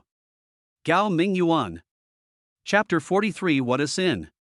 Gao Mingyuan was still a little confused until he came out of Suyu's office. "Before I knew it, I was teased by an older sister." Although Suyu didn't do anything out of the ordinary except hook his chin with her finger, but what she said, it was easy to make people have some messy associations. Of course, Gao Mingyuan also knew that when Suyu said she would be responsible for him, she actually meant that if he was fired from the company, Suyu would be responsible for finding him a better job. But the problem is, you are a beautiful woman, and you hook a man's chin with your finger and say that you are responsible for him. No matter who it is, they will definitely think of it wrongly, right? Well, let's stop overthinking it. After all, we already have a fiancé, so we shouldn't bother with such nonsense. This made Gao Mingyuan think of his fiancé who weighed over 200 pounds, and then he felt a pain in his kidneys again. What a sin this is. The system is committing a sin. You said you could force me to register my marriage with a woman like Suyu. Although Suyu was probably at least 6 or 7 years older than Gao Mingyuan, at least. Suyu was definitely at the most attractive age for a woman at this stage. She was not bad looking, and she was good at dressing up. Her speech and behavior were also very decent. Therefore, to a certain extent, Suyu can attract men's hearts more than those young and beautiful girls in their 20s. Otherwise, how could Deng Zhongxing be so fascinated by Suyu that if he saw Suyu talking to other men for a few more words, he would hate her like a love rival? But unfortunately, the system seems to be determined to bind Gao Mingyuan and Xiao Yajing together. Once Xiao Yajing finds out that Gao Mingyuan doesn't seem to be sincere about marrying her, the system will threaten to unbind them. So, is this system serving me or that fat woman? Seeing that Gao Mingyuan's face looked a little strange, the colleagues in the logistics department were cautious and did not communicate with Gao Mingyuan. Even when Director Lu came, he just glanced at Gao Mingyuan and then hurried back to his own office. He completely lacked the enthusiasm he had yesterday. I guess, he had received the news a long time ago and learned that Director Ma was about to bring people to their home to technology to cause trouble. No, it was an inspection. Then next, Gao Mingyuan will most likely be fired. In this case, even if Gao Mingyuan has some background, it will be useless. Director Lu has some understanding of Director Ma. Although he knew that the other party did not have much real power in the head office, he was one of the veterans of Hongtu Group and his words still carried a lot of weight. If the other party was determined to deal with an ordinary employee of a branch company, it would be too easy. Even if Gao Mingyuan knew the middle and senior leaders of the group company, they would most likely not be able to protect him. Director Lu was so attentive to Gao Mingyuan yesterday because he believed that there must be someone above Gao Mingyuan, so he wanted to build a good relationship with Gao Mingyuan first, and then see if he could get to know some high-level people through Gao Mingyuan. In that way, he might have a chance to move up a position. But now, for someone who has offended the veterans of the group company and is about to be kicked out, it would be better to draw a clear line with him as soon as possible. Gao Mingyuan could understand Director Lu's attitude, so he didn't care. But he was a little confused. In theory, he had already adjusted his luck value to 5 times, and the original 85% chance of being fired should have dropped to an extremely low level. But looking at the situation now, it seemed that he was still going to be fired? After a while, Director Lu, who had just entered the office, came out again and informed everyone that leaders from the group headquarters might come to inspect in a while, so he asked everyone to work hard and tidy up their desks if they were messy, so as not to be found fault with by the leaders later. After saying that, he looked at Gao Mingyuan meaningfully again, then turned around and went back to the office. The employees in the large office immediately got busy and started tidying up their workstations. Only Gao Mingyuan looked at the empty desk, but there was nothing to clean up. He had only just started working yesterday afternoon, and until now he hadn't been assigned any specific tasks. His desk didn't have as many documents and papers as others, so naturally, he didn't need to clean it up. Just then, a girl in her 20s walked in, gently knocked on the open office door, and called out, "Who's in charge of purchasing? Our equipment department just requested a batch of equipment consumables, some of which will be needed this afternoon. Could you help us purchase them quickly?" Gao Mingyuan was stunned for a moment, figuring that this was probably his job responsibility, so he stood up and said, "Hello. I'm the new buyer, this." Before Gao Mingyuan could finish, Deng Zhongxing suddenly stood up from his workstation and said, "Sister Zhao, leave this job to me." After saying that, he turned around and looked at Gao Mingyuan with disdain, saying, "Xiao Gao, why are you still taking on purchasing work when you're about to be fired? Are you planning to go to the finance department to collect the purchase money and then abscond with the money?" Holy shit. Gao Mingyuan didn't expect Deng Zhongxing to say such words directly. No matter how hostile that guy was to him before, as long as he didn't take any actual action, Gao Mingyuan didn't bother to argue with him and just treated him as a fool who was infatuated with love. But I didn't expect this guy would actually say in public that he suspected I was going to abscond with the money. Although I really don't want to pay attention to this, but, in this situation, if Gao Mingyuan continues to endure it silently, it will make people suspect whether he really intends to smuggle the money and run away. Gao Mingyuan's face turned cold, and he said, "Deng Zhongxing, what do you mean? Isn't what you said a serious slander?" "Slander? Ha ha. What's the matter?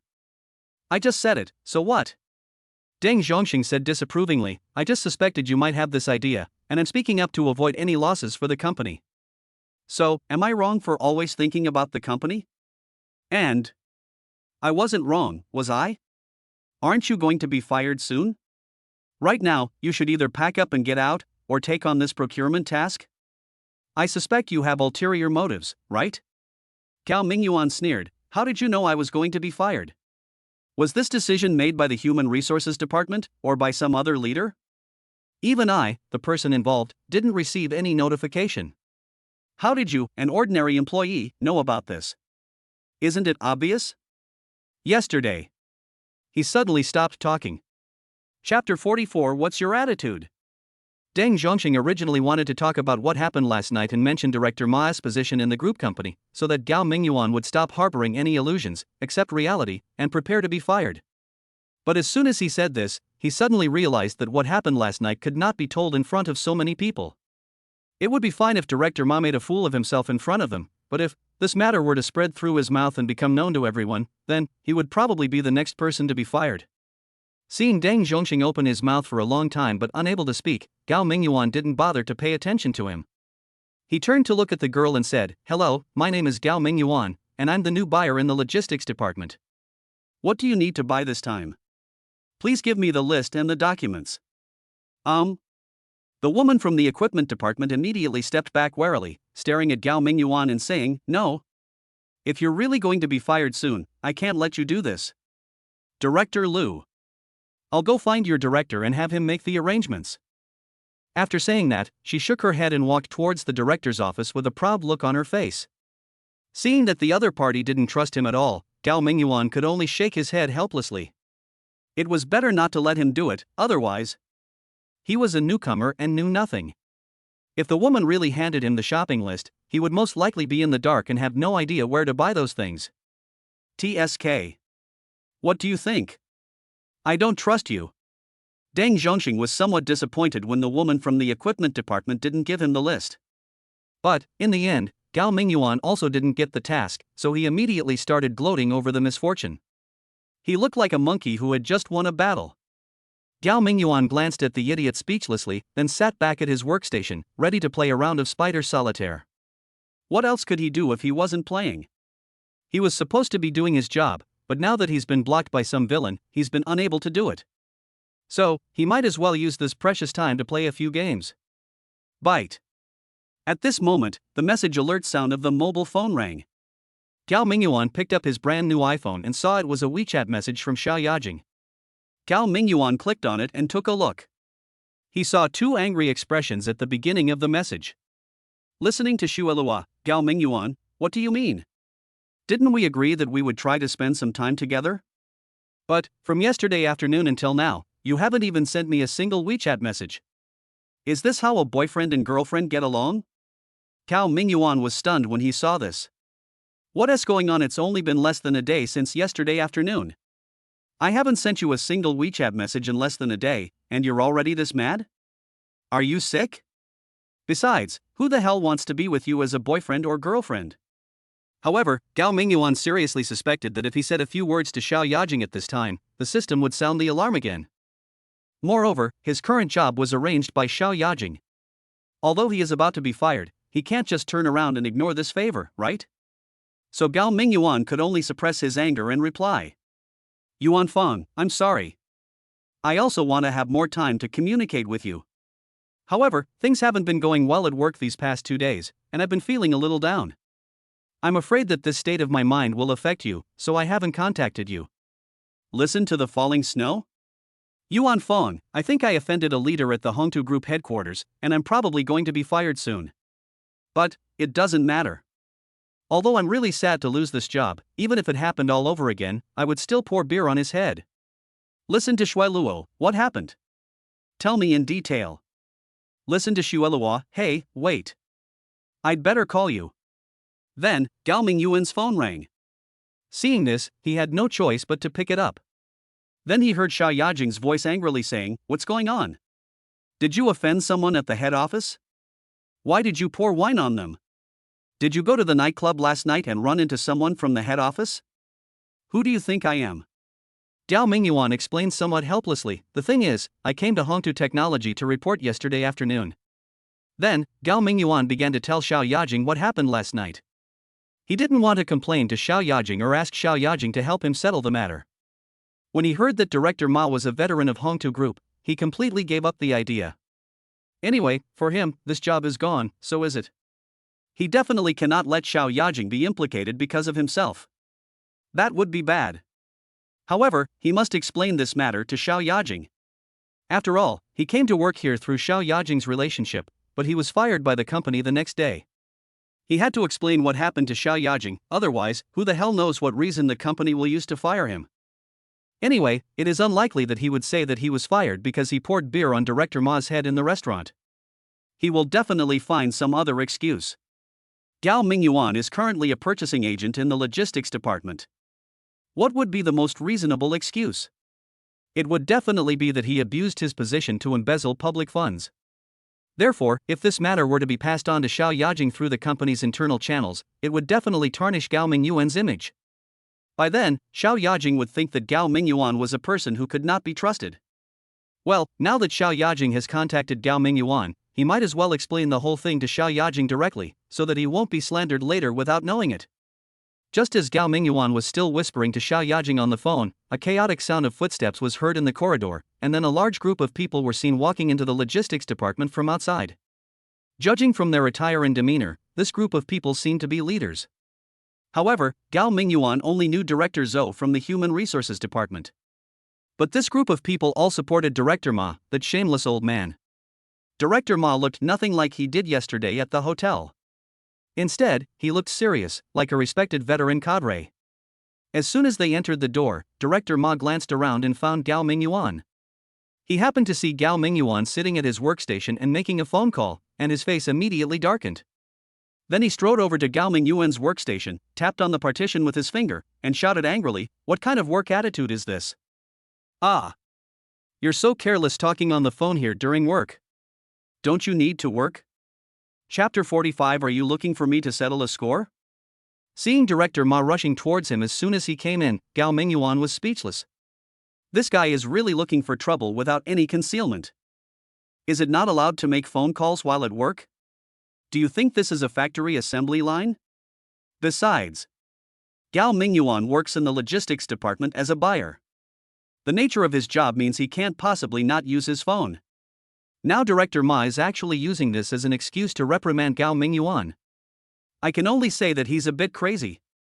Seeing everyone present looking at him with surprise, sympathy, or even gloating, Gao Mingyuan didn't get angry, nor did he react with any panic.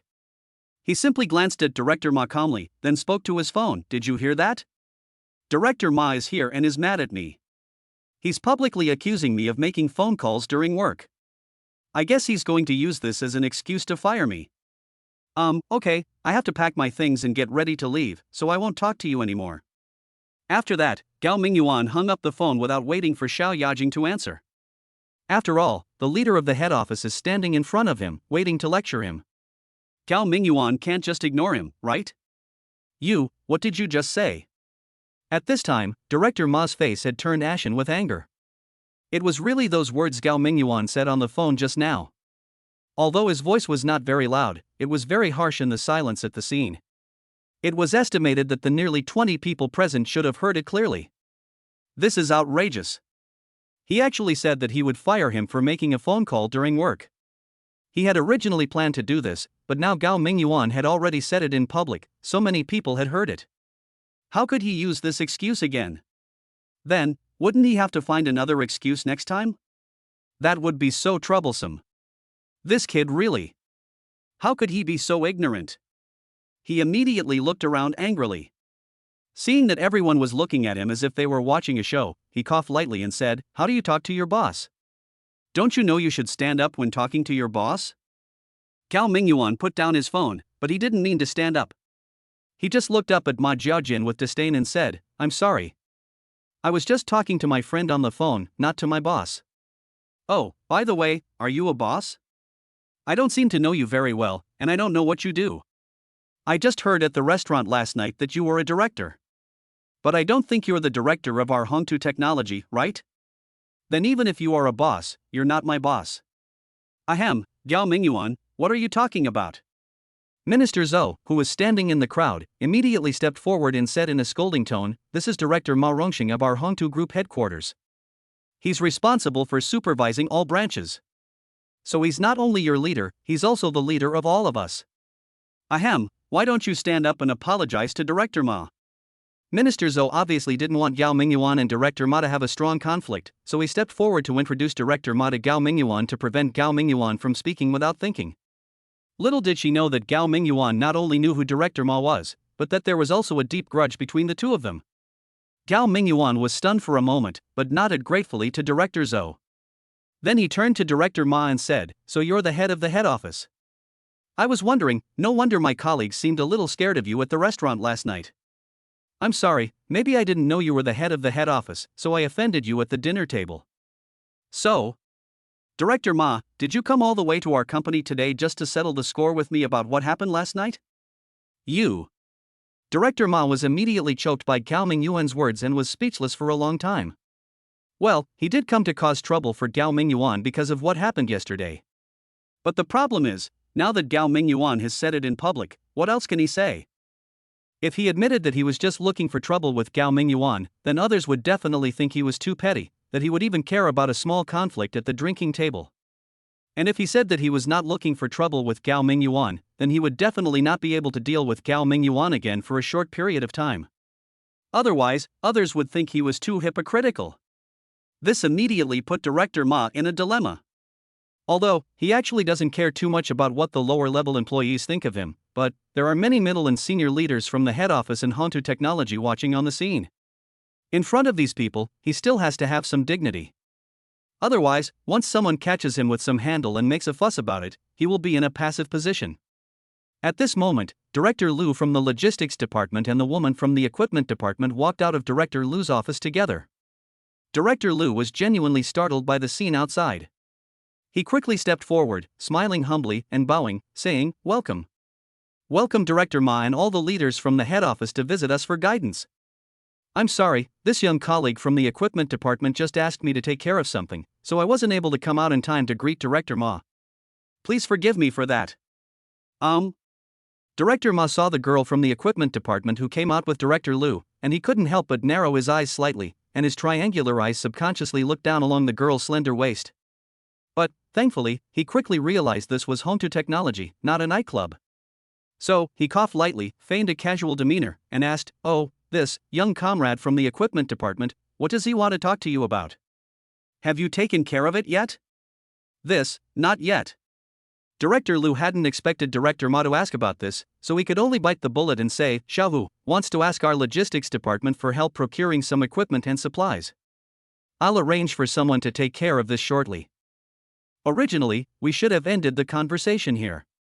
Originally, this was not a big deal, just a very ordinary job. Now that so many people from the head office are here, Director Lu naturally has no time to deal with this matter. But who would have thought, maybe Director Ma was just looking at Xiao Hu from the equipment department because she was pretty and wanted to please her, but he actually frowned and said coldly, "Then you better hurry up and make arrangements. I've always said that's the bad thing about you grassroots cadres. You're so slow and so unpleasant. Since we have work matters to attend to, then we should definitely prioritize work. Hurry and make arrangements for Xiao Hu first." Director Lu was completely bewildered, and could only say helplessly, okay. Then, he looked at Gao Mingyuan with some embarrassment. Chapter 46, a bit too much. Director Lu was really feeling very embarrassed now. In fact, when he learned that the equipment department had the task of purchasing equipment consumables, he was ready to let Gao Mingyuan do this work. Although he was also very clear that Gao Mingyuan had offended Director Ma and would most likely not be able to continue this job. But the problem is, isn't he still at work? Up to now, there has been no order from above to fire Gao Mingyuan. Since it is a purchasing job, of course it should be handled by Gao Mingyuan, the buyer. But when he came out of the office and wanted to ask Gao Mingyuan to do this, he saw Director Ma with a large group of people, scolding Gao Mingyuan aggressively. This made it very difficult for him. It was obvious that Director Ma was here for revenge. Although, as a director of the head office, he only had the responsibility of supervising the subsidiaries and did not have the power to appoint or dismiss the employees of the subsidiaries, but if the person he wanted to fire was just an ordinary low-level employee, who on the subsidiary side would not give him, the director, face? So, it seems like Gao Mingyuan's job is really going to be lost. So, can Gao Mingyuan still be assigned this procurement task for the equipment department? After hesitating for a moment, under Director Ma's already somewhat impatient gaze, Director Lu finally walked up to Gao Mingyuan, placed a list and signed purchasing documents on Gao Mingyuan's desk, and said, "Gao Mingyuan, these are the equipment consumables needed by the equipment department. You have to hurry and procure them. The equipment department will need them by this afternoon at the latest." Okay. Gao Mingyuan took the list from Director Lu, glanced at it, and then looked confused. Because he had no idea what most of the things listed above were. Plus, he had no idea where to buy them. How the hell was he supposed to go about buying them? If the company wasn't in a hurry, then he could still slowly research it online, or ask his colleagues around him, but now. Director Ma was a little unhappy when he saw Director Lu actually gave the purchasing task to Gao Mingyuan. However, when he saw Gao Mingyuan frowning after picking up the list, his eyes suddenly lit up. Since he was planning to cause trouble for Gao Mingyuan, it was impossible that he knew nothing about Gao Mingyuan's affairs. In fact, he had already found out most of Gao Mingyuan's situation through his connections last night. Of course, I knew Gao Mingyuan was a new employee who had just joined the company yesterday afternoon. However, when he learned that Gao Mingyuan was hired through non-public recruitment and was directly appointed as a purchasing agent for Hongtu Technology, he was a little hesitant. He knew that Gao Mingyuan must have strong connections in the company's senior management, otherwise such a lucrative job would never have fallen to Gao Mingyuan. Then, he inquired from other sources and found out, it turned out that Gao Mingyuan was able to enter Hongtu Technology only because he was introduced by an administrative director of Chengtu Trading. This made him feel relieved and dared to deal with Gao Mingyuan unscrupulously. Now thinking about the fact that Gao Mingyuan had just started working and was probably not very familiar with the content of his job, Director Ma immediately found an angle from which he could attack Gao Mingyuan. "Gao Mingyuan, what are you doing? Director Lu has already assigned the work to you and also stated that these consumables are urgently needed. Why don't you hurry up and get this done? If this delays the work of the equipment department, can you bear the responsibility?" Gao Mingyuan glanced at Director Ma, then grabbed his backpack, put the shopping list in it, and turned to leave. "Wait a minute. I suspect you're slacking off." Director Ma, however, didn't intend to let Gao Mingyuan off the hook. He quickly blocked the aisle at the workstation, blocking Gao Mingyuan's path and snorting coldly, "I want to ask you now, how do you procure these equipment and supplies? Which suppliers do you need to contact? What's the detailed procurement process? Describe it all to me now." Gao Mingyuan stared at Director Ma in astonishment. After a few seconds of silence, he said, "I'm sorry. I just joined yesterday, so I don't understand anything you're talking about. I need to ask my colleagues about the specific procedures. Of course, if your goal is to fire me, just say it directly. There's no need to beat around the bush. Tell me, aren't you tired? What's your attitude? Director Ma was speechless at first, but then he flew into a rage. He slammed Gao Mingyuan's desk, then turned to look at several senior leaders at Hongtu Technology and said, "Look at this. Is this the attitude a new employee should have? How can we at Hongtu Group employ such unorganized, undisciplined, and leaderless employees? Fire them. People like them must be fired." Vice President Zhou, Director Zhou, Changong. Do you think people like them can continue to work at the company? Vice President Zhou of Hongtu Technology also turned grim upon hearing this, and immediately echoed, "That's outrageous. Employees like that should be fired, absolutely no one should let them go unpunished." Another leader, known as a regular employee, hesitated and said, "That's outrageous. If it's just a new employee unfamiliar with the work process, that's understandable. But, how can you be so rude to Director Ma from the head office? This is simply smearing our Hongtu Technology." Only Director Zhou of the Human Resources Department opened her mouth, as if to offer some advice.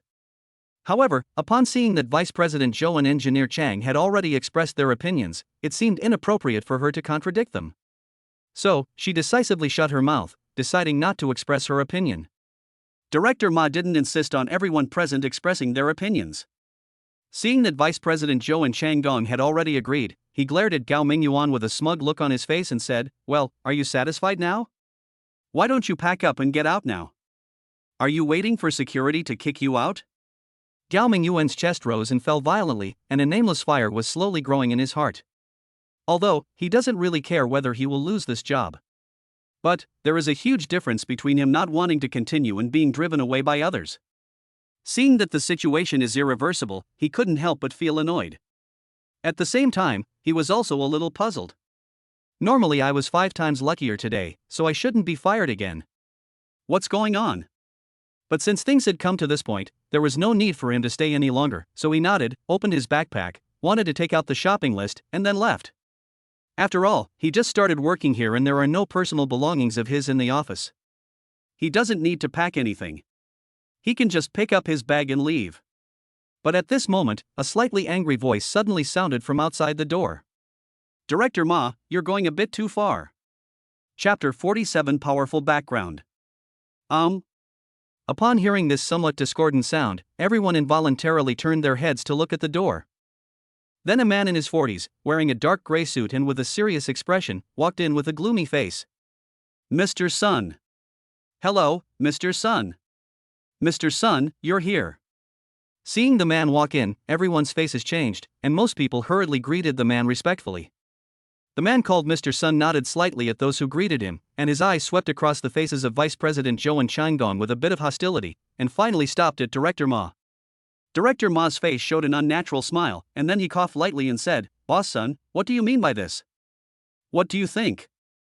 Mr. Sun said coldly, "Why are you coming to our company so early in the morning to cause trouble? Since when did the appointment and dismissal of an ordinary employee in our company have to go through you, the director, to make the final decision?" "You." Director Ma could no longer hold back his smile, and angrily said, "Boss Sun, what are you talking about? How did I end up causing trouble for your company? I'm the director of the group company, with the authority to monitor all major companies. Is there anything wrong with me coming to your company to inspect and identify any shortcomings?" Mr. Sun curled his lips and said, "All right, stop putting yourself on such a pedestal. Do I need to remind you of what you're supposed to do as a director? The chairman appointed you director primarily to help monitor the senior management of each branch to see if they're engaging in favoritism, corruption, or betrayal. And even if you do discover any problems, you only have the right to report them to the head office. You have no authority or responsibility to handle any specific matters. When did the chairman ever let you meddle in the appointment and dismissal of specific branch personnel? Don't think I don't know. Aren't you just obsessed with Deputy Director Su from our company's logistics department? Not only have you pestered him several times, but yesterday you even went to the restaurant to get him drunk. And then your good deed was ruined by that righteous Xiao Gao, and now you're looking for revenge. Is that right? Oof. Director Ma, you're already so old, can you please have a bit of dignity? If I see you harassing our employees again, don't blame me for being rude. I'll expose all your little nasty deeds to the chairman, and I'll see if you still have the nerve to stay in Hongtu Group." Mr. Sun's words undoubtedly hit Director Ma's sore spot, making his old face flush red and his whole body tremble.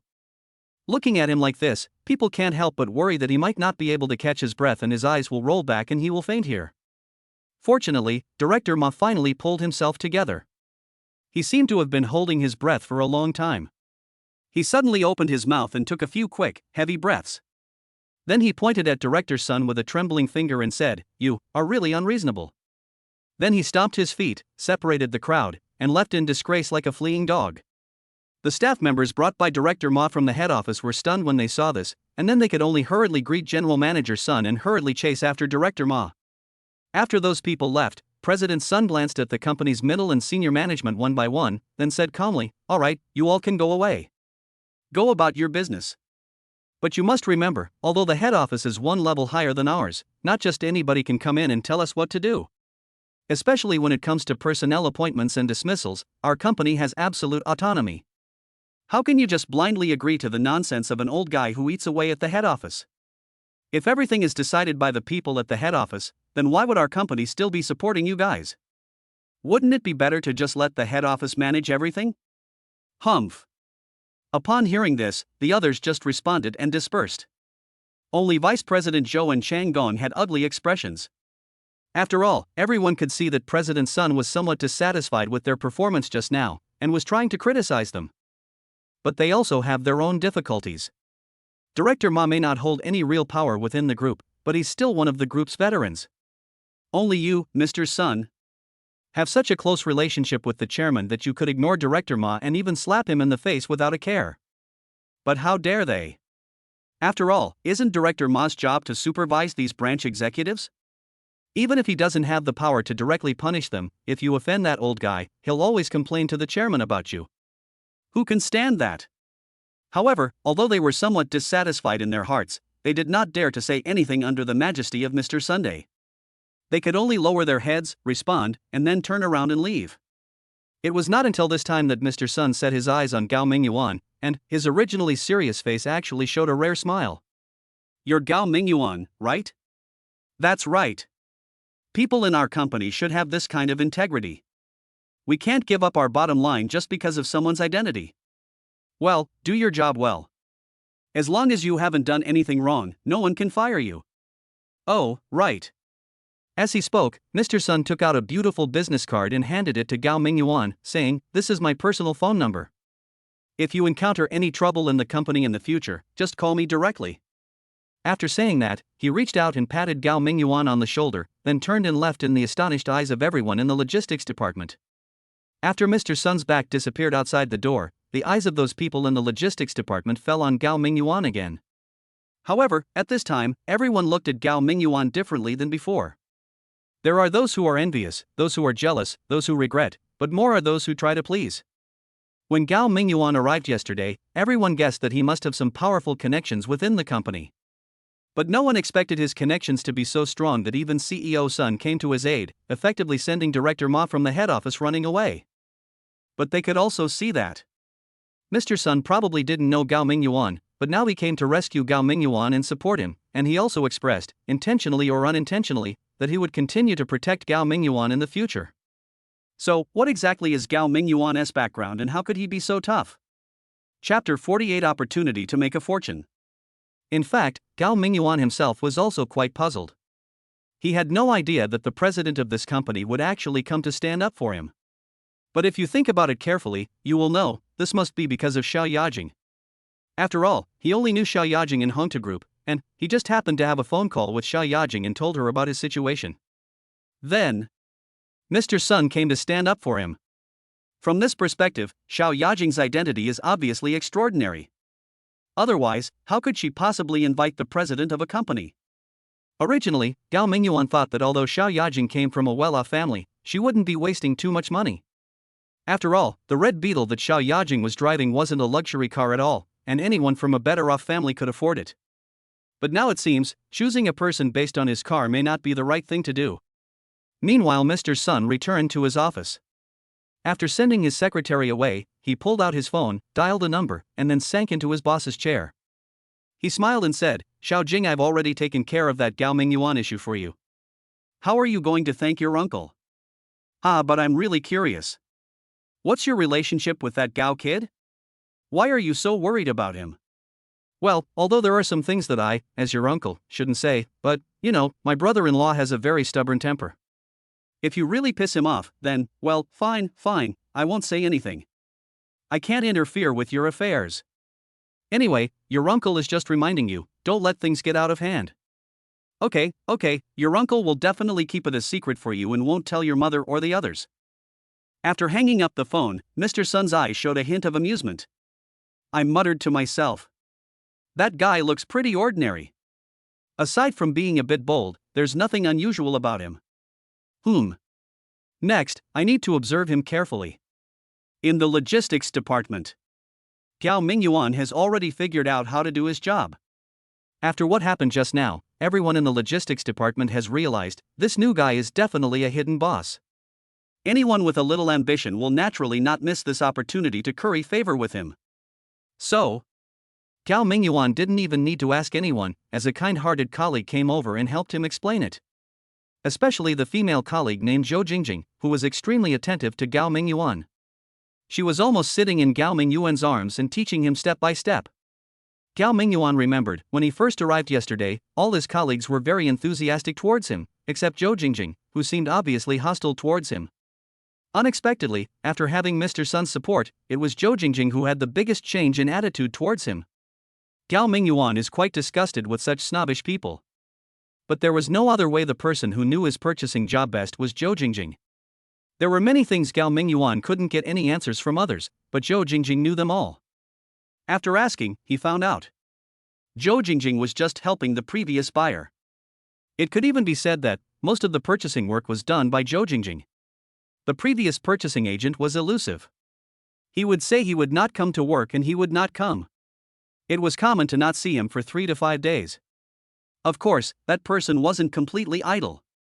At least, the lucrative purchasing tasks were definitely completed by him personally, and only the remaining hard work was pushed onto Zhou Jingjing. But the previous one obviously had a strong background. Even though he worked intermittently, he was promoted to the head office after working there for less than a year. No wonder Zhou Jingjing felt such deep hostility towards Gao Mingyuan after learning yesterday that Gao Mingyuan had become the new buyer. After all, under normal circumstances, when the buyer's position became vacant, Zhou Jingjing would most likely take it. But in the end, Gao Mingyuan suddenly appeared out of nowhere, making all of Zhou Jingjing's plans go awry. It would be strange if she didn't have some objections. And this is indeed the case. Zhou Jingjing also realized that the new buyer might have a stronger background than the original one. Then, this person will definitely not be able to stay in the current position for long. Who knows when he will be promoted again? In this case, it would be better to establish a good relationship with Gao Mingyuan now. That way, when Gao Mingyuan is transferred, maybe he can be given the purchasing position by just saying a word. As for the previous one, Zhou Jingjing was not sure if he had such strength, but Gao Mingyuan, then there would be no problem. He believed that if Gao Mingyuan really said a word for her, then there would be no problem. After all, this guy didn't even take the head of the head office seriously, pouring wine on his head, and even CEO Sun would protect him. So, if Gao Mingyuan really wanted to recommend himself to the company, who could refuse to give him this favor? It was precisely because of this idea that Zhou Jingjing immediately changed her attitude and began to cooperate with Gao Mingyuan's work very seriously and actively. With the help of this capable assistant, Gao Mingyuan felt much more comfortable.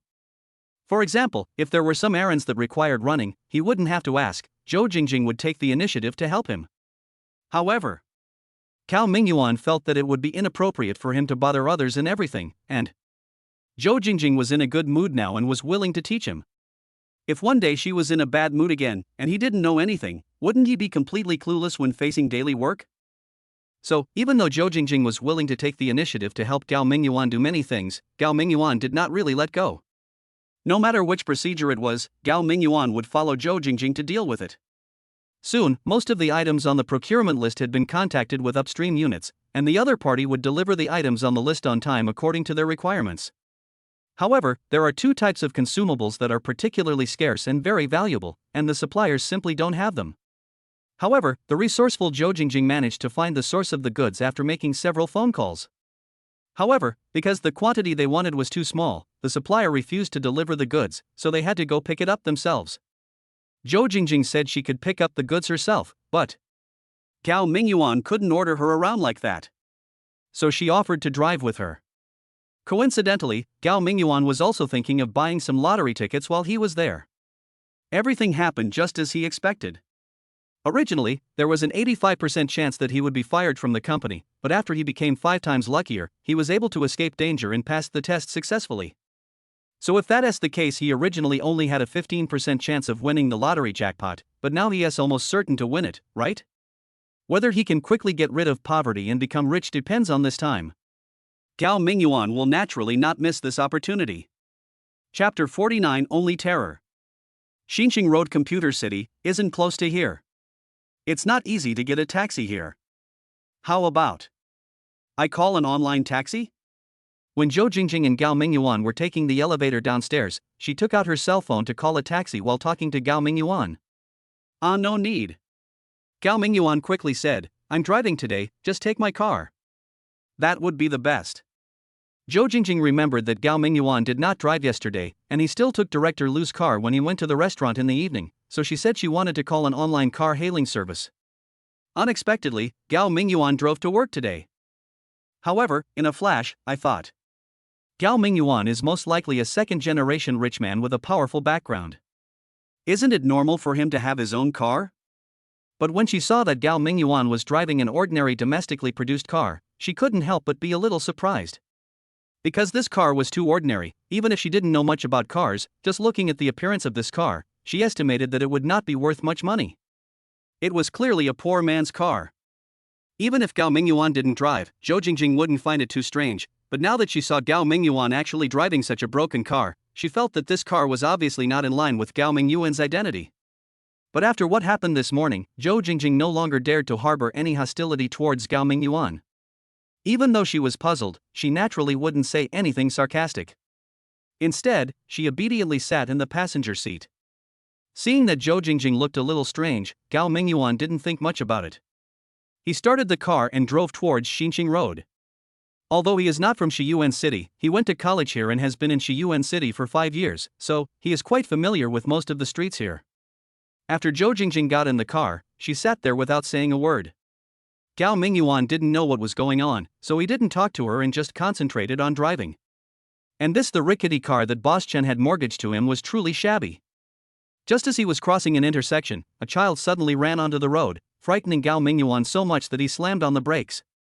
Suddenly there was a loud bang, and the glove box on the passenger seat was shaken open.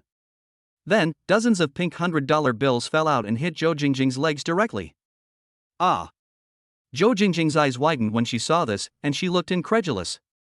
That's money. So much money, wouldn't it fit in the glove box? What the hell is this guy doing? Why would he just leave so much money in his car? Although I don't know how much money is in the glove box, but at a glance, there must be at least a dozen bundles. So much money.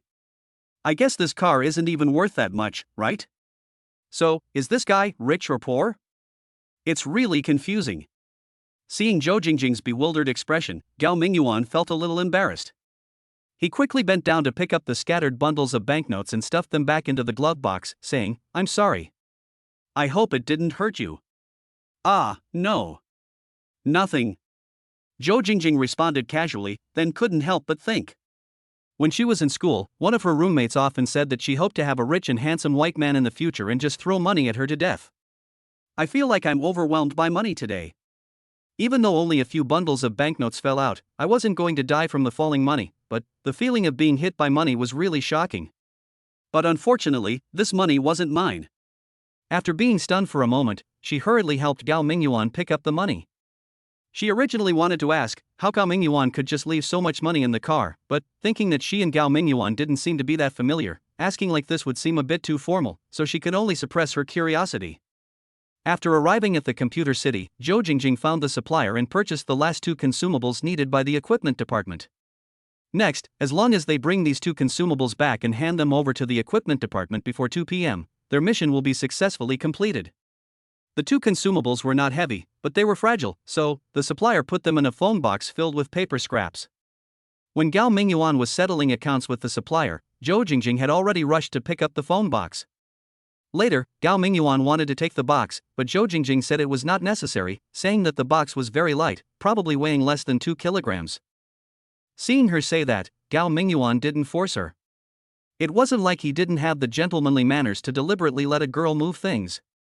Really, this Zhou Jingjing now seemed to be trying to please him, so what else could he do? The two of them left the computer city and came to the parking lot. Gao Mingyuan looked at the phone box that Zhou Jingjing was holding. Although the phone box was not heavy, it was quite large. It would definitely be inconvenient to put it in the car, so he opened the trunk of the car. As a result, I saw a large canvas bag in the trunk, placed horizontally there, taking up most of the trunk space. Gao Mingyuan was stunned for a moment, then thought it must belong to Boss Chen, so he didn't pay much attention to it. However, the bag was lying there horizontally, so the phone box couldn't fit in it, so he casually moved the canvas bag to the side. When I moved it, I found that the bag was quite heavy, and through touching it with my palm, it felt like it contained papers or books. He was a little curious about what was in it, so he reached out to unzip the bag and took a look inside. Then his eyes suddenly widened. Money! There's actually a bag full of banknotes in there. What I saw was that the bag was filled with scattered bundles of $100 bills. Damn, what is going on? How come there is so much money in Boss Chen's car? Could he have just robbed a bank? But, could you rob a normal bank of that much cash? This huge bag, it must be at least 3 or 4 million, right? But now, what should I do? Gao Mingyuan has been lucky ever since he rolled the lucky dice yesterday. He has picked up money countless times. But this time, after picking up so much money, Gao Mingyuan didn't feel happy at all, but only terrified. The first thing he thought of was not to keep the money for himself, but whether he should call the police. I'm going to. He never thought that one day, when a big bag full of money was suddenly placed in front of him, he would be so scared. Chapter 50. Things are not simple. When Gao Mingyuan saw the canvas bag full of money, he was stunned for a moment.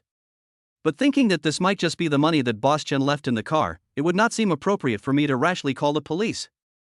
Then, he had an idea and waited silently for a few seconds, wanting to see if the God-chosen system would suddenly issue any temporary tasks at this time. According to his observations during this period, whenever he encountered something special in reality, the God-chosen system would suddenly pop up and assign him a task. And from the several options of these tasks, we can actually roughly analyze how to handle some things correctly. Of course, all the choices the system intentionally guides you to make are often not very reliable. However, the strange thing was, Gao Ming waited for several seconds, but did not hear the system's voice in his mind. The God-chosen system didn't even show up to make its presence felt. This is a bit abnormal. Could you please move aside so I can put the box in? While Gao Mingyuan was still in a daze, Zhou Jingjing's voice sounded behind him. It was obvious that she had been standing there waiting for a long time, and seeing Gao Mingyuan blocking the way and not moving, she couldn't help but remind him. Wait a minute. Gao Mingyuan finally came to his senses and quickly tightened the zipper of the canvas bag to prevent Zhou Jingjing from seeing the money in the bag. She was already scared to death when she saw the 150,000 yuan in cash in the glove box. If she saw this bag full of banknotes again, she would be scared to death. Well, she wouldn't be scared to death, but she would probably think I was some criminal, and she might be so scared that she would call the police. Although Gao Mingyuan also doubted the origin of this bag of money, but this kind of thing should be kept to himself, and it would be better not to make it known to everyone. Come, give me the box. Even though he had already closed the canvas bag, Gao Mingyuan still didn't dare let Zhou Jingjing put the box over directly. Otherwise, what if she suddenly opened the bag? And I couldn't kill her to silence her, could I? Zhou Jingjing didn't think much about it. Seeing Gao Mingyuan reaching out his hand, she handed the box to him. Then Gao Mingyuan closed the trunk tightly. He was even worried that the trunk lock would not work properly and would suddenly open in the middle of the journey, letting the bag full of banknotes spill out. That would be terrible. So he reached out and tried again and again, and found that the trunk was locked very firmly and could not be opened at all. Only then did he feel relieved. After they both got into the car, Zhou Jingjing looked at her watch and said, "It's probably almost time to get off work if we rush back to the company. How about we eat out before going back? It's my treat today. I'll take you to a very special barbecue place. I guarantee you'll love it there." No. No need. If there was nothing going on, Gao Mingyuan would most likely not refuse Zhou Jingjing's proposal. At most, he would treat her to a meal. But now there is a big bag of cash in Gao Mingyuan's car. How can he feel safe driving around in such a car? Although he had put 150,000 yuan in cash in his car before, but that money was the deposit for renting out his car, and it could be considered his own money. Even if it was lost, it would not be a big deal. Although he is very poor now, doesn't he still have a BMW worth millions? But now there was a bag of money in the car, and it wasn't that simple. He still hadn't figured out what was going on with it. What if he lost it while he was eating? And if Bastian came to him for money, where would he get it? And he also had to be on guard against the fact that this was a trap set by Bastian. After all, he had asked Bastian to pay 500,000 yuan as a deposit for renting a BMW, but he said he didn't have any and could only pay 50,000 yuan at most. But why did he have at least several million in cash in his car? This matter seems a bit bizarre no matter how you look at it. Moreover, this car belongs to Mr. Chen. Who knows if he only has this one car key? Well, just like Gao Mingyuan's BMW also has two keys. When he received the reward, one of the car keys appeared directly in his system inventory, but after he got in the car, he found that there was a spare key in the car. In order to avoid the spare key being locked in the car, he took out the spare key. He usually drove with the spare key, but the original key was left at home. So, what if Bastian finds this car while Gao Mingyuan is away and quietly takes the bag of money from the trunk, and then, when I come back to return the car, he forces me to pay for the bag of money? Where can I get so much money for him? Therefore, he didn't dare to leave the car until he figured out the matter of the bag of money in the car, not even to go eat. Gao Mingyuan shook his head and said, "Sorry, maybe next time. I have something to do at noon today. So, if you don't want to go back to the company, I'll take you wherever you want to go. Then, I'll definitely be there before 2 p.m. to deliver these two consumables to the equipment department." Is that so? Zhou Jingjing was somewhat disappointed after hearing this. She had wanted to take the initiative to invite Gao Mingyuan to dinner, so that she could take the opportunity to ease the tension with Gao Mingyuan and hold on to this big thick leg in the future. But now it seems Gao Mingyuan probably still has some grudges against her, otherwise, she can at least be considered a little beauty, but she refuses to be treated to a meal by a beautiful woman. Isn't it obvious that he is still angry with her? With a sigh, Zhou Jingjing felt that she still needed to work harder to slowly change Gao Mingyuan's impression of her. Then she smiled gently and said, "If you have something to do, forget it. If you're in a hurry, just drop me off here and I'll take a taxi back to the company with the boxes. This way, if you haven't finished your work by lunch, you don't have to rush back. I'll deliver the two consumables directly to the equipment department.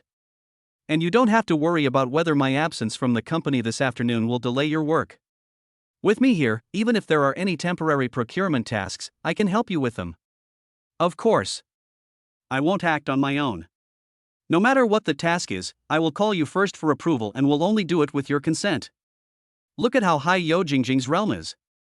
She is clearly doing something for me, but she still has to ask for my permission first and get my approval before doing it. Oh. If everyone can be so self-conscious and proactive, wouldn't the world have become a beautiful world long ago?" Gao Mingyuan sighed, then smiled and said, "Thank you. But there's no need to drop you off here. I'll drive you back to the company first. I have something to do nearby, so it's on my way." Zhou Jingjing said obediently, "Well, then thank you for your help." "No trouble, it's my duty." Gao Mingyuan felt that his conversation with Zhou Jingjing was a bit silly, so he decisively shut up and drove seriously, and soon returned to the downstairs of the company. After parking the car, Zhou Jingjing wanted to go to the back to get the box herself. Gao Mingyuan still didn't dare let her do it herself. He quickly got out of the car, quickly rushed to open the trunk before Zhou Jingjing, and then took out the phone box and handed it to Zhou Jingjing. He watched Zhou Jingjing enter the company's gate, then got back in the car and drove straight to the car rental company. Chapter 51: The Boy Who Brings Wealth. Gao Mingyuan originally wanted to call Bastian directly and ask him what was going on, but Gao Mingyuan didn't have Bastian's contact information at all. In fact, this is normal. Originally, Gao Mingyuan was the upstream supplier who provided cars to the car rental company, while Bastian was the downstream buyer who wanted to rent cars from the car rental company. Normally, as the party of the car rental company, it is the middleman who holds the information of the upstream and downstream suppliers. If the upstream supplier and the downstream buyer establish contact information, then the person who wants to rent a car next time can directly contact the upstream supplier, and the two can agree on a price and the deal can be done directly.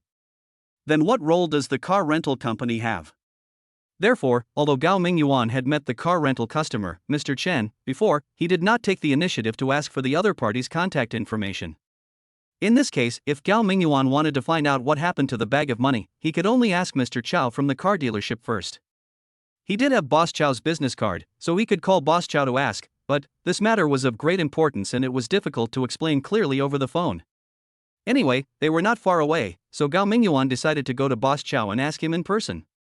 But when Gao Mingyuan drove to the car dealership, he found that the shutter door had been closed again.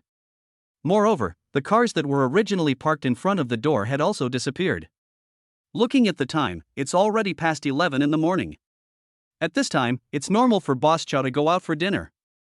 Gao Mingyuan thought about it, then took out his cell phone and the business card left by Boss Chow, and called the number on it. "Sorry, the number you dialed is unavailable." Gao Mingyuan couldn't help but look confused when he heard the prompt from his mobile phone. What's going on? How could the phone number Boss Chow left for me be unavailable? Gao Mingyuan thought he had pressed the wrong button and quickly checked it with the business card and found that the number he dialed was exactly the same. He suddenly felt that something was not right. What is going on? Isn't it possible that I've been cheated? Could it be that the owner of the car dealership and Boss Chen were in cahoots, and the two of them set a trap just to steal his BMW? You know what, this possibility is not impossible.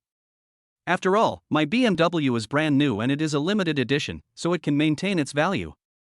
The junky car that Boss Chen had mortgaged to him was worth at most 100,000. Plus the 150,000 mortgage, that's only a little over 200,000.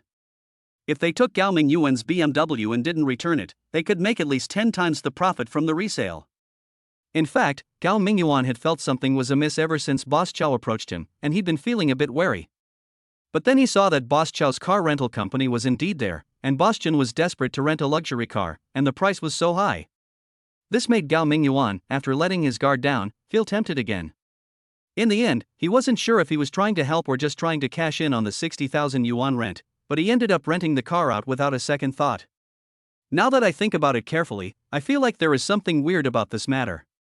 If Gao Mingyuan had not found the bag of cash in the trunk just now, he would have been certain that he had been cheated.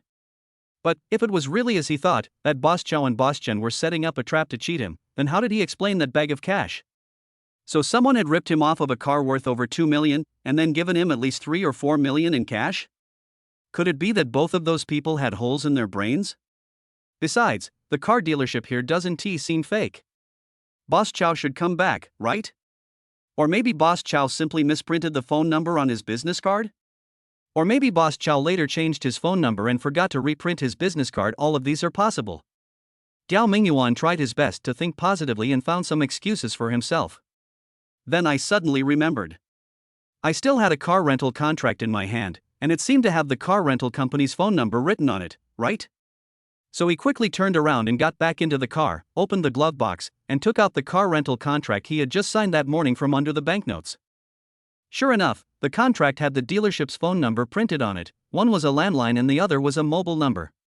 But he discovered the mobile phone number written on it was exactly the same as the one on the business card. He dialed the number again in desperation, but it still said that the number was invalid. Afterwards, Gao Mingyuan called the landline number listed above. Finally, this time there was no notification that the number was out of service. Gao Mingyuan felt relieved, but soon, someone answered the phone. The voice on the other end was clearly that of an elderly woman with a strong Dongshan accent. "Excuse me, is this Yuanfang Car Rental Company?" What car company are you talking about?" "My family sells fish and seafood. Authentic Bohai Sea seafood. Crabs wholesale at 65 yuan per pound, scallops at 25, and oysters at 8 yuan per pound. What do you want to buy, young man? If your purchase is over 300 yuan, I'll give you a 10% discount." "No. Auntie, isn't this the phone number for Yuanfang Car Rental Company? I told you it wasn't true.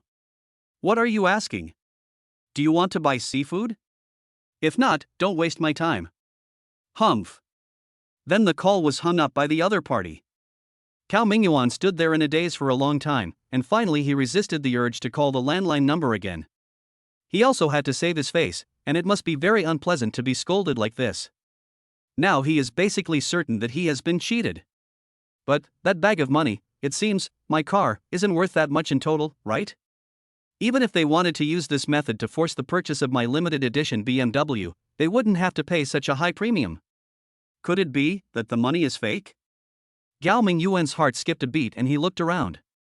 Then he drove away from here and drove to a relatively secluded place with no surveillance cameras around. Then he pulled over and parked the car. Then he quickly got out of the car, ran to the back, opened the trunk, unzipped the canvas bag, took out a dozen bills from it, and carefully identified them. It seems to be true. Gao Mingyuan took out a few banknotes from the bundle, turned them over and over to check, but found nothing wrong. Anyway, from his point of view, there is absolutely nothing wrong with these banknotes. If this bag of money is really counterfeit, then it is so fake that it is indistinguishable from the real thing. This matter made Gao Mingyuan even more confused. If this bag of money is real, then, aren't these people scammers? Instead, are they money-giving boys?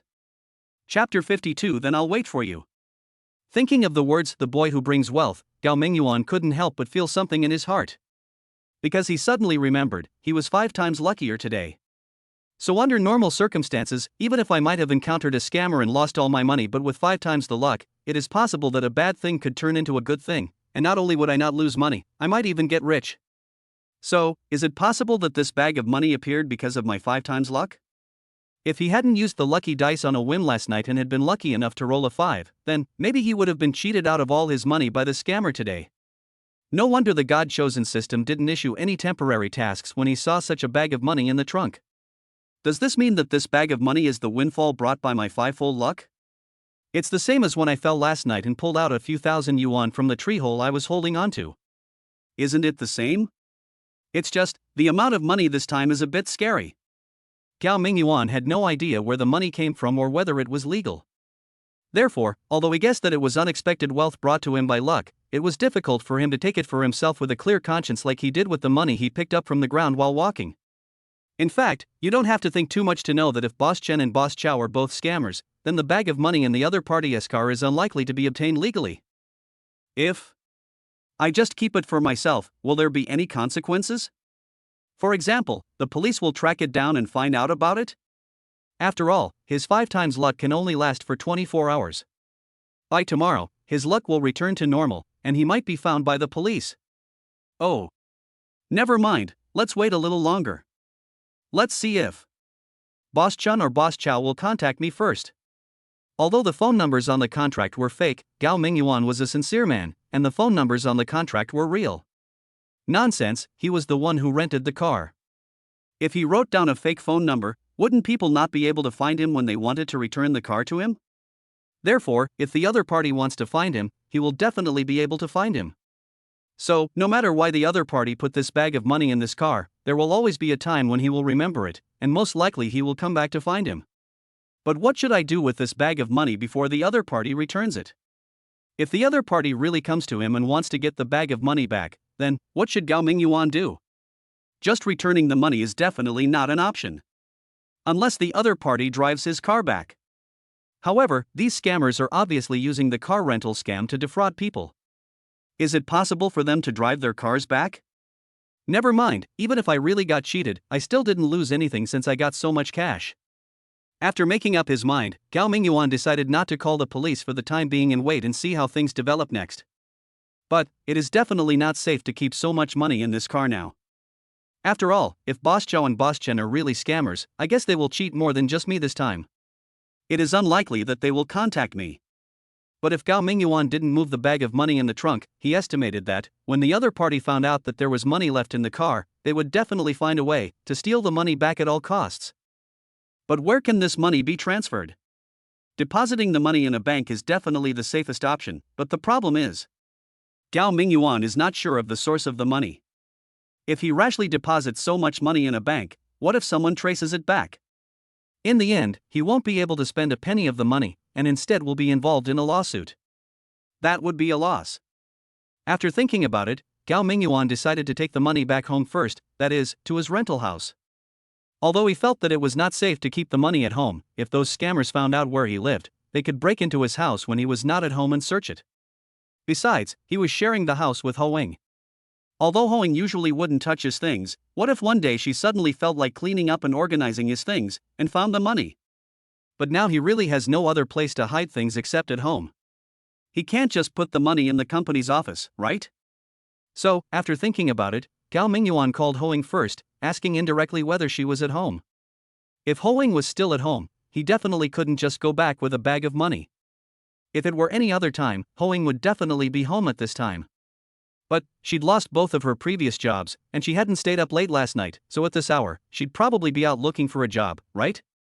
But unfortunately, Gao Mingyuan called Hoing, and after a few casual conversations, he learned that she was still at home. She said she had found a new job as a cashier at a restaurant. Her hours were from 9 a.m. to around 9 p.m., and she would officially start tomorrow. In addition, the hotel also provides dormitories for its employees, so she went back home to pack up, and she would probably live in the hotel dormitory from now on. When Gao Mingyuan heard that Hoing was moving away, he suddenly felt a little empty in his heart and didn't know what to say for a moment. After a long while, he asked, "So, you don't want to sing anymore? Isn't your dream to be a singer?" Hoing was silent for a moment before saying, "Singers need to eat too. After I offended that person, no one in Shiyuan City will hire me as a resident singer in the bar for a while, unless I leave the city. But I don't want to go anywhere else just yet, so let's find a job that pays the bills first. I won't give up on music either. After work, I can write some songs and upload them online. Who knows, maybe one day I'll suddenly become famous. Don't you think so?" All right then. Gao Mingyuan also knew that he had no reason to interfere with other people's choices, so he could only sigh and say, "Since you are moving out tomorrow, then I will treat you to dinner tonight." "Okay. I'll wait for you." Gao Mingyuan hung up the phone and sat in the car silently, starting to worry again. On the other side, Hoing put down her phone, took a look at the packed luggage, was stunned for a while, then bent down, unfolded the rolled bedding, and put it back in the cabinet. Then, she picked up her phone again, found a newly added contact on WeChat, and sent a message, "Boss, I have something to do here, so I can't move in tonight. I will go to work on time tomorrow morning, and I will move into the dormitory after get off work tomorrow night." Chapter 53: Buying Lottery Tickets. Hoing is still at home, so I can't take the bag of money back. What should he do next? With such a bag of money in the car, Gao Mingyuan didn't dare to get out of the car for a moment. But he couldn't just sit in the car and not get out. Just when he was having a headache about this, his cell phone rang again. I picked up the phone and saw that it was Xiao Yajing calling. Gao Mingyuan really had no way to deal with this fiancée who was forcibly bound to him by the system. Although he was feeling annoyed, he still quickly answered the phone. "Have all the company's affairs been resolved?" Xiao Yajing's voice sounds very magnetic, sweet, and natural.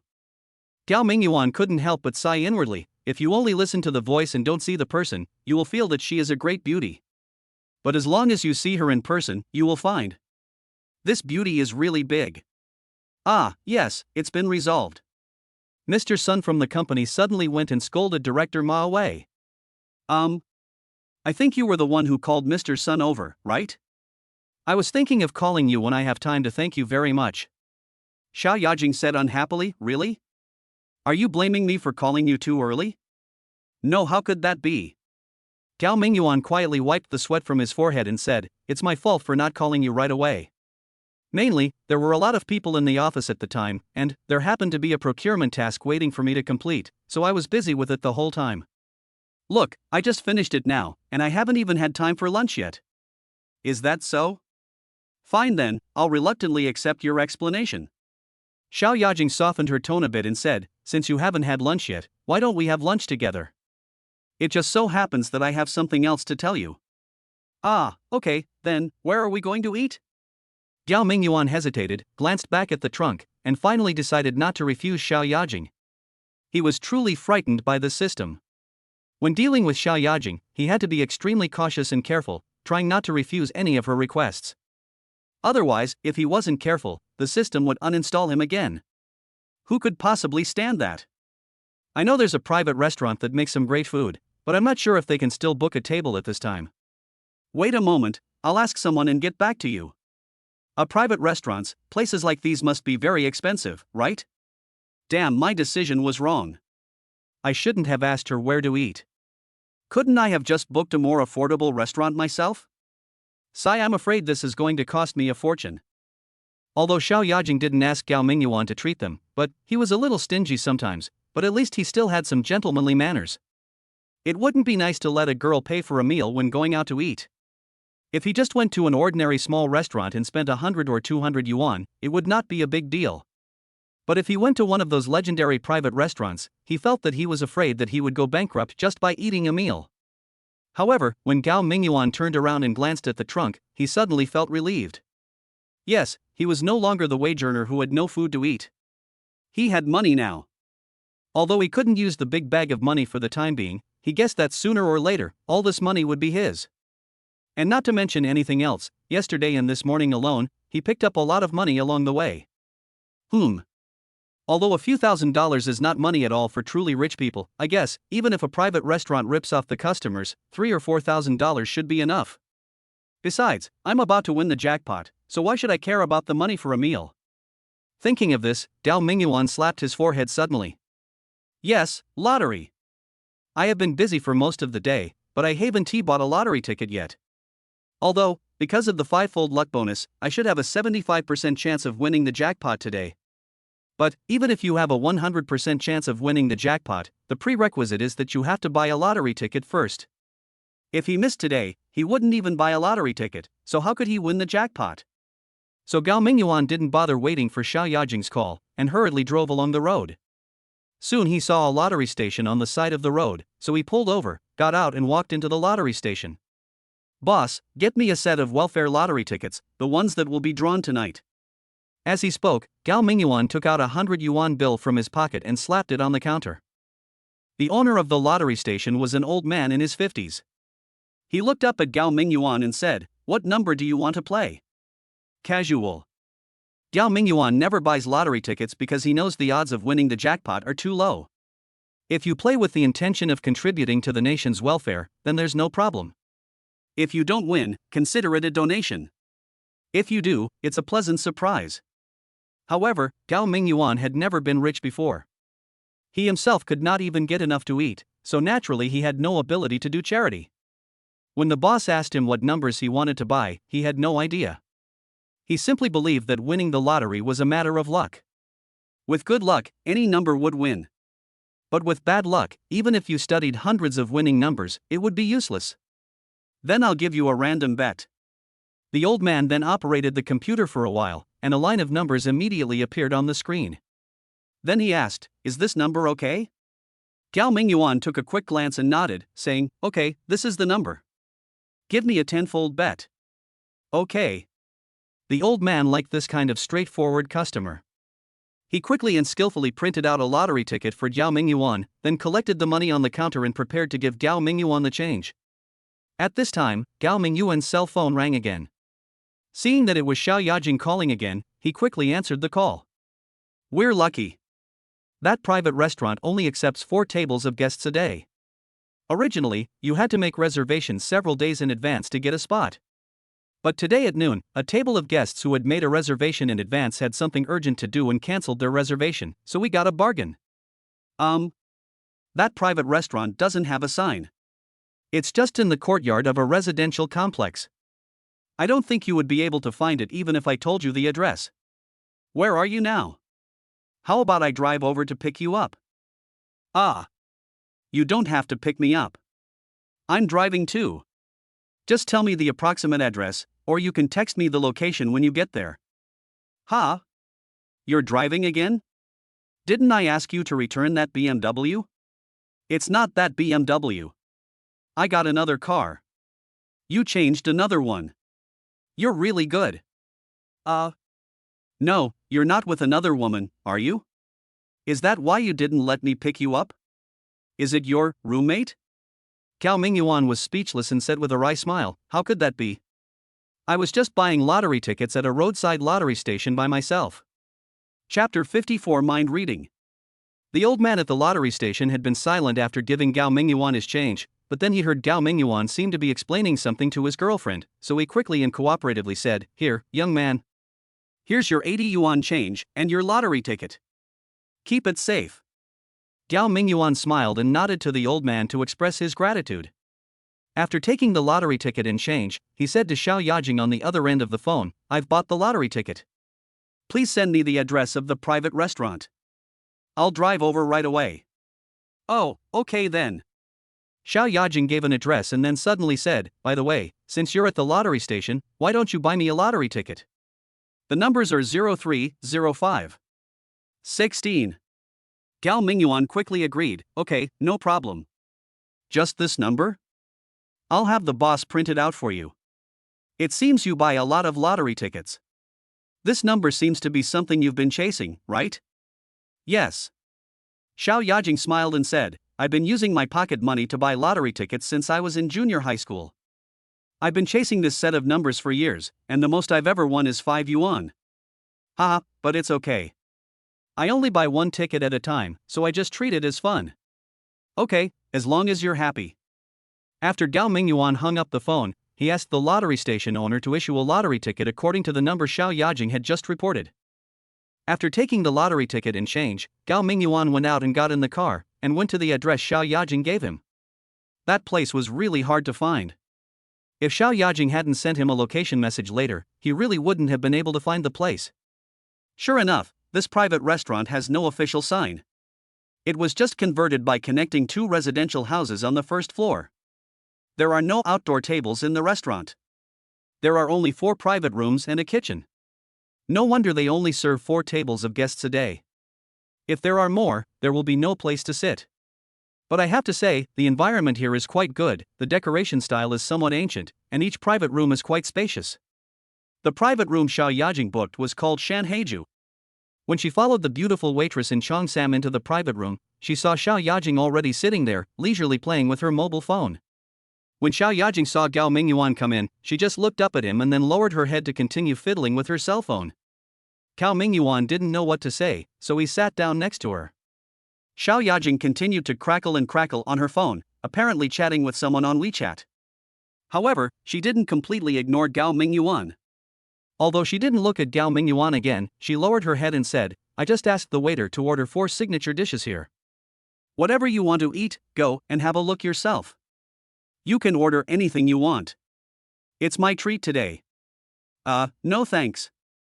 Thinking of his own treat, he made Xiao Yajing a bag of instant noodles in a broken bowl. Gao Mingyuan blushed, a rare occurrence, and said, 4 dishes are enough for the 2 of us. No need to order more. Xiao Yajing glanced up at him, then continued fiddling with her phone while saying, whatever. If you feel like it's not enough later, you can always order more. Gao Mingyuan touched his nose and said awkwardly, I don't have a big appetite, so this is definitely enough. Didn't you say you had something to tell me? Xiao Yajing responded, then reached for her purse, pulled out a key, and placed it on the table. She then said, I have a 3-bedroom apartment in Fukan community. Here are the keys. See when you can move in. No way. Gao Mingyuan was so frightened when he heard this that the hairs on his body stood up. He stammered, this isn't a good idea. After all, well, we just met, and we haven't even gotten married yet. If I move in right now, will this cause people to gossip?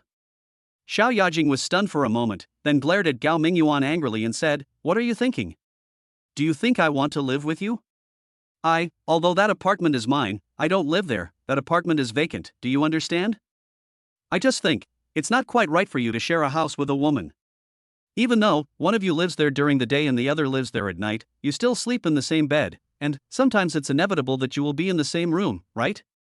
Originally, I didn't want to get involved in your affairs, but think about it, since you've already proposed to me, even if we haven't gotten married yet, we should at least be considered engaged, right? So, I still don't feel comfortable if you still live under the same roof with that woman, so I'll lend you my house for now. Of course. I'm just lending it to you now, but once we complete the registration and become a legal couple, it can become your official home. So you're just moving into your own home in advance, and there's nothing to be embarrassed about, right? Gao Mingyuan was stunned when he heard this and didn't know what to say for a long time. Good guy. Good guy is all he can say. If someone wants to get married, he not only has to buy a house and a car, but also prepare a betrothal gift of hundreds of thousands of yuan. He may even have to ask for a temporary increase in the betrothal gift on the wedding day if he encounters a mother-in-law who is greedy for money. As for me, not only did the woman not ask for a single cent in betrothal gifts, she even gave me a 3-bedroom house for free. Where can I find a wife like this? It's just that, this daughter-in-law's weight is a bit too scary. It would be great if she could be split into two. Gao Mingyuan turned his head and took a sneak peek at Xiao Yajing's burly figure, and suddenly felt a pang of pain in his heart. Why, you don't want to move there? Seeing that Gao Mingyuan hadn't put away his keys, Xiao Yajing finally put down her phone. She looked at him with a strange expression, snorted, and said, "Why, are you reluctant to leave your roommate? TSK, look at how slim she is. Compared to me, don't you think I'd look better if I could be split in half?" Gao Mingyuan couldn't help but be shocked. Damn, this woman can't read my mind, right? How come she knows everything I'm thinking? To avoid the system popping up another warning, Gao Mingyuan quickly waved his hands and said, "No. It's really not what you think. Actually, I don't have to move out, because Hoing found a new job. I think she's working as a cashier in a restaurant, and the restaurant she found even provides dormitories for its employees, so she's moving out soon, and I'll be living there alone from now on." That's not good either. After hearing what Gao Mingyuan said, Xiao Yajing felt a little relieved, but she still shook her head and said, "After all, the environment there is too bad. If I went to see you normally, you said there is not even a place to sit. How inconvenient. Anyway, my house is empty, so you should move in." Well, I asked the housekeeping company to clean up the house this morning, replace the bedding, and provide all the kitchen utensils. You can just bring some of your own clothes and move in. Chapter 55 Blinded by Light. Gao Mingyuan finally had to accept Xiao Yajing's kindness, although he felt more and more like a gigolo. But there was no way. When he refused again, the system warning popped up again. The warning was the same old story, stating that Xiao Yajing had begun to doubt his sincerity in proposing marriage, and if the level of doubt exceeded 51%, the system would forcibly unbind him from the host. What else could Gao Mingyuan do? He could only submit helplessly. But Gao Mingyuan then discovered that he finally had a place to store the bag of money. The problem with the bag of money had worried him so much that he was even considering renting a safe deposit box at the bank. Unexpectedly, Xiao Yajing had just dozed off when she brought him a pillow. I have to say, Xiao Yajing really has nothing to say about him. Not only did he find a job for him, but he also solved his housing problem, and by the way, he also solved his problem of having no place to hide his money. If it weren't for the fact that the figure of this fiancée was really unacceptable to him, or if it weren't for the fact that Gao Mingyuan was so moved, he would have wanted to really marry her. After having dinner with Xiao Yajing, Gao Mingyuan drove directly to his new home according to the address given by Xiao Yajing. Of course, he was not planning to move in right away. After all, Hoing had already said that she would move out tomorrow, but he hurriedly moved out today. What a mess! He was in a hurry now, so of course he had to find a place to hide the bag of money in the trunk first.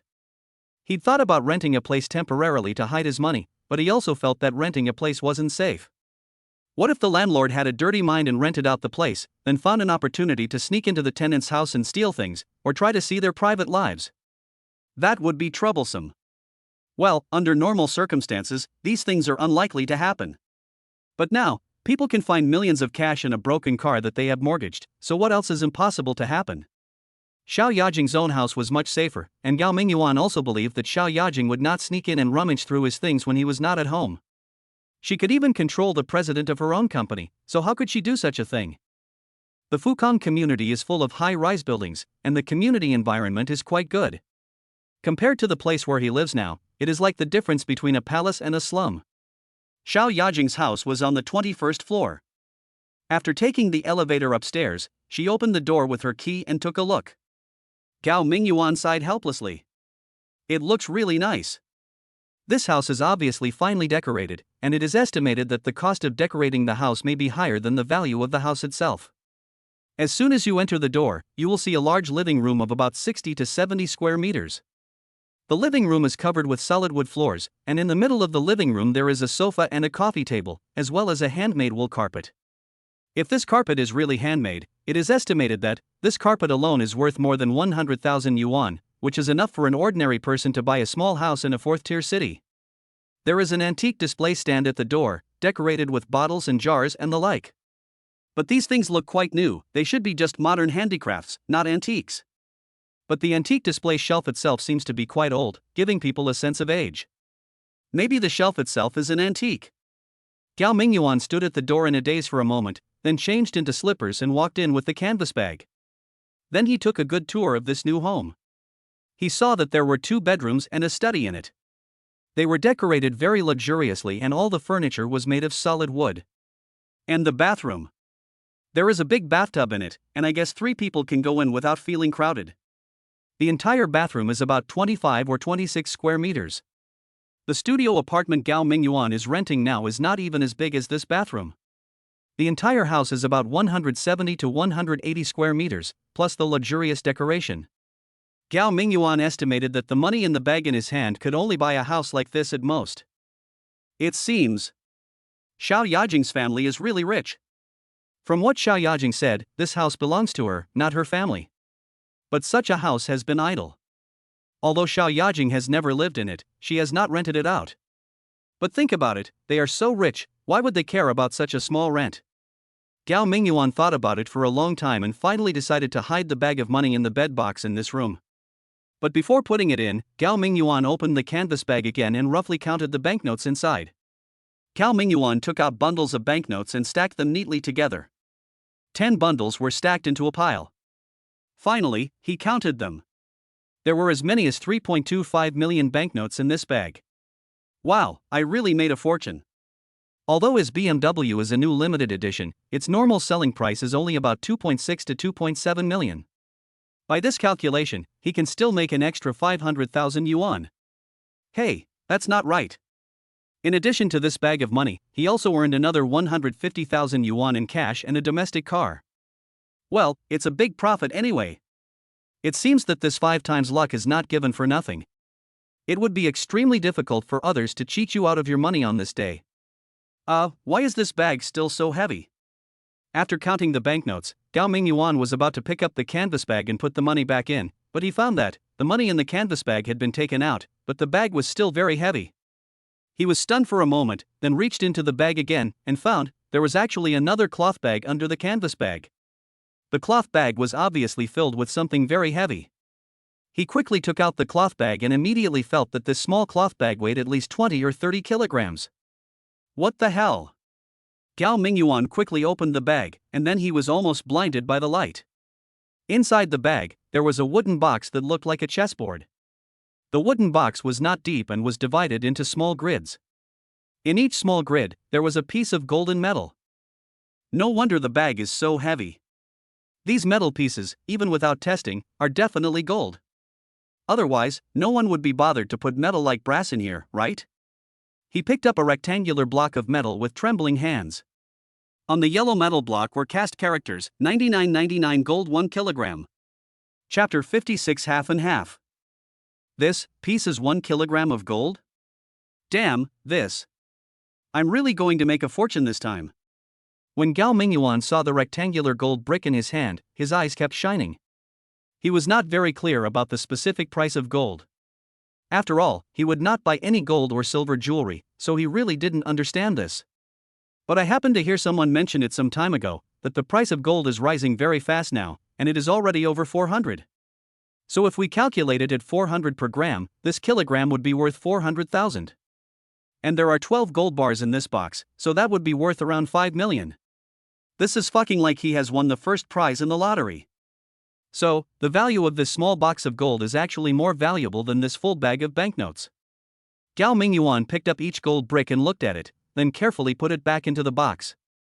Then, he suddenly thought of something and hurried to the kitchen to find some paper towels. He wiped the surface of each gold brick to prevent his fingerprints from being left on them due to the turning over just now. His mind is a little confused now. He has no idea how to deal with these things. His BMW was stolen by a scammer, but the scammer left him a huge bag of cash and gold worth 5 million. Therefore, he definitely wouldn't return these things to the scammer. If Gao Mingyuan really had to hand these things over to the police, he wouldn't be willing to do that. After all, his car had been stolen by someone, and if he handed over this bag of stuff, wouldn't he lose everything? But what if these things were discovered? He had no way of explaining it. Those banknotes were actually still usable. He took a look. There were no new banknotes with consecutive numbers, but some that were half new and half old. He could have deposited the money slowly into different bank accounts over several installments. But it's not easy to deal with this gold. He just took a look and saw that the back of each gold brick had the name of the bank and an 8-digit serial number written on it. Therefore, every gold brick here can be traced back to its whereabouts. Once he wants to sell these gold bricks for money, it is very likely to attract the attention of the police and be traced back to him. Therefore, if there is no proper method, these gold bricks must not be used. Thinking of this, Gao Mingyuan calmed himself down and silently put the box of gold bricks back under the canvas bag and then stuffed the bundles of banknotes back in. After packing up, I opened the bed box in the second bedroom and hid the bag inside. Then he took a few steps back, looked carefully, and seeing that there were no suspicious traces, he turned and walked out. Without staying in this luxurious house for too long, Gao Mingyuan hid the bag of money and went downstairs directly, got in the car and drove towards the company. When Gao Mingyuan arrived at the company, it was exactly 1:30 in the afternoon, and he was not late for work. But in fact, he doesn't need to punch in for a job like his. As long as he completes the company's procurement tasks, it doesn't matter if he doesn't come to the company for a day or two. He can even get some extra travel expenses reimbursed. But since he had nothing to do, Gao Mingyuan still tried to get off work on time. Gao Mingyuan had no other work that afternoon, and Director Liu didn't assign him any work, so he simply stayed at his workstation and continued playing Spider Solitaire. Seeing that there were only 8 hours left and his 5 times lucky time was about to end, Gao Mingyuan wondered if he should do something else. He has roughly figured it out. Although he has the halo of 5 times luck, he will have super good luck and everything he does will go smoothly. But the prerequisite is, he has to do it. For example, last night, after he used the lucky dice, he and Hoing strolled around the street, and they would pick up some money from time to time. But in the second half of the night, when he was lying at home sleeping, nothing would happen that night. Therefore, no matter how lucky he is, he still needs to take the initiative to do something to trigger this good luck. If he has been sleeping at home for 24 hours, even if he is 10 times luckier, it will probably have no effect. So to make sure his 5-fold luck didn't go to waste, shouldn't he find another chance to go for a stroll this afternoon? Even just wandering around the streets, who knows, he might pick up a few thousand or even tens of thousands of dollars. However, when he thought of the bag of banknotes and gold, he gave up this dangerous idea. This unexpected fortune is so much, it's quite scary. What if he goes out for a walk and picks up another bag of money? Just this bag of money is almost giving him a nervous breakdown, so he'd better not come again. If he only picked up a few $100s when he went out. Gao Mingyuan now doesn't think much of it, but if he picked up too much, he would be afraid. It would be so tiring. So after thinking it over, he decided to just stay at the company. After all, he had bought a lottery ticket. As long as the lottery results were drawn tonight, there was a high chance he would become a multi-millionaire. The chance of winning the jackpot is 75%, so it should be possible. Thinking of the lottery, he suddenly remembered that he had also bought a lottery ticket for Xiao Yajing, but forgot to give it to her during dinner. So Gao Mingyuan quickly took out his phone and sent a message to Xiao Yajing, saying that he had bought the lottery ticket and forgot to give it to her. Xiao Yajing replied immediately, saying let's leave the lottery ticket with Gao Mingyuan for now. Anyway, I've been buying it for over a decade and have never won more than 5 yuan. Most likely, this time I'll contribute to national welfare. If I really win the jackpot this time, then the ticket will be considered a joint purchase between the two of them, and whatever the winnings are, they'll each keep half. After seeing Xiao Yajing's reply, Gao Mingyuan's eyes suddenly widened. Damn, this lottery ticket was obviously bought for Xiao Yajing, but now, half of it belongs to me. This is fucking weird. Is it possible that my 75% chance of winning the jackpot today will not be due to the lottery ticket with 10 times the bet that I bought, but will fall on the set of numbers bought by Xiao Yajing? If Xiao Yajing hadn't said that the lottery ticket won the prize and they would each take half, then Gao Mingyuan could be sure that this wouldn't have happened. After all, he is 5 times luckier today, and this kind of good thing will definitely happen to him. Before, if Gao Mingyuan had bought the lottery ticket on behalf of Xiao Yajing, and if Gao Mingyuan had not forgotten about it while eating and had directly given the lottery ticket to Xiao Yajing, then that lottery ticket would have nothing to do with him, Gao Mingyuan. So, if Gao Mingyuan didn't win the lottery ticket he bought himself, but won the jackpot for someone else, then he wouldn't be 5 times lucky, but 5 times unlucky, okay?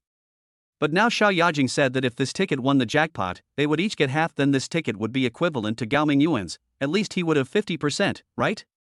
In this way, even if this single ticket won the jackpot, it would still count as Gao Mingyuan having won the lottery jackpot. Chapter 57, Be Content. Gao Mingyuan quickly opened his bag and took out the 2 lottery tickets he had bought at noon today. There was only one set of numbers on both lottery tickets, but the difference was, one set of numbers was unique to Gao Mingyuan, and he placed a tenfold bet. If this one wins the jackpot, it will be at least 15 million in prize money. But he only had one ticket with the other set of numbers, and according to Xiao Yajing, that ticket was still considered shared between him and Xiao Yajing. So, if that set of numbers won the jackpot, then Gao Mingyuan would probably only get a little over 2 million. After deducting personal income tax, that would only be 2 million, right? This gap seems quite big. Of course, if Gao Mingyuan wants to avoid this situation, he can also find a lottery station right now and place an additional 8 or 10 bets according to the numbers on Xiao Yajing's lottery ticket. In this way, no matter which of the two sets of numbers wins the jackpot, it makes no difference to Gao Mingyuan. But the question is, can he really win the lottery in this way? After all, according to his previous calculations, his chances of winning the jackpot are only 15%. Although this probability is already very high, as long as it is not 100%, there is definitely a possibility of failure. Besides, winning the lottery jackpot is actually quite mysterious. Gao Mingyuan seriously doubted if he didn't make any changes and just waited for the lottery draw tonight, then the set of numbers he had half-ticketed would most likely win the jackpot. But if he were to place 10 more bets now, maybe when the lottery is drawn, he won't even win the bottom prize of $5. So, we should be content and not be too greedy. Anyway, he already has a bag of cash and gold worth 5 million, so why should he insist on winning a jackpot of tens of millions at once? Although money is a good thing, no one would think it's too much. But, he already has a system, and it should only be a matter of time before he becomes successful. There is no need to limit his sights to the petty profits in front of him. After figuring this out, Gao Mingyuan felt much more relaxed. The ancients said it well, if I get it, I am lucky, if I lose it, it is my fate. If you can look at things in a positive way, things will be much simpler. So, Gao Mingyuan put all his worries and concerns behind him, and spent an afternoon completing the Spider Solitaire game 15 times, which immediately gave him a feeling of accomplishment. It was finally time to get off work. Gao Mingyuan had just turned off the computer and was about to leave when he suddenly heard the tapping sound of high heels tapping on the floor tiles behind him. Then, a familiar and gentle voice sounded, "Xiao Gao, are you free tonight? If you have nothing to do, we." Seeing that it was Deputy Director Suyu who took the initiative to find him, and it seemed that she wanted to invite him to dinner, Gao Mingyuan couldn't help but think of the words she said this morning with her chin raised, "I will be responsible for you," and Gao Mingyuan suddenly felt like a thorn in his back. Ah, tonight, something really happened. Gao Mingyuan interrupted Suyu before she could finish her invitation and said, "I have a dinner date tonight. Director Su, what can I do for you?" "Ah, no. Nothing." Suyu rolled her eyes at Gao Mingyuan and said, "Isn't this just to thank you for helping me yesterday? Since you have something else to do, forget it. Then, do you have a date tomorrow night? If not, then let's make it for tomorrow night as well." "Tomorrow, not yet." Seeing Suyu's determined attitude, Gao Mingyuan could only smile bitterly and said, "But Director Su, you really don't have to." Suyu didn't even give Gao Mingyuan a chance to explain. He just waved his hand domineeringly and said, "It's settled then. I'll treat you to dinner tomorrow night. But you're not allowed to change your clothes again. Otherwise, humph." As she spoke, Suyu gently shook her black hair, smiled at Gao Mingyuan with her eyes slanted, and walked out with a proud look on her face. Gao Mingyuan touched his nose, and suddenly felt that his romantic luck seemed to be quite good recently. Does that mean that romantic luck is actually a form of luck? When he has 5 times the luck, it seems that not only is it easier to get rich, but it's also easier to attract romantic luck. Otherwise, why would all the beautiful women around him want to treat him to dinner today? Well, it's better to be careful about this kind of thing.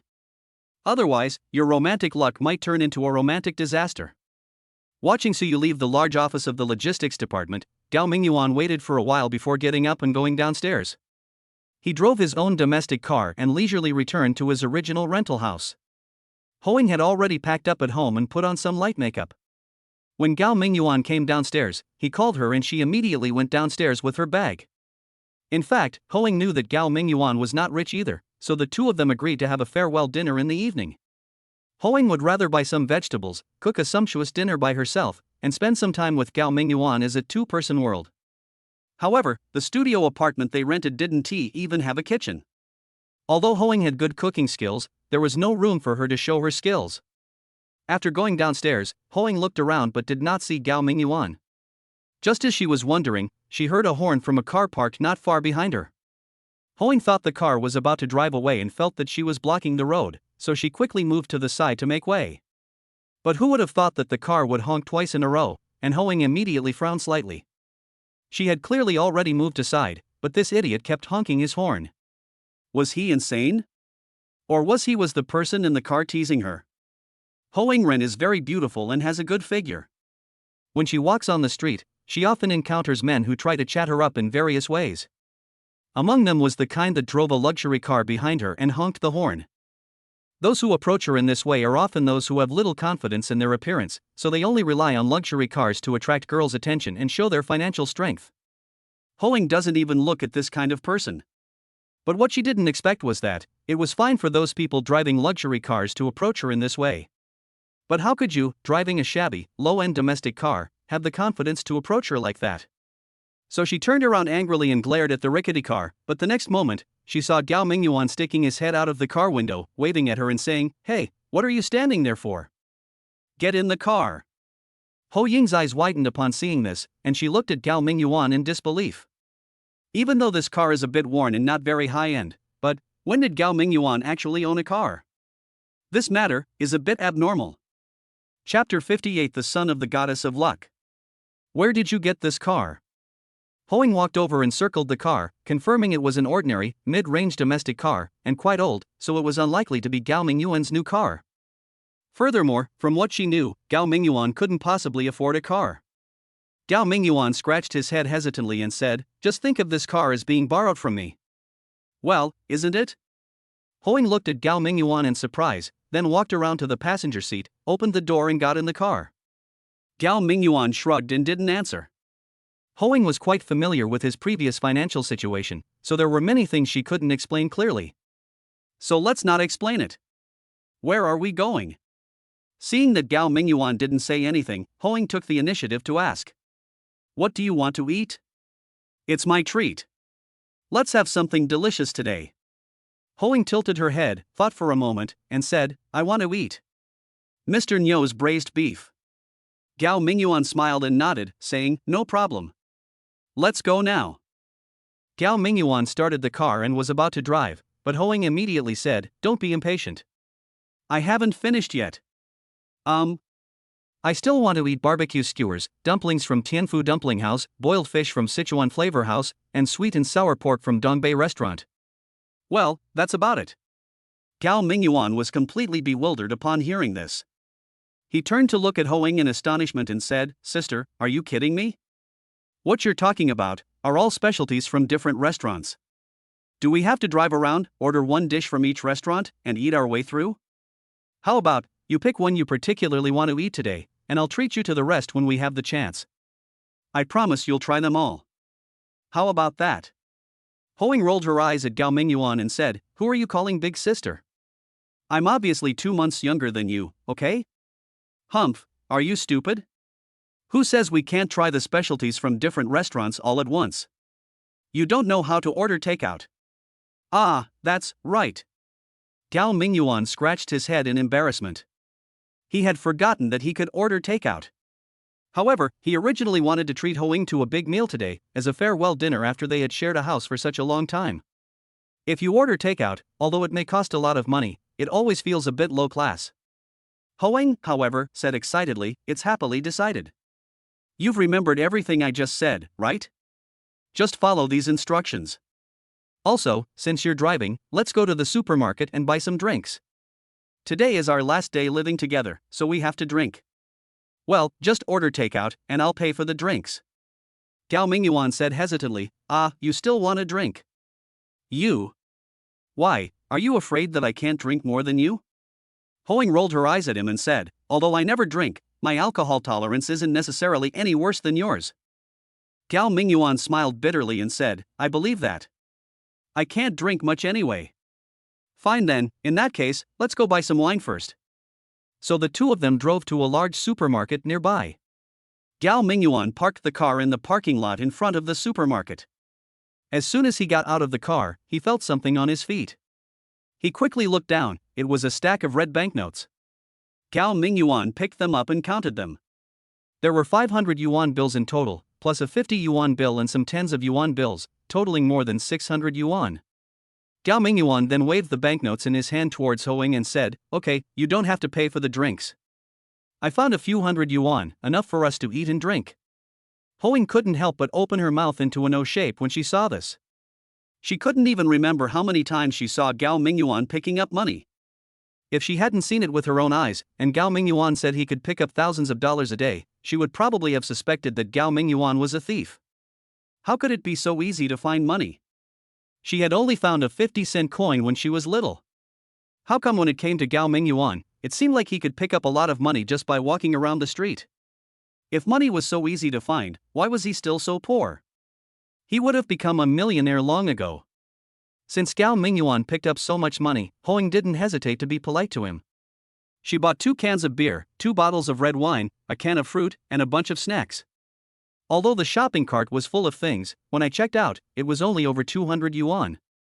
The main reason is that the red wine Hoing chose is not high-end, otherwise, there are also relatively high-end red wines in this supermarket, and a bottle costs several thousand yuan. They first ordered takeout on their mobile phones in the car, and then drove to buy drinks. So, when they came back from the supermarket and returned to their studio apartment, they had just tidied up their desks when delivery men started delivering food to their door one after another. By the time all the things they ordered were delivered, the entire desk was filled. Looking at the 2 cartons of beer at his feet and the 2 tall bottles of red wine on the table, Gao Mingyuan frowned slightly and said, "Shall we drink beer or red wine?" Hoing generously tore open the plastic packaging of the beer, took out 2 cans of beer, threw one to Gao Mingyuan, and said, "Drink 2 cans of beer to moisten your throat first, and then drink the red wine." Gao Mingyuan was speechless and shook his head, saying, "This isn't good. Mixing 2 kinds of wine together will make you drunk very easily." Hoing glanced at Gao Mingyuan with disdain and said, "So long as you get drunk, we're at home anyway. If you pass out, you can just lie down on the bed and take a nap." "Why? I'm not even afraid of you doing that after drinking, so why are you so afraid?" Gao Mingyuan suddenly didn't know how to respond. "Well, just drink it." So he reached out, grabbed the pull ring of the can of beer, and opened it with a snap. Just as he was about to throw the pull ring into the trash can beside him, he uttered a sigh and said, "There seems to be words on it. Hey! First prize. TSK. I won the jackpot again. Ha ha. Is this true?" Hoing quickly snatched the pull ring from Gao Mingyuan's hand and took a closer look. Sure enough, the 3 black characters first prize were clearly printed on it, and there was a line of small digitally coded characters below. Oh my god. I really won the lottery. Let's see, what's the first prize? Then the 2 of them quickly raised the cans in their hands and checked the instructions on them. The grand prize is an 11-day trip to Europe for 2, and the first prize is a fruit laptop. Wow. I'm rich. I can win the jackpot just by drinking beer. Gao Mingyuan, I'm really impressed by your incredible luck. I'm saying, are you the biological son of the goddess of luck?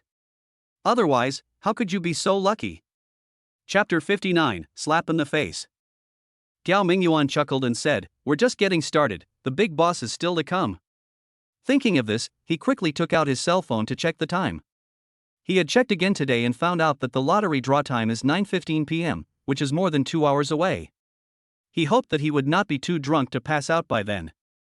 Come on. You're so lucky, help me open this jar too." Hoing excitedly handed the can of beer to Gao Mingyuan and said, "Who knows, you might get lucky and win another grand prize. But let's make a deal first. If you do win the grand prize, I'll get half. We have to go on this 11-person trip to Europe together. You're not allowed to bring your fiancé." Gao Mingyuan gave a bitter laugh and said, "How can there be so many big prizes? This is just a promotional tactic used by the merchants. I'd be lucky enough to win a laptop. And you want to win the special prize? You're dreaming. Who knows if they printed the special prize pull ring when they produced the beer?" "No way." Hoing said unconvincedly, "Isn't it written right here? This event is supervised by the local notary office. If they didn't offer the special prize, how could they approve it?" Gao Mingyuan said disapprovingly, "Let me tell you, there's a lot of trickery going on here. Even if the manufacturer really did print out a special prize, they'd probably know exactly which batch of beer contained the special prize, and they wouldn't just release it. Then, as long as they put the special prize beer in the sales outlets and then arrange for their own people to buy it up as soon as possible, then no one else would have to worry about it, right? As he spoke, he casually opened the pull ring of Ho Ying's beer can, then took a quick glance at it, and was suddenly stunned. What's wrong? Did you really win the jackpot again? Seeing that Gao Mingyuan looked unwell, Ho Ying quickly snatched the pull ring from his hand, and then she was stunned. Grand prize! Oh my god! I really won the grand prize! Ah! I'm sure, Gao Mingyuan, you must be the goddess of luck's biological son. Ha ha! Didn't you say there's no such thing as a grand prize? Now you've been slapped in the face. TSK TSK TSK, but it's a good slap. Wow, an 11-day trip to Europe for two. Now we can travel abroad. That's awesome. Ho Ying became happier as she spoke, and then she gulped down the can of beer in her hand. Drink, why are you just standing there? After finishing a can of beer, Ho Ying saw Gao Mingyuan still sitting there without moving, so she immediately kicked Gao Mingyuan's calf with her toes and said, "Drink up. You've won 2 big prizes in a row, isn't it worth it for us to celebrate with a good one?" Okay, I'll drink it. Gao Mingyuan had no choice but to tilt his head back and drink the can of beer in his hand. Meanwhile, in the large supermarket where Gao Mingyuan and his friends had just been shopping, 2 young men frantically flipped through cans of beer on the shelves. After they had looked through all the brands, they looked at each other and shook their heads simultaneously. Then the 2 of them gathered together and talked in a low voice. How could it be missing? Those 2 cartons of beer were clearly shipped in this batch. Could it be that the supermarket didn't display all of them, and some are still in the warehouse? No.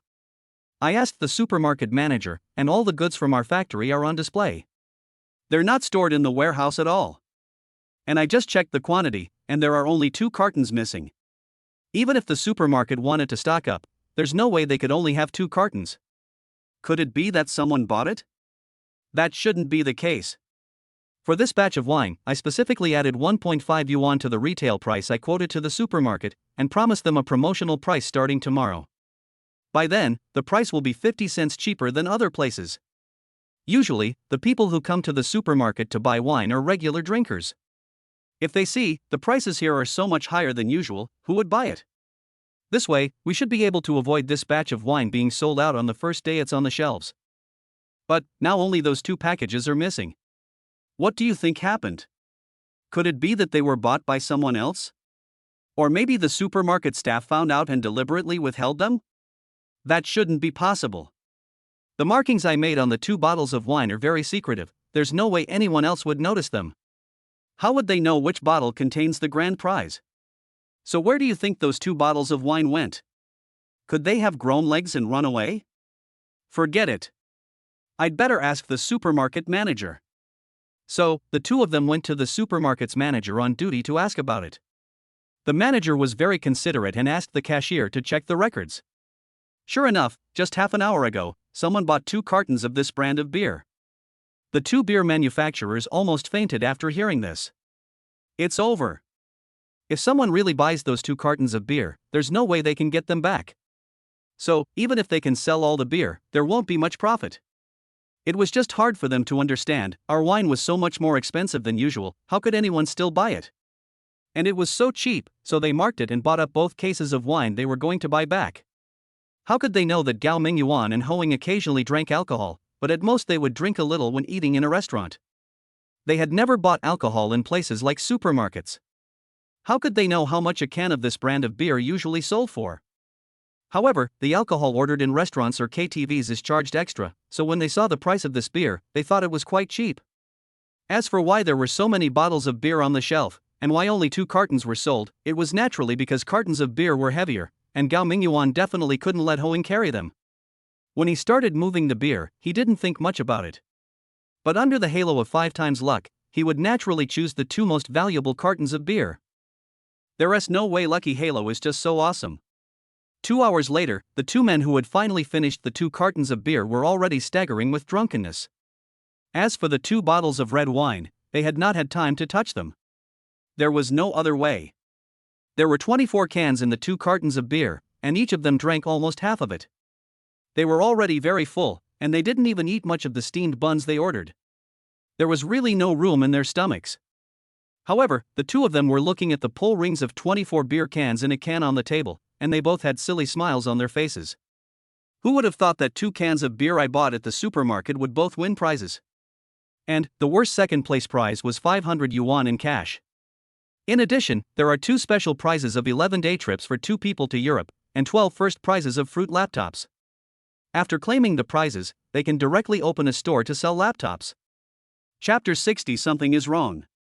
The two of them didn't plan to drink so much beer at first, but when they opened the 2 cans of beer for the second time and found that both cans had prizes, and there were 2 first prizes, they immediately became excited. It's like you bought a dozen instant lottery tickets, and you scratched a few at the beginning, and every one of them won the jackpot. Then, when you look at the pile of remaining lottery tickets, can you resist scratching them all and taking a look? Anyway, the two of them couldn't help it, so they opened all the cans of beer. But beer, once opened, will go flat if left unconsumed for too long. Both of them had lived through hardship, so naturally, they didn't want to waste it. So, they just drank all the beer they had opened, can after can. Gao Mingyuan's alcohol tolerance was very average. In fact, after drinking 6 or 7 cans, he could no longer hold on. But, seeing Hoing still drinking, he felt embarrassed to be outdone by a girl, so he could only continue to pour the wine into his mouth. During this time, he went to the toilet 6 or 7 times, otherwise, his stomach really couldn't hold so much. As for Hoing, she only went once from start to finish. Gao Mingyuan admired her greatly, but also wondered if women's bodies were so different from men's. If they poured out a dozen cans of beer, they would fill a wash basin. But Hoing only went to the bathroom once, and her stomach didn't look bloated. He wondered where all the beer went. Come on, it's time for us to drink red. When Gao Mingyuan came out of the bathroom again, he saw Hoing opening a bottle of red wine with a corkscrew. Then she found 2 bowls and poured half a bowl of red wine for each of them. Gao Mingyuan's eyes whitened upon seeing this. He said, "No way, we've already drunk, hiccup, so much beer, that's enough. Why do we need red wine?" Hoing rolled her eyes at Gao Mingyuan and said, "I've already bought it, why aren't you drinking it? I'm moving out tomorrow. Then you can drink the rest all by yourself." Humph. I won't. Come on, good things should be shared, let's drink together. Hurry up and sit down, have one first. After saying that, Hoing picked up the bowl, tilted her head back. Dun dun dun dun, half a bowl of red wine was poured into her mouth in one breath. No way. Gao Mingyuan's eyes widened immediately. Is this how you drink red wine? It seems. Hoing drinks wine more smoothly than water. What are you looking at? Have you ever seen a beautiful woman drinking? Seeing Gao Mingyuan staring at her blankly, Hoing immediately glared at him and said, "Hurry up, yours too." Can't I drink it slowly? Gao Mingyuan originally wanted to say that they should just stop here today, but, seeing that another bowl of red wine had been poured in front of Hoing, he knew that he couldn't hide it all, so he could only see if he could slow down the pace. When it comes to red wine, you don't feel the alcohol in your mouth, but, once it goes into your stomach, it quickly becomes strong. If he drank slowly, Gao Mingyuan estimated that he could hold on for a while longer. But if he drank like Hoing, he was afraid that he would die soon. But Hoing didn't indulge him. She just looked at Gao Mingyuan with a look full of contempt and said, "I've already done it. You can do whatever you want." What else could Gao Mingyuan do? He could only bite his eyes, close them, and follow suit. Sure enough, when Hoing opened the second bottle of red wine and each of them drank half a bowl, Gao Mingyuan could no longer hold on. He staggered to the bathroom to flush the toilet again, and when he walked back, his feet began to move in an arc, and he walked to the edge of the bed, then his body tilted and he lost consciousness completely. Hey, I haven't finished the wine yet, stop pretending to be dead. Seeing this, Hoing couldn't stand it anymore and came over to drag Gao Mingyuan up. However, drunk people are particularly heavy, and Hoing is just a girl, so how could she drag Gao Mingyuan? Furthermore, she had also drunk quite a bit of alcohol, so she was already tipsy, and her hands and feet were limp. She tried hard twice but failed to move it. Instead, she was so tired that she fell down beside Gao Mingyuan. Then, she felt as if the whole world was spinning, and she closed her eyes. Shortly after, the two of them fell drunk. Gao Mingyuan's phone started ringing non-stop. However, the 2 people in the room were already drunk and unconscious, so how could they hear the phone ringing? The ringtone continued to ring for a long time before it automatically hung up. Then, after a few minutes, it rang again, and then continued for a while before hanging up again. So, every few minutes, the phone would ring for a while, as if the person on the other end would never give up unless I answered the call. This went on for about half an hour. Gao Mingyuan's phone had very little battery to begin with, and after the ringing continued, the remaining battery was completely exhausted and the phone turned off. It's turned off. In a quiet villa in the southern suburbs of Shiyuan City, a slender girl with a beautiful face sat on the carpet in a daze, staring at her mobile phone in disbelief. Isn't it just 5 million? Are you really going to be like this? Ha, men are truly the most unreliable creatures in this world. The girl opened the browser on her phone, found today's lottery results, and carefully checked the winning numbers. Sure enough, this was the number she had been chasing. She has been chasing this number for almost 10 years. Of course, she doesn't buy every lottery draw, but she will buy one whenever she passes by a lottery station. She wouldn't buy too many. After all, she wasn't short of money. Unlike those who dreamed of changing their lives and destiny by winning the lottery, she simply treated buying lottery tickets as a game. The numbers in the set she was chasing held special meaning for her, so she hoped her chosen numbers would win the jackpot, but if they didn't, that was fine. Today, she did the same as usual. After the lottery was announced, she checked the winning numbers immediately and unexpectedly found out that the numbers she had bought for so long really won the first prize. This made her really excited, but then she subconsciously rummaged through her bag, trying to find the lottery ticket, and then realized today she did not go to buy lottery tickets as usual, but when she called Gao Mingyuan at noon, she learned that Gao Mingyuan was at the lottery station, so she asked him to buy a ticket for her. But during lunch, Gao Mingyuan forgot to give her the lottery ticket. Actually, it wasn't a big deal. It was just a $2 lottery ticket. I believe that neither I nor Gao Mingyuan would care much about these $2. But now this lottery ticket actually won the prize. So, she called Gao Mingyuan immediately. At first, she really didn't think much about it, nor was she prepared to ask Gao Mingyuan to return the lottery ticket to her immediately. Because she still remembered, she and Gao Mingyuan had promised each other that if they really won the jackpot this time, they would split the prize money in half. But, when she called again and no one answered the phone, she finally felt something was wrong.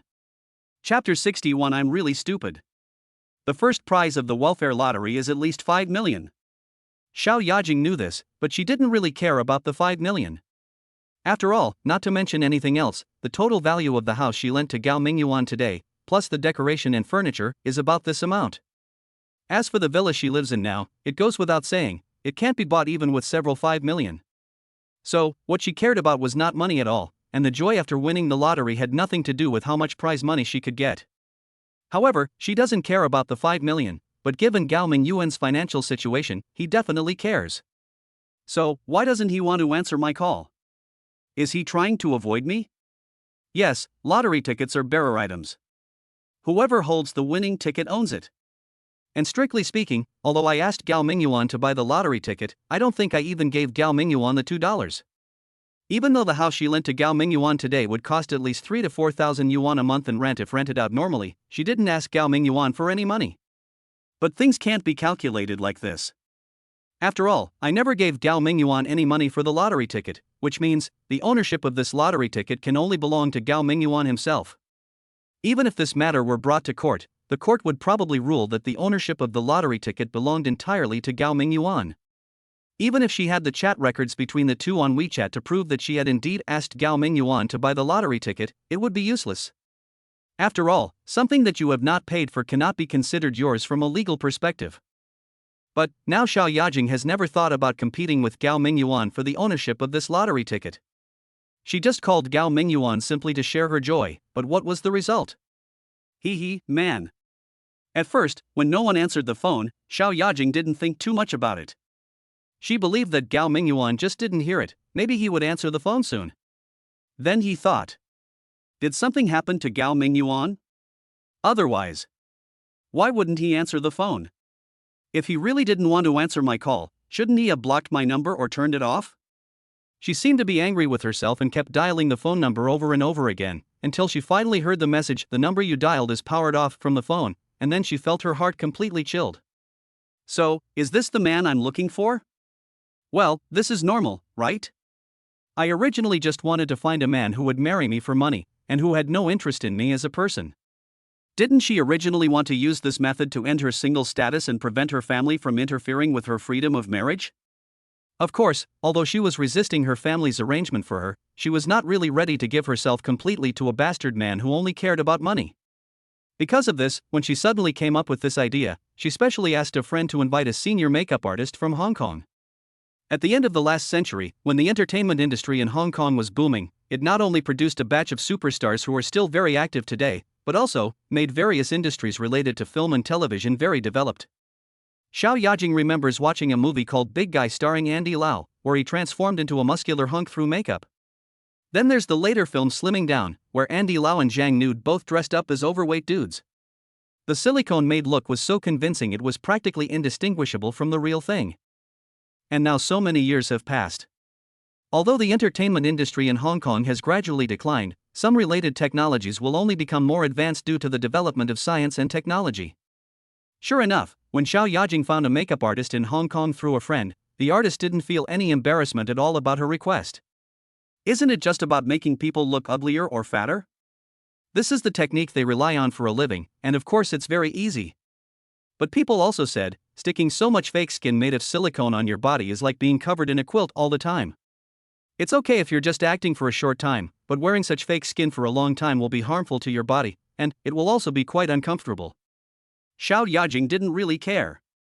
Her goal was to find a man, register as a legal couple, and then, she probably wouldn't have any contact with this man anymore. She just needed to send money to this nominal husband on time, as if it were her wages. As long as that man sees how ugly I am, he probably won't be interested in my body. After I marry him, I won't care about his private life. It doesn't matter if he has a few women outside, and I will also give him money. I believe that any man who is greedy for money will definitely not be able to refuse such a good thing. Things seem to be going smoothly.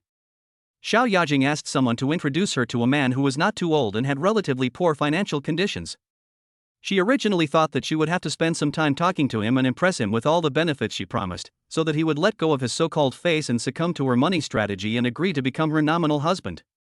But I didn't expect. The first blind date I met, after seeing me, the first thing he said was that he wanted to register for marriage with me. She thought that the matchmaker had already told the man about her conditions, so although she was a little surprised by the other party's straightforwardness, she didn't think much about it. But who knows, things seem to be different from what I expected. Xiao Yajing couldn't explain clearly how she felt about Gao Mingyuan. It was just, she had an inexplicable feeling that if she really married him, it wouldn't be a loss. Especially the look when Gao Mingyuan beat up Wang Weidong and his friends, he was so handsome. However, as the two of them interacted more and more, Xiao Yajing found that she could no longer understand this man, and thus she unknowingly became more and more curious about Gao Mingyuan.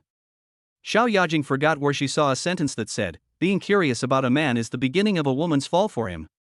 She didn't know whether she had fallen or not, but for some reason, she always couldn't help but think of that man. Otherwise, why was she the one who took the initiative to call Gao Mingyuan these times?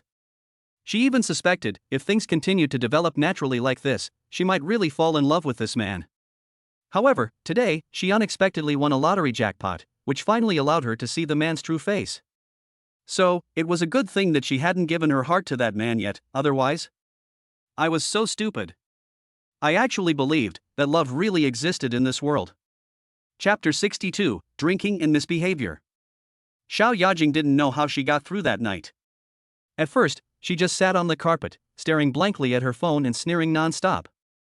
Then, she opened another bottle of expensive Bordeaux red wine and sat alone in the empty living room, shaking the goblet in her hand and repeatedly pouring the bloody red wine between her fiery red lips. Then, her heart was like a ball of fire burning, turning the emotions that had just been born in her heart into fuel, slowly burning them to ashes. In the end, Xiao Yajing, who was drunk and dizzy, curled up on the sofa and fell asleep unknowingly. Having a hangover is undoubtedly very uncomfortable. When Gao Mingyuan woke up, he not only had a splitting headache and a mouth so dry it felt like it was on fire, but also, it felt like a stone was pressing down on his body, making it almost impossible for him to breathe. Strange. A headache and thirst are fine after getting drunk, but why would I also have the illusion of a rock pressing down on me? Gao Mingyuan reached out his hand to his chest and abdomen in a daze, and touched the place that felt uncomfortable, and as a result, he felt something warm. What the hell? Gao Mingyuan was instantly frightened and alert. Before he could open his eyes to look, he heard a soft voice in his ears, stop it. It's annoying. What? Gao Mingyuan was now completely awake, and he opened his eyes and looked. He saw Hoang sleeping soundly on his chest like a kitten. No wonder I felt uncomfortable with the pressure on my chest and abdomen, and almost suffocated. If she had been using my head as a pillow for the whole night, it would have been lucky if she hadn't crushed me to death. Oh my god, isn't it a little inappropriate for the two of us to be like this? Last night we slept in the same bed, but there was a wall between us. But today, we are really very close. This isn't a good idea, is it? I'm innocent, but, I seem to have drunk quite a bit last night. I didn't do anything unknowingly, did I? Thinking of this, he hurriedly touched himself. Fortunately. At least my clothes are still there, and I was so drunk yesterday, so I shouldn't have done anything bad, right? I turned my head to look at the window and saw that it was already bright outside. Judging from my experience, it must be at least 7 or 8 o'clock now, right? Oops, I'm going to be late for work. He had worked so hard to get such a good job, but he didn't expect to be late after only 2 days. Although in the company, it seems that even Director Lou has to look at his face, but the problem is, he can't eat gigolo like this forever, right? Weird, why didn't the alarm go off today? Or, maybe I was so sound asleep that I didn't hear it? Cao Mingyuan tried to get up, but Hoing was halfway on top of him, and he couldn't move at all. And think about it. It seemed that Hoing had found a new job and had to go to work this morning. If she was late on her first day of work, she might be in more trouble than him. So Gao Mingyuan quickly patted her warm face and said, "Wake up, it's dawn. You're going to be late for work." Aga! Hoing first impatiently pushed Gao Mingyuan's hand away, but then, probably when she heard the words "you're going to be late for work," she suddenly came to her senses and sat up. However, when she sat up, she pressed one hand on Gao Mingyuan's neck, almost crushing him to death. Cough cough cough. Gao Mingyuan quickly broke free from Ho Ying's clutches, coughing violently as he stared at her speechlessly. "Sister, it's all right if you just used me as a pillow all night. But why did you start strangling me the moment you woke up? Are you trying to silence me?" Hoing looked down at her clothes, which were wrinkled but clearly not undone, and curled her lips slightly. "I slept with you all night, and you didn't dare do anything. Why would I kill you to silence you? Idiot." After saying that, Hoing shook her ponytail and went into the bathroom in her slippers. Gao Mingyuan scratched his head and was speechless. "I feel like I'm being despised. Oh my god, what kind of person are you? I spent the whole night with you on my head, and I didn't do anything wrong? Are you saying I'm worse than an animal or a beast?" Thinking of this, Gao Mingyuan couldn't help but feel a little regretful. Why did he drink so much last night? He was so drunk that he was like a weak shrimp. Even if he really had the intention to commit a crime, he didn't have the strength to do anything bad under such circumstances. Hearing the sound of water splashing in the bathroom, Gao Mingyuan felt hot all over again. Oh my god. No wonder people say, it's harmful to one's physical and mental health for a single man and woman to sleep in different beds. But even though I slept in the same bed with her, it didn't do anything, so it was even worse. Rubbing his face vigorously with both hands, Gao Mingyuan stopped thinking about it, quickly put on his shoes and went downstairs. Then he remembered something and searched everywhere, finally finding his cell phone. He wanted to see if the 2 lottery tickets he bought yesterday had won the jackpot. If so, which set of numbers had won? After all, this was a matter of at least several million. How could he not be concerned? He'd drunk too much yesterday, and at first, he'd been constantly checking the time on his phone, eager to watch the live broadcast of the prize draw. But by the end, he was so drunk that his eyes were blurry and his tongue was straight, so he naturally forgot about the lottery. Now that he was sober, the first thing he wanted to do was to check if he had won the jackpot. But, when he finally found his phone, he discovered that it had no battery and had turned off automatically. Oh my god, drinking is a waste of time. Gao Mingyuan shook his head and quickly found a charging cable to plug in his phone. At this time, Hoing pushed open the bathroom door and said to Gao Mingyuan while brushing her teeth with a small pink toothbrush, "Oh no. It's already past 8 o'clock, and you should be at work at 9, right? Hurry up. Drive me to work later, or I'll be late." "Ah, okay. Then I'll go to the bathroom first." Gao Mingyuan had been holding it in for a long time, so he didn't hesitate any longer and went straight into the bathroom, then took off his pants and prepared to go to the bathroom. He was in a hurry, and he usually lived alone in the rental house, so he didn't have the habit of locking the door when going to the toilet. He just closed the bathroom door casually. But what he didn't expect was that just as he was about to open the floodgates to release the water, he heard the door open and Hoing walked in with a toothbrush in her mouth. Gao Mingyuan's whole body stiffened and he stood there for a moment. Hoing glanced at him and mumbled with a mouthful of toothpaste foam, just do what you need to do, don't worry about me. I haven't finished brushing my teeth yet. As he said that, he continued brushing his teeth at the wash basin behind Gao Mingyuan with his back to Gao Mingyuan. Chapter 63 Half of You. Even after he went downstairs and got into the car, Gao Mingyuan was still in a daze, as if he had lost his soul. Hoing opened the door from the other side and got in. Seeing Gao Mingyuan sitting there in a daze, holding the steering wheel, she reached out and patted him on the shoulder, saying, "Hey, let's go." "What are you doing?" "I just looked at you. Is it really necessary for a grown man like you to do this? Do you still want me to be responsible for you?" Well. Gao Mingyuan didn't know what to say for a moment. He could tell that Hoing had some feelings for him. Otherwise, how could a grown woman like her be willing to sleep in the same bed with him, and... However, he couldn't establish a romantic relationship with Hoing at this time. The truth was, his system was still tied to a wealthy woman weighing over 200 pounds. Even if he could treat money as dirt and not care how well off Xiao Yajing's family was, he couldn't stand the fact that he had to unbind the system whether it came or not. And since he hasn't resolved this matter yet, the relationship between him and Xiao Yajing is still that kind of unclear relationship. If something happens between him and Hoing now, or if they confirm a romantic relationship or something, then when he meets Xiao Yajing again, how will he introduce Hoing to her? And claiming this person was his roommate? That would undoubtedly be a disservice to Hoing. But if he told Xiao Yajing that Hoing was his girlfriend, that would be the end. He guaranteed the system would immediately pop up and ask for an unbinding or something. And if he really did confirm his relationship with Hoing, the system probably wouldn't warn him repeatedly this time. It might just unbind him straight away, and then, he'd become a fool, or even a vegetable. It's scary just thinking about it. So it's better to just play dumb at this point. So Gao Mingyuan smiled stiffly and said, "No. How could that be?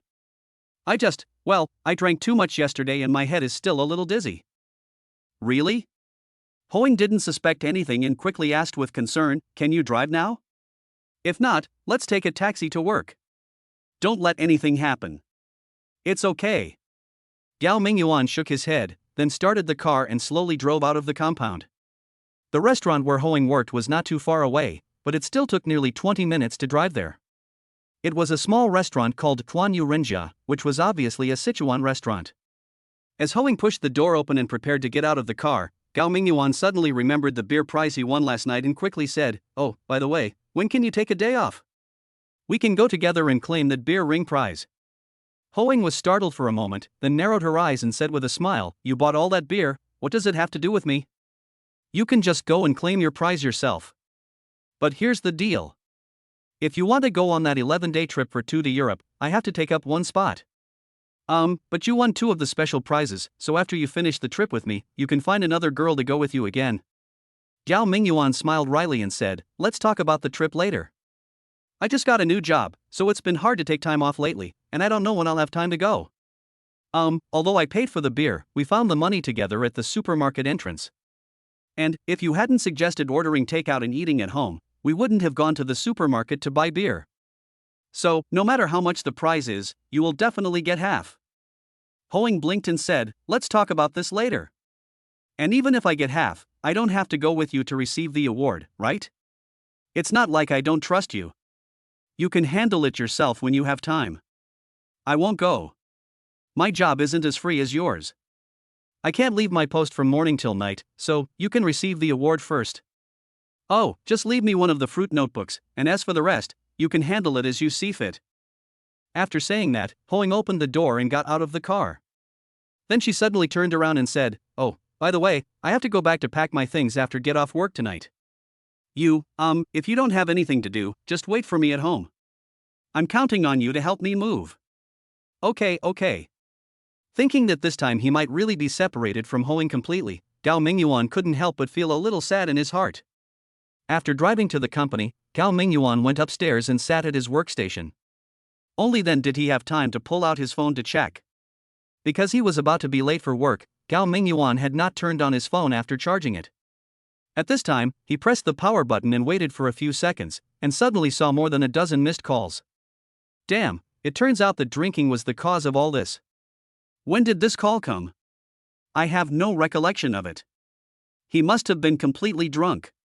What he feared most was that his parents happened to call him last night. If no one answered, his parents would definitely be scared and he probably wouldn't be able to sleep well that night. When I opened the call log, I found that the dozen or so missed calls were actually from Xiao Yajing. He was stunned for a moment, feeling helpless. What was wrong with this fat woman? She called him in the middle of the night and called him so many times. At this time, it started around 9:30 and lasted until after 10 o'clock. Could it be that the lottery ticket really won the jackpot? Thinking of this, Gao Mingyuan did not rush to call Xiao Yajing back, but quickly turned on the computer at his workstation and searched for the winning numbers of the latest lottery. 0305. Damn, it turned out that the lottery ticket Xiao Yajing picked was the winner. Now he finally understood why Xiao Yajing called him so many times. He said, I remember my phone still had some battery last night, so it shouldn't have shut down automatically after one night. Oh my god, it turns out that his battery was completely drained by a phone call from this fat woman. I was already fast asleep when she found out she'd won the lottery, and when she tried to contact me, I didn't answer.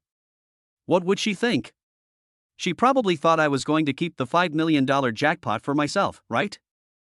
Maybe this fat woman was so angry that she couldn't sleep all night?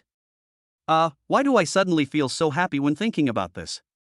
Gao Mingyuan couldn't help but whistled, then turned on his phone again. However, he didn't choose to call Xiao Yajing back. Instead, he sent a message on WeChat, saying, send me a red envelope of 1 yuan. A few seconds later, the phone dinged and Xiao Yajing replied, but she only sent an angry expression and a question mark. Chapter 64. Sooner or later, we will be a family. Seeing Xiao Yajing's reaction, Gao Mingyuan smiled and shook his head, then repeated the message, send me a red envelope of 1 yuan. This time Xiao Yajing didn't reply immediately, probably because she was sulking over there. It was not until more than a minute later that he heard the sound of his cell phone clattering like a pile of coins falling, and sure enough, Xiao Yajing sent him a red envelope.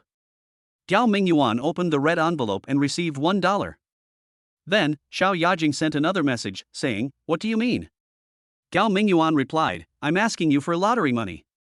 Didn't we agree yesterday? If the lottery ticket you asked me to bring you wins the jackpot, we'll split it in half. But I just remembered you haven't given me the lottery money yet. Brothers should be fair. If we split the winnings in half, then we should each pay half for the lottery ticket, right? Otherwise, I paid for the lottery ticket myself, so why would I give you half if I win the jackpot? This time, there was a long silence on the other end, but Xiao Yajing sent a voice message, I'm sorry, I misunderstood you before. I thought you were going to keep the prize money after finding out that the lottery ticket had won the jackpot, so you deliberately ignored my call last night. Gao Mingyuan couldn't speak in the office, so he continued typing his reply, as expected, women are all suspicious creatures. I had dinner with friends last night and drank a little too much. I was so drunk I didn't hear my phone ringing. And you kept calling me until my phone ran out of battery and turned off. Forget it. Let's talk about the prize money. This first prize seems to be redeemable only at the Provincial Welfare Lottery Center. Well, I just started working at Hongtu Technology, and it wouldn't be a good idea to ask for leave after only 2 days. How about? I'll give you the lottery ticket later, and if you have time, you can go to the provincial capital to claim the prize? Xiao Yajing said in a teasing tone, you want to give me the lottery ticket? Let me collect the prize myself. Then, aren't you afraid that I will just pocket all the prize money? Gao Mingyuan replied, what's there to be afraid of? We're planning to get married, and we'll be a family sooner or later. How can I not trust you? After typing this on the screen, Gao Mingyuan himself felt that it was a bit corny. He wanted to delete it and rewrite it several times, but in the end he thought about it and just sent it out. At the same time, I thought to myself you'd better take the lottery prize and keep it all for yourself. That way our engagement would be cancelled. I wouldn't have to worry about the system unbinding me any more perfect. Thanks.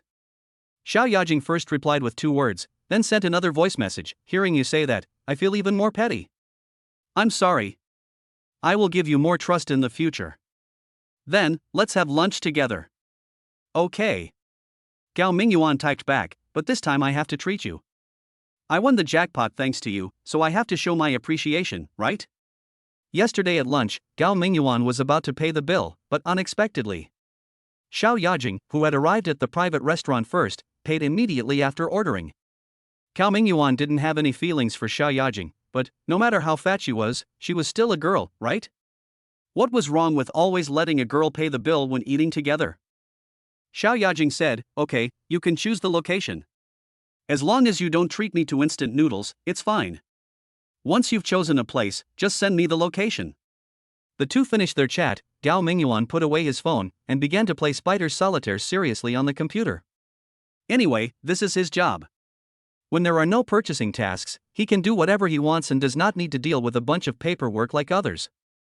Of course, if there is a procurement task, some documents and archival materials need to be organized, but Zhou Jingjing said that she can help Gao Mingyuan with all these, so Gao Mingyuan doesn't need to worry about anything at all, he just needs to have fun. But after playing the Spider Solitaire game for a long time, it felt a bit brainless.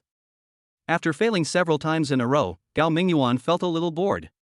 After closing the Spider Solitaire game, Gao Mingyuan hesitated for a moment, wondering whether he should download a game. But thinking about it, the company seems to have a rule that prohibits downloading games on office computers. Although, it seems that no one cares about his gaming, but he can't be too arrogant. After thinking about it, he gave up the idea, then opened the browser on his computer and checked the latest real-time news. Most of the news on the internet is entertainment gossip, such as a certain celebrity is suspected of being divorced, or a certain celebrity was photographed appearing at the airport with a haggard face. In short, it is all meaningless stuff. Suddenly, Gao Mingyuan's attention was attracted by a news report on the legal channel. The news mentioned that a fraud gang has been committing crimes in multiple cities recently, using car rental companies as a pretext and high-priced rental contracts as bait to deceive some car owners into renting out their idle cars to car rental companies. After collecting a certain number of cars, they would suddenly disappear, transport these cars away through secret channels, and then sell them to Southeast Asian countries or remote mountainous areas of the country after simple modifications, making huge profits. At the end of the news, the editor reminds everyone that there is no free lunch in the world. Although car rental is a legitimate industry, if the other party quotes the car owner an excessively high rental price, there is likely something fishy going on. And remember, trying to save a little money can lead to a big loss. After reading this news, Gao Mingyuan couldn't help but smile bitterly. It's confirmed. He was indeed fooled by such a fraud gang. Fortunately, he was in a five-fold luck aura when he was scammed by the scammer. So, although he lost his car, the scammer actually gave him a bag of cash and gold worth millions. Therefore, the Gao Mingyuan was able to escape the disaster and made a huge profit. The problem was this money was a bit risky. Although he didn't know how the other party could have put that bag of cash and gold in that car, there was still a high possibility that the other party would come back to find him. But now, the other party's incident is most likely to have erupted. After all, it's not just him whose car was stolen.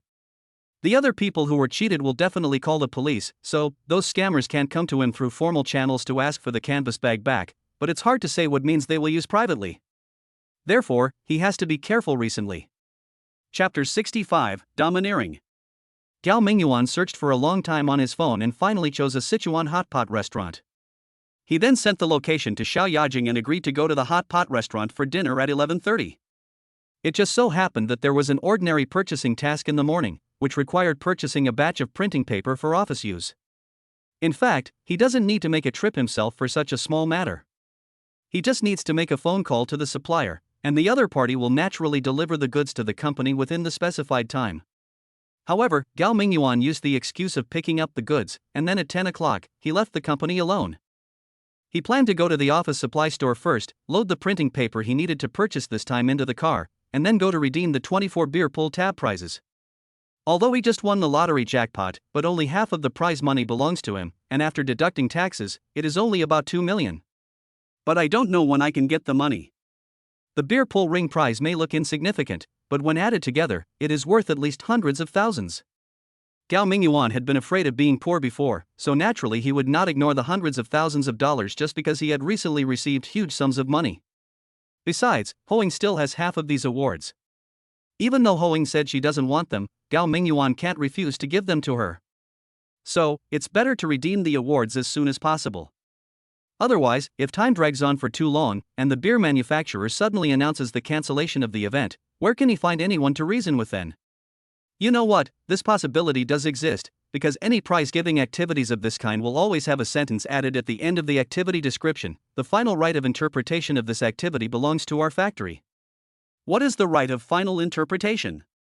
It means that I decide how to play this activity, and I can stop playing it whenever I want. Although this explanation has no legal basis, if you really want to sue them for this, they will argue with you endlessly. It is not uncommon for a lawsuit to last 3 to 5 years. Who would have nothing better to do than to argue with them endlessly over a prize? The paper pickup went smoothly. When he arrived at the supplier, they had already placed several boxes of paper at the door, waiting for him to load them. After all, the customer was the boss. Normally, for orders like this, they would deliver the paper to the customer's door. This time, since this customer was willing to come pick up the paper himself, he had to be more attentive. So Gao Mingyuan didn't even have to go in, he just got the job done right at the door. Because there were only 4 boxes of printing paper in total, Gao Mingyuan could just drive his own car to load them. Moreover, there was no need to use these things urgently, so he could bring them back to the company in the afternoon. After the transaction was completed, Gao Mingyuan opened the trunk of his car and asked the staff to help load the paper. Otherwise, the printed paper was so heavy that he might not be able to move it by himself. However, when he just opened the trunk, he was slightly stunned.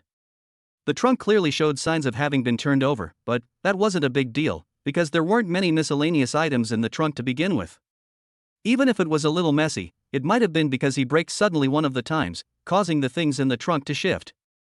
But at this moment there was a newspaper in the trunk, with a line of large red words written on it, "Put the things back before tonight." Behind this line of words, there is a drawing of a knife dripping with blood. The threat is self-evident. Did he really find me? Gao Mingyuan's heart sank slightly. He knew that it must be Boss Chow and his group of scammers who, for some unidentified reason, left the canvas bag on this car. But when they discovered this, they had already seized all the vehicles in the car rental company. At this point, they had no way to turn back. There was no way for them to contact Gao Mingyuan normally and exchange the car that was mortgaged to Gao Mingyuan. So, just as Gao Mingyuan guessed, they must have found the car last night and then searched inside the car. After not finding the canvas bag, they realized that the bag must have been discovered by Gao Mingyuan, so they left this note. It wouldn't matter if this note was seen by others, after all, it didn't say who should put what back or where to put it, but Gao Mingyuan understood what was going on at a glance. However, this kind of thing was already within Gao Mingyuan's expectations. "Ha, are you threatening me? I haven't even asked you for the car yet. Now you're writing a crappy note, who are you trying to scare?" Although Gao Mingyuan was not frightened, he couldn't help but be alert, thinking that the note must have been put in when the car was parked downstairs in his community last night. After all, he had parked his car in the open-air parking space in front of the company in the morning. In broad daylight, those guys might not dare to come and rummage over the car. It's just that Gao Mingyuan was in a hurry to go to work in the morning and didn't check the trunk at all, so he didn't discover it in time. If this is what really happened last night, then Gao Mingyuan was so drunk last night. If someone really broke into his house, wouldn't it be very dangerous? So, try to drink less in the future, or you might lose your brain after a good night's sleep. How unfair would that be? Gao Mingyuan was stunned for a moment, then he grabbed the newspaper and rolled it into a ball. Then he stepped back 2 steps and asked someone to load 4 boxes of printing paper into the car. Then, Gao Mingyuan put the matter aside for the time being and drove straight to the beer brand's sales office in Shiyuan City. The beer he and Hoing drank yesterday was not produced in Shiyuan City, but it was a brand from the province. This brand of beer had good sales in Shiyuan City, so naturally it had a special sales office. Gao Mingyuan had already found the location of the beer sales office on the electronic map, drove directly there, and arrived before 11 o'clock. The sales office here is actually a warehouse, which is full of various packaged beers of this brand. There is also an office at the outermost part of the warehouse. This is where the people in the sales office work. When Gao Mingyuan walked into the sales office, he saw 2 men and 1 woman sitting inside. Upon seeing Gao Mingyuan walk in, the woman, who was in her 30s, immediately greeted him warmly, saying, "Hello, this is the XX beer sales office. Are you here to buy some stock?" "No." Gao Mingyuan shook his head, took out a can, shook the dozens of pull rings inside, and said, "I'm here to claim my prize." "Redeem the prize?" The woman was stunned for a moment, then looked at the dozens of pull tabs in the can. She instinctively assumed they must contain some small prizes, so she shook her head and said, "For prizes below 3rd place, you can redeem them directly at major supermarkets and sales outlets using beer pull tabs." "Oh, what about 3rd place and above?" "Only prizes above the 3rd prize need to be redeemed here," the woman answered seriously. "That's right." Gao Mingyuan placed the cans in his hand on the desk and said arrogantly, "All of these are third-place prizes or above. Please help me exchange them." The woman was stunned. She looked at the cans on the table, then looked at Gao Mingyuan. She seriously suspected that this guy was mentally ill. At this moment, the two men who had been chatting at the desk inside suddenly stood up together. Chapter 66, Be on guard against others. A thin young man walked over quickly, grabbed a can on the table, and asked, "You said that all the pull rings in this can are third-class prizes or above?" "Yeah. So, I should redeem these prizes here, right?" Gao Mingyuan asked with a smile. "Let me take a look first." The thin man exchanged a glance with the other young man who followed him, then opened the can, poured out the 20 or so pull rings inside onto the desk, and then picked them up one by one to examine them. The middle-aged woman also picked up a few and took a look. Then her eyes widened and she said, "Really? So many first prizes. Ah, and even special prizes. How lucky are you? And how much beer must you have drunk to get so many first prizes?"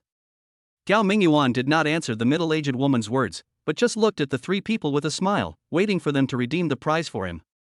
After briefly looking through the pull rings, the skinny young man frowned slightly and said, "You won so many big prizes at once. We've never encountered anything like this before, so we need to investigate this matter thoroughly first. So, put these pull rings here first, and leave a phone number. We'll verify them later. If we're sure these pull rings are real, we'll call you and ask you to come and claim your prize." Gao Mingyuan looked at the young man with a strange look and said speechlessly, "Please. If you want to verify the authenticity of the pull ring, then I can wait. But it shouldn't take long, right? Each of your pull rings has a different code. Obviously, you are worried that someone will forge a pull ring to claim the prize, right? Then why don't you verify them one by one to see if there are any problems with the codes of these pull rings? You don't have to let me leave first, right? If I leave now, and later you say you didn't receive these pull rings at all, who will I turn to then?" The thin young man's face suddenly darkened. He said, "Sir, what do you mean by that? We're such a big company, how can we owe you such a small amount of money?" Gao Mingyuan shook his head and said, "My grandmother taught me since I was a child. You shouldn't have the intention to harm others, but you must always be on guard against them. Although I'd like to believe that your brewery won't cheat me, I still have to have the necessary evidence in my own hands. Let me give you an analogy. My friend, imagine you're going to a bank with 100,000 yuan in cash to deposit. But when the teller finishes counting your money, the power goes out. If the teller says they can't deposit the money into your account right now and asks you to go home and deposit it back when you come back, would you just leave the money in the bank and walk away? I believe anyone with a sound mind would take their own money with them and come back to deposit it later, right? So, according to your theory, how could you possibly doubt that such a large bank would cheat you out of such a small amount of money?" The thin man's face froze, and he said, You're just making up stories." Gao Mingyuan ignored him and simply reached out to put the ring pulls back into the cans. Then he said, "Since you don't have the authority to redeem my prize, I'll find an opportunity to redeem it directly at your factory." "Of course.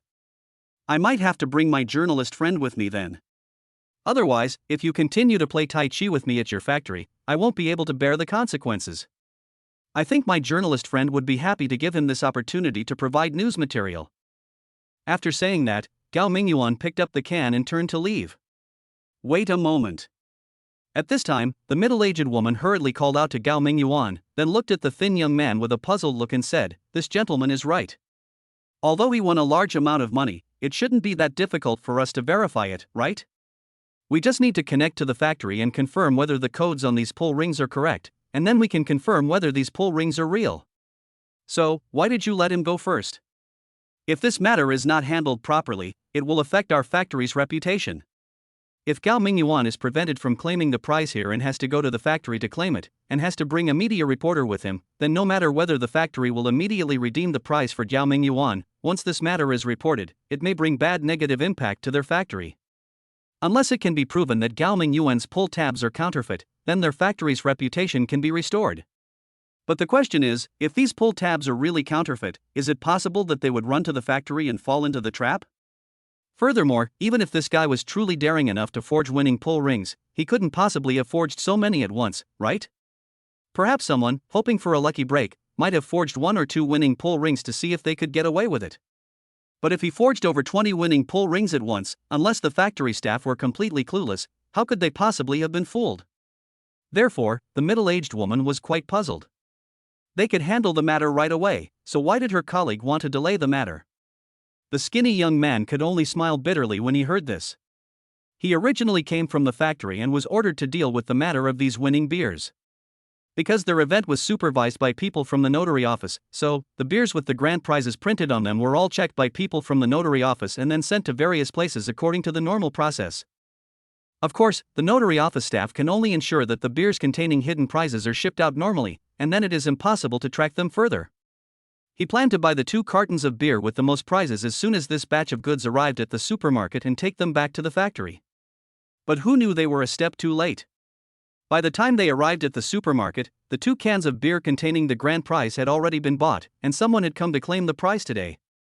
This immediately left them at a loss as to what to do, so they decided to delay and see if there was a better solution. But Gao Mingyuan didn't buy his tricks at all, and the middle-aged woman who was in charge of the office immediately started to ruin his plans, which made him even more helpless. Helplessly, he coughed lightly and said with a smile, "Sir, please don't worry." "Well, please wait a moment. I'll contact the factory and see if we can review and redeem your prize as soon as possible. After all, this office only seems to have prepared 2 first prize fruit laptops. Redeeming so many prizes at once is going to be a bit difficult for us." Chapter 67. People are afraid of being famous. Seeing that the thin young man no longer looked at him sternly, as if he owed him money, Gao Mingyuan didn't feel the urge to leave. He nodded and said, "I have no objection if you want to call for instructions. As for not having so many prizes here, that doesn't matter. 2 laptops will be enough. Please help me cash out the remaining 8 first prizes.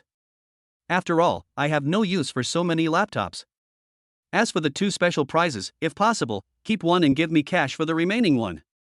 "Okay, sir, please wait a moment. I'll ask you something right away." The thin young man responded helplessly, then took his phone and walked into the warehouse to make a call. 5 or 6 minutes later, the thin young man returned and immediately said to Gao Mingyuan enthusiastically, "I've already checked with the factory leadership, and they've asked us to always prioritize protecting consumer rights. So, Sister Chu and I are here to help you redeem your prize, and your request has been approved. If everything is verified correctly, we'll keep 1 grand prize and 2 first prizes for you, and the rest will be cashed out. But, our boss hopes you can cooperate with our factory and find a media reporter to report that you won 24 big prizes." "I don't know, sir." Seeing that the other party stopped playing Tai Chi, Gao Mingyuan felt relieved. Otherwise, he would have to go to another city for these prizes, which would have been really speechless. As for the other party's accompanying request, Gao Mingyuan could understand it. He also roughly understood that the reason he won so many big prizes at once was most likely because the beer manufacturer originally wanted to recycle the prizes themselves, but somehow a problem occurred, so he bought them all at once. Of course, this was mainly because he had a 5-fold luck aura yesterday, which led to this misunderstanding. As a result, the beer manufacturer suffered a loss because of this lucky guy. Now they have admitted the loss and just wanted to use this opportunity to promote themselves, which is understandable. However, Gao Mingyuan still frowned slightly and said, "But I have something else to do at noon. I'm afraid I won't have time to accept interviews from reporters." The thin young man quickly said, "Don't worry about that, sir. We need to contact the media reporters, which will take some time. So you can accept the award now and then give interviews later." "All right then." Gao Mingyuan thought about it and agreed, "I can accept the interview, but I can't show my face, and my real name can't be published in the news. As long as you can agree to these 2 points, then I will accept the interview." "No problem at all." The skinny young man had anticipated the 2 requests raised by Gao Mingyuan. It's like this these days. People are afraid of being famous, just like pigs are afraid of being fat. It would be fine if you were famous in other ways, such as getting the top scorer in the local college entrance examination, or getting a good ranking in some competition, etc. Then being famous is also a good thing, but no one who has won a big prize wants to be famous, because once you become famous and your relatives and friends know about it, troubles will arise one after another. Either they will ask you to borrow money or ask you to treat them, which will definitely be very annoying. Of course, the jackpot they won from drinking beer cannot be compared with the jackpots of welfare lottery and sports lottery. Even if Gao Mingyuan won more than 20 jackpots, the total value would only be tens of thousands of yuan. But when this kind of thing gets reported, people won't think that way. They'll just remember that this person won 24 major prizes all by themselves. Even if no one asks Gao Mingyuan for money, once people who know him find out, there's no doubt he'll be the one to treat them to a meal. And you can't refuse that offer, or else people will think you're too stingy. People's mindsets are so strange sometimes. When someone wins a prize or some other unexpected windfall, they think, I'm being very kind by just treating you to a meal. You've got so much unexpected money, shouldn't you share it with me? On the contrary, if you rely on your own hard work, or through business, even if you earn 10 times more than the lottery, no one will think you have to treat me to a meal just because you've made so much money. There's even a huge income gap between the two of you, and you might even drift further and further apart, not even being friends anymore. In short, the thin young man readily agreed to Gao Mingyuan's 2 requests. Then, he and the middle-aged woman examined the 24 pull rings that Gao Mingyuan took out one by one. Specifically, take a photo of each pull ring and record the code printed on it, and then send it back to the factory. The factory will then register and verify it, and compare it with the record when these pull ring awards were originally printed. Naturally, it can be confirmed that these pull rings are authentic. Although there were a total of 24 grand prizes, it took less than half an hour to complete the verification. Then, after calculating and deducting the 2 first prizes and the special prize, the remaining prizes were discounted. Of course, the second prize was originally a cash prize of 500 yuan, so there was no need to discount this. In the end, in addition to the grand prize of 2 laptops and an 11-day trip for 2 to Europe, Gao Mingyuan also received a cash reward of nearly 130,000 yuan. This was slightly lower than Gao Mingyuan had expected, but that was understandable. After all, when promoting prizes, they often advertise their value. But once it was discounted, they certainly wouldn't give you the retail price. They'd definitely have to give a significant discount. After all, the winners were receiving unexpected money, so they wouldn't worry about these minor discrepancies. After receiving the bank transfer notification, Gao Mingyuan loaded the 2 unopened laptops into the car. It was almost 11:20.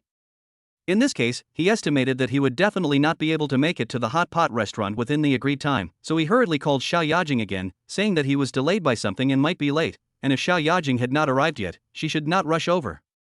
Xiao Yajing said that she is already at the hot pot restaurant. Upon hearing this, Gao Mingyuan could only apologize repeatedly and said that he would definitely rush over as soon as possible. Almost all the prizes have been claimed, and only one special travel prize is left. The brewery office issued a certificate to Gao Mingyuan. Later, he can take this certificate to an international travel agency and sign up for an 11-day trip for 2 to Europe. And this certificate is valid for half a year, so you can participate whenever you have time. Chapter 68, Protracted War. Rushing to the Sichuan hot pot restaurant, Gao Mingyuan immediately handed the winning lottery ticket he'd bought yesterday to Xiao Yajing. He was worried that his memory might be bad and he might forget about it after dinner, which would make Xiao Yajing suspect he was trying to keep the prize money for himself. Xiao Yajing looked at the lottery ticket in her hand, and for a moment she couldn't help but feel mixed emotions. She found that she was increasingly unable to understand Gao Mingyuan. She hadn't been able to get through to Gao Mingyuan yesterday, and at first she was furious and disappointed. But then she remembered, hadn't she originally wanted to find someone who was willing to sell his marriage for money, and get a marriage certificate in name only, so she could break free from her family's control? So, isn't it normal for this man to be greedy for money? If he wasn't greedy, how could he have used money to buy a marriage in name only? If he wasn't greedy, could it be that he was really attracted to a 200-pound overweight woman like me? But Xiao Yajing always felt that Gao Mingyuan was not the kind of person who was greedy for money. Anyway, when she thought that Gao Mingyuan might betray her for 5 million, she felt heartbroken unconsciously. At this moment, seeing the winning lottery ticket in her hand, Xiao Yajing finally confirmed. Gao Mingyuan really wasn't the kind of person who would forget his principles for the sake of profit. Otherwise, he wouldn't have handed the lottery ticket to her so easily. Although Xiao Yajing was born into a wealthy family, she had come into contact with many people from ordinary families since she was a child, so she understood. For an ordinary family, this 5 million may be a sum that the whole family cannot earn in their entire lifetime. Speaking of which, these days, even if you rob a bank, you'd hardly steal that much money. So, for 5 million, someone would definitely lose their mind and do things they wouldn't normally dare to think of. But now, Gao Mingyuan seemed to not care about the money at all.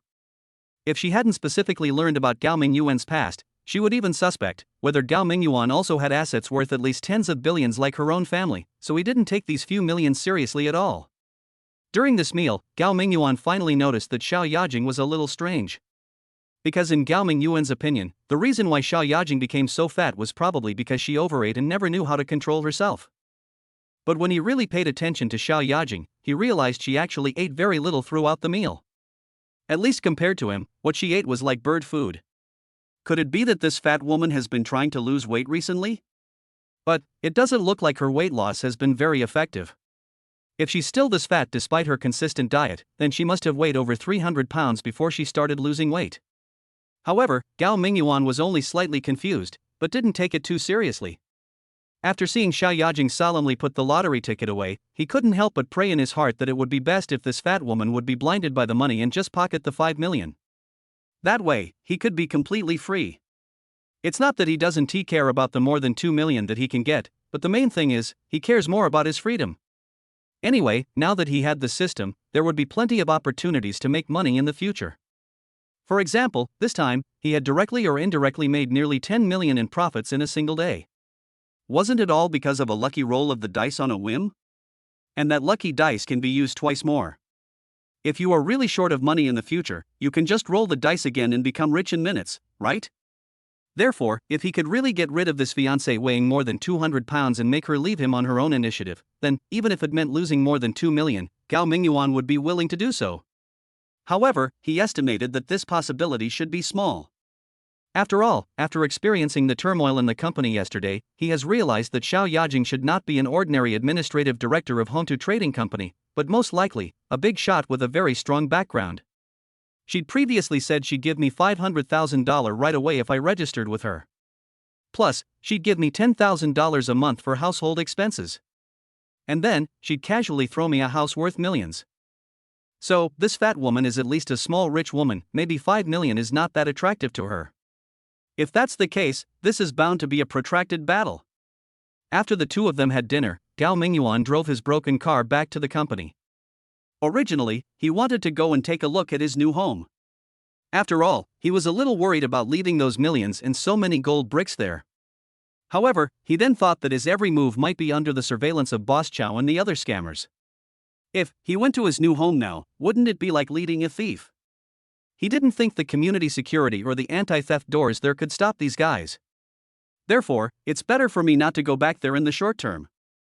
I'll just deal with this studio apartment for a while. Anyway, I've already lived here for almost a year, so a few days one tea make a difference. For the rest of the afternoon, Gao Mingyuan was a little absent-minded. He played Spider's Solitaire more than a dozen times but didn't pass it once. There was a purchasing task in the afternoon to buy disinfectant, but Gao Mingyuan didn't pay much attention to it and directly gave it to Zhou Jingjing to handle. As a purchasing agent, he is even more awesome than Director Liu. Zhou Jingjing is like his personal assistant. He can order Zhou Jingjing to do most of the work, and he just has to have fun. And Director Liu doesn't even have an assistant.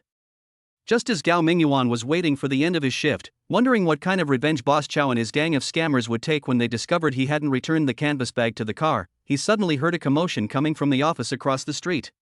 Gao Mingyuan has never liked to join in the fun. Although he was a little curious about what was going on in the office opposite, he didn't pay any attention to it. However, the girls in the logistics department were more curious than each other, and upon hearing the noise, they all ran over to see what was happening. A short while later, Zhou Jingjing hurried back, her face filled with fear as she said to Gao Mingyuan, who was still calmly playing Spider Solitaire, "This is terrible. The building across the street is on fire. It's such a huge fire. Oh my god, I wonder if the fire will spread to us." A fire? Gao Mingyuan was stunned when he heard this. At the same time, he suddenly heard the system prompt sound in his mind again. Chapter 69 Wing Chun. Ding host triggers an emergency mission. Please make a choice within 15 seconds. Option 1, sit quietly in the office and go home after get off work. Choosing this option increases the host's chance of encountering a bloody disaster within the next 24 hours. Option 2, actively participate in disaster relief and help evacuate the affected people. Choosing this option will reward the host with a very precious bead. Option 3, venture into the 9th floor, where the fire is most severe, and rescue the 2 children trapped in room 916. Choose this option, and upon completing the mission, the host will receive the skill book Wing Chun Kung Fu. Oh my god, oh my god, oh my god. After hearing the God-chosen mission issued by the system in his mind, Gao Mingyuan's eyes lit up. Although the time for choosing the task this time was only 15 seconds, which was the shortest time he had ever had to consider, Gao Mingyuan did not have to think about it at all and made his choice directly. System, I choose the third option. Gao Mingyuan had always felt a little regretful before. He already had the system, but why was he still so weak and had to worry about the threats from a few scammers? This is because, although the system has issued him several tasks, it only gave him a Bruce Long experience card in the novice gift package, allowing him to experience the feeling of a kung fu master. But, that experience card is a one-time item, it's gone once used. But this time, the chosen quest actually gave away a skill book. And it was Wing Chun. You know, Bruce Long's Jeet Kune Do was actually created based on Wing Chun and several other boxing styles. Wing Chun is considered a very powerful boxing style in modern times. If Gao Mingyuan could master this boxing style, I think he would be able to say goodbye to the ranks of weaklings in the future. Although this third option certainly carried significant risks, Gao Mingyuan also understood that the rewards were proportional to the effort. If he wasn't willing to put in the effort, if he wasn't willing to take the risk, then he'd never truly obtain anything truly good. Furthermore, sometimes the God-chosen system would offer him tasks that he simply couldn't refuse. If he remained such a weakling and didn't improve, then if the God-chosen system gave him a dangerous task in the future, and all three options were extremely dangerous, what would he do? Therefore, he felt that he had to take advantage of every opportunity now and try every possible way to improve his abilities. Only in this way would he have the opportunity to face the dangers that might arise in the future. Of course, he didn't know if such a situation would arise in the future, it was just a guess. But he did know the old saying, if you don't plan for the future, you'll have immediate worries. Since it was a possibility, he had to be prepared. Otherwise, if a divinely chosen mission like this truly pushed him to the brink of despair appeared, wouldn't he just be waiting for death? After accepting the mission, Gao Mingyuan did not hesitate at all. The mission clearly stated that he had to rush to the 9th floor, where the fire was the biggest, and rescue the 2 children trapped inside before the mission would be completed. If he had arrived too late, the 2 children would have been burned by the fire or choked to death by the smoke, and his mission would undoubtedly have been deemed a failure. Speaking of which, until now, Gao Mingyuan still doesn't know what the consequences will be if he fails in the task issued by the God's chosen mission. That's not right. The system had warned him before that if Xiao Yajing suspected that she was not sincere in proposing to him, it would cause his mission to fail, and then, the system would forcibly unbind her. Then, wouldn't the other missions be just as ruthless, requiring the system to unbind them immediately after they failed? If that were the case, wouldn't he become an idiot sooner or later? After all, judging by how often the God's chosen system has been triggered these past few days, it's been triggering almost once a day on average. Sometimes it might even trigger several times a day. If the God-chosen system continued issuing tasks at this rate, then within a year, he would receive hundreds of tasks. Within 2 or 3 years, he would receive thousands of tasks, and among them, if he failed to complete even one task, he would be punished by being unbound by the system. Wouldn't he be dead sooner or later? But thinking about it, it shouldn't be possible. He remembered that when the system warned him, it seemed to mention some initial mission. Yes, he was tricked into getting on board by that initial mission, thus activating the God-chosen system. So, if this initial task is judged as a failure, it makes sense that it will be untied by the system. As for other tasks, if they really fail, there shouldn't be such severe penalties, right? Anyway, Gao Mingyuan couldn't care less now. He decided to hurry up and complete this mission first. He decided that no matter what kind of mission it was in the future, he would do his best to complete it. As long as there were no failed missions, wouldn't that be enough? Gao Mingyuan stood up and ran, but when he reached the door, he suddenly stopped, then turned to Zhou Jingjing and asked, "Does our logistics department have those, fire blankets, gas masks, and other things?" Although time is urgent, Gao Mingyuan also knows that he is not a professional firefighter. If he rushes into the fire to save people, if he makes a mistake, he might even lose his life. So, sharpening the knife does not delay the chopping of wood. It is the wisest choice to make the necessary preparations before putting out the fire. Zhou Jingjing was stunned for a moment and said, yes, I do, but what are you going to do? What else can I do? Of course, I'm helping to put out the fire. Gao Mingyuan said unhappily, "There's a fire in the building across the street. We can't just stand there and watch. Go, find me a fire blanket and a gas mask first. If there are any more firefighting supplies, take them out and send them across the street later." But Hearing that all the firefighting supplies were to be given away, Zhou Jingjing couldn't help but hesitate. But, these supplies need approval from higher-ups before they can be moved, right? If we just give them away, wouldn't that be a little inappropriate? What's wrong with that? Gao Mingyuan couldn't help but glare in anger and said, "This is a firefight. Go quickly and find what I need first. I'll take care of anything that happens, you don't need to worry." "Ah, all right then." Although Zhou Jingjing still felt that this was not in accordance with the rules, but, when she thought of Gao Mingyuan's powerful background, she had nothing to worry about. Didn't you see that even Director Ma from the head office had to retreat in disgrace when he tried to mess with Gao Mingyuan? Then, what was there to worry about? Chapter 70 The Reverser. Give it to me. Gao Mingyuan took the fire blanket and a gas mask that Zhou Jingjing found from the warehouse, and immediately ran out of the office without saying a word. When he arrived at the elevator, he saw that the elevator was still stopped on the first floor. He couldn't wait any longer, so he simply rushed into the fire escape and ran down the stairs. Opposite the Hongtu Technology Building is a 3-star hotel. At this moment, countless disheveled guests and some hotel staff are fleeing from the building in panic. The fire had just started a short while ago and the fire truck had not arrived yet. Fortunately, it was morning and most of the guest rooms in the hotel were empty. Even if there were guests in some rooms, most of them had woken up by now and ran out as soon as they found out that the hotel was on fire. Gao Mingyuan ran over quickly from across the street and at the same time looked up at the blazing fire on the upper floor.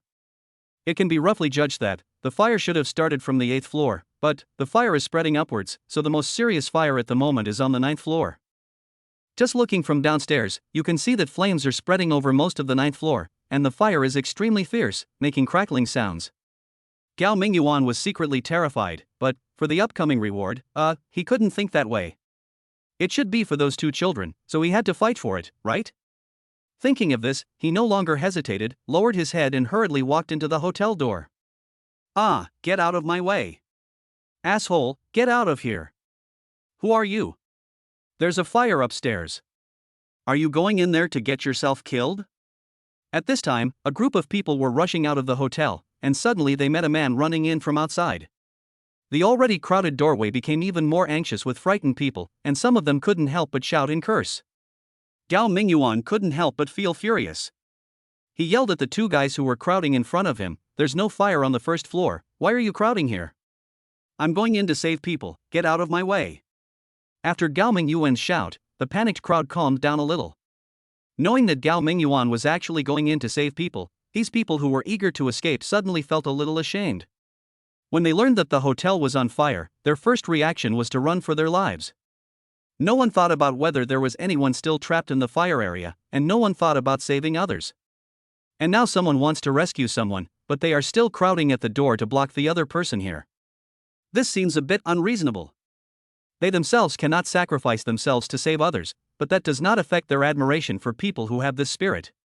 Therefore, after being yelled at by Gao Mingyuan, and seeing that Gao Mingyuan was still holding a fire blanket and a gas mask in his hands, as if he was indeed preparing to go to the fire scene to rescue people, the few people who had just been cursing took the initiative to step aside and make way for Gao Mingyuan.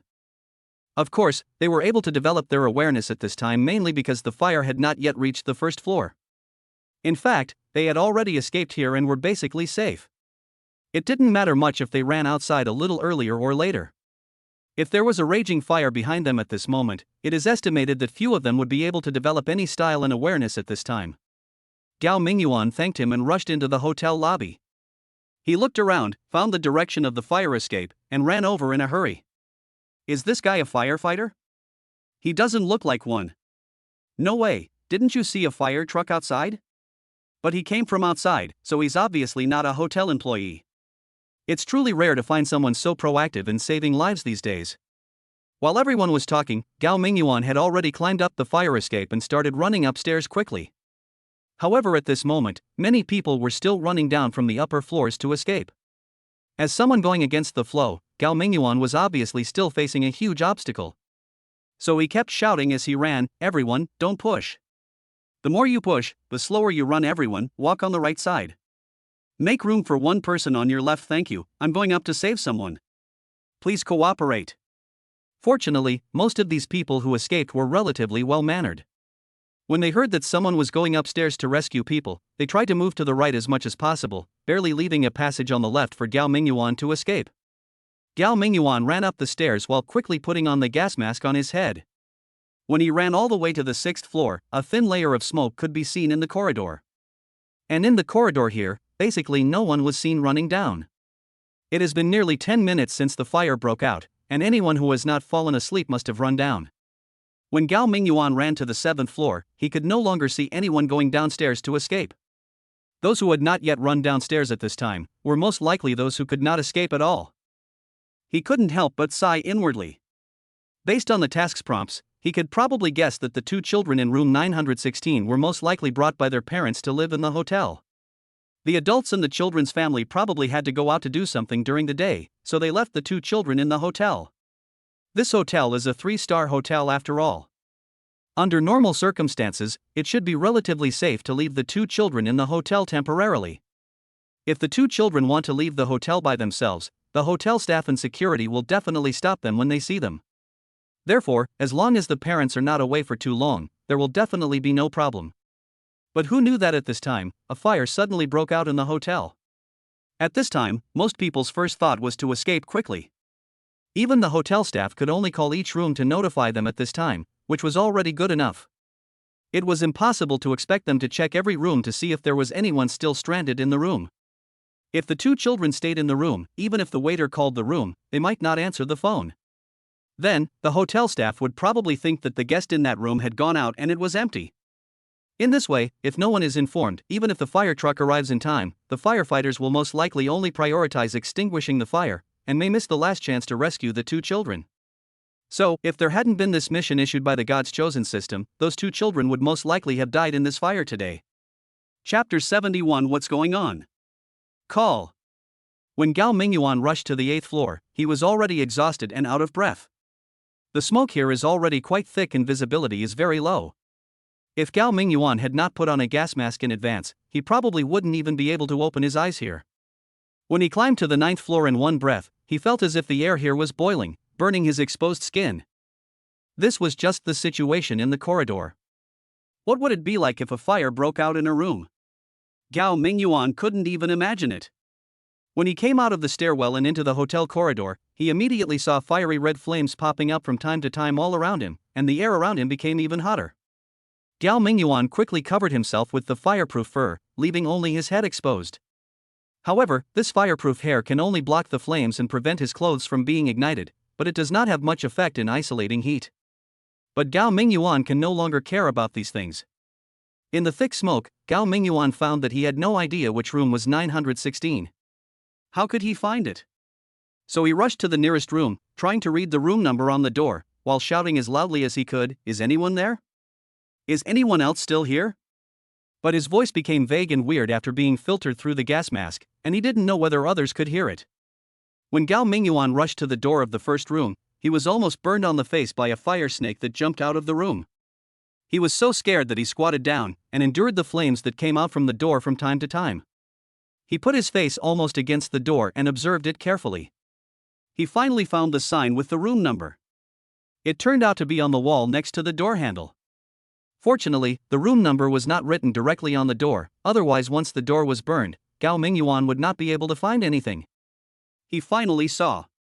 This was the first room he found, with a number plate next to the door that read 909. It's useless to just find the number of a room. Gao Mingyuan has no idea how the room numbers are arranged, so he can only follow this room and continue to feel his way forward. Crash. Gao Mingyuan had only taken a few steps when he heard a loud noise overhead, and then saw a large piece of plasterboard falling from the ceiling. Fortunately, it didn't fall directly on Gao Mingyuan's head, otherwise it would have knocked him unconscious.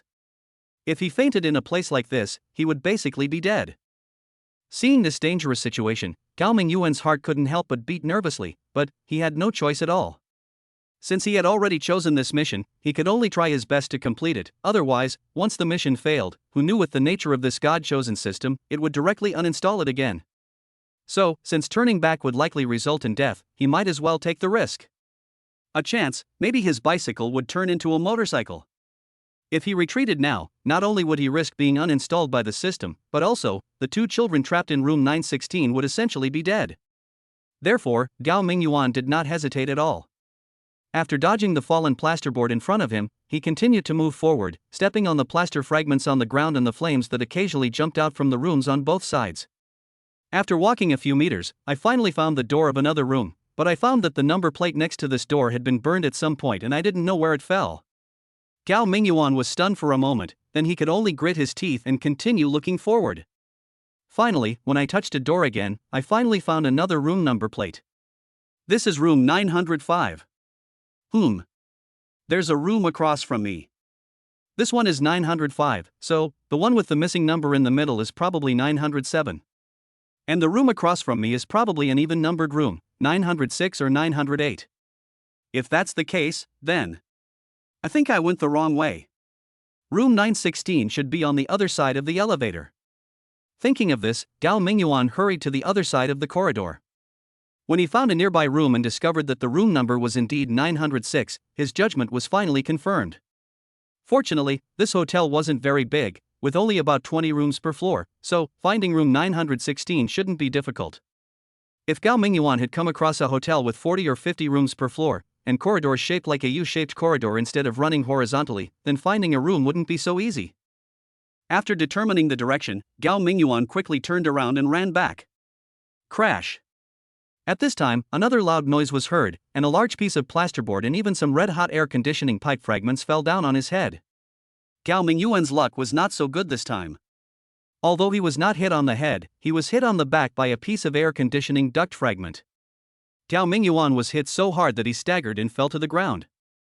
Fortunately, he was wearing a fire blanket, otherwise if the red-hot air conditioning duct hit him, not only would his clothes be ignited instantly, but his body would also be burned to pieces. Cough! Gao Mingyuan's vision went dark due to the pain, but he knew that the situation on the 9th floor would only get worse and he really couldn't afford to delay. Otherwise, even if he found the two children trapped in the room, once the fire completely blocked the corridor, it would be difficult for him to escape by himself, let alone escape with the two children. So, Gao Mingyuan endured the excruciating pain in his back, struggled to get up, and then stumbled forward again. 910, 912, 914. Almost there, the next room should be 916. Gao Mingyuan searched along the rooms on the right side of the corridor. Seeing the room numbers one by one, getting closer and closer to 916, he couldn't help but feel relieved. However, when Gao Mingyuan walked forward a few meters, he finally touched a door in front of him. Facing the flames that occasionally jumped out from inside the door, he looked at the number plate embedded in the wall, and was shocked to see that it actually said 902. At that time, he was completely stunned. Holy crap! What the hell is this? 912, 914 according to the rules, even elementary school students should know that the next one should be 916. Can anyone tell me what this sudden appearance of number 902 is all about? Who the hell designed this hotel room number? Tell me. I definitely won't beat him to death, I'm going to eat him alive. Aw. Chapter 72 Fire Hydrant. When Gao Mingyuan continued to feel forward along the wall with a glimmer of hope, and saw that the number of the next room was 904, he almost went crazy. If the person who designed this room number was standing in front of him at this moment, Gao Mingyuan really couldn't guarantee what he would do in extreme anger. It's unlikely that he would kill someone directly, but it's very likely that he would remove the license plate, stuff it into that guy's mouth, and let him swallow it. This is simply murder. To avoid any confusion, Gao Mingyuan ran to the room across the corridor to check. As expected, room 913 had suddenly become room 901. And surprisingly, the order of the odd and even numbers hadn't been completely disrupted. Even though Gao Mingyuan was so angry that he wanted to kill someone, he had no choice. He could only turn around and run to the other end of the corridor. The fire on the 9th floor was getting more and more fierce, and probably because the fire on the 8th floor was also getting bigger and bigger, so, at this moment, even stepping on the ground felt very hot. The plasterboard above the corridor would fall off from time to time, and Gao Mingyuan had to keep an eye on the top of his head to avoid any fatal crisis that might occur at any time. Finally, when Gao Mingyuan returned to the other end of the corridor and touched room 906 again, he walked a few meters forward and found that the room number here had suddenly become 920. Damn, what kind of train of thought is this? Gao Mingyuan was too exhausted to complain, but he finally saw some hope. Although the corridor was filled with thick smoke, he could still vaguely see that there were probably two more guest rooms in front. If nothing unexpected happened, they should be rooms 918 and 916. Of course, Gao Mingyuan no longer held out much hope. What if the next room number jumped to something completely different? After all, the person who designed this room number might be a psychopath. It's best not to try to understand a psychopath's mental circuitry, otherwise your own brain might start to go haywire too. Fortunately, the lunatic didn't have any more wild ideas this time. Gao Mingyuan walked forward about 10 meters in one breath and came to the last room in this corridor. Sure enough, when he saw the number plate next to the door with 916 written on it, he couldn't help but breathe a sigh of relief. He was afraid that when he finally found this place, he would suddenly see numbers like 816 or 1011 on the license plate. That would drive him crazy. So, should he thank that lunatic for not killing him? Gao Mingyuan couldn't help but feel secretly happy when he found that room 916 was at the end of this floor. Although the fire on this floor was very fierce, it had not yet spread here.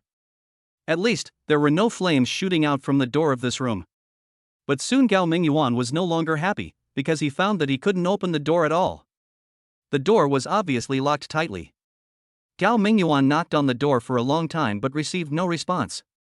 He didn't know whether the two children inside were so scared that they dared not move, or whether they had been choked by the smoke and passed out. Although the fire had not yet reached this room, the entire 9th floor was engulfed in flames, and the thick smoke had basically penetrated every corner. It was estimated that this room had already been filled with smoke. If the window of this room hadn't been closed before, it would have been even worse. The thick smoke rising from the 8th floor would quickly fill the room. So, Gao Mingyuan was hoping that the child inside would open the door for him, but the possibility was slim. Bang, bang, bang. Gao Mingyuan saw that knocking on the door was useless, so he simply stood up and slammed his shoulder against the door.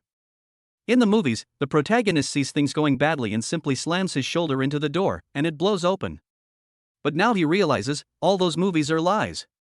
This door is incredibly strong. He's already banged half his body until it's numb, but the door still won't budge, showing no sign of opening. Then he thought of a possibility. If the door opened outwards, then there was no way he could break it open. If it was a door that opened inward, he would only need to knock the lock loose, but if it was a door that opened outward, if he wanted to knock the door open, he would probably have to knock down the entire door frame. Damn it, why didn't I ask the hotel staff for a universal room card before I came up just now?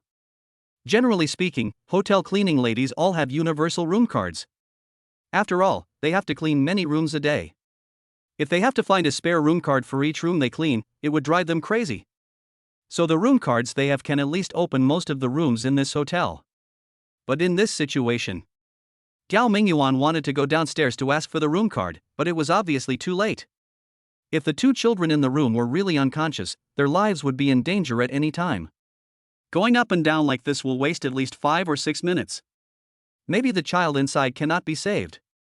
His mission is to rescue the two children trapped in the room, not to collect the bodies of the two children, so, whether he can save the lives of the two children is obviously the key to this mission. And even if there was no mission, when he knew for sure that there were two unconscious children trapped in the room, he would do everything possible to save them. Suddenly, Gao Mingyuan remembered.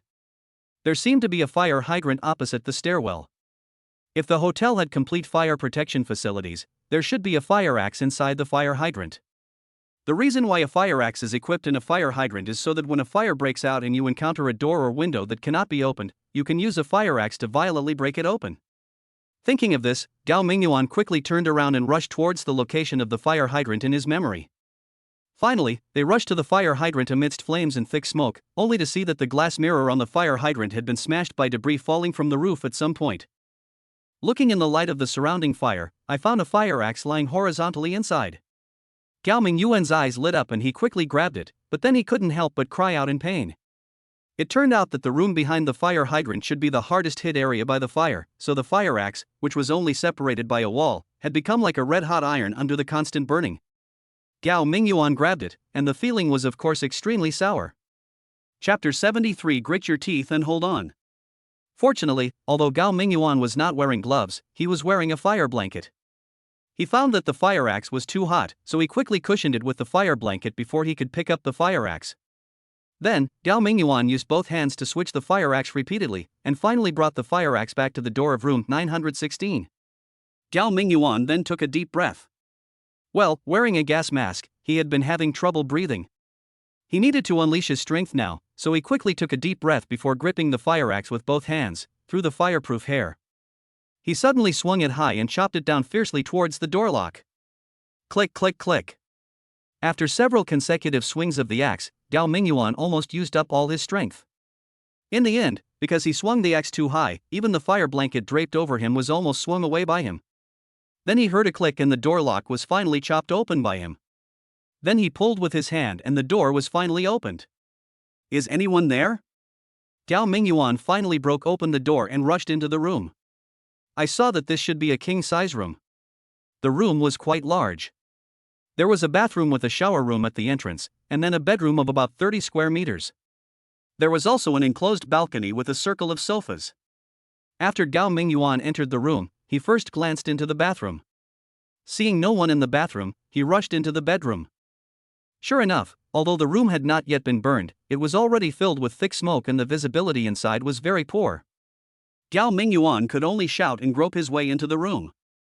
He first felt a big bed, but when he climbed onto the bed and felt around, he didn't feel any figure. Then he jumped over the big bed, half squatted, and reached out to feel around on the ground.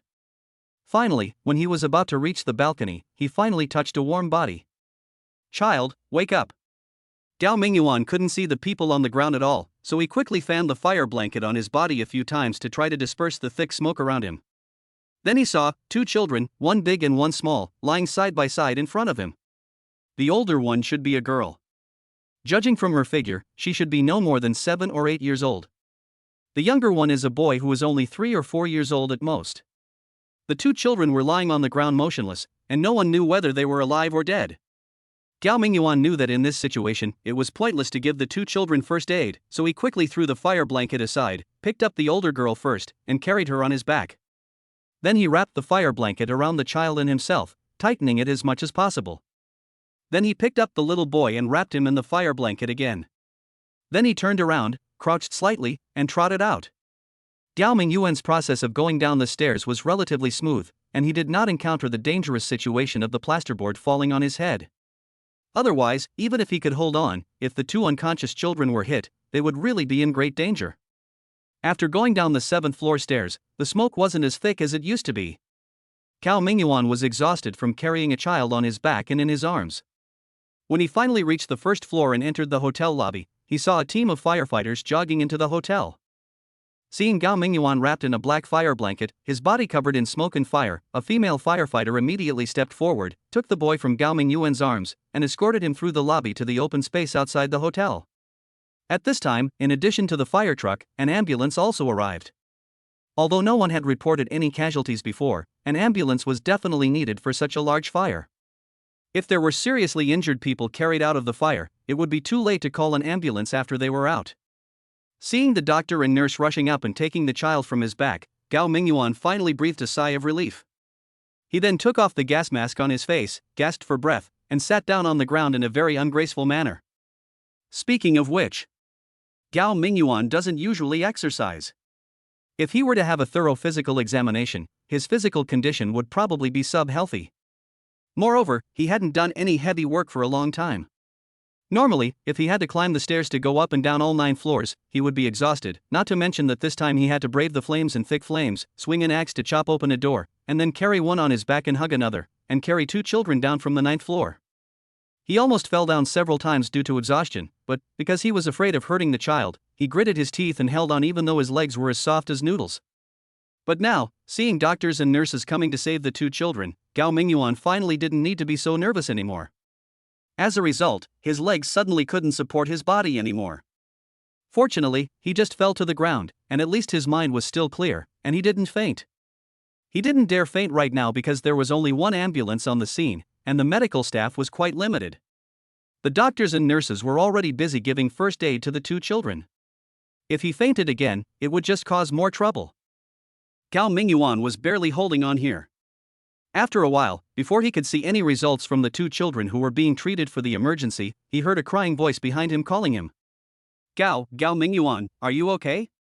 What happened to you? Gao Mingyuan looked back and saw Zhou Jingjing running hurriedly from the other side of the street with a dozen fire blankets in her arms. Seeing Zhou Jingjing coming over with some firefighting supplies as he had instructed, he couldn't help but grin. But he didn't know how scary he looked at the moment. Although he had been wearing a gas mask before, his face was still dark from being drunk. When he opened his mouth, 2 rows of snow-white teeth were exposed.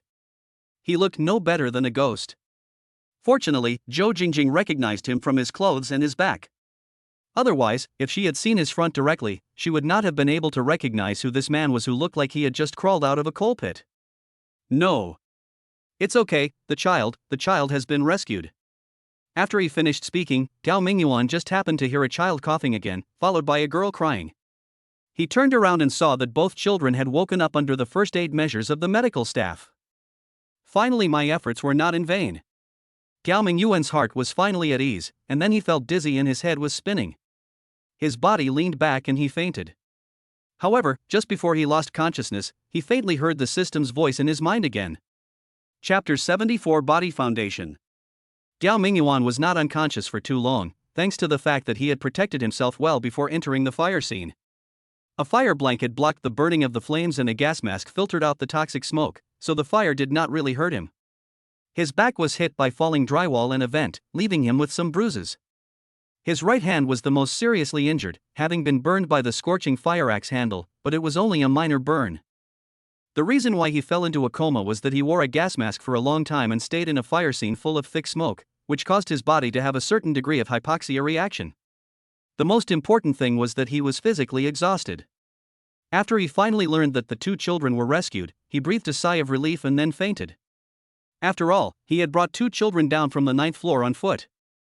For a nerd who usually gets exhausted just carrying a box of instant noodles upstairs, the weight of 2 children was almost enough to challenge his physical limits. Without the Bruce Long possession card, Gao Mingyuan is just a typical otaku and a weakling. But now it's okay. 2 hours later, when Gao Mingyuan woke up in the hospital ward, he opened his eyes and saw that there was no one else in the ward, so he hurriedly called up the inventory of the God's Chosen system.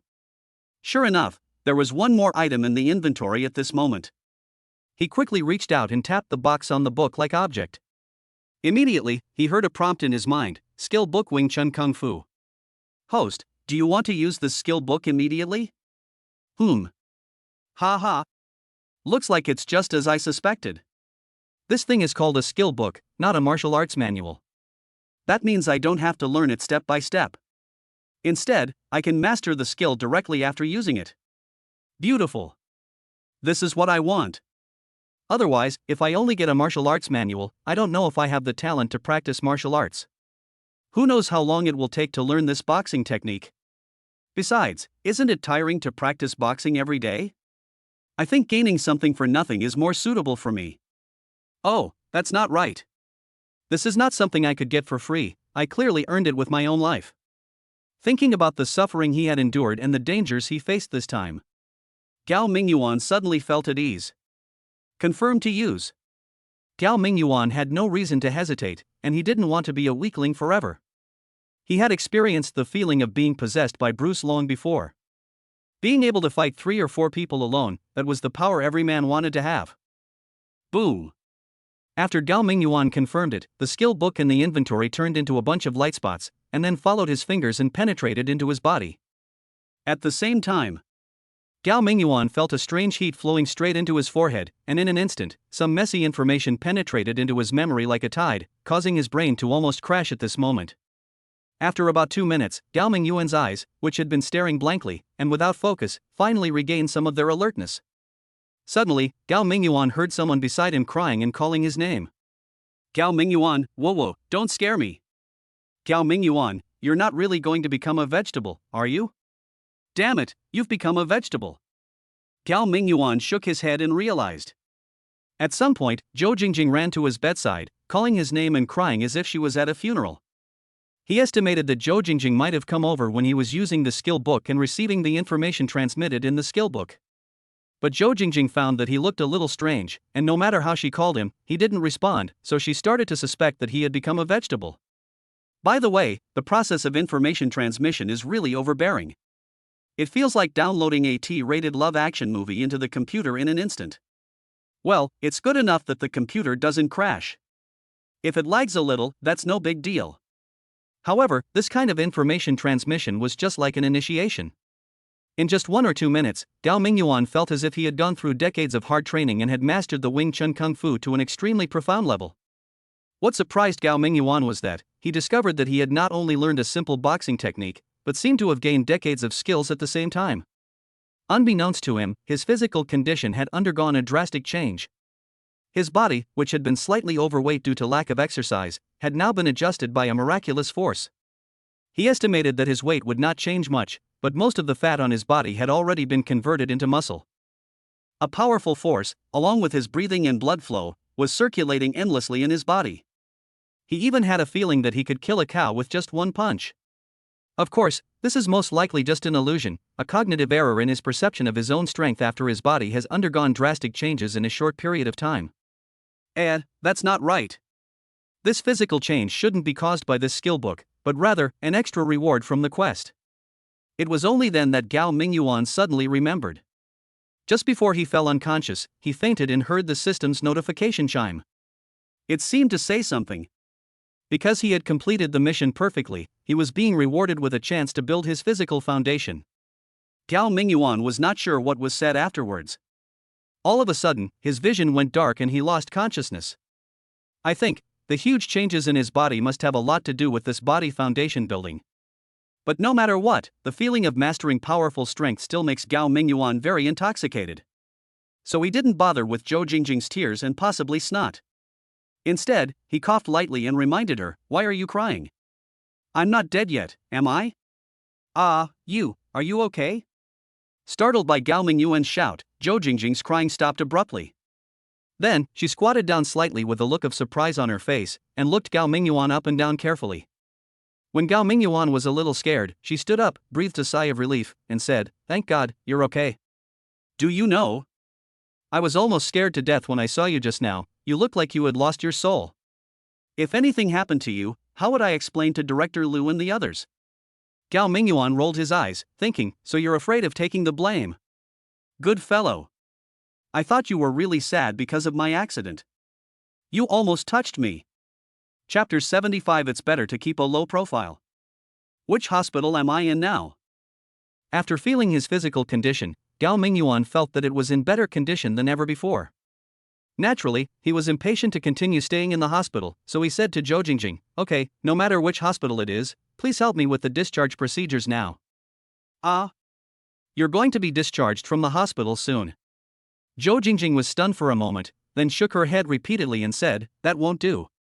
Director Liu just called and said that Mr. Sun and several other company leaders are coming here to visit you. If you're discharged now, then..." Gao Mingyuan frowned upon hearing this and said, "Why did Mr. Sun and the others come to see me? Why don't you just give them a call and tell them that I've recovered and am about to be discharged, and tell them not to come over?" Zhou Jingjing immediately said with a sad face, "I wouldn't dare to do that. Besides, it's not just the company leaders coming to visit you this time. I heard there are also reporters from the TV station coming to interview you." At this point, Zhou Jingjing unexpectedly became excited again and said, "You've really brought honor to our company this time. Many people saw it with their own eyes? While others were running for their lives because of the fire, you went against the flow of traffic and entered the fire scene alone, and single-handedly rescued 2 children who were trapped in the flames. You know, you've become an internet celebrity. There are several videos circulating online of you saving 2 children and getting out of the building. Now everyone at Hongtu Technology is proud of you. So, President Sun will definitely come to see you in person as a hero. And he will promote you vigorously and make you a role model. TSK, so you must be very successful this time. Maybe you will be promoted to a leader tomorrow." As Zhou Jingjing spoke, her eyes couldn't help but be filled with longing. Obviously, she was the one who most hoped that Gao Mingyuan would be promoted quickly, because as long as Gao Mingyuan was promoted to a leader, then the position vacant by Gao Mingyuan would most likely fall on her. Gao Mingyuan was shocked when he heard this. What's going on? It's fine if Mr. Sun comes to visit him, but why is the TV station interviewing him? At this time, he had a bag of banknotes and gold of unknown origin hidden in his home. He didn't want to attract attention at this time.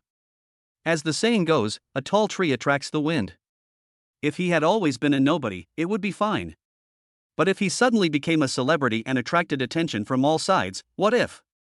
So, it's better to keep a low profile at this time. So, after being frightened, Gao Mingyuan didn't bother to discuss with Zhou Jingjing. He got out of bed and put on his shoes. Then he rummaged through the bedside table and saw that his cell phone, car keys, and other things were all there. He grabbed them and stuffed them into his pocket. Then, without saying a word, he ran away. Ah, Gao Mingyuan, where are you going? Zhou Jingjing, who had just been dreaming, was stunned when she saw this and hurriedly chased after him. Gao Mingyuan simply waved his hand behind him and said, "Of course I'm leaving. I've fully recovered now and I'm not seriously injured. Why would I stay in the hospital? Tell Mr. Sun that I'm fine and don't need him to visit me. Also, tell the TV station not to come either. I won't be interviewed by them." After saying that, Gao Mingyuan quickened his pace again, and in the blink of an eye, he had disappeared. Zhou Jingjing saw that Gao Mingyuan was running faster than a rabbit and she couldn't catch up at all. She could only stop and then squat on the ground with some powerlessness as she looked at Gao Mingyuan's disappearing back. After leaving the hospital, he realized that this was Shiyuan City's second People's Hospital, which should not be too far from the company. So he stopped a car at the hospital entrance and returned to the company first. It's not that he's really that dedicated to his work and is in a hurry to be discharged from the hospital and go back to work. Mainly because his broken car is still parked in front of the company. And looking at the time, it was almost time to get off work. By the time he arrived at the company gate, everyone in the company should have already left work, so he wouldn't have to worry about running into Mr. Sun and the others again. Sitting in the back seat of a taxi, Gao Mingyuan took out the Apple phone he had won from the ring tossing game the day before yesterday, then opened the short video app and scrolled through it. Sure enough, he soon saw himself in the popular short videos pushed based on the region. The video is divided into two parts. One part shows him hurriedly holding a fire blanket and a gas mask and rushing into the hotel against the crowd fleeing from the hotel. The person who took the video was probably a passerby who saw the fire and was watching the excitement on the side. He probably saw someone suddenly running into the hotel at this time, so he remembered to take the video. Therefore, he only took a picture of his back and did not capture his face. Next, every second video shows him carrying the girl on his back and coming out of the hotel under the escort of a female firefighter, who was also holding a little boy in her arms. Although Gao Mingyuan's face was captured at this time, because he had just come out of the fire scene, his whole body was covered in smoke and fire, and his face looked like he had just come out of a coal mine, so it was impossible to see what he looked like. The latter part of the video is quite long. It stops when the two children wake up after the medical staff's first aid. Gao Mingyuan breathes a sigh of relief, and then faints with his face up to the sky. This video is quite popular, with over 1 million likes and more than 8,000 comments. You know, it's only been more than 2 hours since this incident happened, and this video already has such amazing data, so it's not an exaggeration for Zhou Jingjing to say that he has become an internet celebrity. If Gao Mingyuan could film a video showing his face and then verify that the person netizens were calling a hero going against the tide was actually him, he should be able to easily gain millions of fans in a short period of time. Then, he could leverage the fanbase to make money, such as running ads, selling merchandise during live streams, and so on. There are countless ways for an internet celebrity to make money. While he might not become extremely wealthy, a monthly income of tens of thousands, or even millions, is not uncommon. But, is Gao Mingyuan that kind of person? He's not short of money right now. The main thing is, even though he has money, he doesn't dare to spend it. So, it's better to keep a low profile. Fortunately, this video didn't capture his face, not counting the dark and sloppy one. Others couldn't recognize him at all. As for the people in the company, they should have known about it by now, but that didn't matter. As long as he resolutely stayed out of the media, even if he was awarded a bravery award or something, that would be fine. As long as the hype didn't die down, I believe the relevant departments wouldn't keep focusing on an ordinary person like him who only did a good deed occasionally. Chapter 76: Selfish and Cold-Blooded. After getting off the car at the company gate, Gao Mingyuan first looked towards the hotel across the street. I saw that the fire had been extinguished long ago, and some staff were cleaning up the fire scene. In addition, there were some people in police uniforms standing at the door, probably investigating the cause of the fire. Just now in the car, he had specifically looked up other news about the fire. According to reports, at least so far, no one has died in the fire, only a few were injured. And those injured were not burned, but fell down the stairs in their haste to escape. As for the two children he rescued, their parents have been found. It turned out that the children's mother came to Shiyuan City on a business trip, and then took the opportunity to bring the two children here. She planned to take the two children here to play for a few days after finishing her business, and treat it as a trip. After all, she was on a business trip, so her travel and accommodation expenses were reimbursed. Bringing the two children along for the day, she only needed to buy the older child a half-price ticket, leaving the younger child free. Accommodation was even easier. She could simply book a king-size room at the hotel for the three of them to stay together, without spending any extra money. In addition, there are subsidies for meals, so if she manages well when she brings her two children out to play this time, she may not even need to spend hundreds of dollars to have a good time. The three of them arrived in Shiyuan City yesterday. This morning, the mother of the children needed to go to the company to handle official business. In this situation, she definitely couldn't take the two children with her, so she locked the two children in the hotel room, and she was afraid that something might happen, and she specifically instructed the waiter in charge of this floor to help keep an eye on them and not let the children run out of the hotel by themselves. But the result, a fire broke out, and it first started on the 8th and 9th floors. When the waiter on the 9th floor saw the flames rising into the sky, he was so scared that his legs went weak. He only wanted to escape quickly, and he didn't even remember that there were two children locked in a guest room. After the waiter ran downstairs and was completely safe, she remembered this incident. However, her heart was in turmoil at the time, and she didn't dare to say it. If she said that she knew there were two unattended children in room 916, and she ran downstairs without caring about them, then the hotel management would tear her apart. Moreover, seeing that the entire 9th floor was engulfed in flames at that time, she estimated that the two children were most likely in danger. It would be useless to say it at this time. With the fire so big, who would still risk their lives to rush up and save those two children who had nothing to do with them? So, she chose to conceal the matter. After all, when the child's parent told her about this matter, no one else was around to see it, and the location he was in seemed to be out of reach of the surveillance camera, or it was unknown whether the surveillance records of the entire hotel could still be preserved. So if the child's parents want to hold her responsible, she'll just deny it. There's no evidence anyway. In the end, it was unexpected that an outsider rushed upstairs to rescue the two children regardless of danger. The netizens were all very powerful, and someone suddenly broke out. The hero who went against the flow to save people was an employee of Hontu Technology Company opposite the hotel, but the specific name was not reported.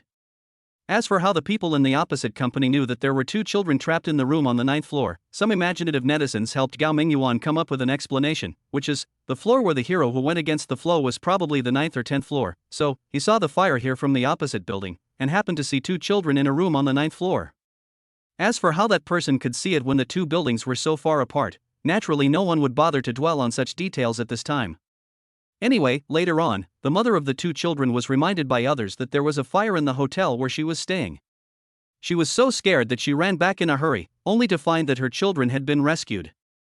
But when the mother learned what had happened, she publicly released information, hoping to express her gratitude to the hero in person. At the same time, she strongly condemned the hotel, hoping that the hotel would give her two children an explanation. It would be fine if she had not asked the waiter to help look after the child in advance. After all, as a mother, she had failed to fulfill her duties and obligations in the first place, so she had no face to ask others to do anything. But she had clearly asked the waiter to help look after the children, and the waiter had agreed at the time, but after the fire broke out, he simply abandoned her two children, which made it difficult for her to accept. If that hero hadn't shown up, her two children would definitely not have survived. They would have been burned to ashes. She was terrified just thinking about it now, and at the same time, she hated the waiter's selfishness and cold-bloodedness even more. Even if you were in danger at the time and couldn't save your two children, if you had informed the hotel management, I believe that under that situation, the hotel management would have sent someone to rescue her children. But that cold-blooded waiter did nothing. As for how the hotel will handle this matter, whether to give compensation to the child's mother or to file a lawsuit, there is no follow-up news yet, but Gao Mingyuan is no longer interested in these things. As long as he knows that the two children are safe, he will feel relieved. Gao Mingyuan rescued the two children for the system mission and for Wing Chun. But, he thought carefully, if there was no system mission, if he knew for sure that two children were in a room on the 9th floor of the hotel across the street and their lives were hanging by a thread, he would probably go and save them just the same. Gao Mingyuan withdrew his gaze from the hotel opposite and looked at the Hontu Technology building. It was already past closing time, and aside from a few who needed to work overtime, most employees had already left. However, at this moment, there were some suspicious individuals lingering at the company entrance. Occasionally, when they saw someone leaving the company, they would immediately approach and hold a microphone to their lips. Wow, these must be the media reporters who are waiting for him. Gao Mingyuan couldn't help but feel secretly frightened. It was a good thing he didn't go to the company gate, otherwise he would have been caught by these reporters. And now, he should just run away. Chapter 77, Arousing Suspicion. Seeing that no one was paying attention to the parking lot, Gao Mingyuan quickly used his key to unlock his old car, got in, and prepared to drive home. But before he could start the car, he suddenly heard a strange noise coming from the back of the car. Gao Mingyuan was startled, but before he turned around to look back, he felt a chill on his neck. A sharp machete was placed on his neck. Don't move, and don't try to call for help, otherwise I'll cut your neck with this one blow. A deep and eerie voice rang out from the back seat, causing Gao Mingyuan's heart to tighten. Sure enough, those guys came to the door. Isn't this voice exactly the voice of Mr. Chow, the boss of the car rental company? In fact, when Gao Mingyuan picked up the canvas bag, he had already anticipated that the current scene might happen. But he had no choice, his BMW had been stolen by these scammers. If he didn't keep the canvas bag, wouldn't he lose everything? But leaving the canvas bag behind would inevitably lead to endless troubles. These guys are frauds and don't take the law seriously, so they naturally have no qualms about doing illegal things. I want to make them suffer in silence, just treat that bag of cash and gold as lost, give up on it completely and never look for it again. It's impossible even to think about it. Look, these guys are coming to our door now. Gao Mingyuan knew that these guys were just after money, and at least before they found the canvas bag, they probably wouldn't dare to hurt him. So, even with a machete at his neck, Gao Mingyuan wasn't terribly scared. What's more, he has now learned Wing Chun and has been given a physical foundation by the system. His current physical fitness is far superior to before. At this time, he naturally has some confidence. Gao Mingyuan raised his head slightly and looked in the rearview mirror at the guy behind him, who was wearing a windbreaker, a hood, and a mask, covering himself tightly. From the guy's eyebrows and eyes, he could vaguely tell that this person was indeed Boss Chow. Boss Chow, right? Gao Mingyuan said calmly, "Don't worry, I won't call for help. But you guys aren't being very polite. You clearly mortgaged this car to me, but you still keep a spare key for yourself, and you get in and sit in it from time to time. Isn't that a bit too much?" Veins bulged across the corner of Boss Chow's forehead, which was barely visible. He was clearly furious, but he managed to lower his voice and said, "Stop talking nonsense. Where's that canvas bag? Where did you put it? If you don't want to die, hand it over to me. Otherwise, this day next year will be the anniversary of your death." "What canvas bag?" Gao Mingyuan feigned confusion and said, "Boss Chow, what are you talking about? And, where's my car? After you rented it out, I wanted to ask when it would be back, but I couldn't get through to you on the phone. I went to your store and found that your car rental agency was also closed. What's going on? You're so mean, keep pretending with me." Boss Chow said, growing increasingly annoyed, "Don't change the subject. I'm asking you, where's the bag? Where did you hide it?" Gao Mingyuan said innocently, "I really don't know what bag you're talking about. Boss Chow, can you please explain clearly? I don't even know what you're talking about. You're asking me where something I've never seen is, so how can I tell you?" Boss Chow held back his anger and said, "Okay, then I'll explain it to you. The car that Boss Chen mortgaged to you earlier had a canvas bag in it. The things in the bag. I'm sure you've seen them. But I want to remind you, those things are not yours to get your hands on. You'd better return them to us now. Otherwise, no matter how much money you have, if you have the life to take it but not the life to spend it, it's all in vain. Instead, you'll bring yourself trouble in vain. That's not worth it, don't you think?" Gao Mingyuan frowned slightly and said, "I think there's some misunderstanding here. Who said there was a canvas bag in this car? But why have I never seen it? Boss Chow, you might have been deceived. From what you said, the things in that canvas bag should be quite valuable. But, if it's a very valuable bag, why would it be placed on such a junky car for no reason, and then Boss Chen mortgaged this junky car to me? Is he mentally ill? Listen to my analysis. Since you, Boss Chow, are the ones asking me for that canvas bag, it seems you also have a share of what's inside, right? But then, Boss Chen said he left the bag in the car? Even if that's true, it wouldn't have taken him that long to remember. Why didn't he contact me immediately to ask for the bag back when I drove away? That's obviously unreasonable, right? So, Boss Chow, do you think it's possible that the bag wasn't lost at all, and certainly wasn't left in this car by Boss Chen?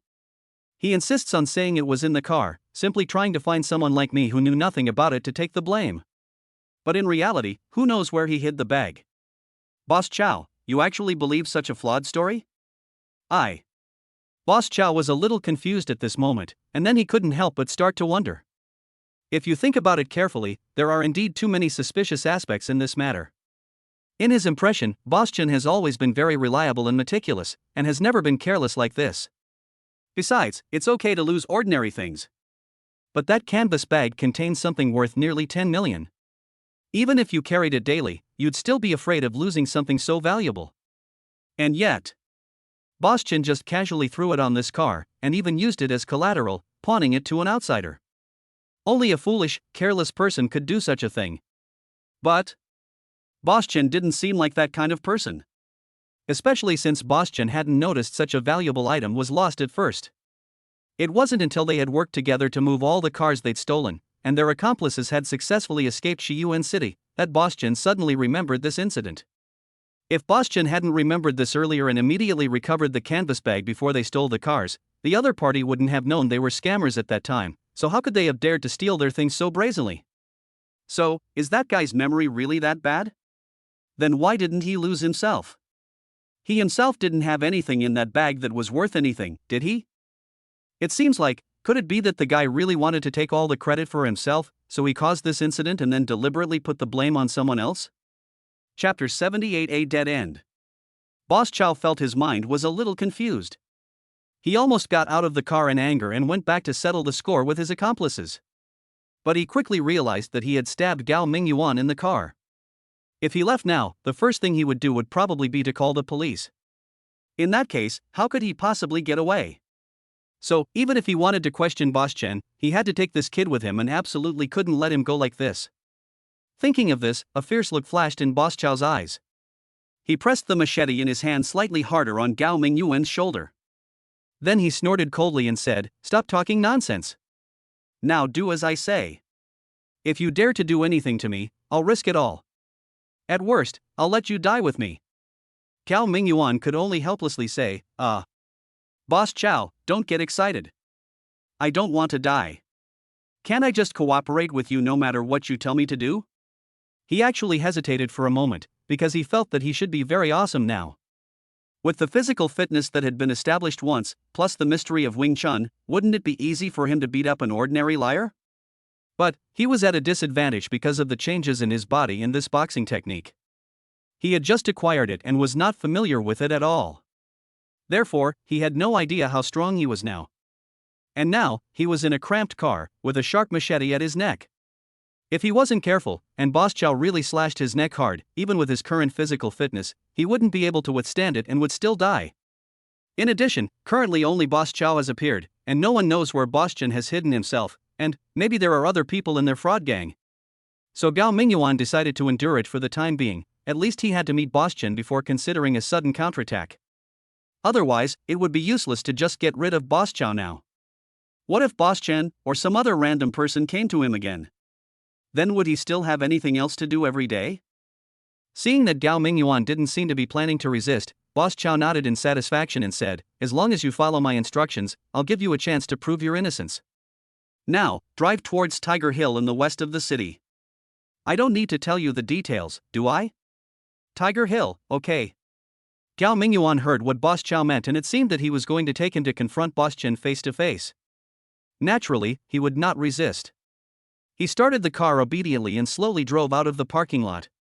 During this process, Boss Chow took off most of his coat and covered the machete with his lapel. Otherwise, with all the cars coming and going on this road, if people in the car next to you see someone holding such a long machete and putting it on the driver's neck, they would have to call the police immediately. Gao Mingyuan didn't say anything when he saw what Boss Chow did, and just kept driving obediently. Even so, Boss Chow wasn't entirely reassured. He kept warning Gao Mingyuan against any tricks, like not using the headlights or anything like that. After all, he was a seasoned driver and knew some taxi drivers had invented a way to signal with their headlights.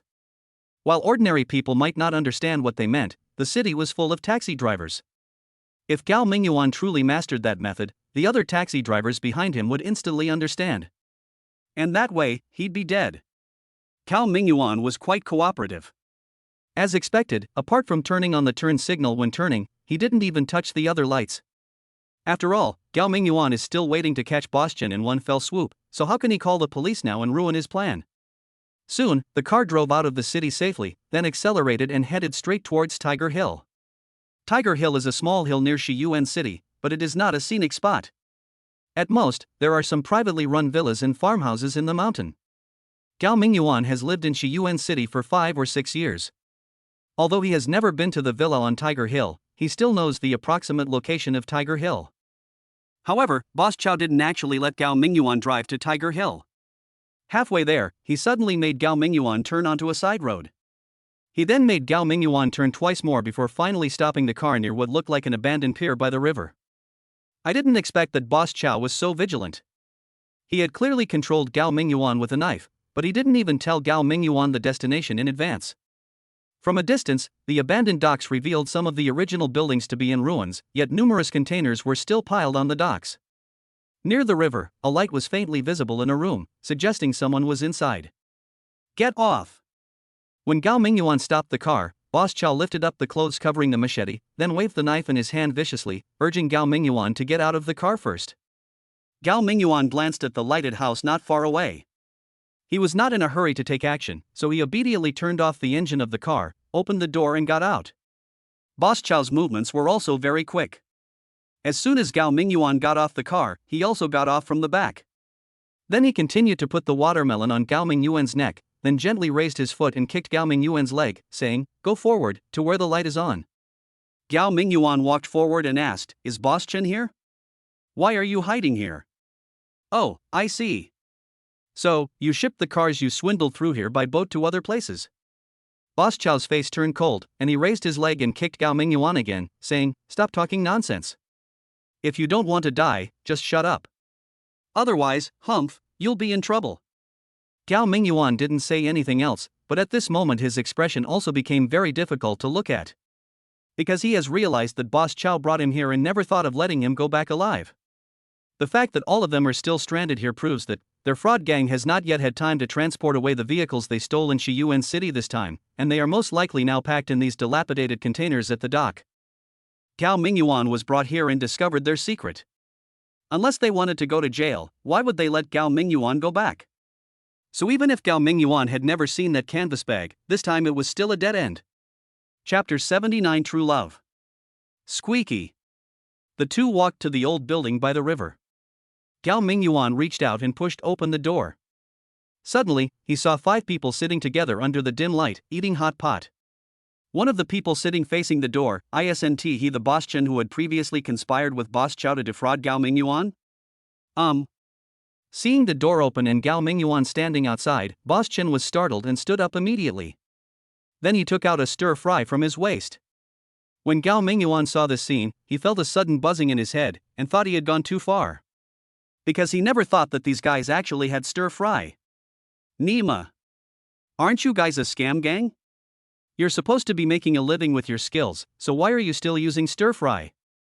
Now that Gao Mingyuan has learned Wing Chun, his self-confidence has swelled a little. Even when he opened the door just now and saw that there were 5 people in the room, and including Boss Chow's words, there were already 6 people in this fraud gang, he was not very scared. After all, for someone who knows Wing Chun, fighting 10 people alone is a basic exercise, right? There are only 6 people here, so they shouldn't pose any threat to him at all. However, what he never expected was that the people in this fraud gang actually carried drugs. Although, our country is the country with the strictest control over stir-fried chickens in the world. Looking at the stir-fried chicken in Boss Chen's hand, it feels a bit rough.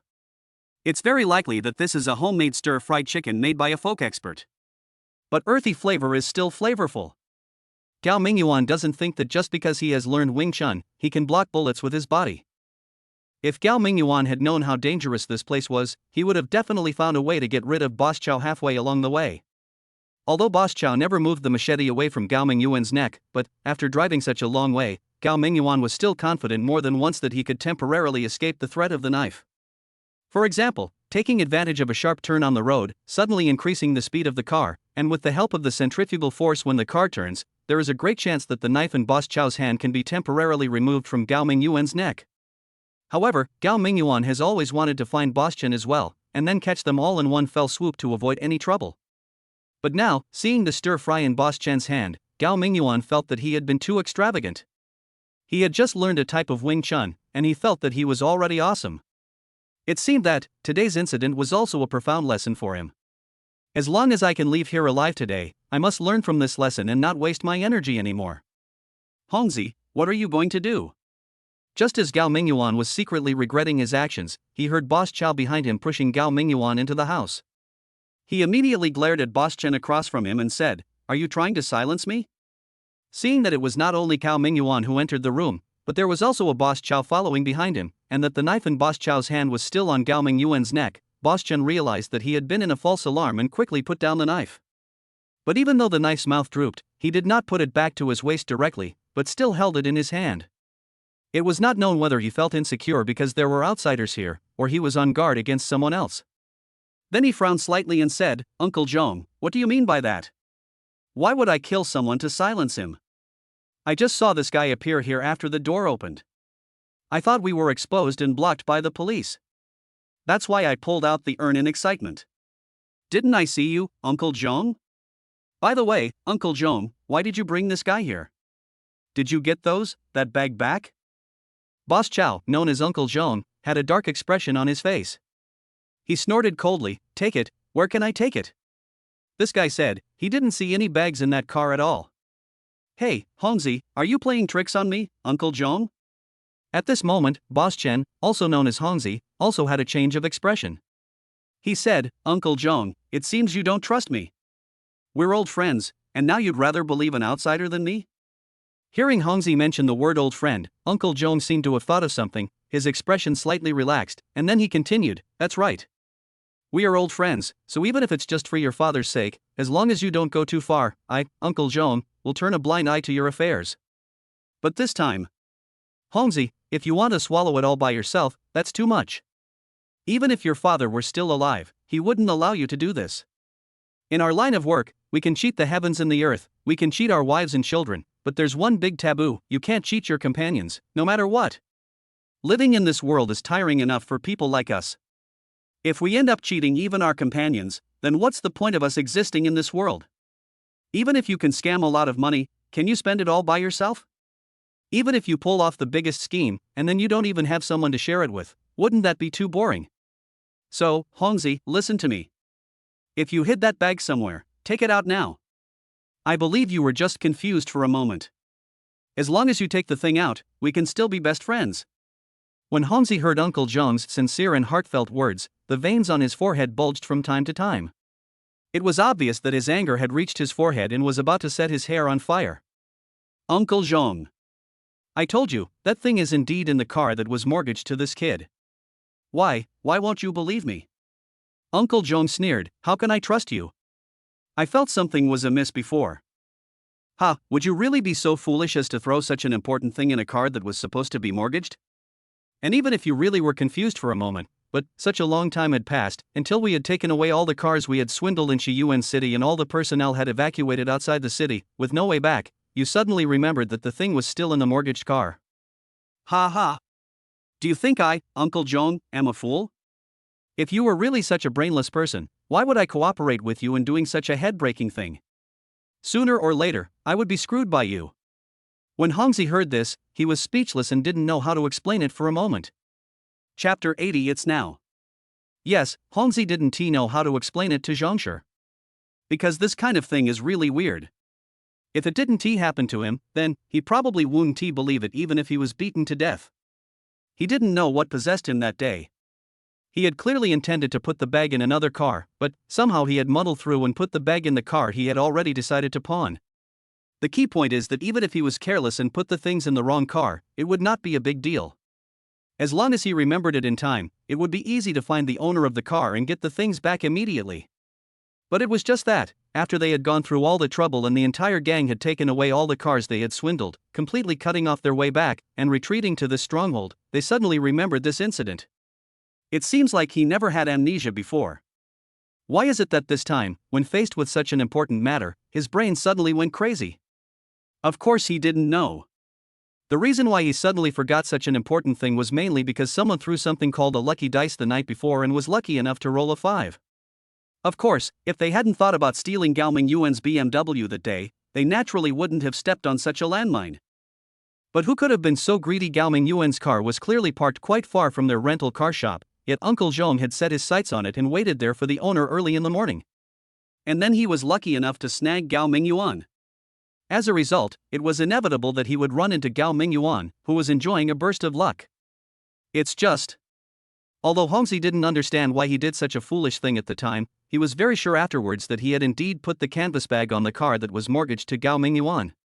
But now Uncle Zhong didn't believe him. He knew that it was useless to explain to Uncle Zhong at this time. Luckily, Uncle Zhong has captured the BMW owner. I'm sure we can get the truth out of him. The most important thing is, we can't lose those things. We have to get them back. So, Hongzi no longer tried to argue with Uncle Zhong, but walked towards Gao Mingyuan step by step. At the same time, he raised his hand and pointed the mouth of his earthenware spatula at Gao Mingyuan's forehead. Kid, I know you have the thing. Just hand it over, and we can return your BMW to you. Otherwise, I'll kill you right now. As he spoke, the hostility in Hongzi's eyes shone through like substance, as if he wanted to burn Gao Mingyuan to death with his eyes. Then, there was a crash sound. It turned out that Hongzi had already opened the safety on the gun, and looked like he was ready to open fire and kill Gao Mingyuan at any time. Stop! Before Gao Mingyuan could say anything, Uncle Zhong pointed at Hongzi with a stern look on his face and shouted, "Put you down." Humph! You actually want to kill him? That would only further prove that the item isn't with him at all. Otherwise, if this guy really got the item and hid it, then if you kill him now, wouldn't it be impossible to get it back forever? Forehead. Hongzi was stunned when he heard this. It seemed as if it was really the case. He now just wanted to prove his innocence by threatening Gao Mingyuan. If this guy insisted on slandering him, he would be so angry that he might really beat the guy to death. But Hongzi knew very well in his heart that the thing was indeed in this kid's hands. If he really killed him, he was afraid that the thing would never be found again. Ha ha! Hongzi's chest rose and fell sharply several times. He finally suppressed the anger in his heart, and then slowly lowered his mouth. He knew he couldn't act rashly at this moment. He had to think of a way to pry open this guy's mouth. Otherwise, he would never be able to clear his name today even if he jumped into the Yellow River. Right now, Gao Mingyuan knew that he was brought here today, and no matter whether he could really get away with it, these people would not let him leave alive. So, for him, there is no other way to go. He couldn't help but feel fortunate that he had triggered a system-chosen task today and was rewarded with a boxing technique. Otherwise, if he had been a little afraid of the difficulties today and didn't want to choose the option of entering the fire to save people, and if he hadn't received the Wing Chun boxing technique, then encountering such a thing today would have been almost a dead end for him.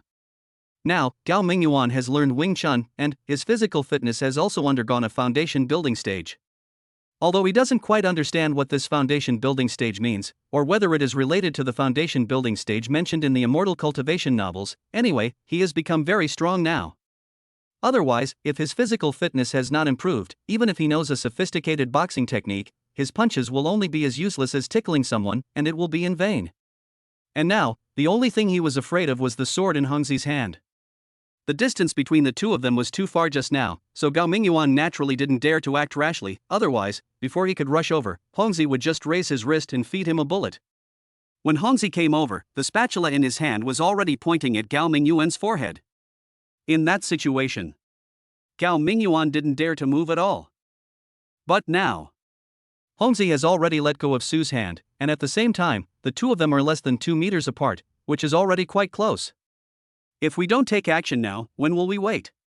So Gao Mingyuan took action the moment Hongzi lowered the hand holding the spear. Brush! Before anyone could react, Gao Mingyuan had already taken a step forward, and at the same time, one foot suddenly flew up and kicked Hongzi's right wrist accurately. Crack! Hongzi's wrist was like a fragile piece of rotten wood under Gao Mingyuan's sudden kick, and his wrist bone was directly broken by the kick. The spear in his hand also flew out of his hand with a whoosh, flew far away and hit the opposite wall before falling down. Gao Mingyuan first used a kick to neutralize the weapon that posed the greatest threat to him, then stepped forward and delivered an elbow strike, hitting Hongzi hard in the face. Ouch!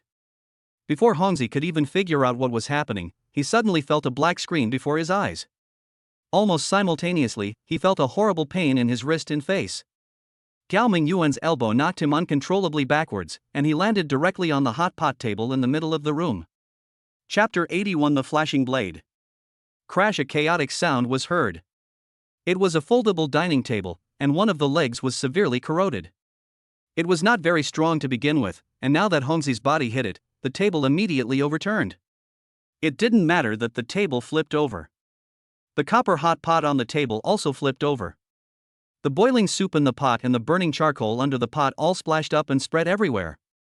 As a result, not only Hongzi was in trouble, but even the thugs standing next to the table were splashed with hot pot soup and charcoal fire. As a result, these thugs were also burned and screamed. They stepped aside and slapped the parts of their bodies that were burned by the charcoal fire. As for Hongzi, this added fuel to the fire. Most of the boiling soup in the hot pot, along with some messy vegetables and meat slices in it, splashed on his face. This immediately made him howl like a pig being slaughtered. What you? Only Uncle Zhong, who was standing not far from the door, was not affected by the disaster, but he was also frightened by the sudden change. Perhaps it was because Gao Mingyuan had been so docile throughout the trip, showing no sign of resistance at all, that Uncle Zhong had developed the illusion that Gao Mingyuan was simply a timid young man. He also believed that Gao Mingyuan had truly never seen the canvas bag, so he thought that if he just cooperated and explained everything clearly, they would actually let him go. It was precisely because of this that when he escorted Gao Mingyuan here, there were his 5 other accomplices in the room, which made him almost completely lose his vigilance against Gao Mingyuan, and the machete was no longer on Gao Mingyuan's neck. But who would have thought? Gao Mingyuan had been so obedient all this time, but when faced with more enemies, he attacked without hesitation. And, with just one move, he actually crippled Hongzi. You're looking for death. Uncle Zhong was an old hand in the world after all. After a moment of hesitation, he immediately shouted, swung the machete in his hand, and chopped off Gao Mingyuan's head. At this time, he didn't care about keeping Gao Mingyuan to confront Hongzi. Moreover, a machete has no tip and can only be used for chopping. Generally, if it does not directly hit the neck of a person, or a few very vulnerable parts, even if it hits the head, it is difficult to kill the person with 1 or 2 hits. Therefore, Uncle Zhong attacked at this moment without any scruples, and was not worried about killing Gao Mingyuan. Seeing the big, sharp blade coming towards him, Gao Mingyuan couldn't help but feel scared. Although he now possesses considerable strength, he does not have much experience in fighting. He still has an instinctive fear of weapons like the machete, which look very fierce. Therefore, when he saw Uncle Zhong slashing at him with a knife, he clearly had the opportunity to rush forward and snatch the opponent's weapon at close range, but, with a chill in his heart, he still couldn't help but take a few steps back. Brush. Although Gao Mingyuan dodged quickly, the front of his shirt was still cut by the machete. Suddenly, a long cut was immediately made on his t-shirt, and even a shallow blood mark appeared on his chest and abdomen. Go to hell. Although Uncle Zhong is not young anymore, he is a very ruthless character. Seeing Gao Mingyuan dodge the knife, he immediately took 2 steps forward and continued to swing the machete, following Gao Mingyuan like a shadow, and chopped him hard. Gao Mingyuan was so scared that he could only keep backing away. Fortunately, he was mentally prepared this time, and with his physical reaction speed, he was not hit by the machete again. However, the room wasn't very big to begin with, and after retreating several times, he was almost backing into a corner. By then he was afraid he would have nowhere else to retreat. But at this moment, Uncle Zhong was secretly odd. He was the kind of scoundrel who had been in the underworld since he was a child, and he had no idea how many times he had killed people in his life. Therefore, although his age was there, when it came to fighting experience, the people of this level put together couldn't even match a fraction of his. Therefore, he could naturally see that Gao Mingyuan's reaction speed was really amazing. If he continued like this, he would probably not be able to hit Gao Mingyuan until he died of exhaustion. After all, he was no longer young, and his physical strength was far less than that of young people. At this time, after several consecutive slashes with all his strength, he was already tired and out of breath. Therefore, he was really worried that before Gao Mingyuan could fight back, he would be exhausted and collapse. So, he didn't care about saving face anymore and immediately yelled at the obviously frightened henchman, "What are you guys still standing there for? Come on, pin this bastard down." Ah, okay. The 4 thugs came to their senses after hearing the sound.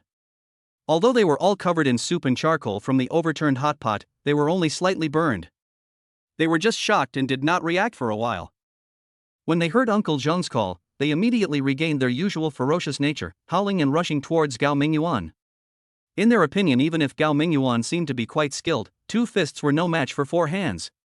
All they had to do was surround Gao Mingyuan and then give him a round of circle kicks. They were guaranteed to beat him so hard that he'd have to lie on the ground with his head in his hands, accepting the beating.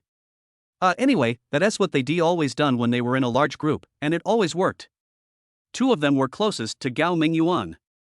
In order to show off in front of Uncle Zheng, they opened their arms and rushed towards Gao Mingyuan, wanting to press Gao Mingyuan to the ground first and then slowly beat him. But Gao Mingyuan has mastered the unique skills of Wing Chun, so how could he be defeated by these 2 ruffians who have no idea about the rules and can only rely on brute force to fight in a group? If these guys hadn't rushed over, and Gao Mingyuan had to face Uncle Zheng's machete alone, I'm afraid he would still retreat again and again because of the fear in his heart. But at this moment, 2 thugs rushed in front of him and completely blocked Uncle Zheng's machete. Gao Mingyuan felt relieved. At that moment, Gao Mingyuan swung his arms, and in a flash, a fist flashed. A thug on the opposite side didn't know what was happening, but he was punched twice in the face, one on the left and one on the right. The fists hit the thug's face, and the guy screamed wow, opened his mouth, and spat out almost a mouthful of teeth mixed with blood. After beating the first henchman so hard that he was confused and looking for his teeth on the ground, Gao Mingyuan swayed and crashed into the arms of the second henchman. Then, before the thug with outstretched arms could try to grab Gao Mingyuan with his hands, Gao Mingyuan had already grabbed one of his arms with both hands and threw him over his shoulder. Instantly, the huge body weighing at least 160 to 170 kilograms was thrown into the air, and then thrown straight towards Uncle Zheng, who was not far away. Chapter 82 High-Spirited. Seeing that the first 2 men who rushed forward couldn't even hold on and were knocked unconscious by Gao Mingyuan, Uncle Zheng immediately realized that it was a stupid move to call these idiots to join the fight. Even if we let them go on the field, they should first let them find a weapon each and then attack Gao Mingyuan together. And now, these thugs with empty paws not only pose no threat to Gao Mingyuan, but even become human shields for Gao Mingyuan to avoid his machete. Just when Uncle Zheng was feeling frustrated and wanted to ask the rest of his men to retreat, a grown man came crashing down on him like a cannonball, accompanied by a whistling sound. Ah, bastard! Uncle Zheng saw that the man was about to hit him, and he couldn't help but curse while hurriedly throwing away the machete in his hand, then reaching out to the thug to take it. No matter how much he hated this thug in his heart, he was just a fool, but he was one of their own after all. If he went to take the fight with a machete, he would probably have to kill this thug with one blow. Therefore, even though he had regarded the machete in his hand as his greatest reliance, he had to throw the knife away temporarily at this time. But, when he stretched out his hand to catch the body of the thug that was rushing towards him, his expression suddenly changed drastically. Is this guy a human? Why does he feel like he's caught a running rhino? With his old arms and legs, he simply couldn't withstand such a terrifying force. So, after he reached out to hug the flying henchman, he couldn't hold on for even half a second. Then, he and the henchman were once again thrown back by a terrifying force, slamming hard into the wall not far behind him. Hey, you two, get down too. The remaining 2 men had already realized that something was wrong. They saw that 4 of the 6 people on their side had fallen down in the blink of an eye. No matter how ignorant they were, they knew that the man in front of them was not someone they could afford to offend. So the 2 of them saw that the situation was not good, turned around and tried to escape through the back window. But Gao Mingyuan had already killed the 2 people who posed the greatest threat to him, so how could he let these 2 extras get away? In a flash, he had already caught up with the 2 men. Then he suddenly stretched out his hands, pressed them on the heads of the 2 men, and then clasped his hands together with force.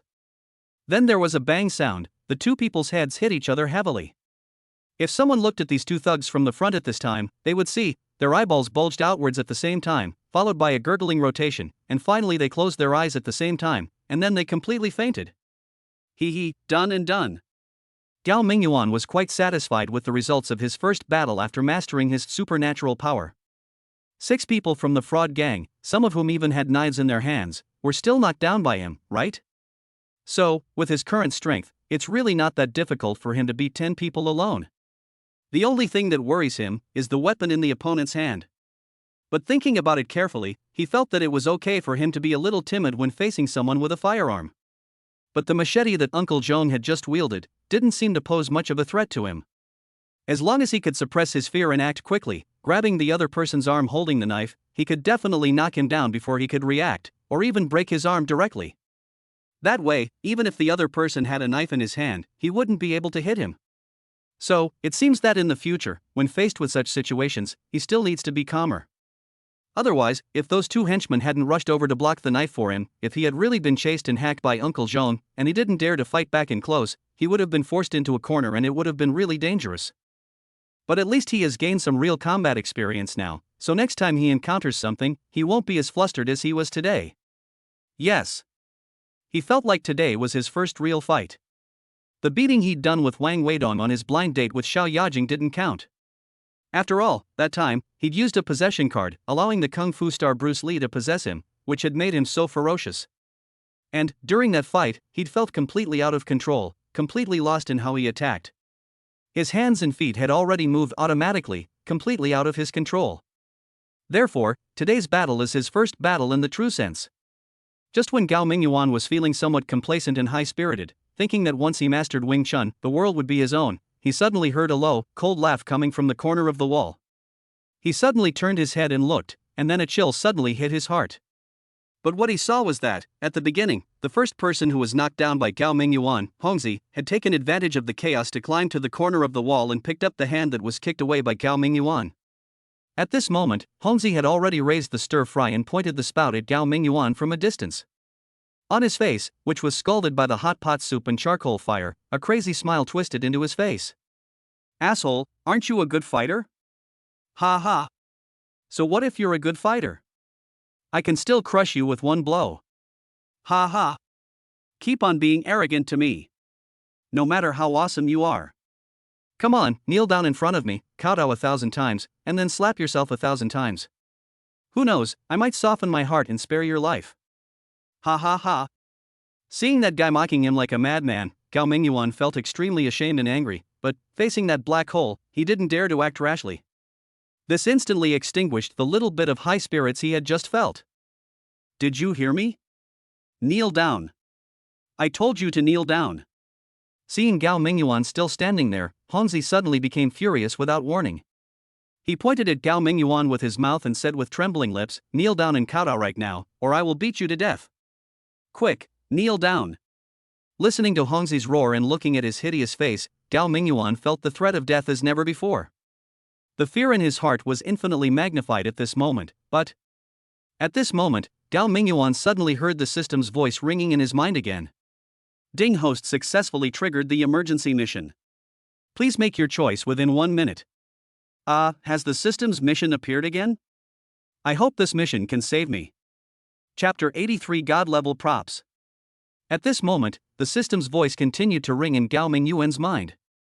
Option 1, endure humiliation, kneel before the enemy, follow their orders, and then seize the opportunity to strike back.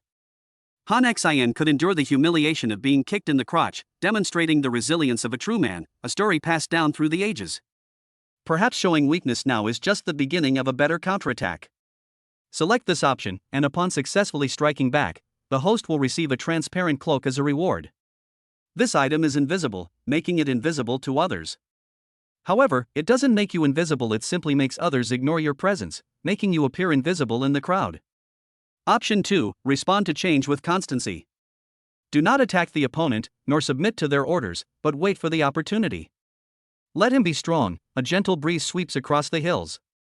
Let him be arrogant, a bright moon shines across the river. Sometimes, remaining unchanged is the most powerful response. Choosing this option, after successfully escaping danger, the host will obtain a lost treasure, the Divine Turtle Shield. This item, taken from the shell of a divine tortoise, possesses the power to automatically protect its owner. Simply wear it, and when the host encounters a fatal threat, the shield will automatically fly out to protect the host. This item can be used 3 times. Option 3, a gentleman can be killed but not humiliated. The enemy actually wants you to kneel and kowtow. This is absolutely intolerable. Bravely face the enemy's harsh words and charge forward to strike back. Sometimes, offense is the best defense. Infinite tolerance and fear will only embolden the enemy. Only an active counterattack can quickly break the disadvantage and stalemate. Choosing this option and successfully surviving will grant the host a divine item, the Time Hourglass. This item is one of the most precious treasures left by the gods in the human world. Inverting the hourglass will freeze time. Only the host can move freely in the world. When the last grain of sand falls from the hourglass, the time freeze ends. This item can be used 3 times. What holy shit! This time the rewards are all such powerful treasures. At this moment, Gao Mingyuan felt a little suffocated.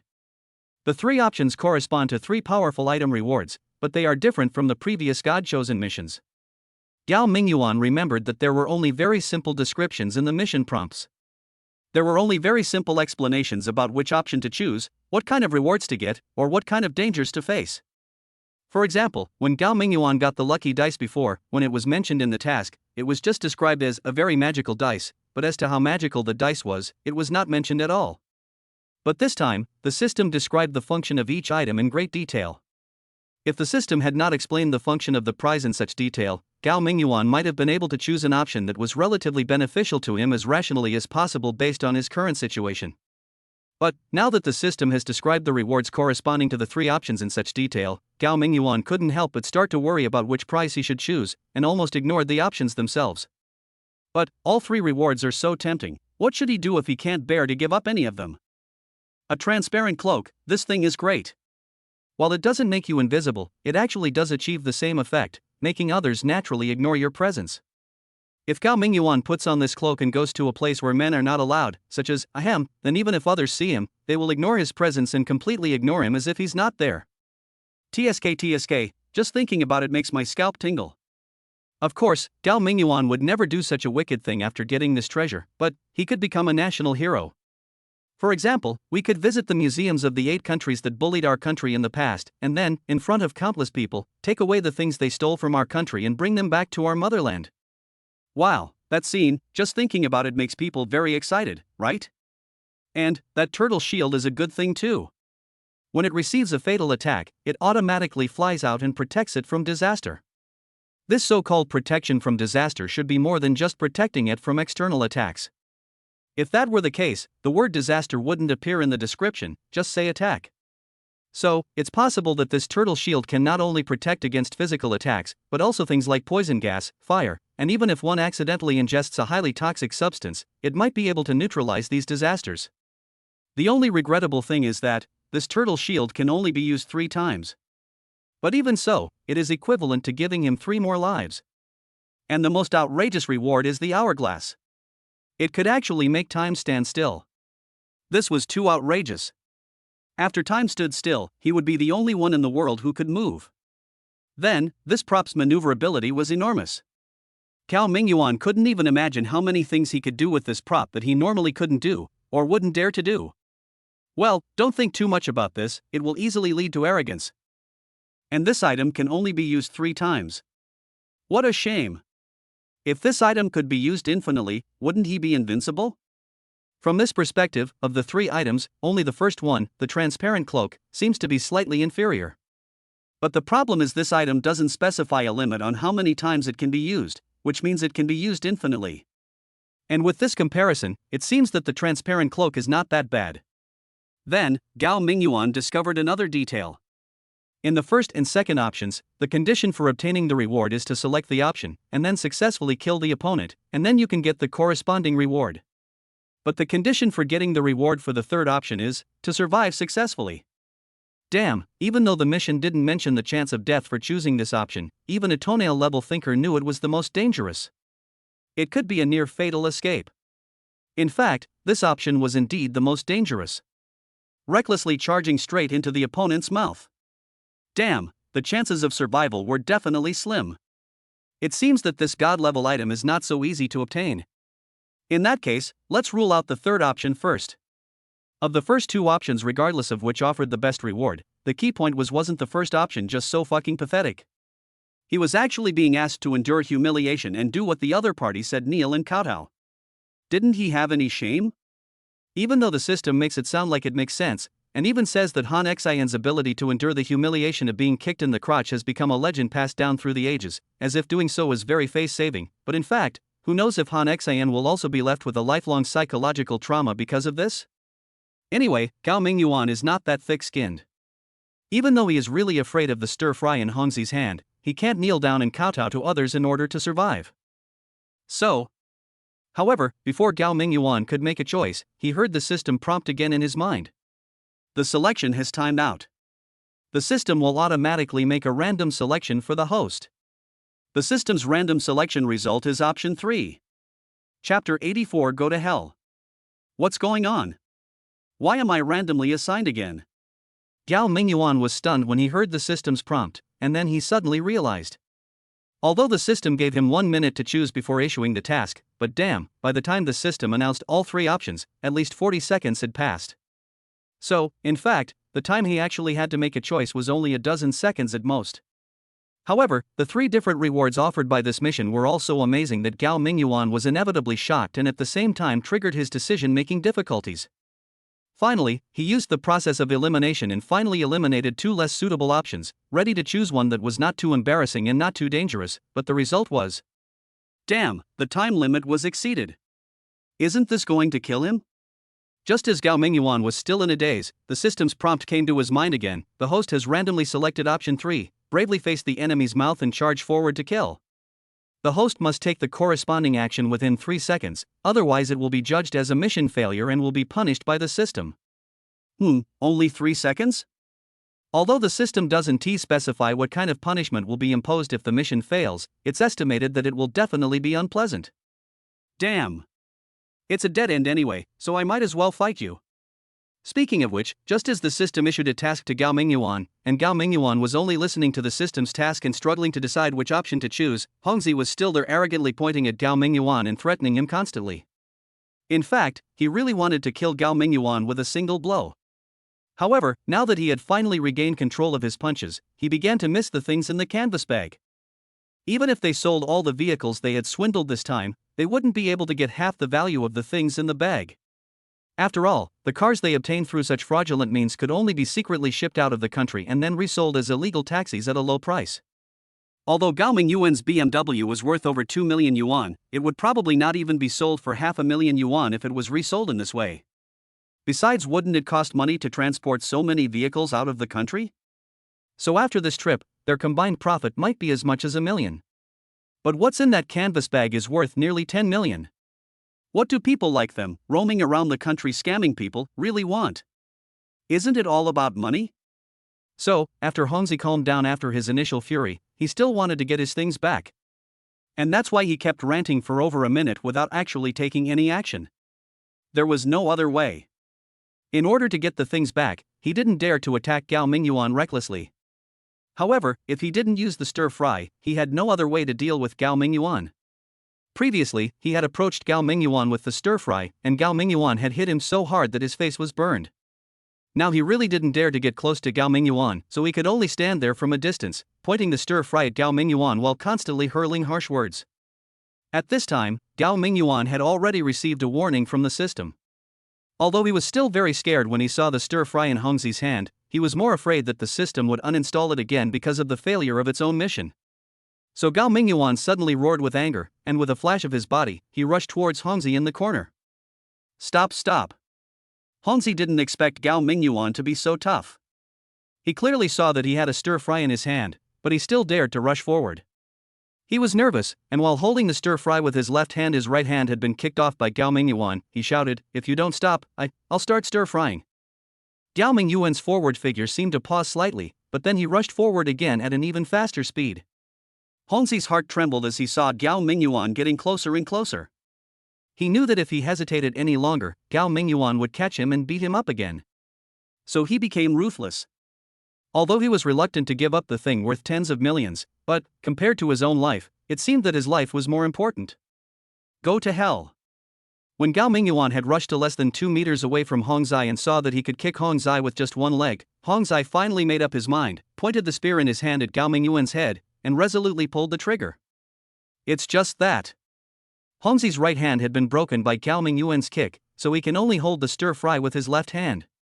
However, he is not left-handed, so holding the stir-fry with his left hand is really not something he is used to. Moreover, the homemade clay stirrer he made was less stable and had a strong recoil. He usually had a hard time using it with his right hand. Every time he used it, his palm would become numb from the vibration, and if he wasn't careful, the stirrer might fly out of his hand. So, this time he was forced to use his left hand to fire the gun. In order to prevent the recoil force generated by the gun at the moment of firing from affecting the accuracy of the gun, he simply placed his left hand tightly in front of him and used his chin to support the butt of the gun, and then he suddenly pulled the trigger. A loud bang sound was heard. Gao Mingyuan saw Hongzi, who was 2 meters in front of him, actually aimed the gun at his head and pulled the trigger. He felt a shock throughout his body at that moment, and felt sad. It's over. I'm really going to die this time. Why am I so fierce? I really just pounced on him, isn't this courting death? Aw. Just when Gao Mingyuan was shocked and thought he was going to die, he saw that although the sound of screaming was heard, he did not feel any severe pain in his body. On the contrary, from Hongzi's side, a blinding light suddenly burst out, as if a fireball suddenly exploded. Immediately afterwards, Hongzi let out a painful wail, and then he leaned back and fell straight to the ground. His body twitched slightly a few times, and then there was no movement. Damn, what's going on? Did this guy commit suicide by shooting himself? But that doesn't make sense. I just saw him pointing the gun at me. Gao Mingyuan was stunned for a moment, then he cautiously leaned in to take a closer look. He saw Hongzi was truly dead, and his death was extremely tragic. Half his face was a bloody mess. There was even a bloody hole in his neck, and blood was still gushing out. In addition, Hongzi's entire left hand was charred and several fingers were broken. Then Gao Mingyuan noticed that the rifle in Hongzi's hand had exploded at this moment. The entire back half of the rifle barrel was completely cracked, and the magazine was even more tattered. Only the front half of the rifle tube was still barely intact. Chapter 85 of False Alarm. After seeing this, Gao Mingyuan finally figured out what was going on. It is obvious that Hongzi's stir-fry is definitely a homemade product without any quality assurance, and its safety and convenience are not guaranteed at all. Or maybe normally, he could still use this sword. But don't forget, Gao Mingyuan had kicked this sword away before, and it had hit the opposite wall hard and fell to the ground. If it was a regular military-made mortar, it certainly wouldn't be so fragile that it wouldn't break down after just a bump against a wall. But Hongzi's homemade cannon, that's hard to say. Gao Mingyuan estimated that it was probably because the spear had suffered a violent collision, causing some internal malfunctions, but it would be difficult to detect without paying attention on the surface.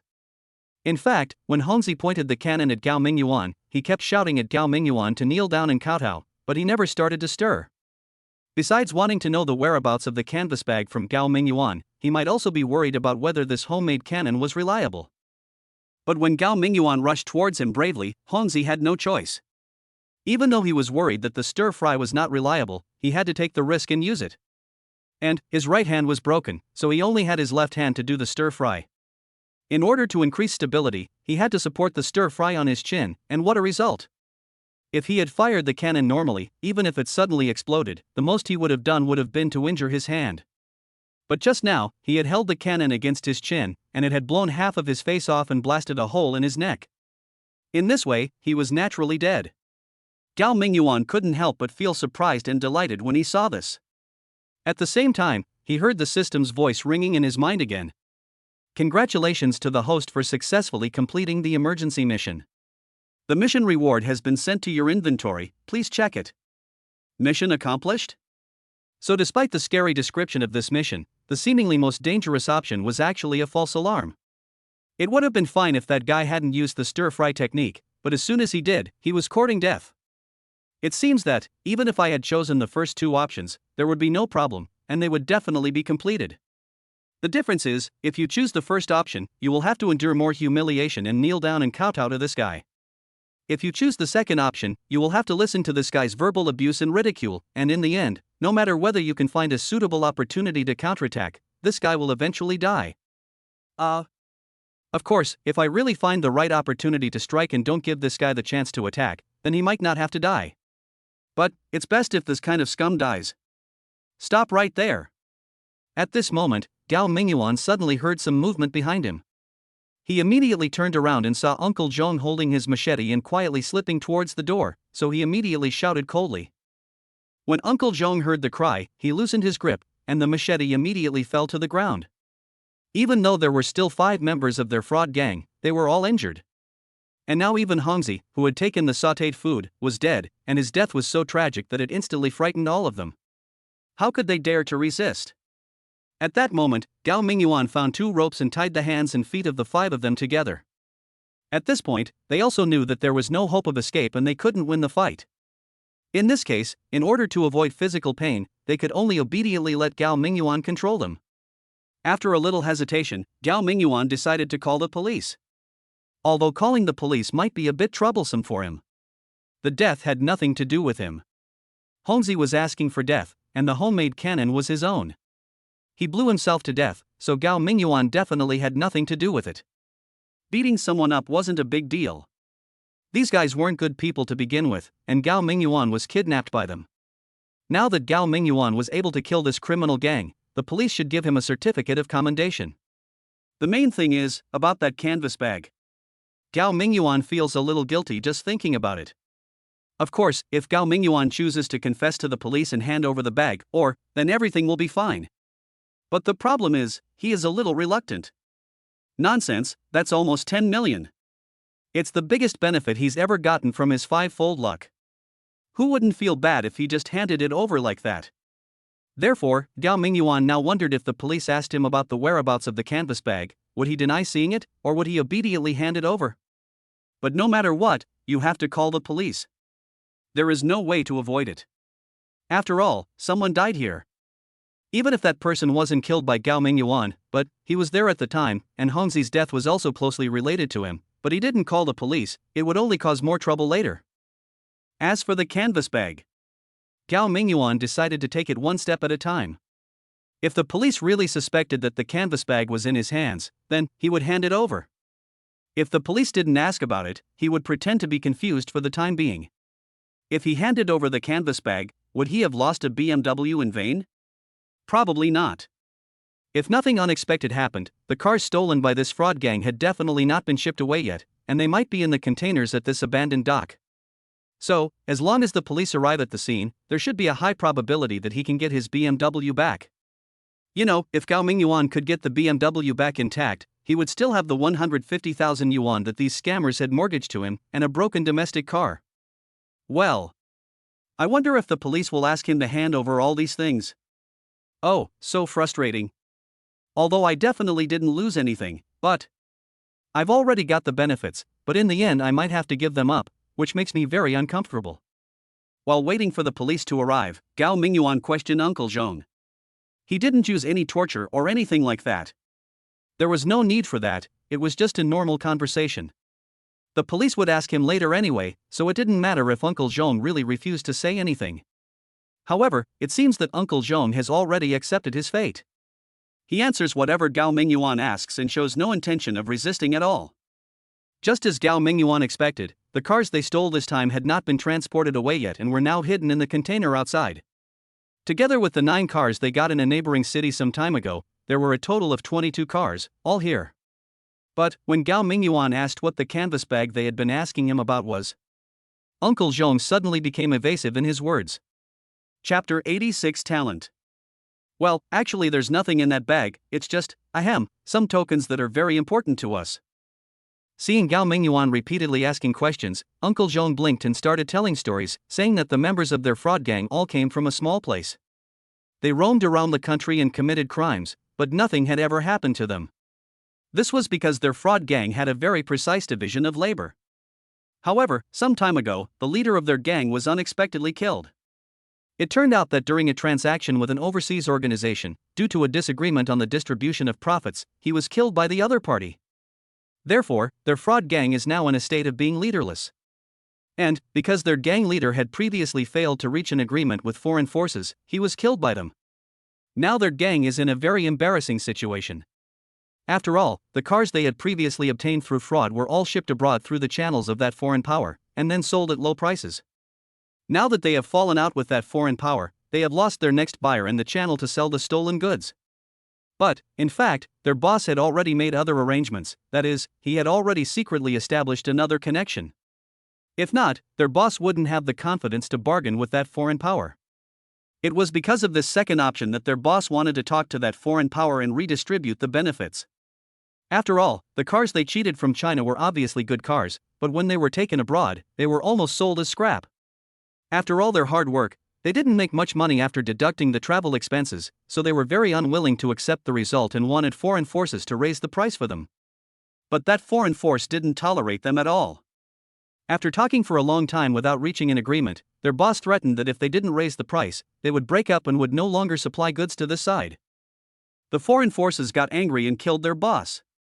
And the fallback plan left by their boss, that is, the method of contacting another foreign force, was all placed in that canvas bag, which also contained a token of contact with the foreign force. According to what their boss said before, it seemed that their boss accidentally saved the life of the leader of the foreign force, and afterwards left a token for their boss. If they want to contact the person from that foreign force, they must take the token with them. Therefore, whoever gets the canvas bag is equivalent to getting a key to contact the new buyer, and then, at that time, he will have absolute say in their fraud gang and naturally become the new boss of their gang. According to Uncle Zhong, after their boss's death, he and Hongzi were both the most qualified to be the boss. However, before their boss's body was even cold, neither of them expressed any desire to compete for the top spot. Therefore, before that, at least on the surface, they seemed to be getting along perfectly. Until that canvas bag suddenly disappeared. After all, Hongzi was their former boss's son, so, after their boss's death, his belongings were always kept by Hongzi. But who knew, after they pulled off this scam in Shiyuan City and withdrew, Hongzi suddenly claimed he'd lost the token containing the contact with foreign forces. And it seemed, when he'd pawned a junk domestic car to the owner to steal the BMW, he'd forgotten to remove the canvas bag from the car. At first, Zhongqing believed it and thought it was just Hongzi's momentary negligence. So he and Hongzi sneaked back to Shiyuan City again. That night, they finally found Gao Mingyuan's broken domestic car parked in the community yard through the locator left in the car. Then they used the spare key of the car to open the trunk, but they didn't find the canvas bag at all. Uncle Zhong asked Hongzi if he remembered it wrongly, otherwise why was it not in the car?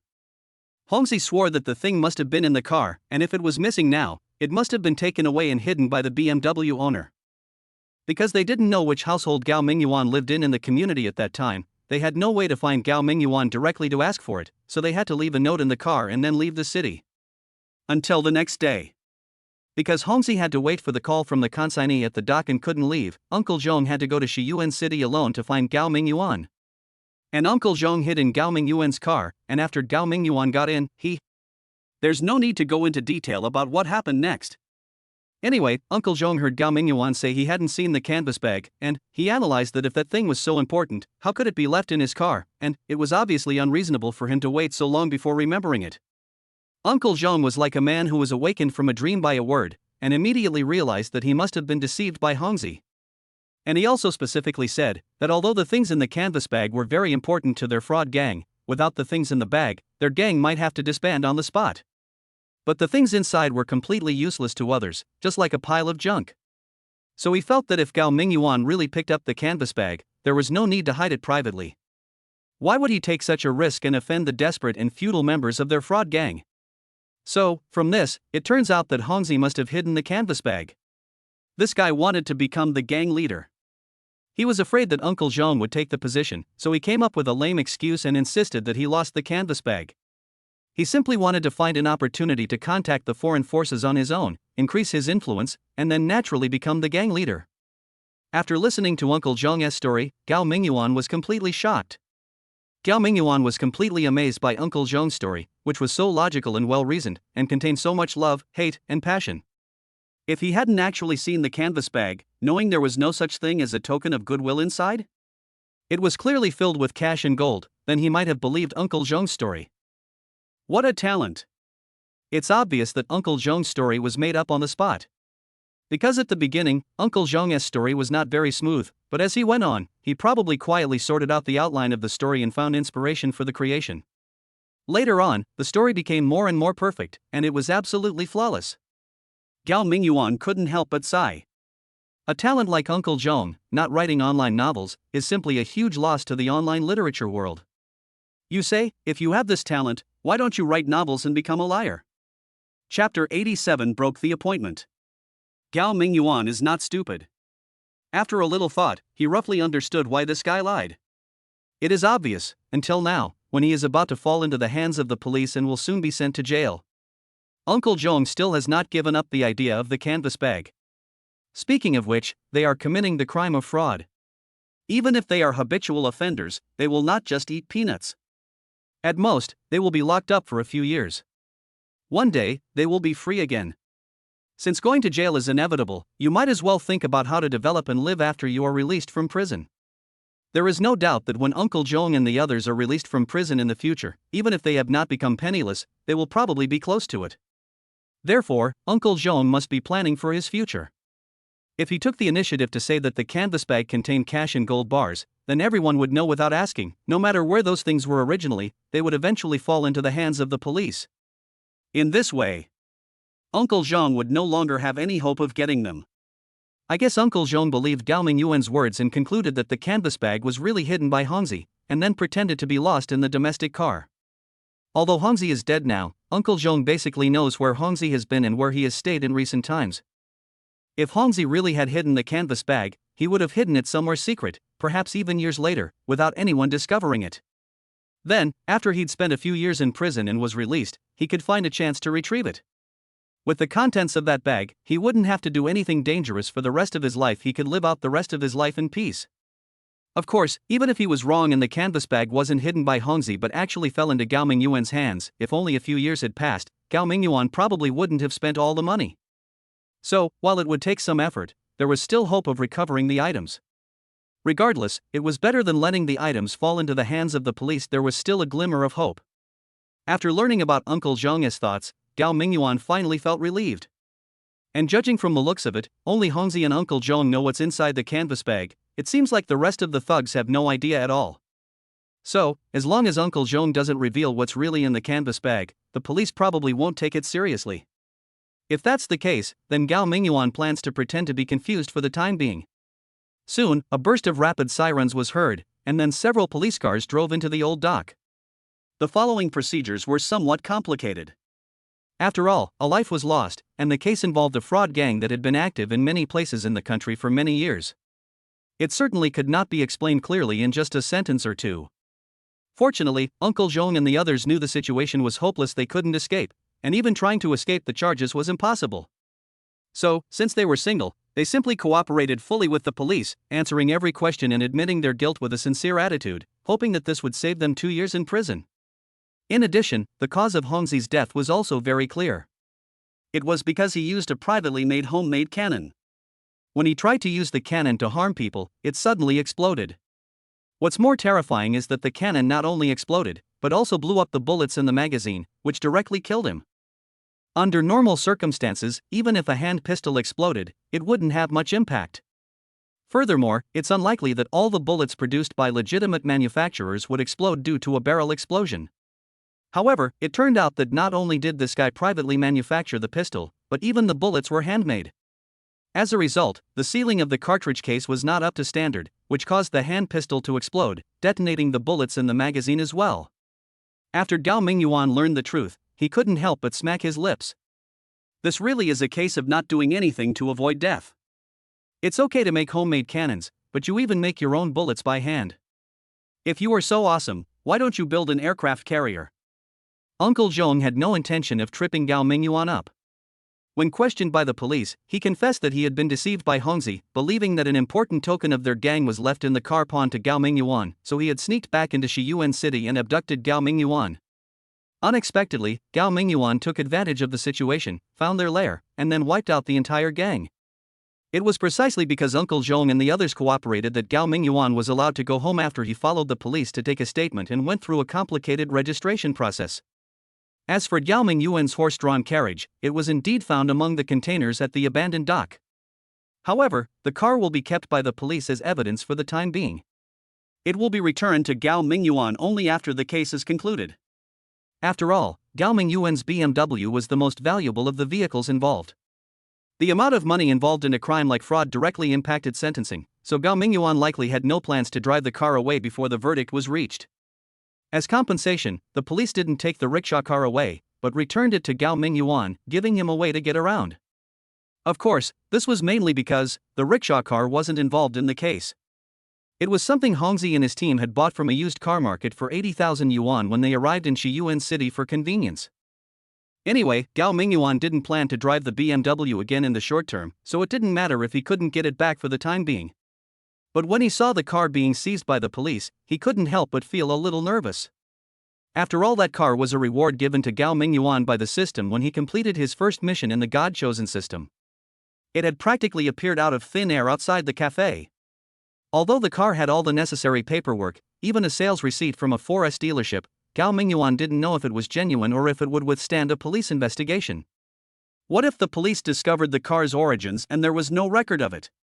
Wouldn't that put him in trouble? But things have come to this point, and there is no point for Gao Mingyuan to worry anymore. He can't just snatch the car away from the police, right? When Gao Mingyuan came out of the police station, it was already past 11 o'clock in the evening.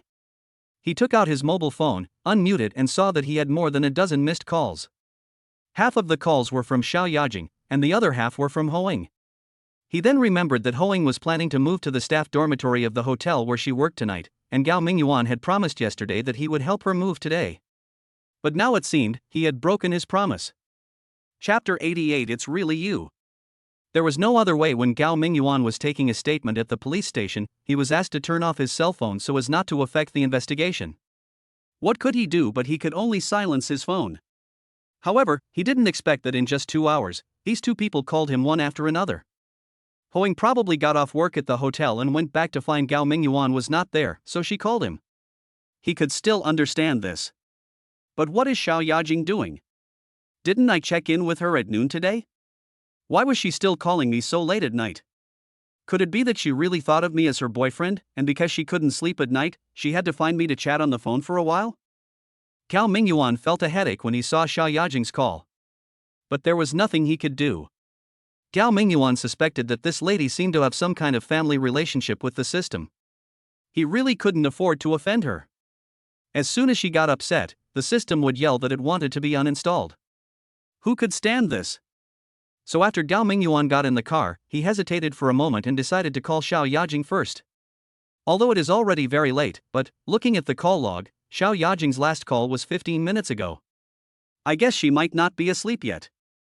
Sure enough, after dialing the number, it took less than 2 seconds for the call to be connected, and then Xiao Yajing's magnetic voice came from the phone. Are you drunk again? Why can't I make a phone call? Although there was a hint of dissatisfaction in the other party's tone, Gao Mingyuan could still hear the concern in it. He could only give a bitter laugh and said, "Don't mention it. Today I was accidentally involved in a case. A desperado put a knife to my neck and tied me up at a dock in the suburbs. I almost didn't see the sun tomorrow." Ah. A cry of surprise came from the phone, and then Xiao Yajing asked in surprise, "Is this true? Are you trying to scare me on purpose?" Of course it's true. Why would I scare you? Phew. I'm still a little scared when I think about it now. One of those bandits was also a thief. At that time, I really thought I was dead. It's not easy to say these things on the phone.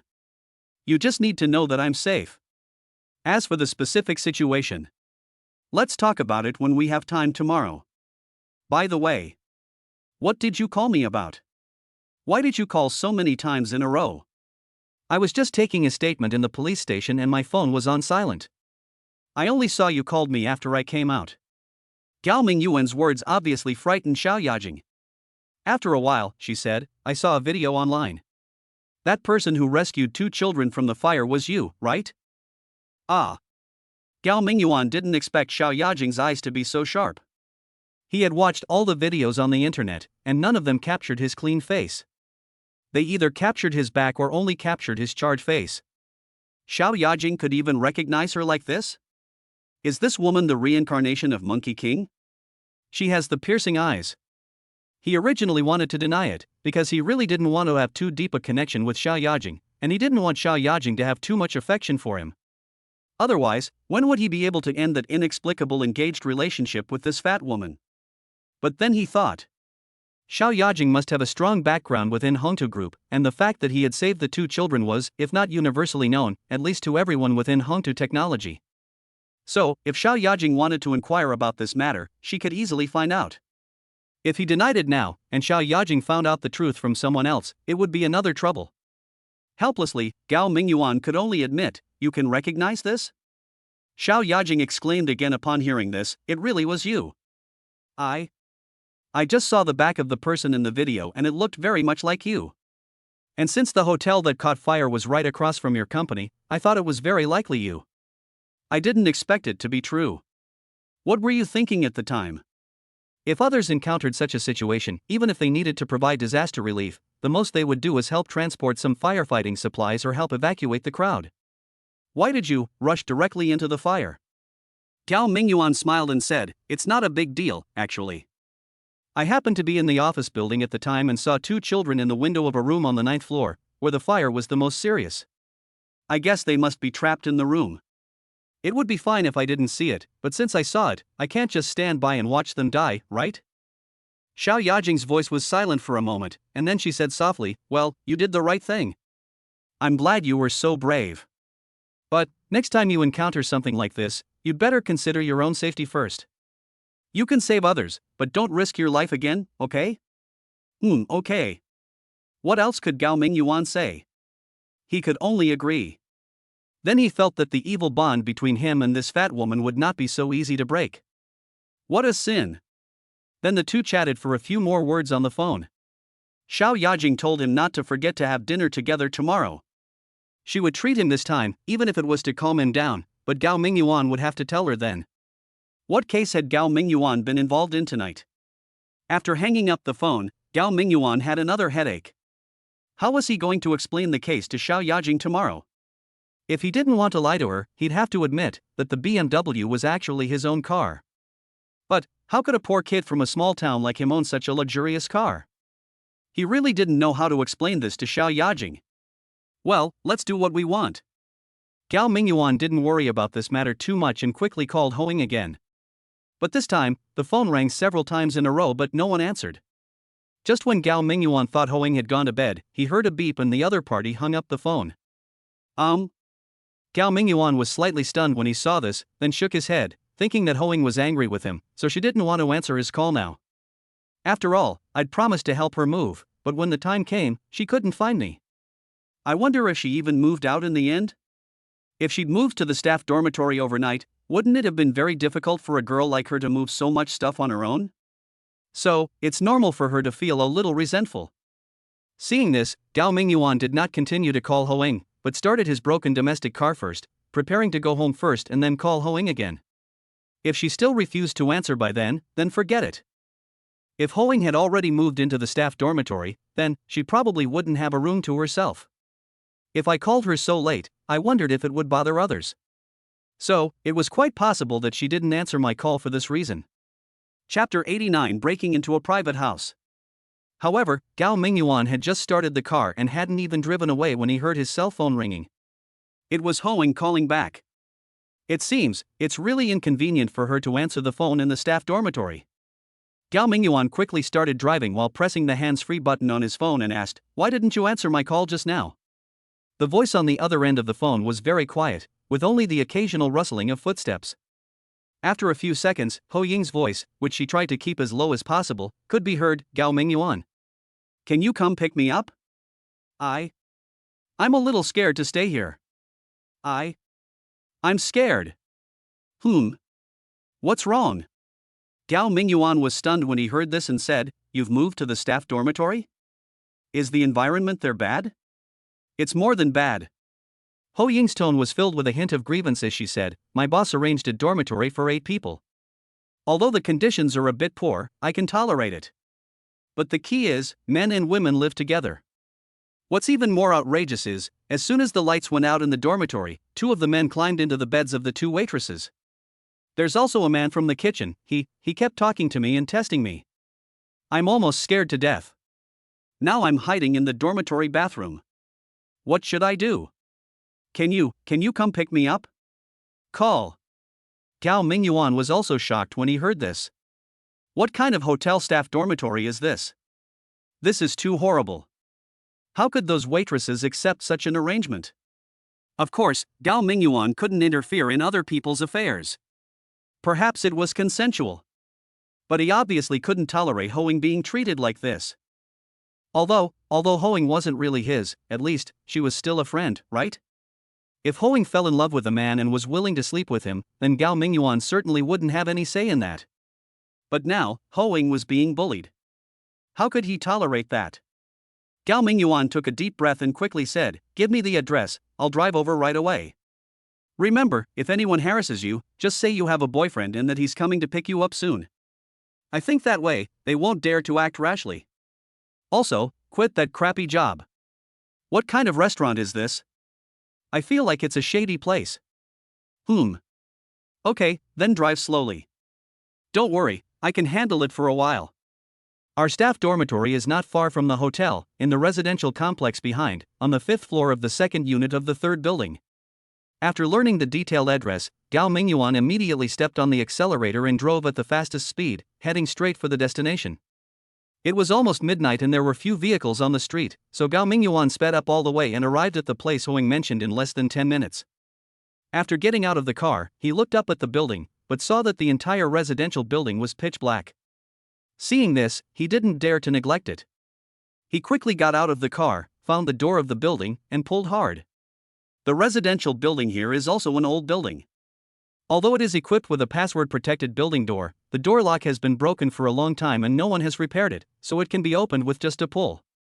Then Gao Mingyuan rushed up the stairs at a speed nearly as fast as the 100-meter hurdle race, taking at least 3 or 4 steps at a time, and reaching a whole floor in just a few steps.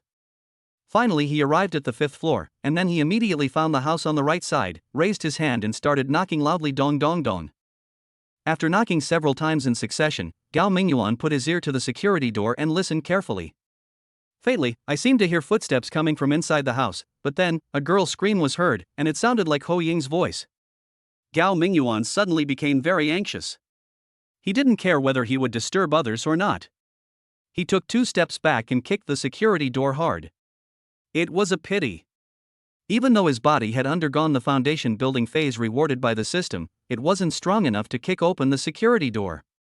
After all, this was a residential security door, much stronger than the wooden doors of an ordinary hotel room. However, the force of his kick was quite strong. One could clearly see a concave footprint left on the security door. At the same time, there was a deafening bang, which caused a lot of dry and cracked wall paint on the corridor next to it to fall off. Who? At this time, a slightly hoarse male voice came from the house. Gao Mingyuan replied loudly, I'm looking for Hoing. I'm her boyfriend, open the door. A puzzled voice was heard from inside the house, but then it fell silent. Gao Mingyuan shouted impatiently, open the door quickly, or I'll call the police. Perhaps after hearing that Gao Mingyuan was going to call the police, the people inside finally gave up the stalemate. With a click, the door was gently pushed open a crack from the inside. A fat man wearing only shorts and bare upper body, with a face full of fat and weighing at least 200 pounds, stood in the room. He stuck half of his head out, glared at Gao Mingyuan, and said, Who the hell are you? What are you doing here making a fuss in the middle of the night? Bang! Gao Mingyuan didn't hesitate to grab the security door and slam it open. The fat man, who had just been holding the door handle with one hand, took a step forward when the door swung open, almost running headfirst into Gao Mingyuan's arms. Oh my god! The fat man hurriedly grabbed the door frame to avoid falling. Then he glared at Gao Mingyuan with a threatening look on his face and said, What the hell do you want to do? This is breaking into a private house, don't you understand? Minza, you big head ghost. Gao Mingyuan snorted coldly and pushed the fat man on the shoulder, causing him to stagger again. Then he walked in without hesitation and said, Where's Hoing? If any of you touch even a hair on her head, don't even think about walking out with your head held high today. At this moment, the door of a bedroom opened, and a tall, thin man walked out. He said with a smile on his face, Hey, brother, what are you talking about? Xiaoho and I are colleagues, how could we possibly touch her? Come on, Xiaoho, take a look, do you know this handsome guy? This man was also only wearing a pair of shorts, with nothing on top. Seeing this scene, Gao Mingyuan became angry. It's outrageous enough that your hotel staff dormitories have mixed sex, but this is even worse. Aren't you supposed to be mindful of the impact of living in the same room with girls? And wearing so little, aren't you just playing around? As the tall and thin man spoke, Hoing also walked out of the bedroom. Gao Mingyuan was slightly relieved to see that Ho Ying's clothes were still neat. It seems that I arrived in time, otherwise, if Hoing really stayed in a place like this for a night, who knows what would happen. Chapter 90 All 3 legs are broken. Gao Mingyuan. Seeing Gao Mingyuan standing there, Hoing was like a lost child who finally found her parents. She burst into tears and threw herself into Gao Mingyuan's arms, hugged his waist tightly, and pressed her head tightly against his shoulder, as if she was afraid that Gao Mingyuan would abandon her again. It's okay. Don't be afraid. Gao Mingyuan patted Ho Ying's back gently, comforted her twice, and then asked, "Did anyone bully you just now?" Ho Ying's body stiffened slightly, and then she whispered, "No, not yet, not yet." After hearing Ho Ying's answer, Gao Mingyuan pondered it carefully and roughly understood what she meant. This probably meant that someone might want to bully her, but hasn't started yet, or hasn't succeeded yet. Gao Mingyuan's face darkened, and he turned to look at the two men in shorts and said, "Who was trying to bully you just now?" Ho Ying hesitated for a moment, then shook her head repeatedly and said, "Forget it. I'm not really being bullied anyway, so let's just forget it." Gao Mingyuan said with a stern look, "Then he should at least apologize, right? Even though you weren't actually bullied, what if I hadn't come tonight? What would have happened to you? I can't even imagine it." But even though Gao Mingyuan said so, Ho Ying still shook her head. She was probably worried that Gao Mingyuan would suffer. After all, there were more than just two male employees of the store here. If a conflict really broke out, these people would probably attack together. What if Gao Mingyuan got hurt? Seeing Ho Ying refuse to speak, Gao Mingyuan didn't force her. Instead, he turned to look at the two men, one fat and one thin, and asked coldly, "Who was trying to bully her just now? If it's a man, stand up and formally apologize to her. This matter will be over." Although Gao Mingyuan's request wasn't high, just an apology, it still clearly touched the other party's bottom line. The fat man, who weighed over 200 pounds, trembled a little, then snorted coldly and said, "Kid, that's enough. We didn't touch your girlfriend at all. If you want to take her away, then get out of here. Don't disturb our sleep." Gao Mingyuan's eyes turned cold and he said, "You were the one who was trying to hit on my girlfriend just now, right? So what if it's me?" The fat man said nonchalantly, "I think your girlfriend is pretty, I just want to be friends with her. Since she has a boyfriend, forget it. This is no big deal, right?" "Yeah." Gao Mingyuan gently pushed Ho Ying away, then took a step closer to the fat man and said, "Do you really just want to make friends? But I heard that you've been pestering her all the time. And I don't care if you're up to anything bad, but your behavior has scared my girlfriend. Now, just asking you to apologize is not too much, right?" The fat man stiffened his neck, glared at Gao Mingyuan fiercely, and said, "Stop being so shameless. I just won't apologize. What can you do to me?" Bang! As a result, just as the fat man finished his harsh words, he saw a black shadow flash before his eyes, and then he felt someone holding his neck with hands, and then his knees on both legs seemed to be hit hard by something, so he immediately lost his balance and leaned forward involuntarily, and actually knelt in front of Ho Ying in a daze. Gao Mingyuan, who had appeared behind the fat man at some point, snorted coldly and said, "If you don't accept the toast, you'll have to drink the penalty." "You." The fat man was startled at first, but then he flew into a rage. He had actually knelt before a woman. What a shameful humiliation.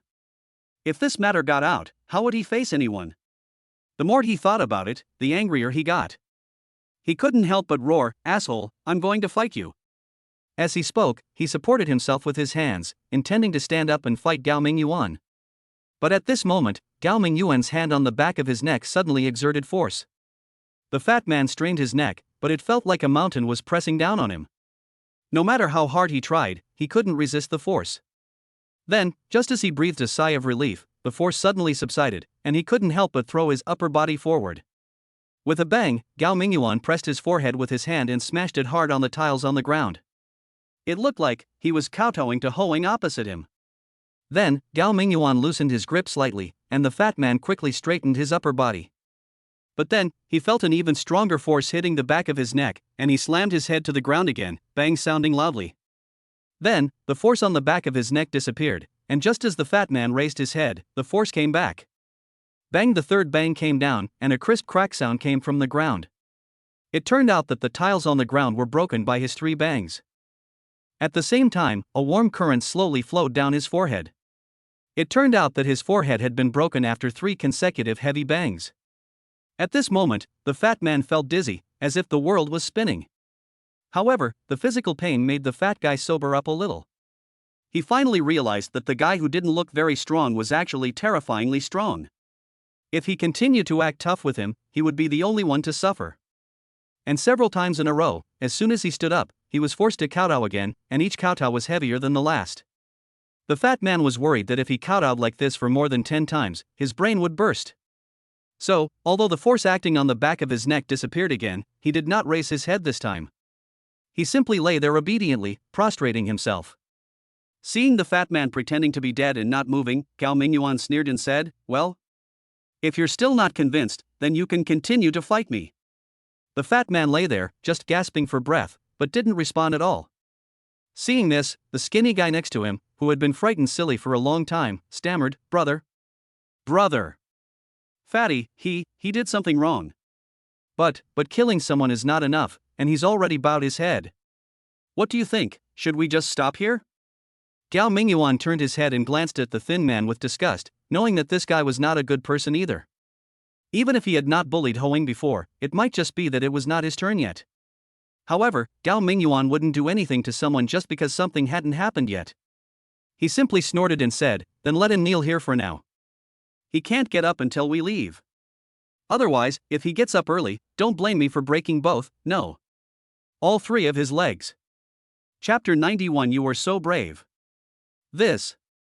The thin man felt that Gao Mingyuan was going too far and couldn't help but try to persuade him, saying, "This isn't good.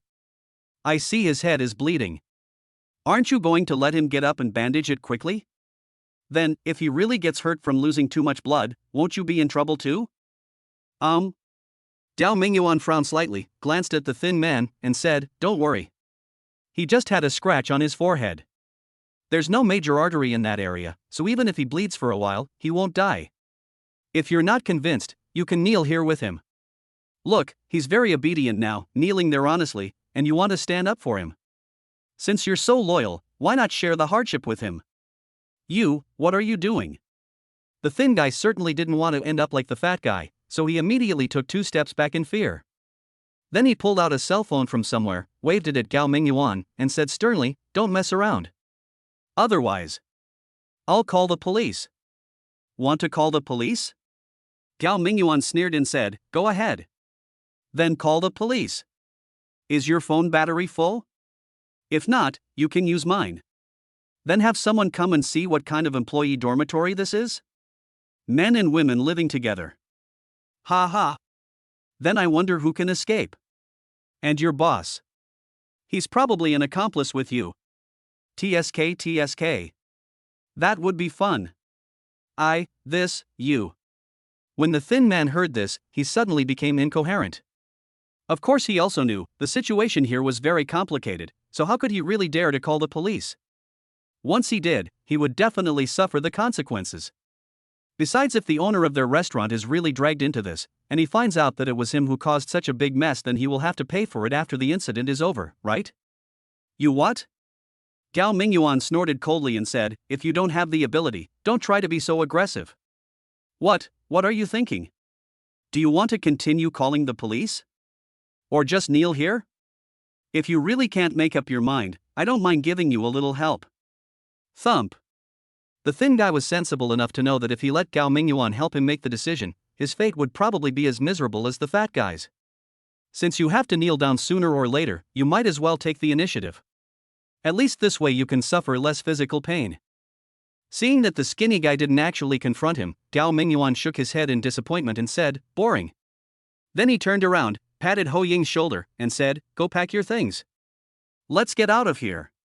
10 minutes later, after Gao Mingyuan and Ho Ying left, a bald man who had been hiding his head in the quilt pretending to be dead ran out hurriedly and helped the fat man up together with the thin man. The fat man was almost in shock at this moment. Although there was not much blood on his forehead, but, with his body shape and lying on the ground in that position, his brain would be insufficiently supplied with oxygen. In addition, Gao Mingyuan pressed his head against the ground 3 times in a row, breaking the tiles. His mind was also confused. Now that he finally did not have to kneel anymore, he could not get up at all. If those 2 guys had not helped him, he would have been in real trouble. So, that bastard is gone?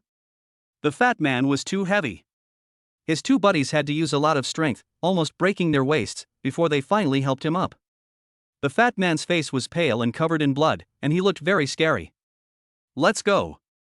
The thin man panted and dragged the fat man to a chair to the side. Then he straightened up, rubbing his knees with a look of grievance, and said, "That guy is not a human being at all. His strength is too damn strong. And he is extremely unreasonable. I just said a few words for you, and he even got angry with me. Damn it. The fat man glared at the thin man and said, "Alright, stop showing off. It's like I was the one who set my sights on that pretty girl. What do you think we should do about this? Are we just going to let this go?" The thin man snorted and said, "There's nothing we can do. We can't beat him, so what else can we do? But, he stole the woman that brother How liked. TSK. Let's talk to brother How about this first when it gets light. That woman's ID card should still be with brother How, right? Ha ha. So, even if she doesn't want to work in the hotel anymore, she'll have to ask brother How for his ID card. Then, it would be strange if brother How let her go. Yeah. The fat man's eyes lit up when he heard this, and he gritted his teeth and said, "Let's talk to brother How later. No matter what, we have to let brother How help us vent this anger." Damn.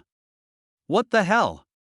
He actually came here to act like a bully, and he really thinks he is a big shot. Downstairs. Gao Mingyuan, carrying a suitcase in one hand and a large cloth bag in the other, was still walking briskly. Hoang, carrying only her guitar case, was still not as fast as Gao Mingyuan. This was only because Gao Mingyuan's body had received a foundation building reward from the system today. Otherwise, even he would have been exhausted carrying these two things. Seeing this, Gao Mingyuan couldn't help but say in surprise, "Your luggage is quite heavy. How did you carry it here by yourself?" Hoang glanced at Gao Mingyuan with a guilty look on her face and said, I couldn't get through to you on the phone, so I called an online taxi and asked the driver to help me move my luggage. I paid him an extra 50 yuan for the fare." "So, you actually let the online taxi driver into our rental house?" Gao Mingyuan said, somewhat shocked and angry. "In the middle of the night, you let a driver run to your house to move your things. You're really brave. What if that ride-hailing driver isn't a good person? Then you'll really be on your last legs." "Oh. I'm so angry. You're such an adult, why can't you be more careful?" Hoang lowered her head after being scolded by Gao Mingyuan, but she didn't dare to refute a word. Now that she thinks about it, she was indeed too careless. In the past 2 years, there have been more than 1 or 2 cases of girls getting into accidents while riding in online ride-hailing vehicles. She was just in a hurry to move and didn't think too much about it. Now thinking back, it was really too dangerous. Fortunately, the uncle who drove the online car hailing service this time was a very honest man. Otherwise, if he really called the driver to her home and did something to her, she would really have no chance to delay time. Chapter 92. There is someone in the room. Seeing Hoang like this, Gao Mingyuan didn't want to say anything more to her. He could only sigh and say, "I'm sorry. I ran into some unexpected things today and couldn't leave at all, so I ended up hurting you. If I had helped you move, and saw the state of your staff dormitory, I would have taken you away directly, and it wouldn't have turned out like this." "Oh, it's all my fault," Hoang said quickly. "It's not your fault. I was just too impatient. The main thing is, a new waitress came to our store today. She heard there were free staff dormitories and wanted to move in, but the boss said there was only 1 vacant space, and I was afraid that my benefits would be taken away by the newcomer, so I rushed over without even waiting for you to come back. No wonder they say that those who try to get something for nothing will suffer the most. Now that I think about it, it's really terrible. I really don't know, how can the girls living in the dorms, how can they bear it?" Gao Mingyuan touched his nose, also feeling very confused. "I believe that under normal circumstances, few girls would accept this kind of mixed-sex dormitory, right? But those waitresses from the restaurant have been living in the dormitory all the time. This is really... it's a bit confusing." He suspected there was definitely an element of coercion involved, but without hearing the details from the person involved, he couldn't make any rash conclusions. Furthermore, since Hoang had already escaped from that haunted place, Gao Mingyuan didn't want to meddle in other matters, like calling the police. Who knows if those waitresses were willing to stay here? What if they really liked this mixed living model? If they weren't willing, even if they were trapped in the dormitory for the first time, they might not be able to escape and would have been forced to submit. But they always managed to escape the sight of those men, but they never called the police. So it's hard to say what happened. Although Gao Mingyuan has the system, he doesn't think that he is the embodiment of justice and needs to protect world peace or anything. When I went there today, it was such a mess. Not a single waitress stood up and asked me to help them and take them out of their misery. Of course, Gao Mingyuan would not shamelessly save others. After putting the luggage in the trunk, Gao Mingyuan drove Hoang back to the old neighborhood. After parking the car downstairs, Gao Mingyuan got out and casually glanced upstairs. Then he was slightly startled and said, "Didn't you turn off the lights when you left after moving your things? What's wrong?" Upon hearing this, Hoang also looked upstairs, but was stunned. It turned out that the light was on in the window of their studio apartment. This. Hoang scratched her head blankly and said, "I remember. I think the lights were turned off. But maybe I didn't remember it clearly." Gao Mingyuan frowned, but he felt a little wary in his heart. If not all the members of that fraud gang had been caught in one fell swoop, and except for the dead Hongzi, everyone else was imprisoned, then Gao Mingyuan would definitely think that it was the members of that fraud gang who came to his house to search for the canvas bag. But now Gao Mingyuan is very sure that there should be no one in the fraud gang who has escaped, so there should be no one who knows that he has the canvas bag, so in this shabby rental house, there will be no thieves visiting, right? But no matter what, we should always be on guard against others. So Gao Mingyuan didn't carry the suitcase and the big bag wrapped in bedding upstairs directly, but took one suitcase upstairs first. That way, if anything happened, his reaction speed would not be affected by carrying things in both hands. When going upstairs, Gao Mingyuan even deliberately let Hoang walk behind him to avoid any unexpected situations ahead. When they reached the door of the rental house, Gao Mingyuan turned around and made a gesture to Hoang to keep quiet, then slowly moved closer to the door and listened carefully. Then his expression changed slightly. Sure enough, there was someone in the house. Although the person inside seemed to be in a state of stillness and did not make any noise, Gao Mingyuan's vision and hearing had been significantly improved after undergoing a physical foundation building process. In addition, it was nighttime and everything was quiet, so Gao Mingyuan could hear clearly even the slightest sounds within a few meters. At this moment, he put his ear to the door, and clearly heard someone breathing slightly inside the room. Only Gao Mingyuan and Hoang have the keys to this rental house, but they are still outside and have not returned home. However, there is a sound of someone breathing in the house. It is really scary to have another person in the house in the middle of the night. If Gao Mingyuan had not learned Wing Chun and had not fought with the fraud gang before, and was still very confident in his own strength, then the best thing to do at this time would be to call the police immediately. But now, Gao Mingyuan planned to catch the hateful thief or some other criminal in the house first, and then it would not be too late to call the police. So he turned around and gestured to Hoang, asking her to retreat to the corner of the stairs first, and not get too close to this side. Otherwise, if he opened the door later, the thieves in the house would become desperate and fight for their lives, and it would be bad if they hurt Hoang again. Hoang had already realized from Gao Mingyuan's expression that there was someone in the house. So her little face turned pale with fright. At this time, she didn't dare to move forward, and hurriedly retreated half a floor step by step. It was not until this time that Gao Mingyuan reached into his pocket and took out the key. Then he inserted the key into the keyhole as quickly as possible and opened the door. Who? The moment the door opened, Gao Mingyuan rushed into the house like lightning and shouted loudly, trying to scare the thief hiding in his home. In this way, the other party would not be able to attack him in the first time. However, when he saw the person in the room clearly, he was stunned. "Feng Huayo, why is it you?" There was indeed a man in the room. He was about the same age, height, and educational background as Gao Mingyuan. The reason why Gao Mingyuan knew that the other person's academic qualifications were similar to his was because this guy was clearly his classmate and roommate Feng Huayu in college. Seeing the door suddenly open and a person running and shouting, Feng Huayu, who was originally lying on the bed fiddling with his mobile phone, was also frightened and immediately threw the phone to the ground. When he saw clearly that the person who came in was Gao Mingyuan, he patted his heart, rolled his eyes, and said, "I said it clearly. You are so scared and deceitful, huh? Do you know that scaring people can kill them?" Chapter 93. I sleep on the floor. Gao Mingyuan's face suddenly darkened. He said, "Don't call me Mingming. You still have the nerve to scold me? Do you know, if you hide in someone else's house in the middle of the night like this, you'll scare them to death, right?" Feng Huayo said indifferently, "How can I hide in someone else's house? Am I still your good brother? Isn't your home my home? Coming back here is just like coming back to my own home." Gao Mingyuan was speechless for a moment. He could only cough lightly and said, "Even if you wanted to come, couldn't you tell me in advance? Oh, by the way, how did you get in? Wasn't the door locked before?" "It's locked." Feng Huayo raised his hand, showing a door key, and said smugly, "Have you forgotten? Before, when I had a quarrel with our family's Jinjin, didn't I move in with you for half a month? You gave me this key at that time. Later, when Jinjin and I reconciled and moved out, I told you to leave the key with me first. Otherwise, if Xinjin and I fall out again, I might have to trouble you at any time. With this key, I don't have to worry about having no way out. Sure enough. Now this key is in use, isn't it? Gao Mingyuan's face darkened when he heard this. Well, you think this place is a refuge. Last time, this guy had a falling out with his girlfriend and moved into his small, shabby studio apartment to share space with Gao Mingyuan. Gao Mingyuan didn't want to kick him out because they were classmates.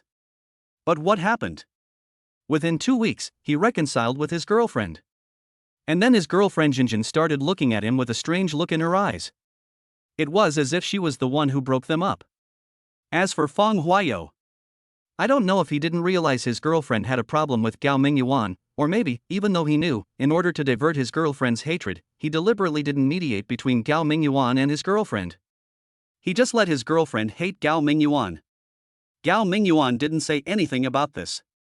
In his opinion, Jinjin was a princess with a lot of princess syndrome and was very arrogant. Only a fool like Fang Huayu would treat her like a treasure. Gao Mingyuan didn't want to have any more contact with Jinjin, and it would be best if they never met again. Therefore, even if Jinjin had any misunderstandings about him, he was too lazy to explain anything, and he also knew that it would be impossible to explain clearly to such a self-righteous woman. It was precisely because of this incident that there seemed to be some estrangement between Gao Mingyuan and Fang Huayu. Since the couple reconciled, they have never met each other again, and they don't even call each other normally. But who would have thought, within a few months, this guy had a falling out with his girlfriend, and without even saying hello, he just ran straight to his house again. Gao Mingyuan then angrily said, "It's okay if you want to stay for a few days, but why didn't you call me beforehand?" Fang Huayo said disapprovingly, "Isn't your house just like mine? You call before you see someone coming home. And I just came in a short while ago, and I was a little surprised that you weren't home. I was just thinking of calling you to ask, and you came back. Hey, why are you still carrying a suitcase? Did you just get back from a business trip? Oh. No. This suitcase of yours looks like a woman's. TSK, boy, have you finally come to your senses and found a girlfriend?" Gao Mingyuan did not answer him, but turned around and waved to the door. Hoing outside saw this and knew that there was no danger in the house, so she hurriedly walked in with her guitar on her back. "Damn! Mingming, you're amazing. You actually found such a beautiful girlfriend." Fang Huayu's eyes lit up when he saw Hoing. Speaking of which, his girlfriend Jinjin was also a beauty, but the only regret was that she was a little short and had a bad temper. But the girl in front of him was tall, with delicate features, and looked very quiet. In addition, she was carrying a guitar on her back, and at first glance she had the temperament of a literary young woman. Otherwise, why do people say that they are most afraid of being compared with others? If there is no comparison, it is not a big deal. But after comparing with each other, he suddenly feels that his girlfriend is not as attractive. Being stared at like this by a stranger, Hoing couldn't help but feel a little scared and quickly hid behind Gao Mingyuan. It was only then that Fang Huayo came to his senses. He smiled awkwardly and said, "Oh. So you obviously have a girlfriend. Look at what a fuss you've caused. TSK. I didn't realize you'd already said goodbye to being single. Otherwise, I would, well, you two are living here, and if I come to live with you, wouldn't that be a bit of a bother?" Gao Mingyuan did not explain that Hoing was not his girlfriend. After all, he brought a young girl to his home in the middle of the night. If he said she was not his girlfriend, Fang Huayu would think that Hoing was that bad girl who did that kind of business. Therefore, he just said with a cold face, "It's good that you know." But Gao Mingyuan still seriously underestimated Fang Huayo's shamelessness. This guy even said shamelessly, "Don't worry, I won't disturb you. Tonight, you two can sleep on the bed, and I'll just sleep on the floor." "Oh, right, do you have any extra bedding at home? Otherwise, the floor is too cold, and I can't sleep directly on it. It's a pity that you don't even have a living room, otherwise I can sleep on the sofa." "Oh, what's with that look in your eyes? Why, are you afraid that I'll disturb your fun?" "Don't worry, it won't have any effect. I'm a very sound sleeper, you know that, right? Just wait until I fall asleep first, and once I start snoring, then you two can do whatever you want, I promise you won't hear a thing." It's already past 12 o'clock, I'm so sleepy, where's the quilt? Help me find it. I'm going to sleep. Once I fall asleep, you two can enjoy your two-person world without any worries. Come on, don't waste time. Oh, the floor needs to be mopped first, right? Leave it to me, I'll go find a rag to mop the floor. Fang Huayu was talking to himself there, and soon he had everything sorted out clearly. Then he took the initiative to run to the bathroom to find a rag. Gao Mingyuan and Ho Ying were left standing in the room, staring at each other. Ho Ying's face had already flushed red with embarrassment. However, she seemed to have a tacit understanding with Gao Mingyuan, and she also did not explain her relationship with him. It's just that, if she and Gao Mingyuan had to sleep here for another night, she wouldn't have minded because she'd already experienced it twice. But now, with a strange man suddenly appearing and having to sleep next to another man in Gao Mingyuan, this would definitely be a terrifying challenge for her mentally. Chapter 94. She Still Loves Me. Ho Ying didn't say anything, but just looked at Gao Mingyuan with a red face and eager eyes, which clearly meant, what should we do? Do we really have to sleep in this room with 3 people tonight? Gao Mingyuan scratched his head, feeling a little helpless for a moment. He really wanted to kick Fang Huayu out and send him back to where he came from. But the problem was, although their schoolmate friendship wasn't much anymore, they were still old classmates and roommates. Now, with nowhere to go in the middle of the night, his old classmate had no choice but to come to him for help.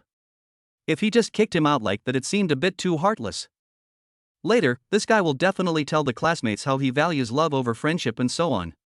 Although Gao Mingyuan rarely contacts his old classmates now, but he still has to save face.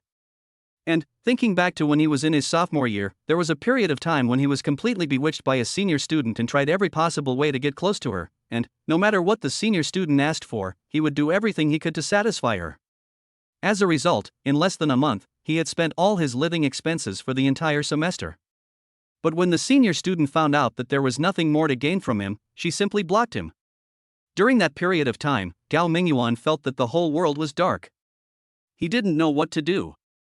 He was so broke he didn't even have money for food. Seeing how miserable he was, his roommates each chipped in a few hundred yuan. It was with the help of these roommates that he managed to get through the semester. Naturally, Fang Huayu also contributed to this. Although, he later returned all the money to them and even paid for a meal for them as a token of his gratitude. However, Gao Mingyuan still always remembers the kindness of his roommates, and this kindness cannot be repaid simply by paying back the money and treating them to a meal. Therefore, even if it was just for the incident that happened that year, Gao Mingyuan could not really have the heart to kick Fang Huayu out. Thinking of this, Gao Mingyuan couldn't help but sigh, then looked at Ho Ying apologetically and whispered, "Well, how about I take you to find a hotel nearby to stay first? That guy is my old classmate after all. Well, since he's here, we can only let him stay here first. Wait until tomorrow, see if we can drive him away. If we really can't drive him away, then I'll help you find a place to stay." Okay. Ho Ying couldn't help but breathe a sigh of relief when she heard that. Fortunately, Gao Mingyuan didn't really agree to let that idiot sleep in this studio apartment for the 3 of them, otherwise, she really didn't know what to do. At this time, Fang Huayu had already come out of the bathroom happily with a rag and a basin of clean water. It seemed that he really wanted to clean the floor so that he could sleep on it. Gao Mingyuan rolled his eyes and said, "Alright, you don't have to work hard for now. You don't have to sleep on the floor, just sleep on the bed tonight." "What?" Fang Huayu was stunned for a moment, then immediately put on an embarrassed expression and said, This isn't a good idea, is it? Well, even though I sleep very soundly, most noises won't wake me up.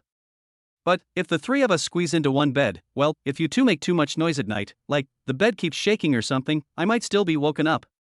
So, this is really not a good idea. I'd better sleep on the floor." Gao Mingyuan's face suddenly darkened. The damn bed was shaking non-stop. Who the hell wanted to share a bed with 3 of you? So he quickly waved his hand, interrupted him, and said, "It's not what you think. I'm planning to take my friend out to find a hotel to stay in." Is that so?" Fang Huayu immediately looked embarrassed and said, "How can this be so embarrassing? Well, even if someone wants to stay in a hotel, it should be me." Gao Mingyuan's eyes lit up and he said, "Really? If you're willing to stay in a hotel, that's fine. I'll pay for it." But in the end, Fang Huayu spread his hands and said, "But I suddenly remembered that I left in a hurry this time and didn't bring anything with me, not even my ID. Even if I wanted to stay in a hotel, I'm afraid I can't." Gao Mingyuan suddenly wanted to beat the shit out of this guy. What can you say if you don't have your ID card with you?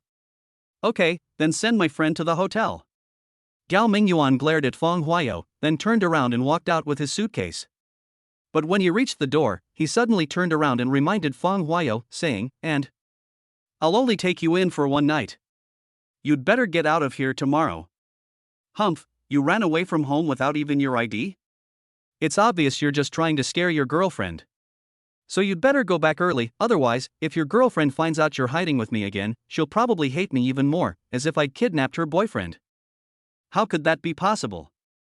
Fang Huayo quickly said with a playful smile, "Jinjin is a person who is cold on the outside but warm on the inside. In fact, she knows that I disturbed you for such a long time last time and has always felt sorry. She even said that she would treat me to a meal to thank you." Gao Mingyuan quickly shook his head and said, "Don't. I can't afford her food. If you two really feel bad, then stop bothering me in the future. Do you hear me? Go back tomorrow and don't stay here anymore." "Mingming, you shouldn't be so heartless." Fan Huayo said with a bitter face, "If it's just one day, I'm afraid she won't care at all. She might even think I'm working overtime at the company. So, it should be at least 3 to 5 days. After losing me, let her realize my importance, realize that her life is incomplete without me. Then she will regret it, and come to me crying. And then..." "Stop, stop, stop." Gao Mingyuan interrupted Fang Huayo's endless daydreaming in time and said with disdain, "Wake up, buddy. Last time you ran away from home for half a month, your girlfriend didn't come to you crying, right? Instead, you went to her crying and apologizing, begging for reconciliation, and then she gave you a chance. So, your threats are completely useless. If you really care about her and don't want to be separated from her, then just swallow your anger and be a good licker. Be careful if you disappear again this time.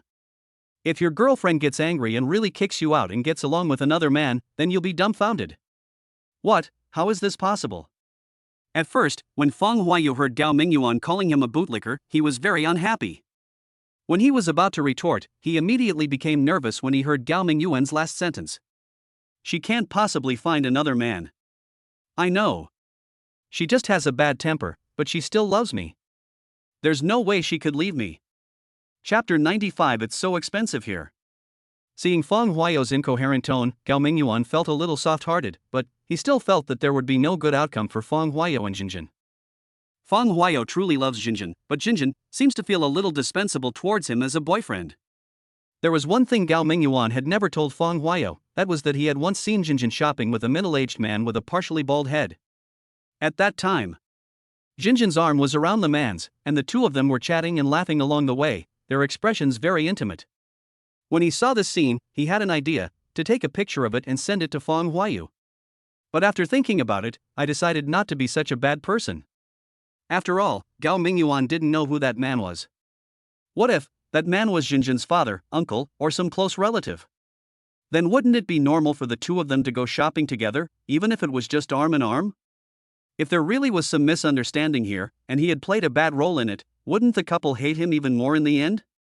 Furthermore, Gao Mingyuan was most worried that he hadn't misunderstood, that Jinjin did indeed have some ambiguous relationship with another man.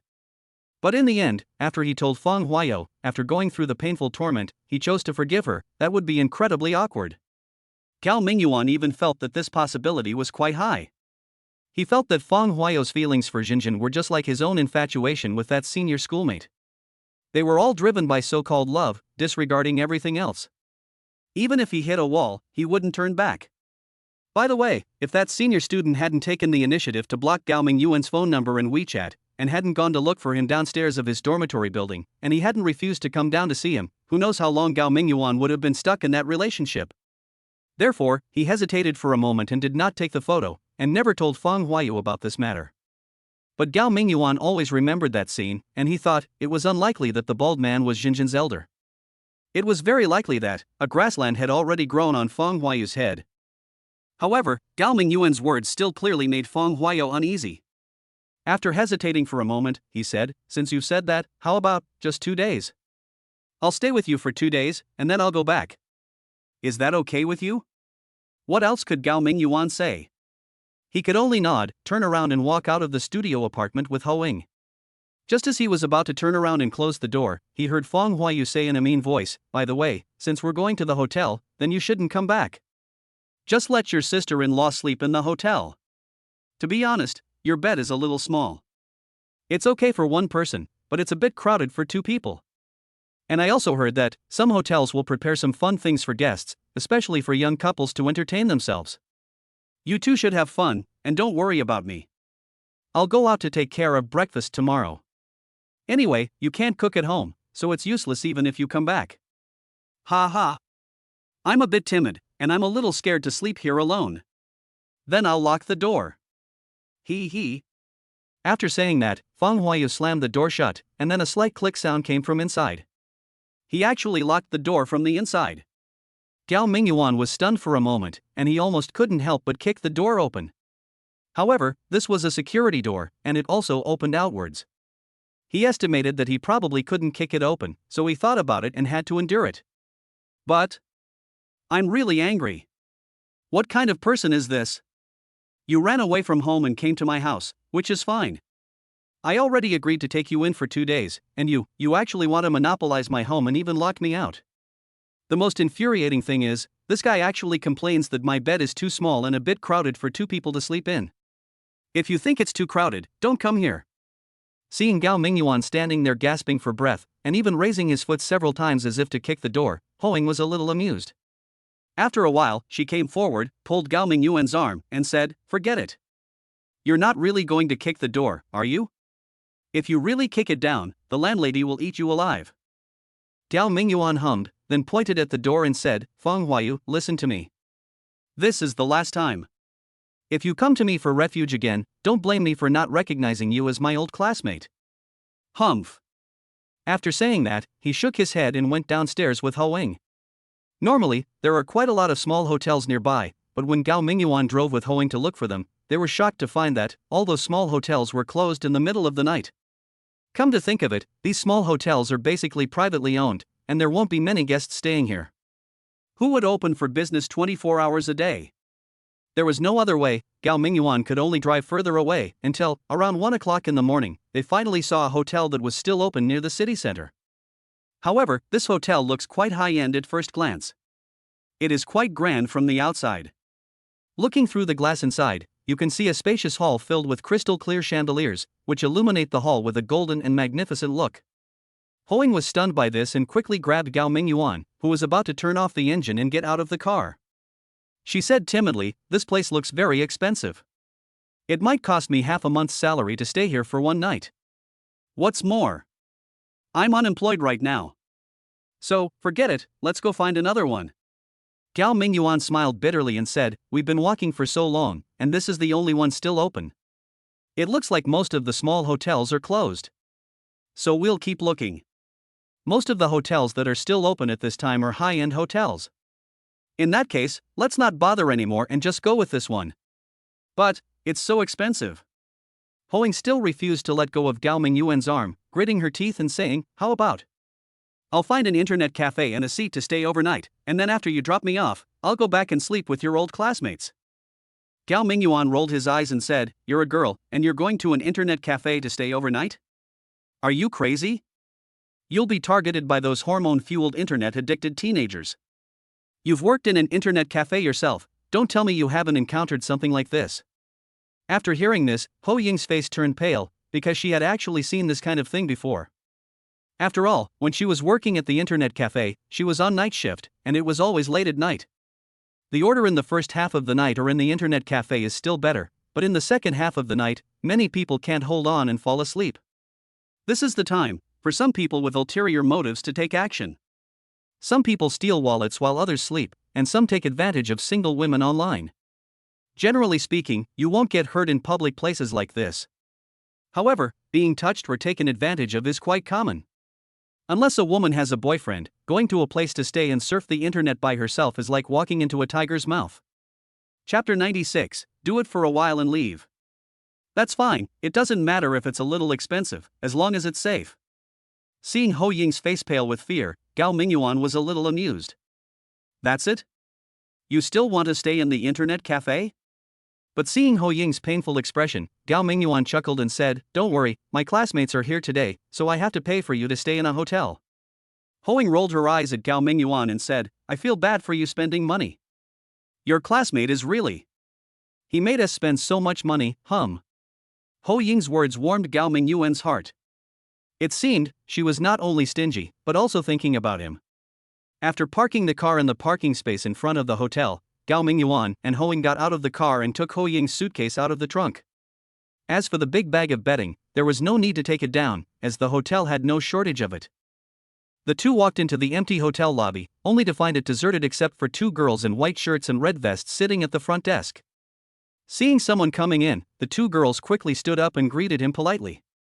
Gao Mingyuan first asked Ho Ying for her ID card, then walked to the front desk and asked, "Are there any rooms available?" The front desk staff immediately responded enthusiastically, "We still have some rooms available. What kind of room would you like, my dear guests?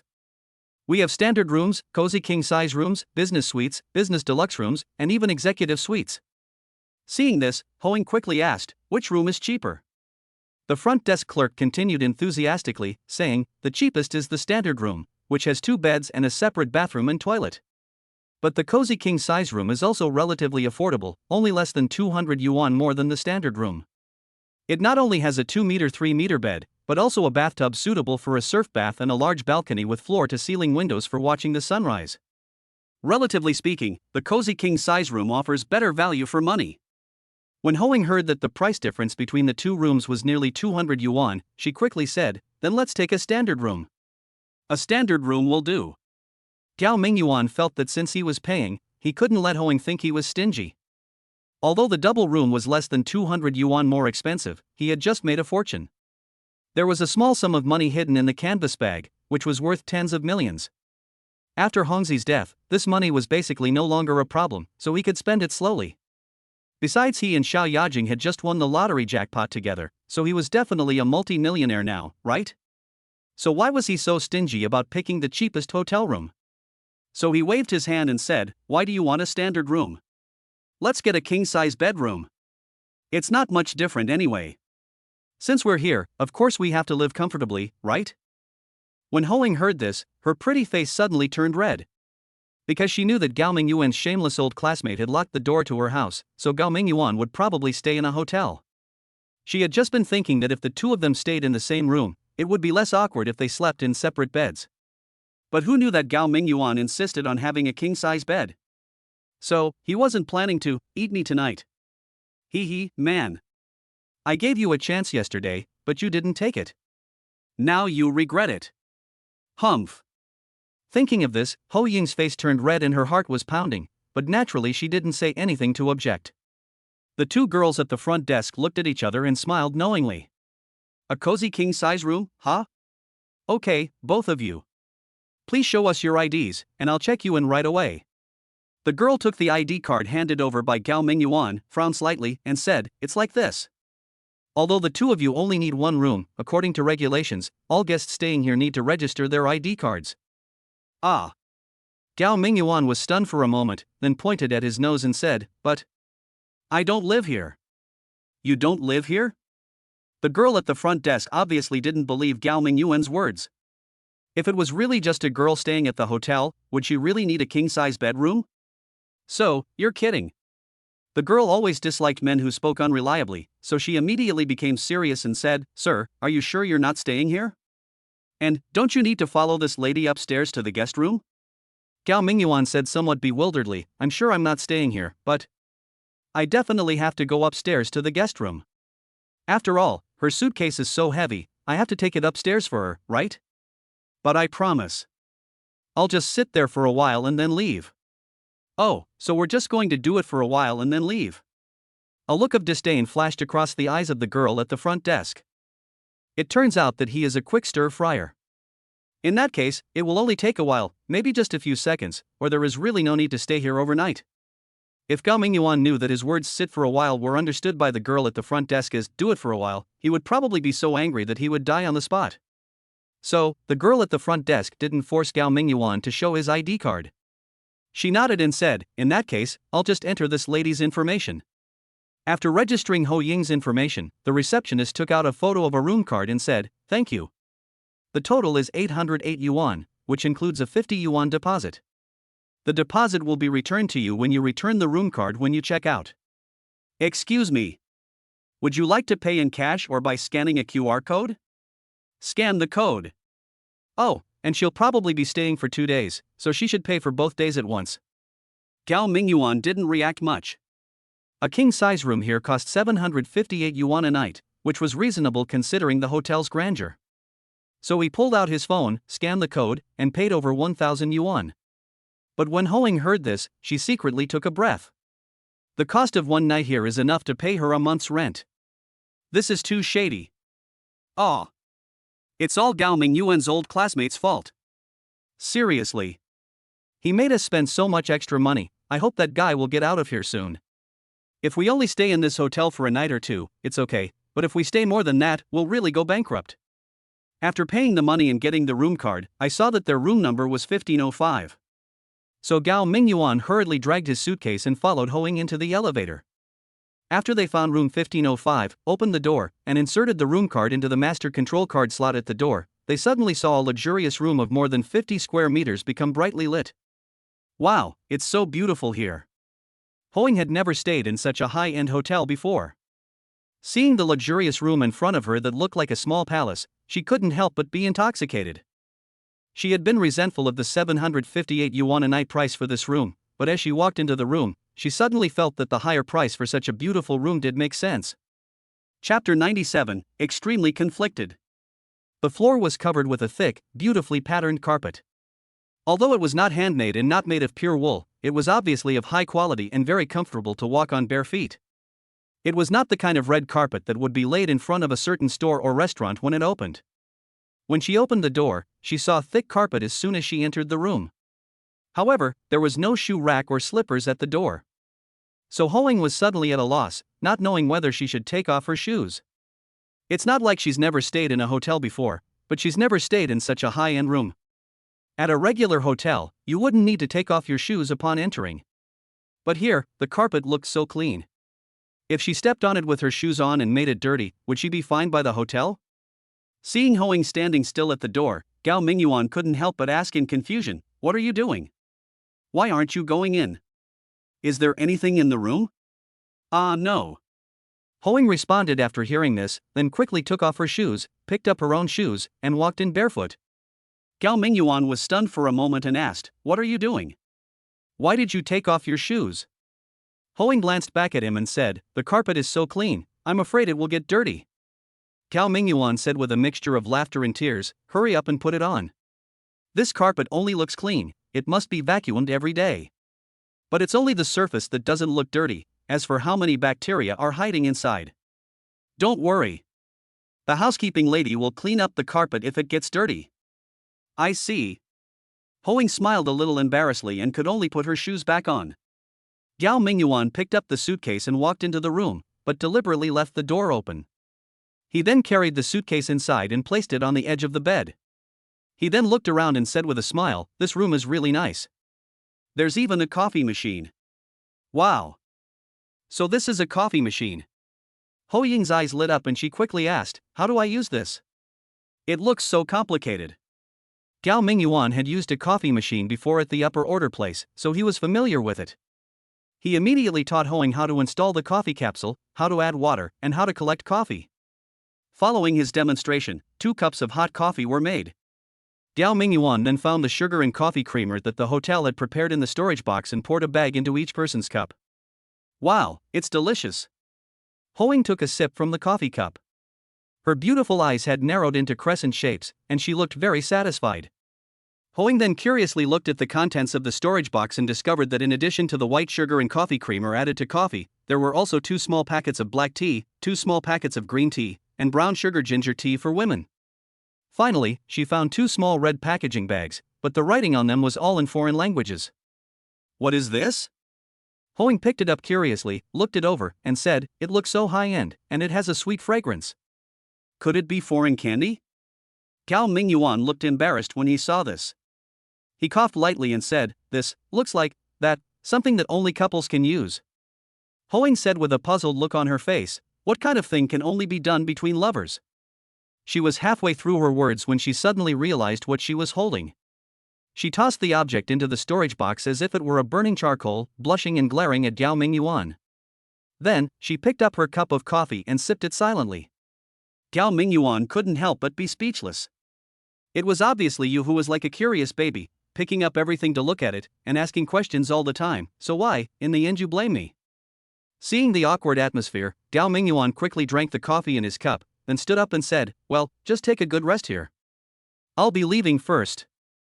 Ah. Hoang panicked when she heard this. She quickly put down her coffee cup, stood up, and said, where are you going? Gao Mingyuan said, of course I'm going home. But didn't your classmate, didn't he lock the door? So what if he locked the door? I'll just knock hard, I'll eventually wake him up. Gao Mingyuan said this, but in fact he was planning to move into the apartment Xiao Yajing had lent him. But he didn't know how to tell Hoang about this.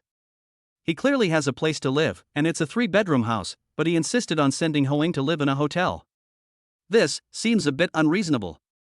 But the problem was that house belonged to Xiao Yajing, and Gao Mingyuan and Xiao Yajing were still engaged in a rather ambiguous relationship. What if he took Hoang to live in that house?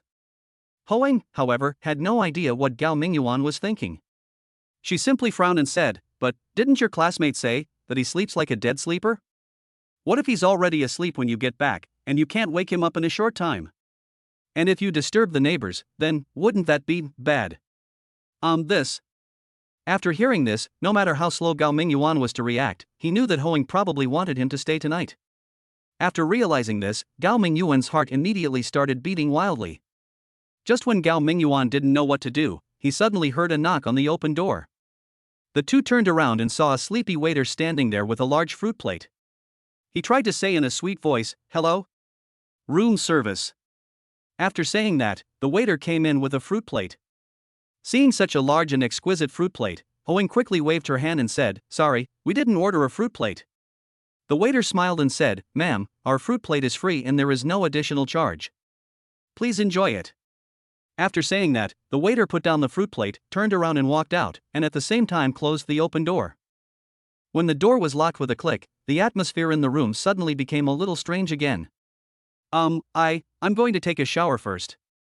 Hoang suddenly stood up, opened her suitcase, took out her bath towel and toiletries, and ran into the shower room with a red face. Gao Mingyuan was left there, and suddenly he felt that he couldn't leave, nor could he stay. He was extremely conflicted for a moment. Chapter 98. Are you kidding me? To be honest, Hoang is such a beautiful girl, and she also has the unique temperament of a literary young woman. No man would dislike her. Gao Mingyuan is also a man, so of course he is no exception. If Xiao Yajing's incident hadn't happened, he would definitely have done what he was supposed to do without hesitation. But now he was a man with a fiancée, and there was a system watching closely. If he really got together with Hoang, how would he explain it to Xiao Yajing later? Should I cancel my engagement with Xiao Yajing? Then the system will probably pop up again and ask me to unbind or something. If it really is just a system unbinding, then Gao Mingyuan can just be willful for once for love and abandon this golden finger that can make his life a cheat. That's not impossible. But the problem is, if the system is untied, there is a high probability that he will become a vegetable or an idiot, which is unacceptable to him. Therefore, this approach is simply not feasible. Of course, if he is a little shameless, he can do whatever he wants with Hoang first, but then tell Hoang afterwards. My engagement with Xiao Yajing cannot be cancelled, so, between us, it can only be that we are not destined to be together. Unfortunately, Gao Mingyuan is not that thick-skinned, he really can't do such a thing. In this case, it seems that he has no choice but to leave. But now Hoang clearly wanted him to stay, but he took advantage of Ho Ying's shower and slipped away without a word. For Hoang, this was definitely an extremely hurtful and insulting act. Just when he was in a dilemma, he suddenly saw a wine cabinet in the corner of the room. There were a lot of beers and red wines in the cabinet. The words on the red wines were all in foreign languages, and it was obvious that they were high-end red wines. His eyes lit up immediately, and he walked over and opened the wine cabinet. Then he saw that there was a label under each bottle of wine, which indicated the brand and price of the wine. Wow! As for beer, the cheapest one is 25 yuan a can, and red wine, the cheapest one is 1,888 yuan. Well, since we are in a high-end hotel, let's be a little extravagant for once. So Gao Mingyuan picked out 2 bottles of the cheapest red wine, opened them both with a corkscrew without saying anything, then took 2 high-heeled glasses and returned to the table beside the bed. He poured half a glass of red wine into each of the 2 glasses, and then heard the noise in the bathroom gradually becoming quieter. In a hurry, he simply drank most of the bottle of wine mouth to mouth, ton, in one breath. After drinking it, he couldn't help but grin his teeth. Damn, foreigners' red wine is really hard to drink. This wine is actually sold for nearly 2,000 yuan a bottle. Why does it feel worse than the red wine sold in small supermarkets for only a dozen yuan a barrel? With a splash, Hoing finished her shower, wrapped only in a bath towel, and then wrapped her wet hair with a towel, and walked out of the bathroom. After she came out, she immediately glanced into the room nervously. Seeing that Gao Mingyuan was still sitting there, she breathed a sigh of relief. But then she became so nervous that she didn't know how to walk. Although she had already made up her mind, but when she really faced Gao Mingyuan, she still couldn't help feeling shy. After all, she had never really had a boyfriend in her life, and this time, she felt like she was taking the initiative. The most important thing was, she clearly knew that Gao Mingyuan already had a fiancé. She didn't know why she was like this, but she was always worried that if she missed these 2 days, she might never have the chance to be with Gao Mingyuan again. She had already missed it once last night, and she thought that from then on, she and Gao Mingyuan would slowly become strangers. So when she was preparing to move at night, she found that Gao Mingyuan had not come back. She did not insist on waiting for Gao Mingyuan to help her move, because she thought Gao Mingyuan was deliberately avoiding her. She also has the modesty of a girl. If Gao Mingyuan was really avoiding her, how could she have the nerve to pester him? But what she never expected was that her new job would turn out to be a den of wolves. She almost fell in and couldn't get out. In the end, Gao Mingyuan came to rescue her again. When she saw Gao Mingyuan rushing in and shouting her name in the hotel staff dormitory, her tears could not stop flowing, and her heart was unreservedly imprinted with the name of this man. Especially when she saw Gao Mingyuan domineeringly forcing the fat man who bullied her to kneel down and apologize to her, Gao Mingyuan's image in her heart was infinitely elevated. Because of this, even though she knew that Gao Mingyuan already had a fiancé, she still couldn't bear to leave Gao Mingyuan. Even though being with this man was destined to have no results, she had no regrets. When she saw that Gao Mingyuan hadn't left, she was secretly delighted. But at the same time, when she found out that Gao Mingyuan really hadn't left, she couldn't help but feel timid. She didn't know how she walked to Gao Mingyuan, and then she found out. Gao Mingyuan was drinking. And Gao Mingyuan was drinking red wine. So, was he trying to create a wasteful atmosphere? To ease her nervousness, Hoing grabbed the glass of red wine next to her, took a sip, and then said, "Wow. This wine is terrible. Where did you get it? Did you just order it?" Gao Mingyuan shook his head and said with a slurred voice, "No. No. There are plenty in the wine cabinet over there." When Hoing heard that it was the wine in the room's wine cabinet, she thought it was free, just like the mineral water. After all, even such a large fruit plate was given away for free by the hotel, so 1 or 2 bottles of red wine shouldn't be a big deal. Her attention was mainly focused on Gao Mingyuan, and she found that Gao Mingyuan's condition was almost the same as when he was drunk last night. "How much have you drunk?" "Ah, you've already finished the whole bottle." Seeing an empty red wine bottle next to her and looking at Gao Mingyuan's drunken look, how could Hoing not understand what was going on? Although she knew Gao Mingyuan's alcohol tolerance wasn't very good, she didn't think he would get drunk after just drinking a bottle of red wine. After all, the two of them had just had a drinking contest yesterday, so who didn't know each other? Especially, red wine only has a strong aftertaste, but it doesn't make you intoxicated that quickly. It usually takes about half an hour for the full effect of the alcohol to take effect. But from the time I went in to take a shower until now, how long has it been? This guy is actually drunk? You must be kidding. Therefore, with just a little thought, you can guess what Gao Mingyuan is planning. So, you're afraid of hurting me, right? But, you don't have to run away like this. Unconsciously, 2 lines of tears had already slowly flowed down from Ho Ying's eyes. Chapter 99 ends here. Tears flowed uncontrollably, but Ho Ying didn't want Gao Mingyuan to see her so sad, so she quickly shook her head and wiped her face with the towel wrapped around her head. Then, when she turned around again, she had put on a smile as bright as the sun. "Since you've already finished 1 bottle, I can't fall behind. Come on, I'll finish this one too." As she spoke, Ho Ying picked up the bottle of red wine next to her that had been opened but not yet drunk, tilted her head back, and started drinking it in gulps. "Ah, you drink slowly." Gao Mingyuan was a little confused when he saw this, and quickly reached out to snatch the bottle from Ho Ying's hand, but Ho Ying turned around stubbornly and continued to drink tons. Forehead. Gao Mingyuan's outstretched hand paused in the air. He looked at Ho Ying's smooth shoulders and the bath towel that was casually wrapped around Ho Ying, which seemed not very firm and might fall off if touched. He felt like he had nowhere to put his hands. While he was distracted, most of the bottle of red wine in Ho Ying's hand had been drunk. Seeing this, Gao Mingyuan could only smile bitterly and sit back helplessly. Call. After finishing a bottle of red wine in one gulp, Ho Ying exhaled forcefully, then turned around, rolled her eyes at Gao Mingyuan, and said, "This is how you drink to your heart's content. It's just that this wine isn't very tasty. Well, but that's all there is to it as a gift.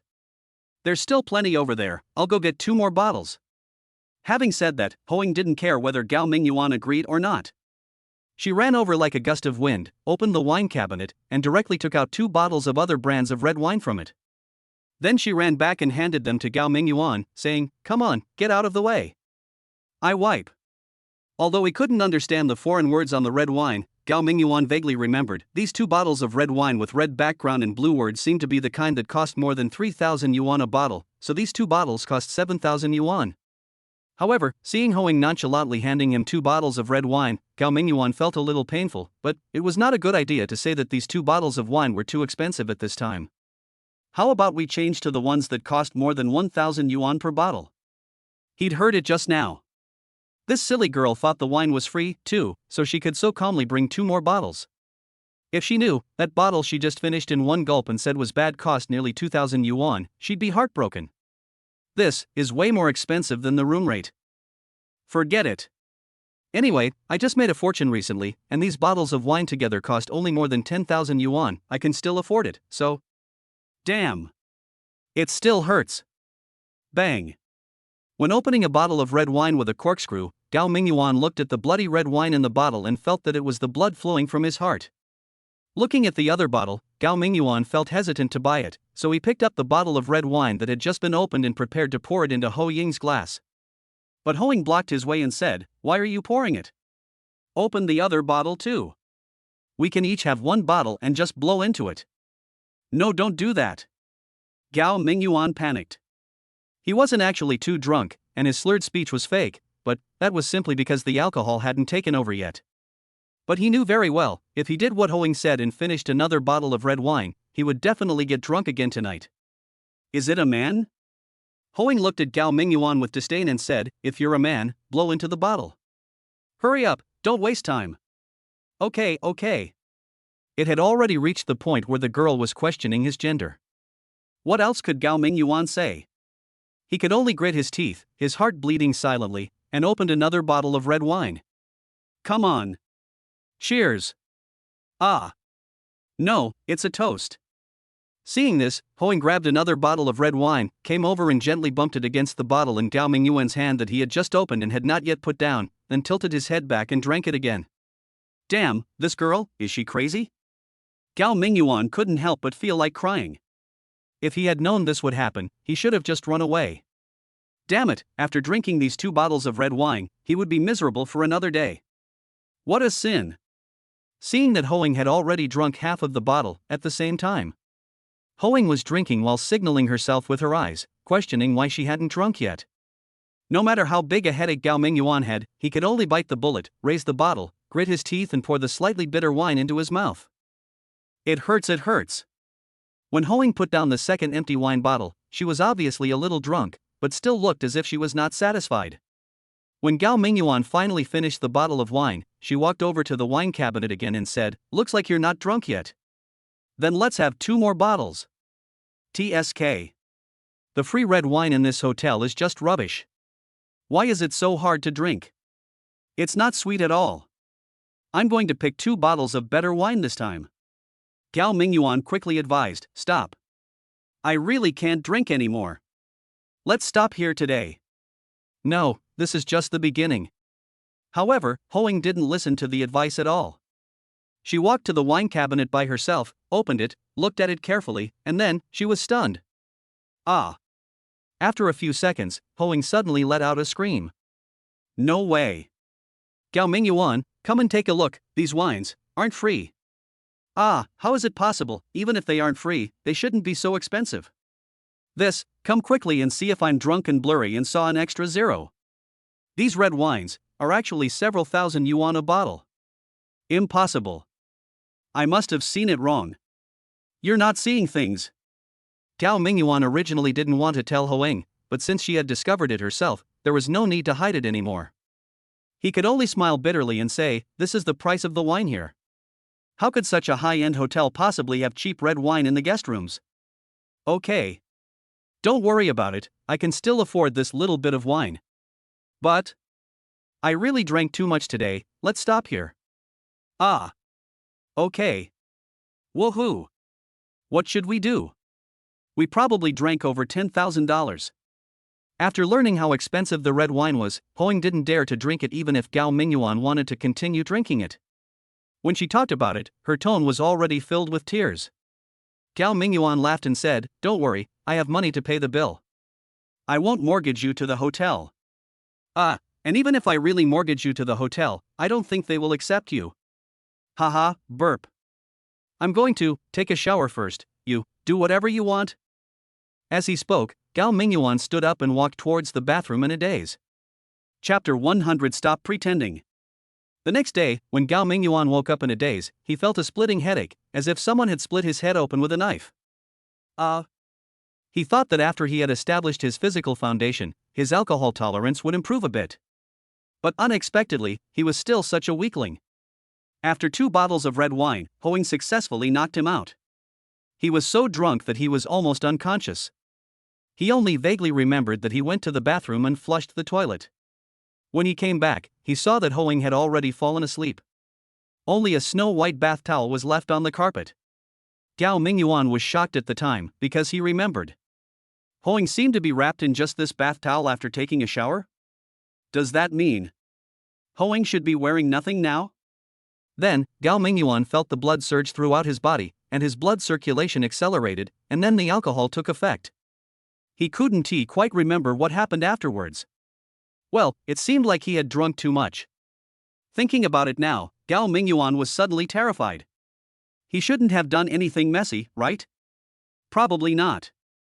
After all, I was so drunk at the time that I couldn't even think straight, so what else could I do? Gao Mingyuan comforted himself in his heart, but soon he felt something was wrong. Because he seemed to be not wearing any clothes. Shocked, he reached out and touched himself, and suddenly felt a chill in his heart. Sure enough, his hand touched his chest muscles. And in fact, he could feel it without touching it. It seemed that he was wearing nothing but a pair of shorts. Thinking back to last night when he came back from the bathroom and saw the bath towel on the carpet, and Hoing curled up in the quilt with only her head sticking out. Gao Mingyuan now just wanted to burst into tears. Damn it! Did the thing I was most worried about finally happen? And the most infuriating thing is I've finally said goodbye to the title of novice, but why don't I remember it at all? I don't know what it felt like at all. This is so frustrating. Gao Mingyuan forced his swollen eyes open and secretly looked around, only to see he was the only one sitting on the 2-meter-3-meter bed, and Hoing had disappeared somewhere. It's over, she's not going to call the police to arrest me, is she? Or is she going to buy some emergency medicine? Thinking of this, Gao Mingyuan leaned over to take a look at the storage box on the bedside table and saw that the contents of the 2 small red packaging bags were still there. But this didn't make him feel at ease at all, it only made him more panicked. After all, he was so drunk last night that he probably only acted on instinct no matter what he did. So he definitely wouldn't have thought of holding an umbrella for himself at a critical moment. So, Hoing might really have gone to buy some emergency something? Otherwise, someone might die. As for calling the police, Gao Mingyuan felt that it would not be necessary. He could feel that Hoing was interested in him. If the 2 of them really did that kind of thing, and when he was drunk, he believed that Hoing would not do such a thing. Gao Mingyuan comforted himself in his heart, then quickly turned over and got up, and then prepared to find clothes to put on, so that Hoing wouldn't come back later and see him like this and feel embarrassed. But Gao Mingyuan looked around the bed, but couldn't find his clothes. Suddenly, his heart started to panic again. Why aren't my clothes gone? Could it be that the fight last night was too intense and tore them to shreds? But that shouldn't be the case. Even if the clothes were torn, there should be some fragments.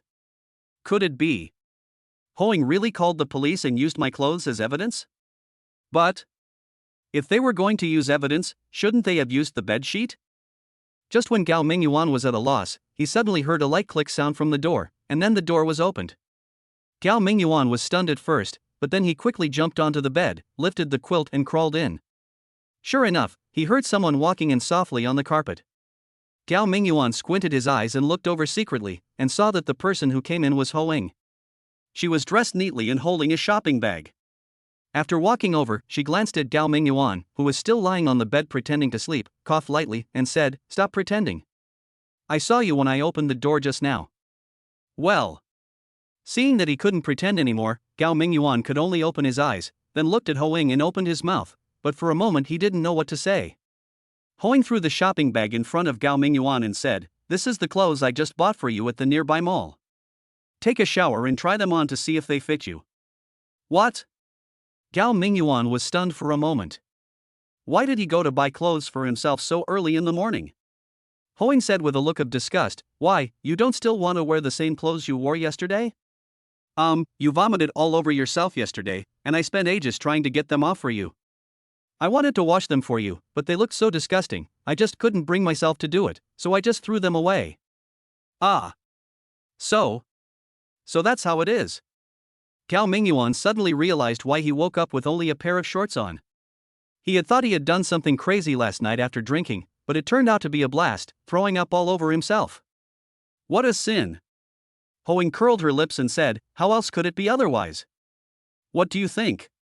You don't think that last night you were drunk and I—" "No, absolutely not." Gao Mingyuan was startled and said quickly, "I thought—" "Well, no, I didn't think anything." Ho Ying rolled her eyes at him and said, "All right, go take a shower and change clothes." "Humph. I was so busy waiting on you last night that I didn't get any sleep at all. I don't care about you anymore, I need to catch up on some sleep." As she said that, Ho Ying actually started taking off her clothes in front of Gao Mingyuan.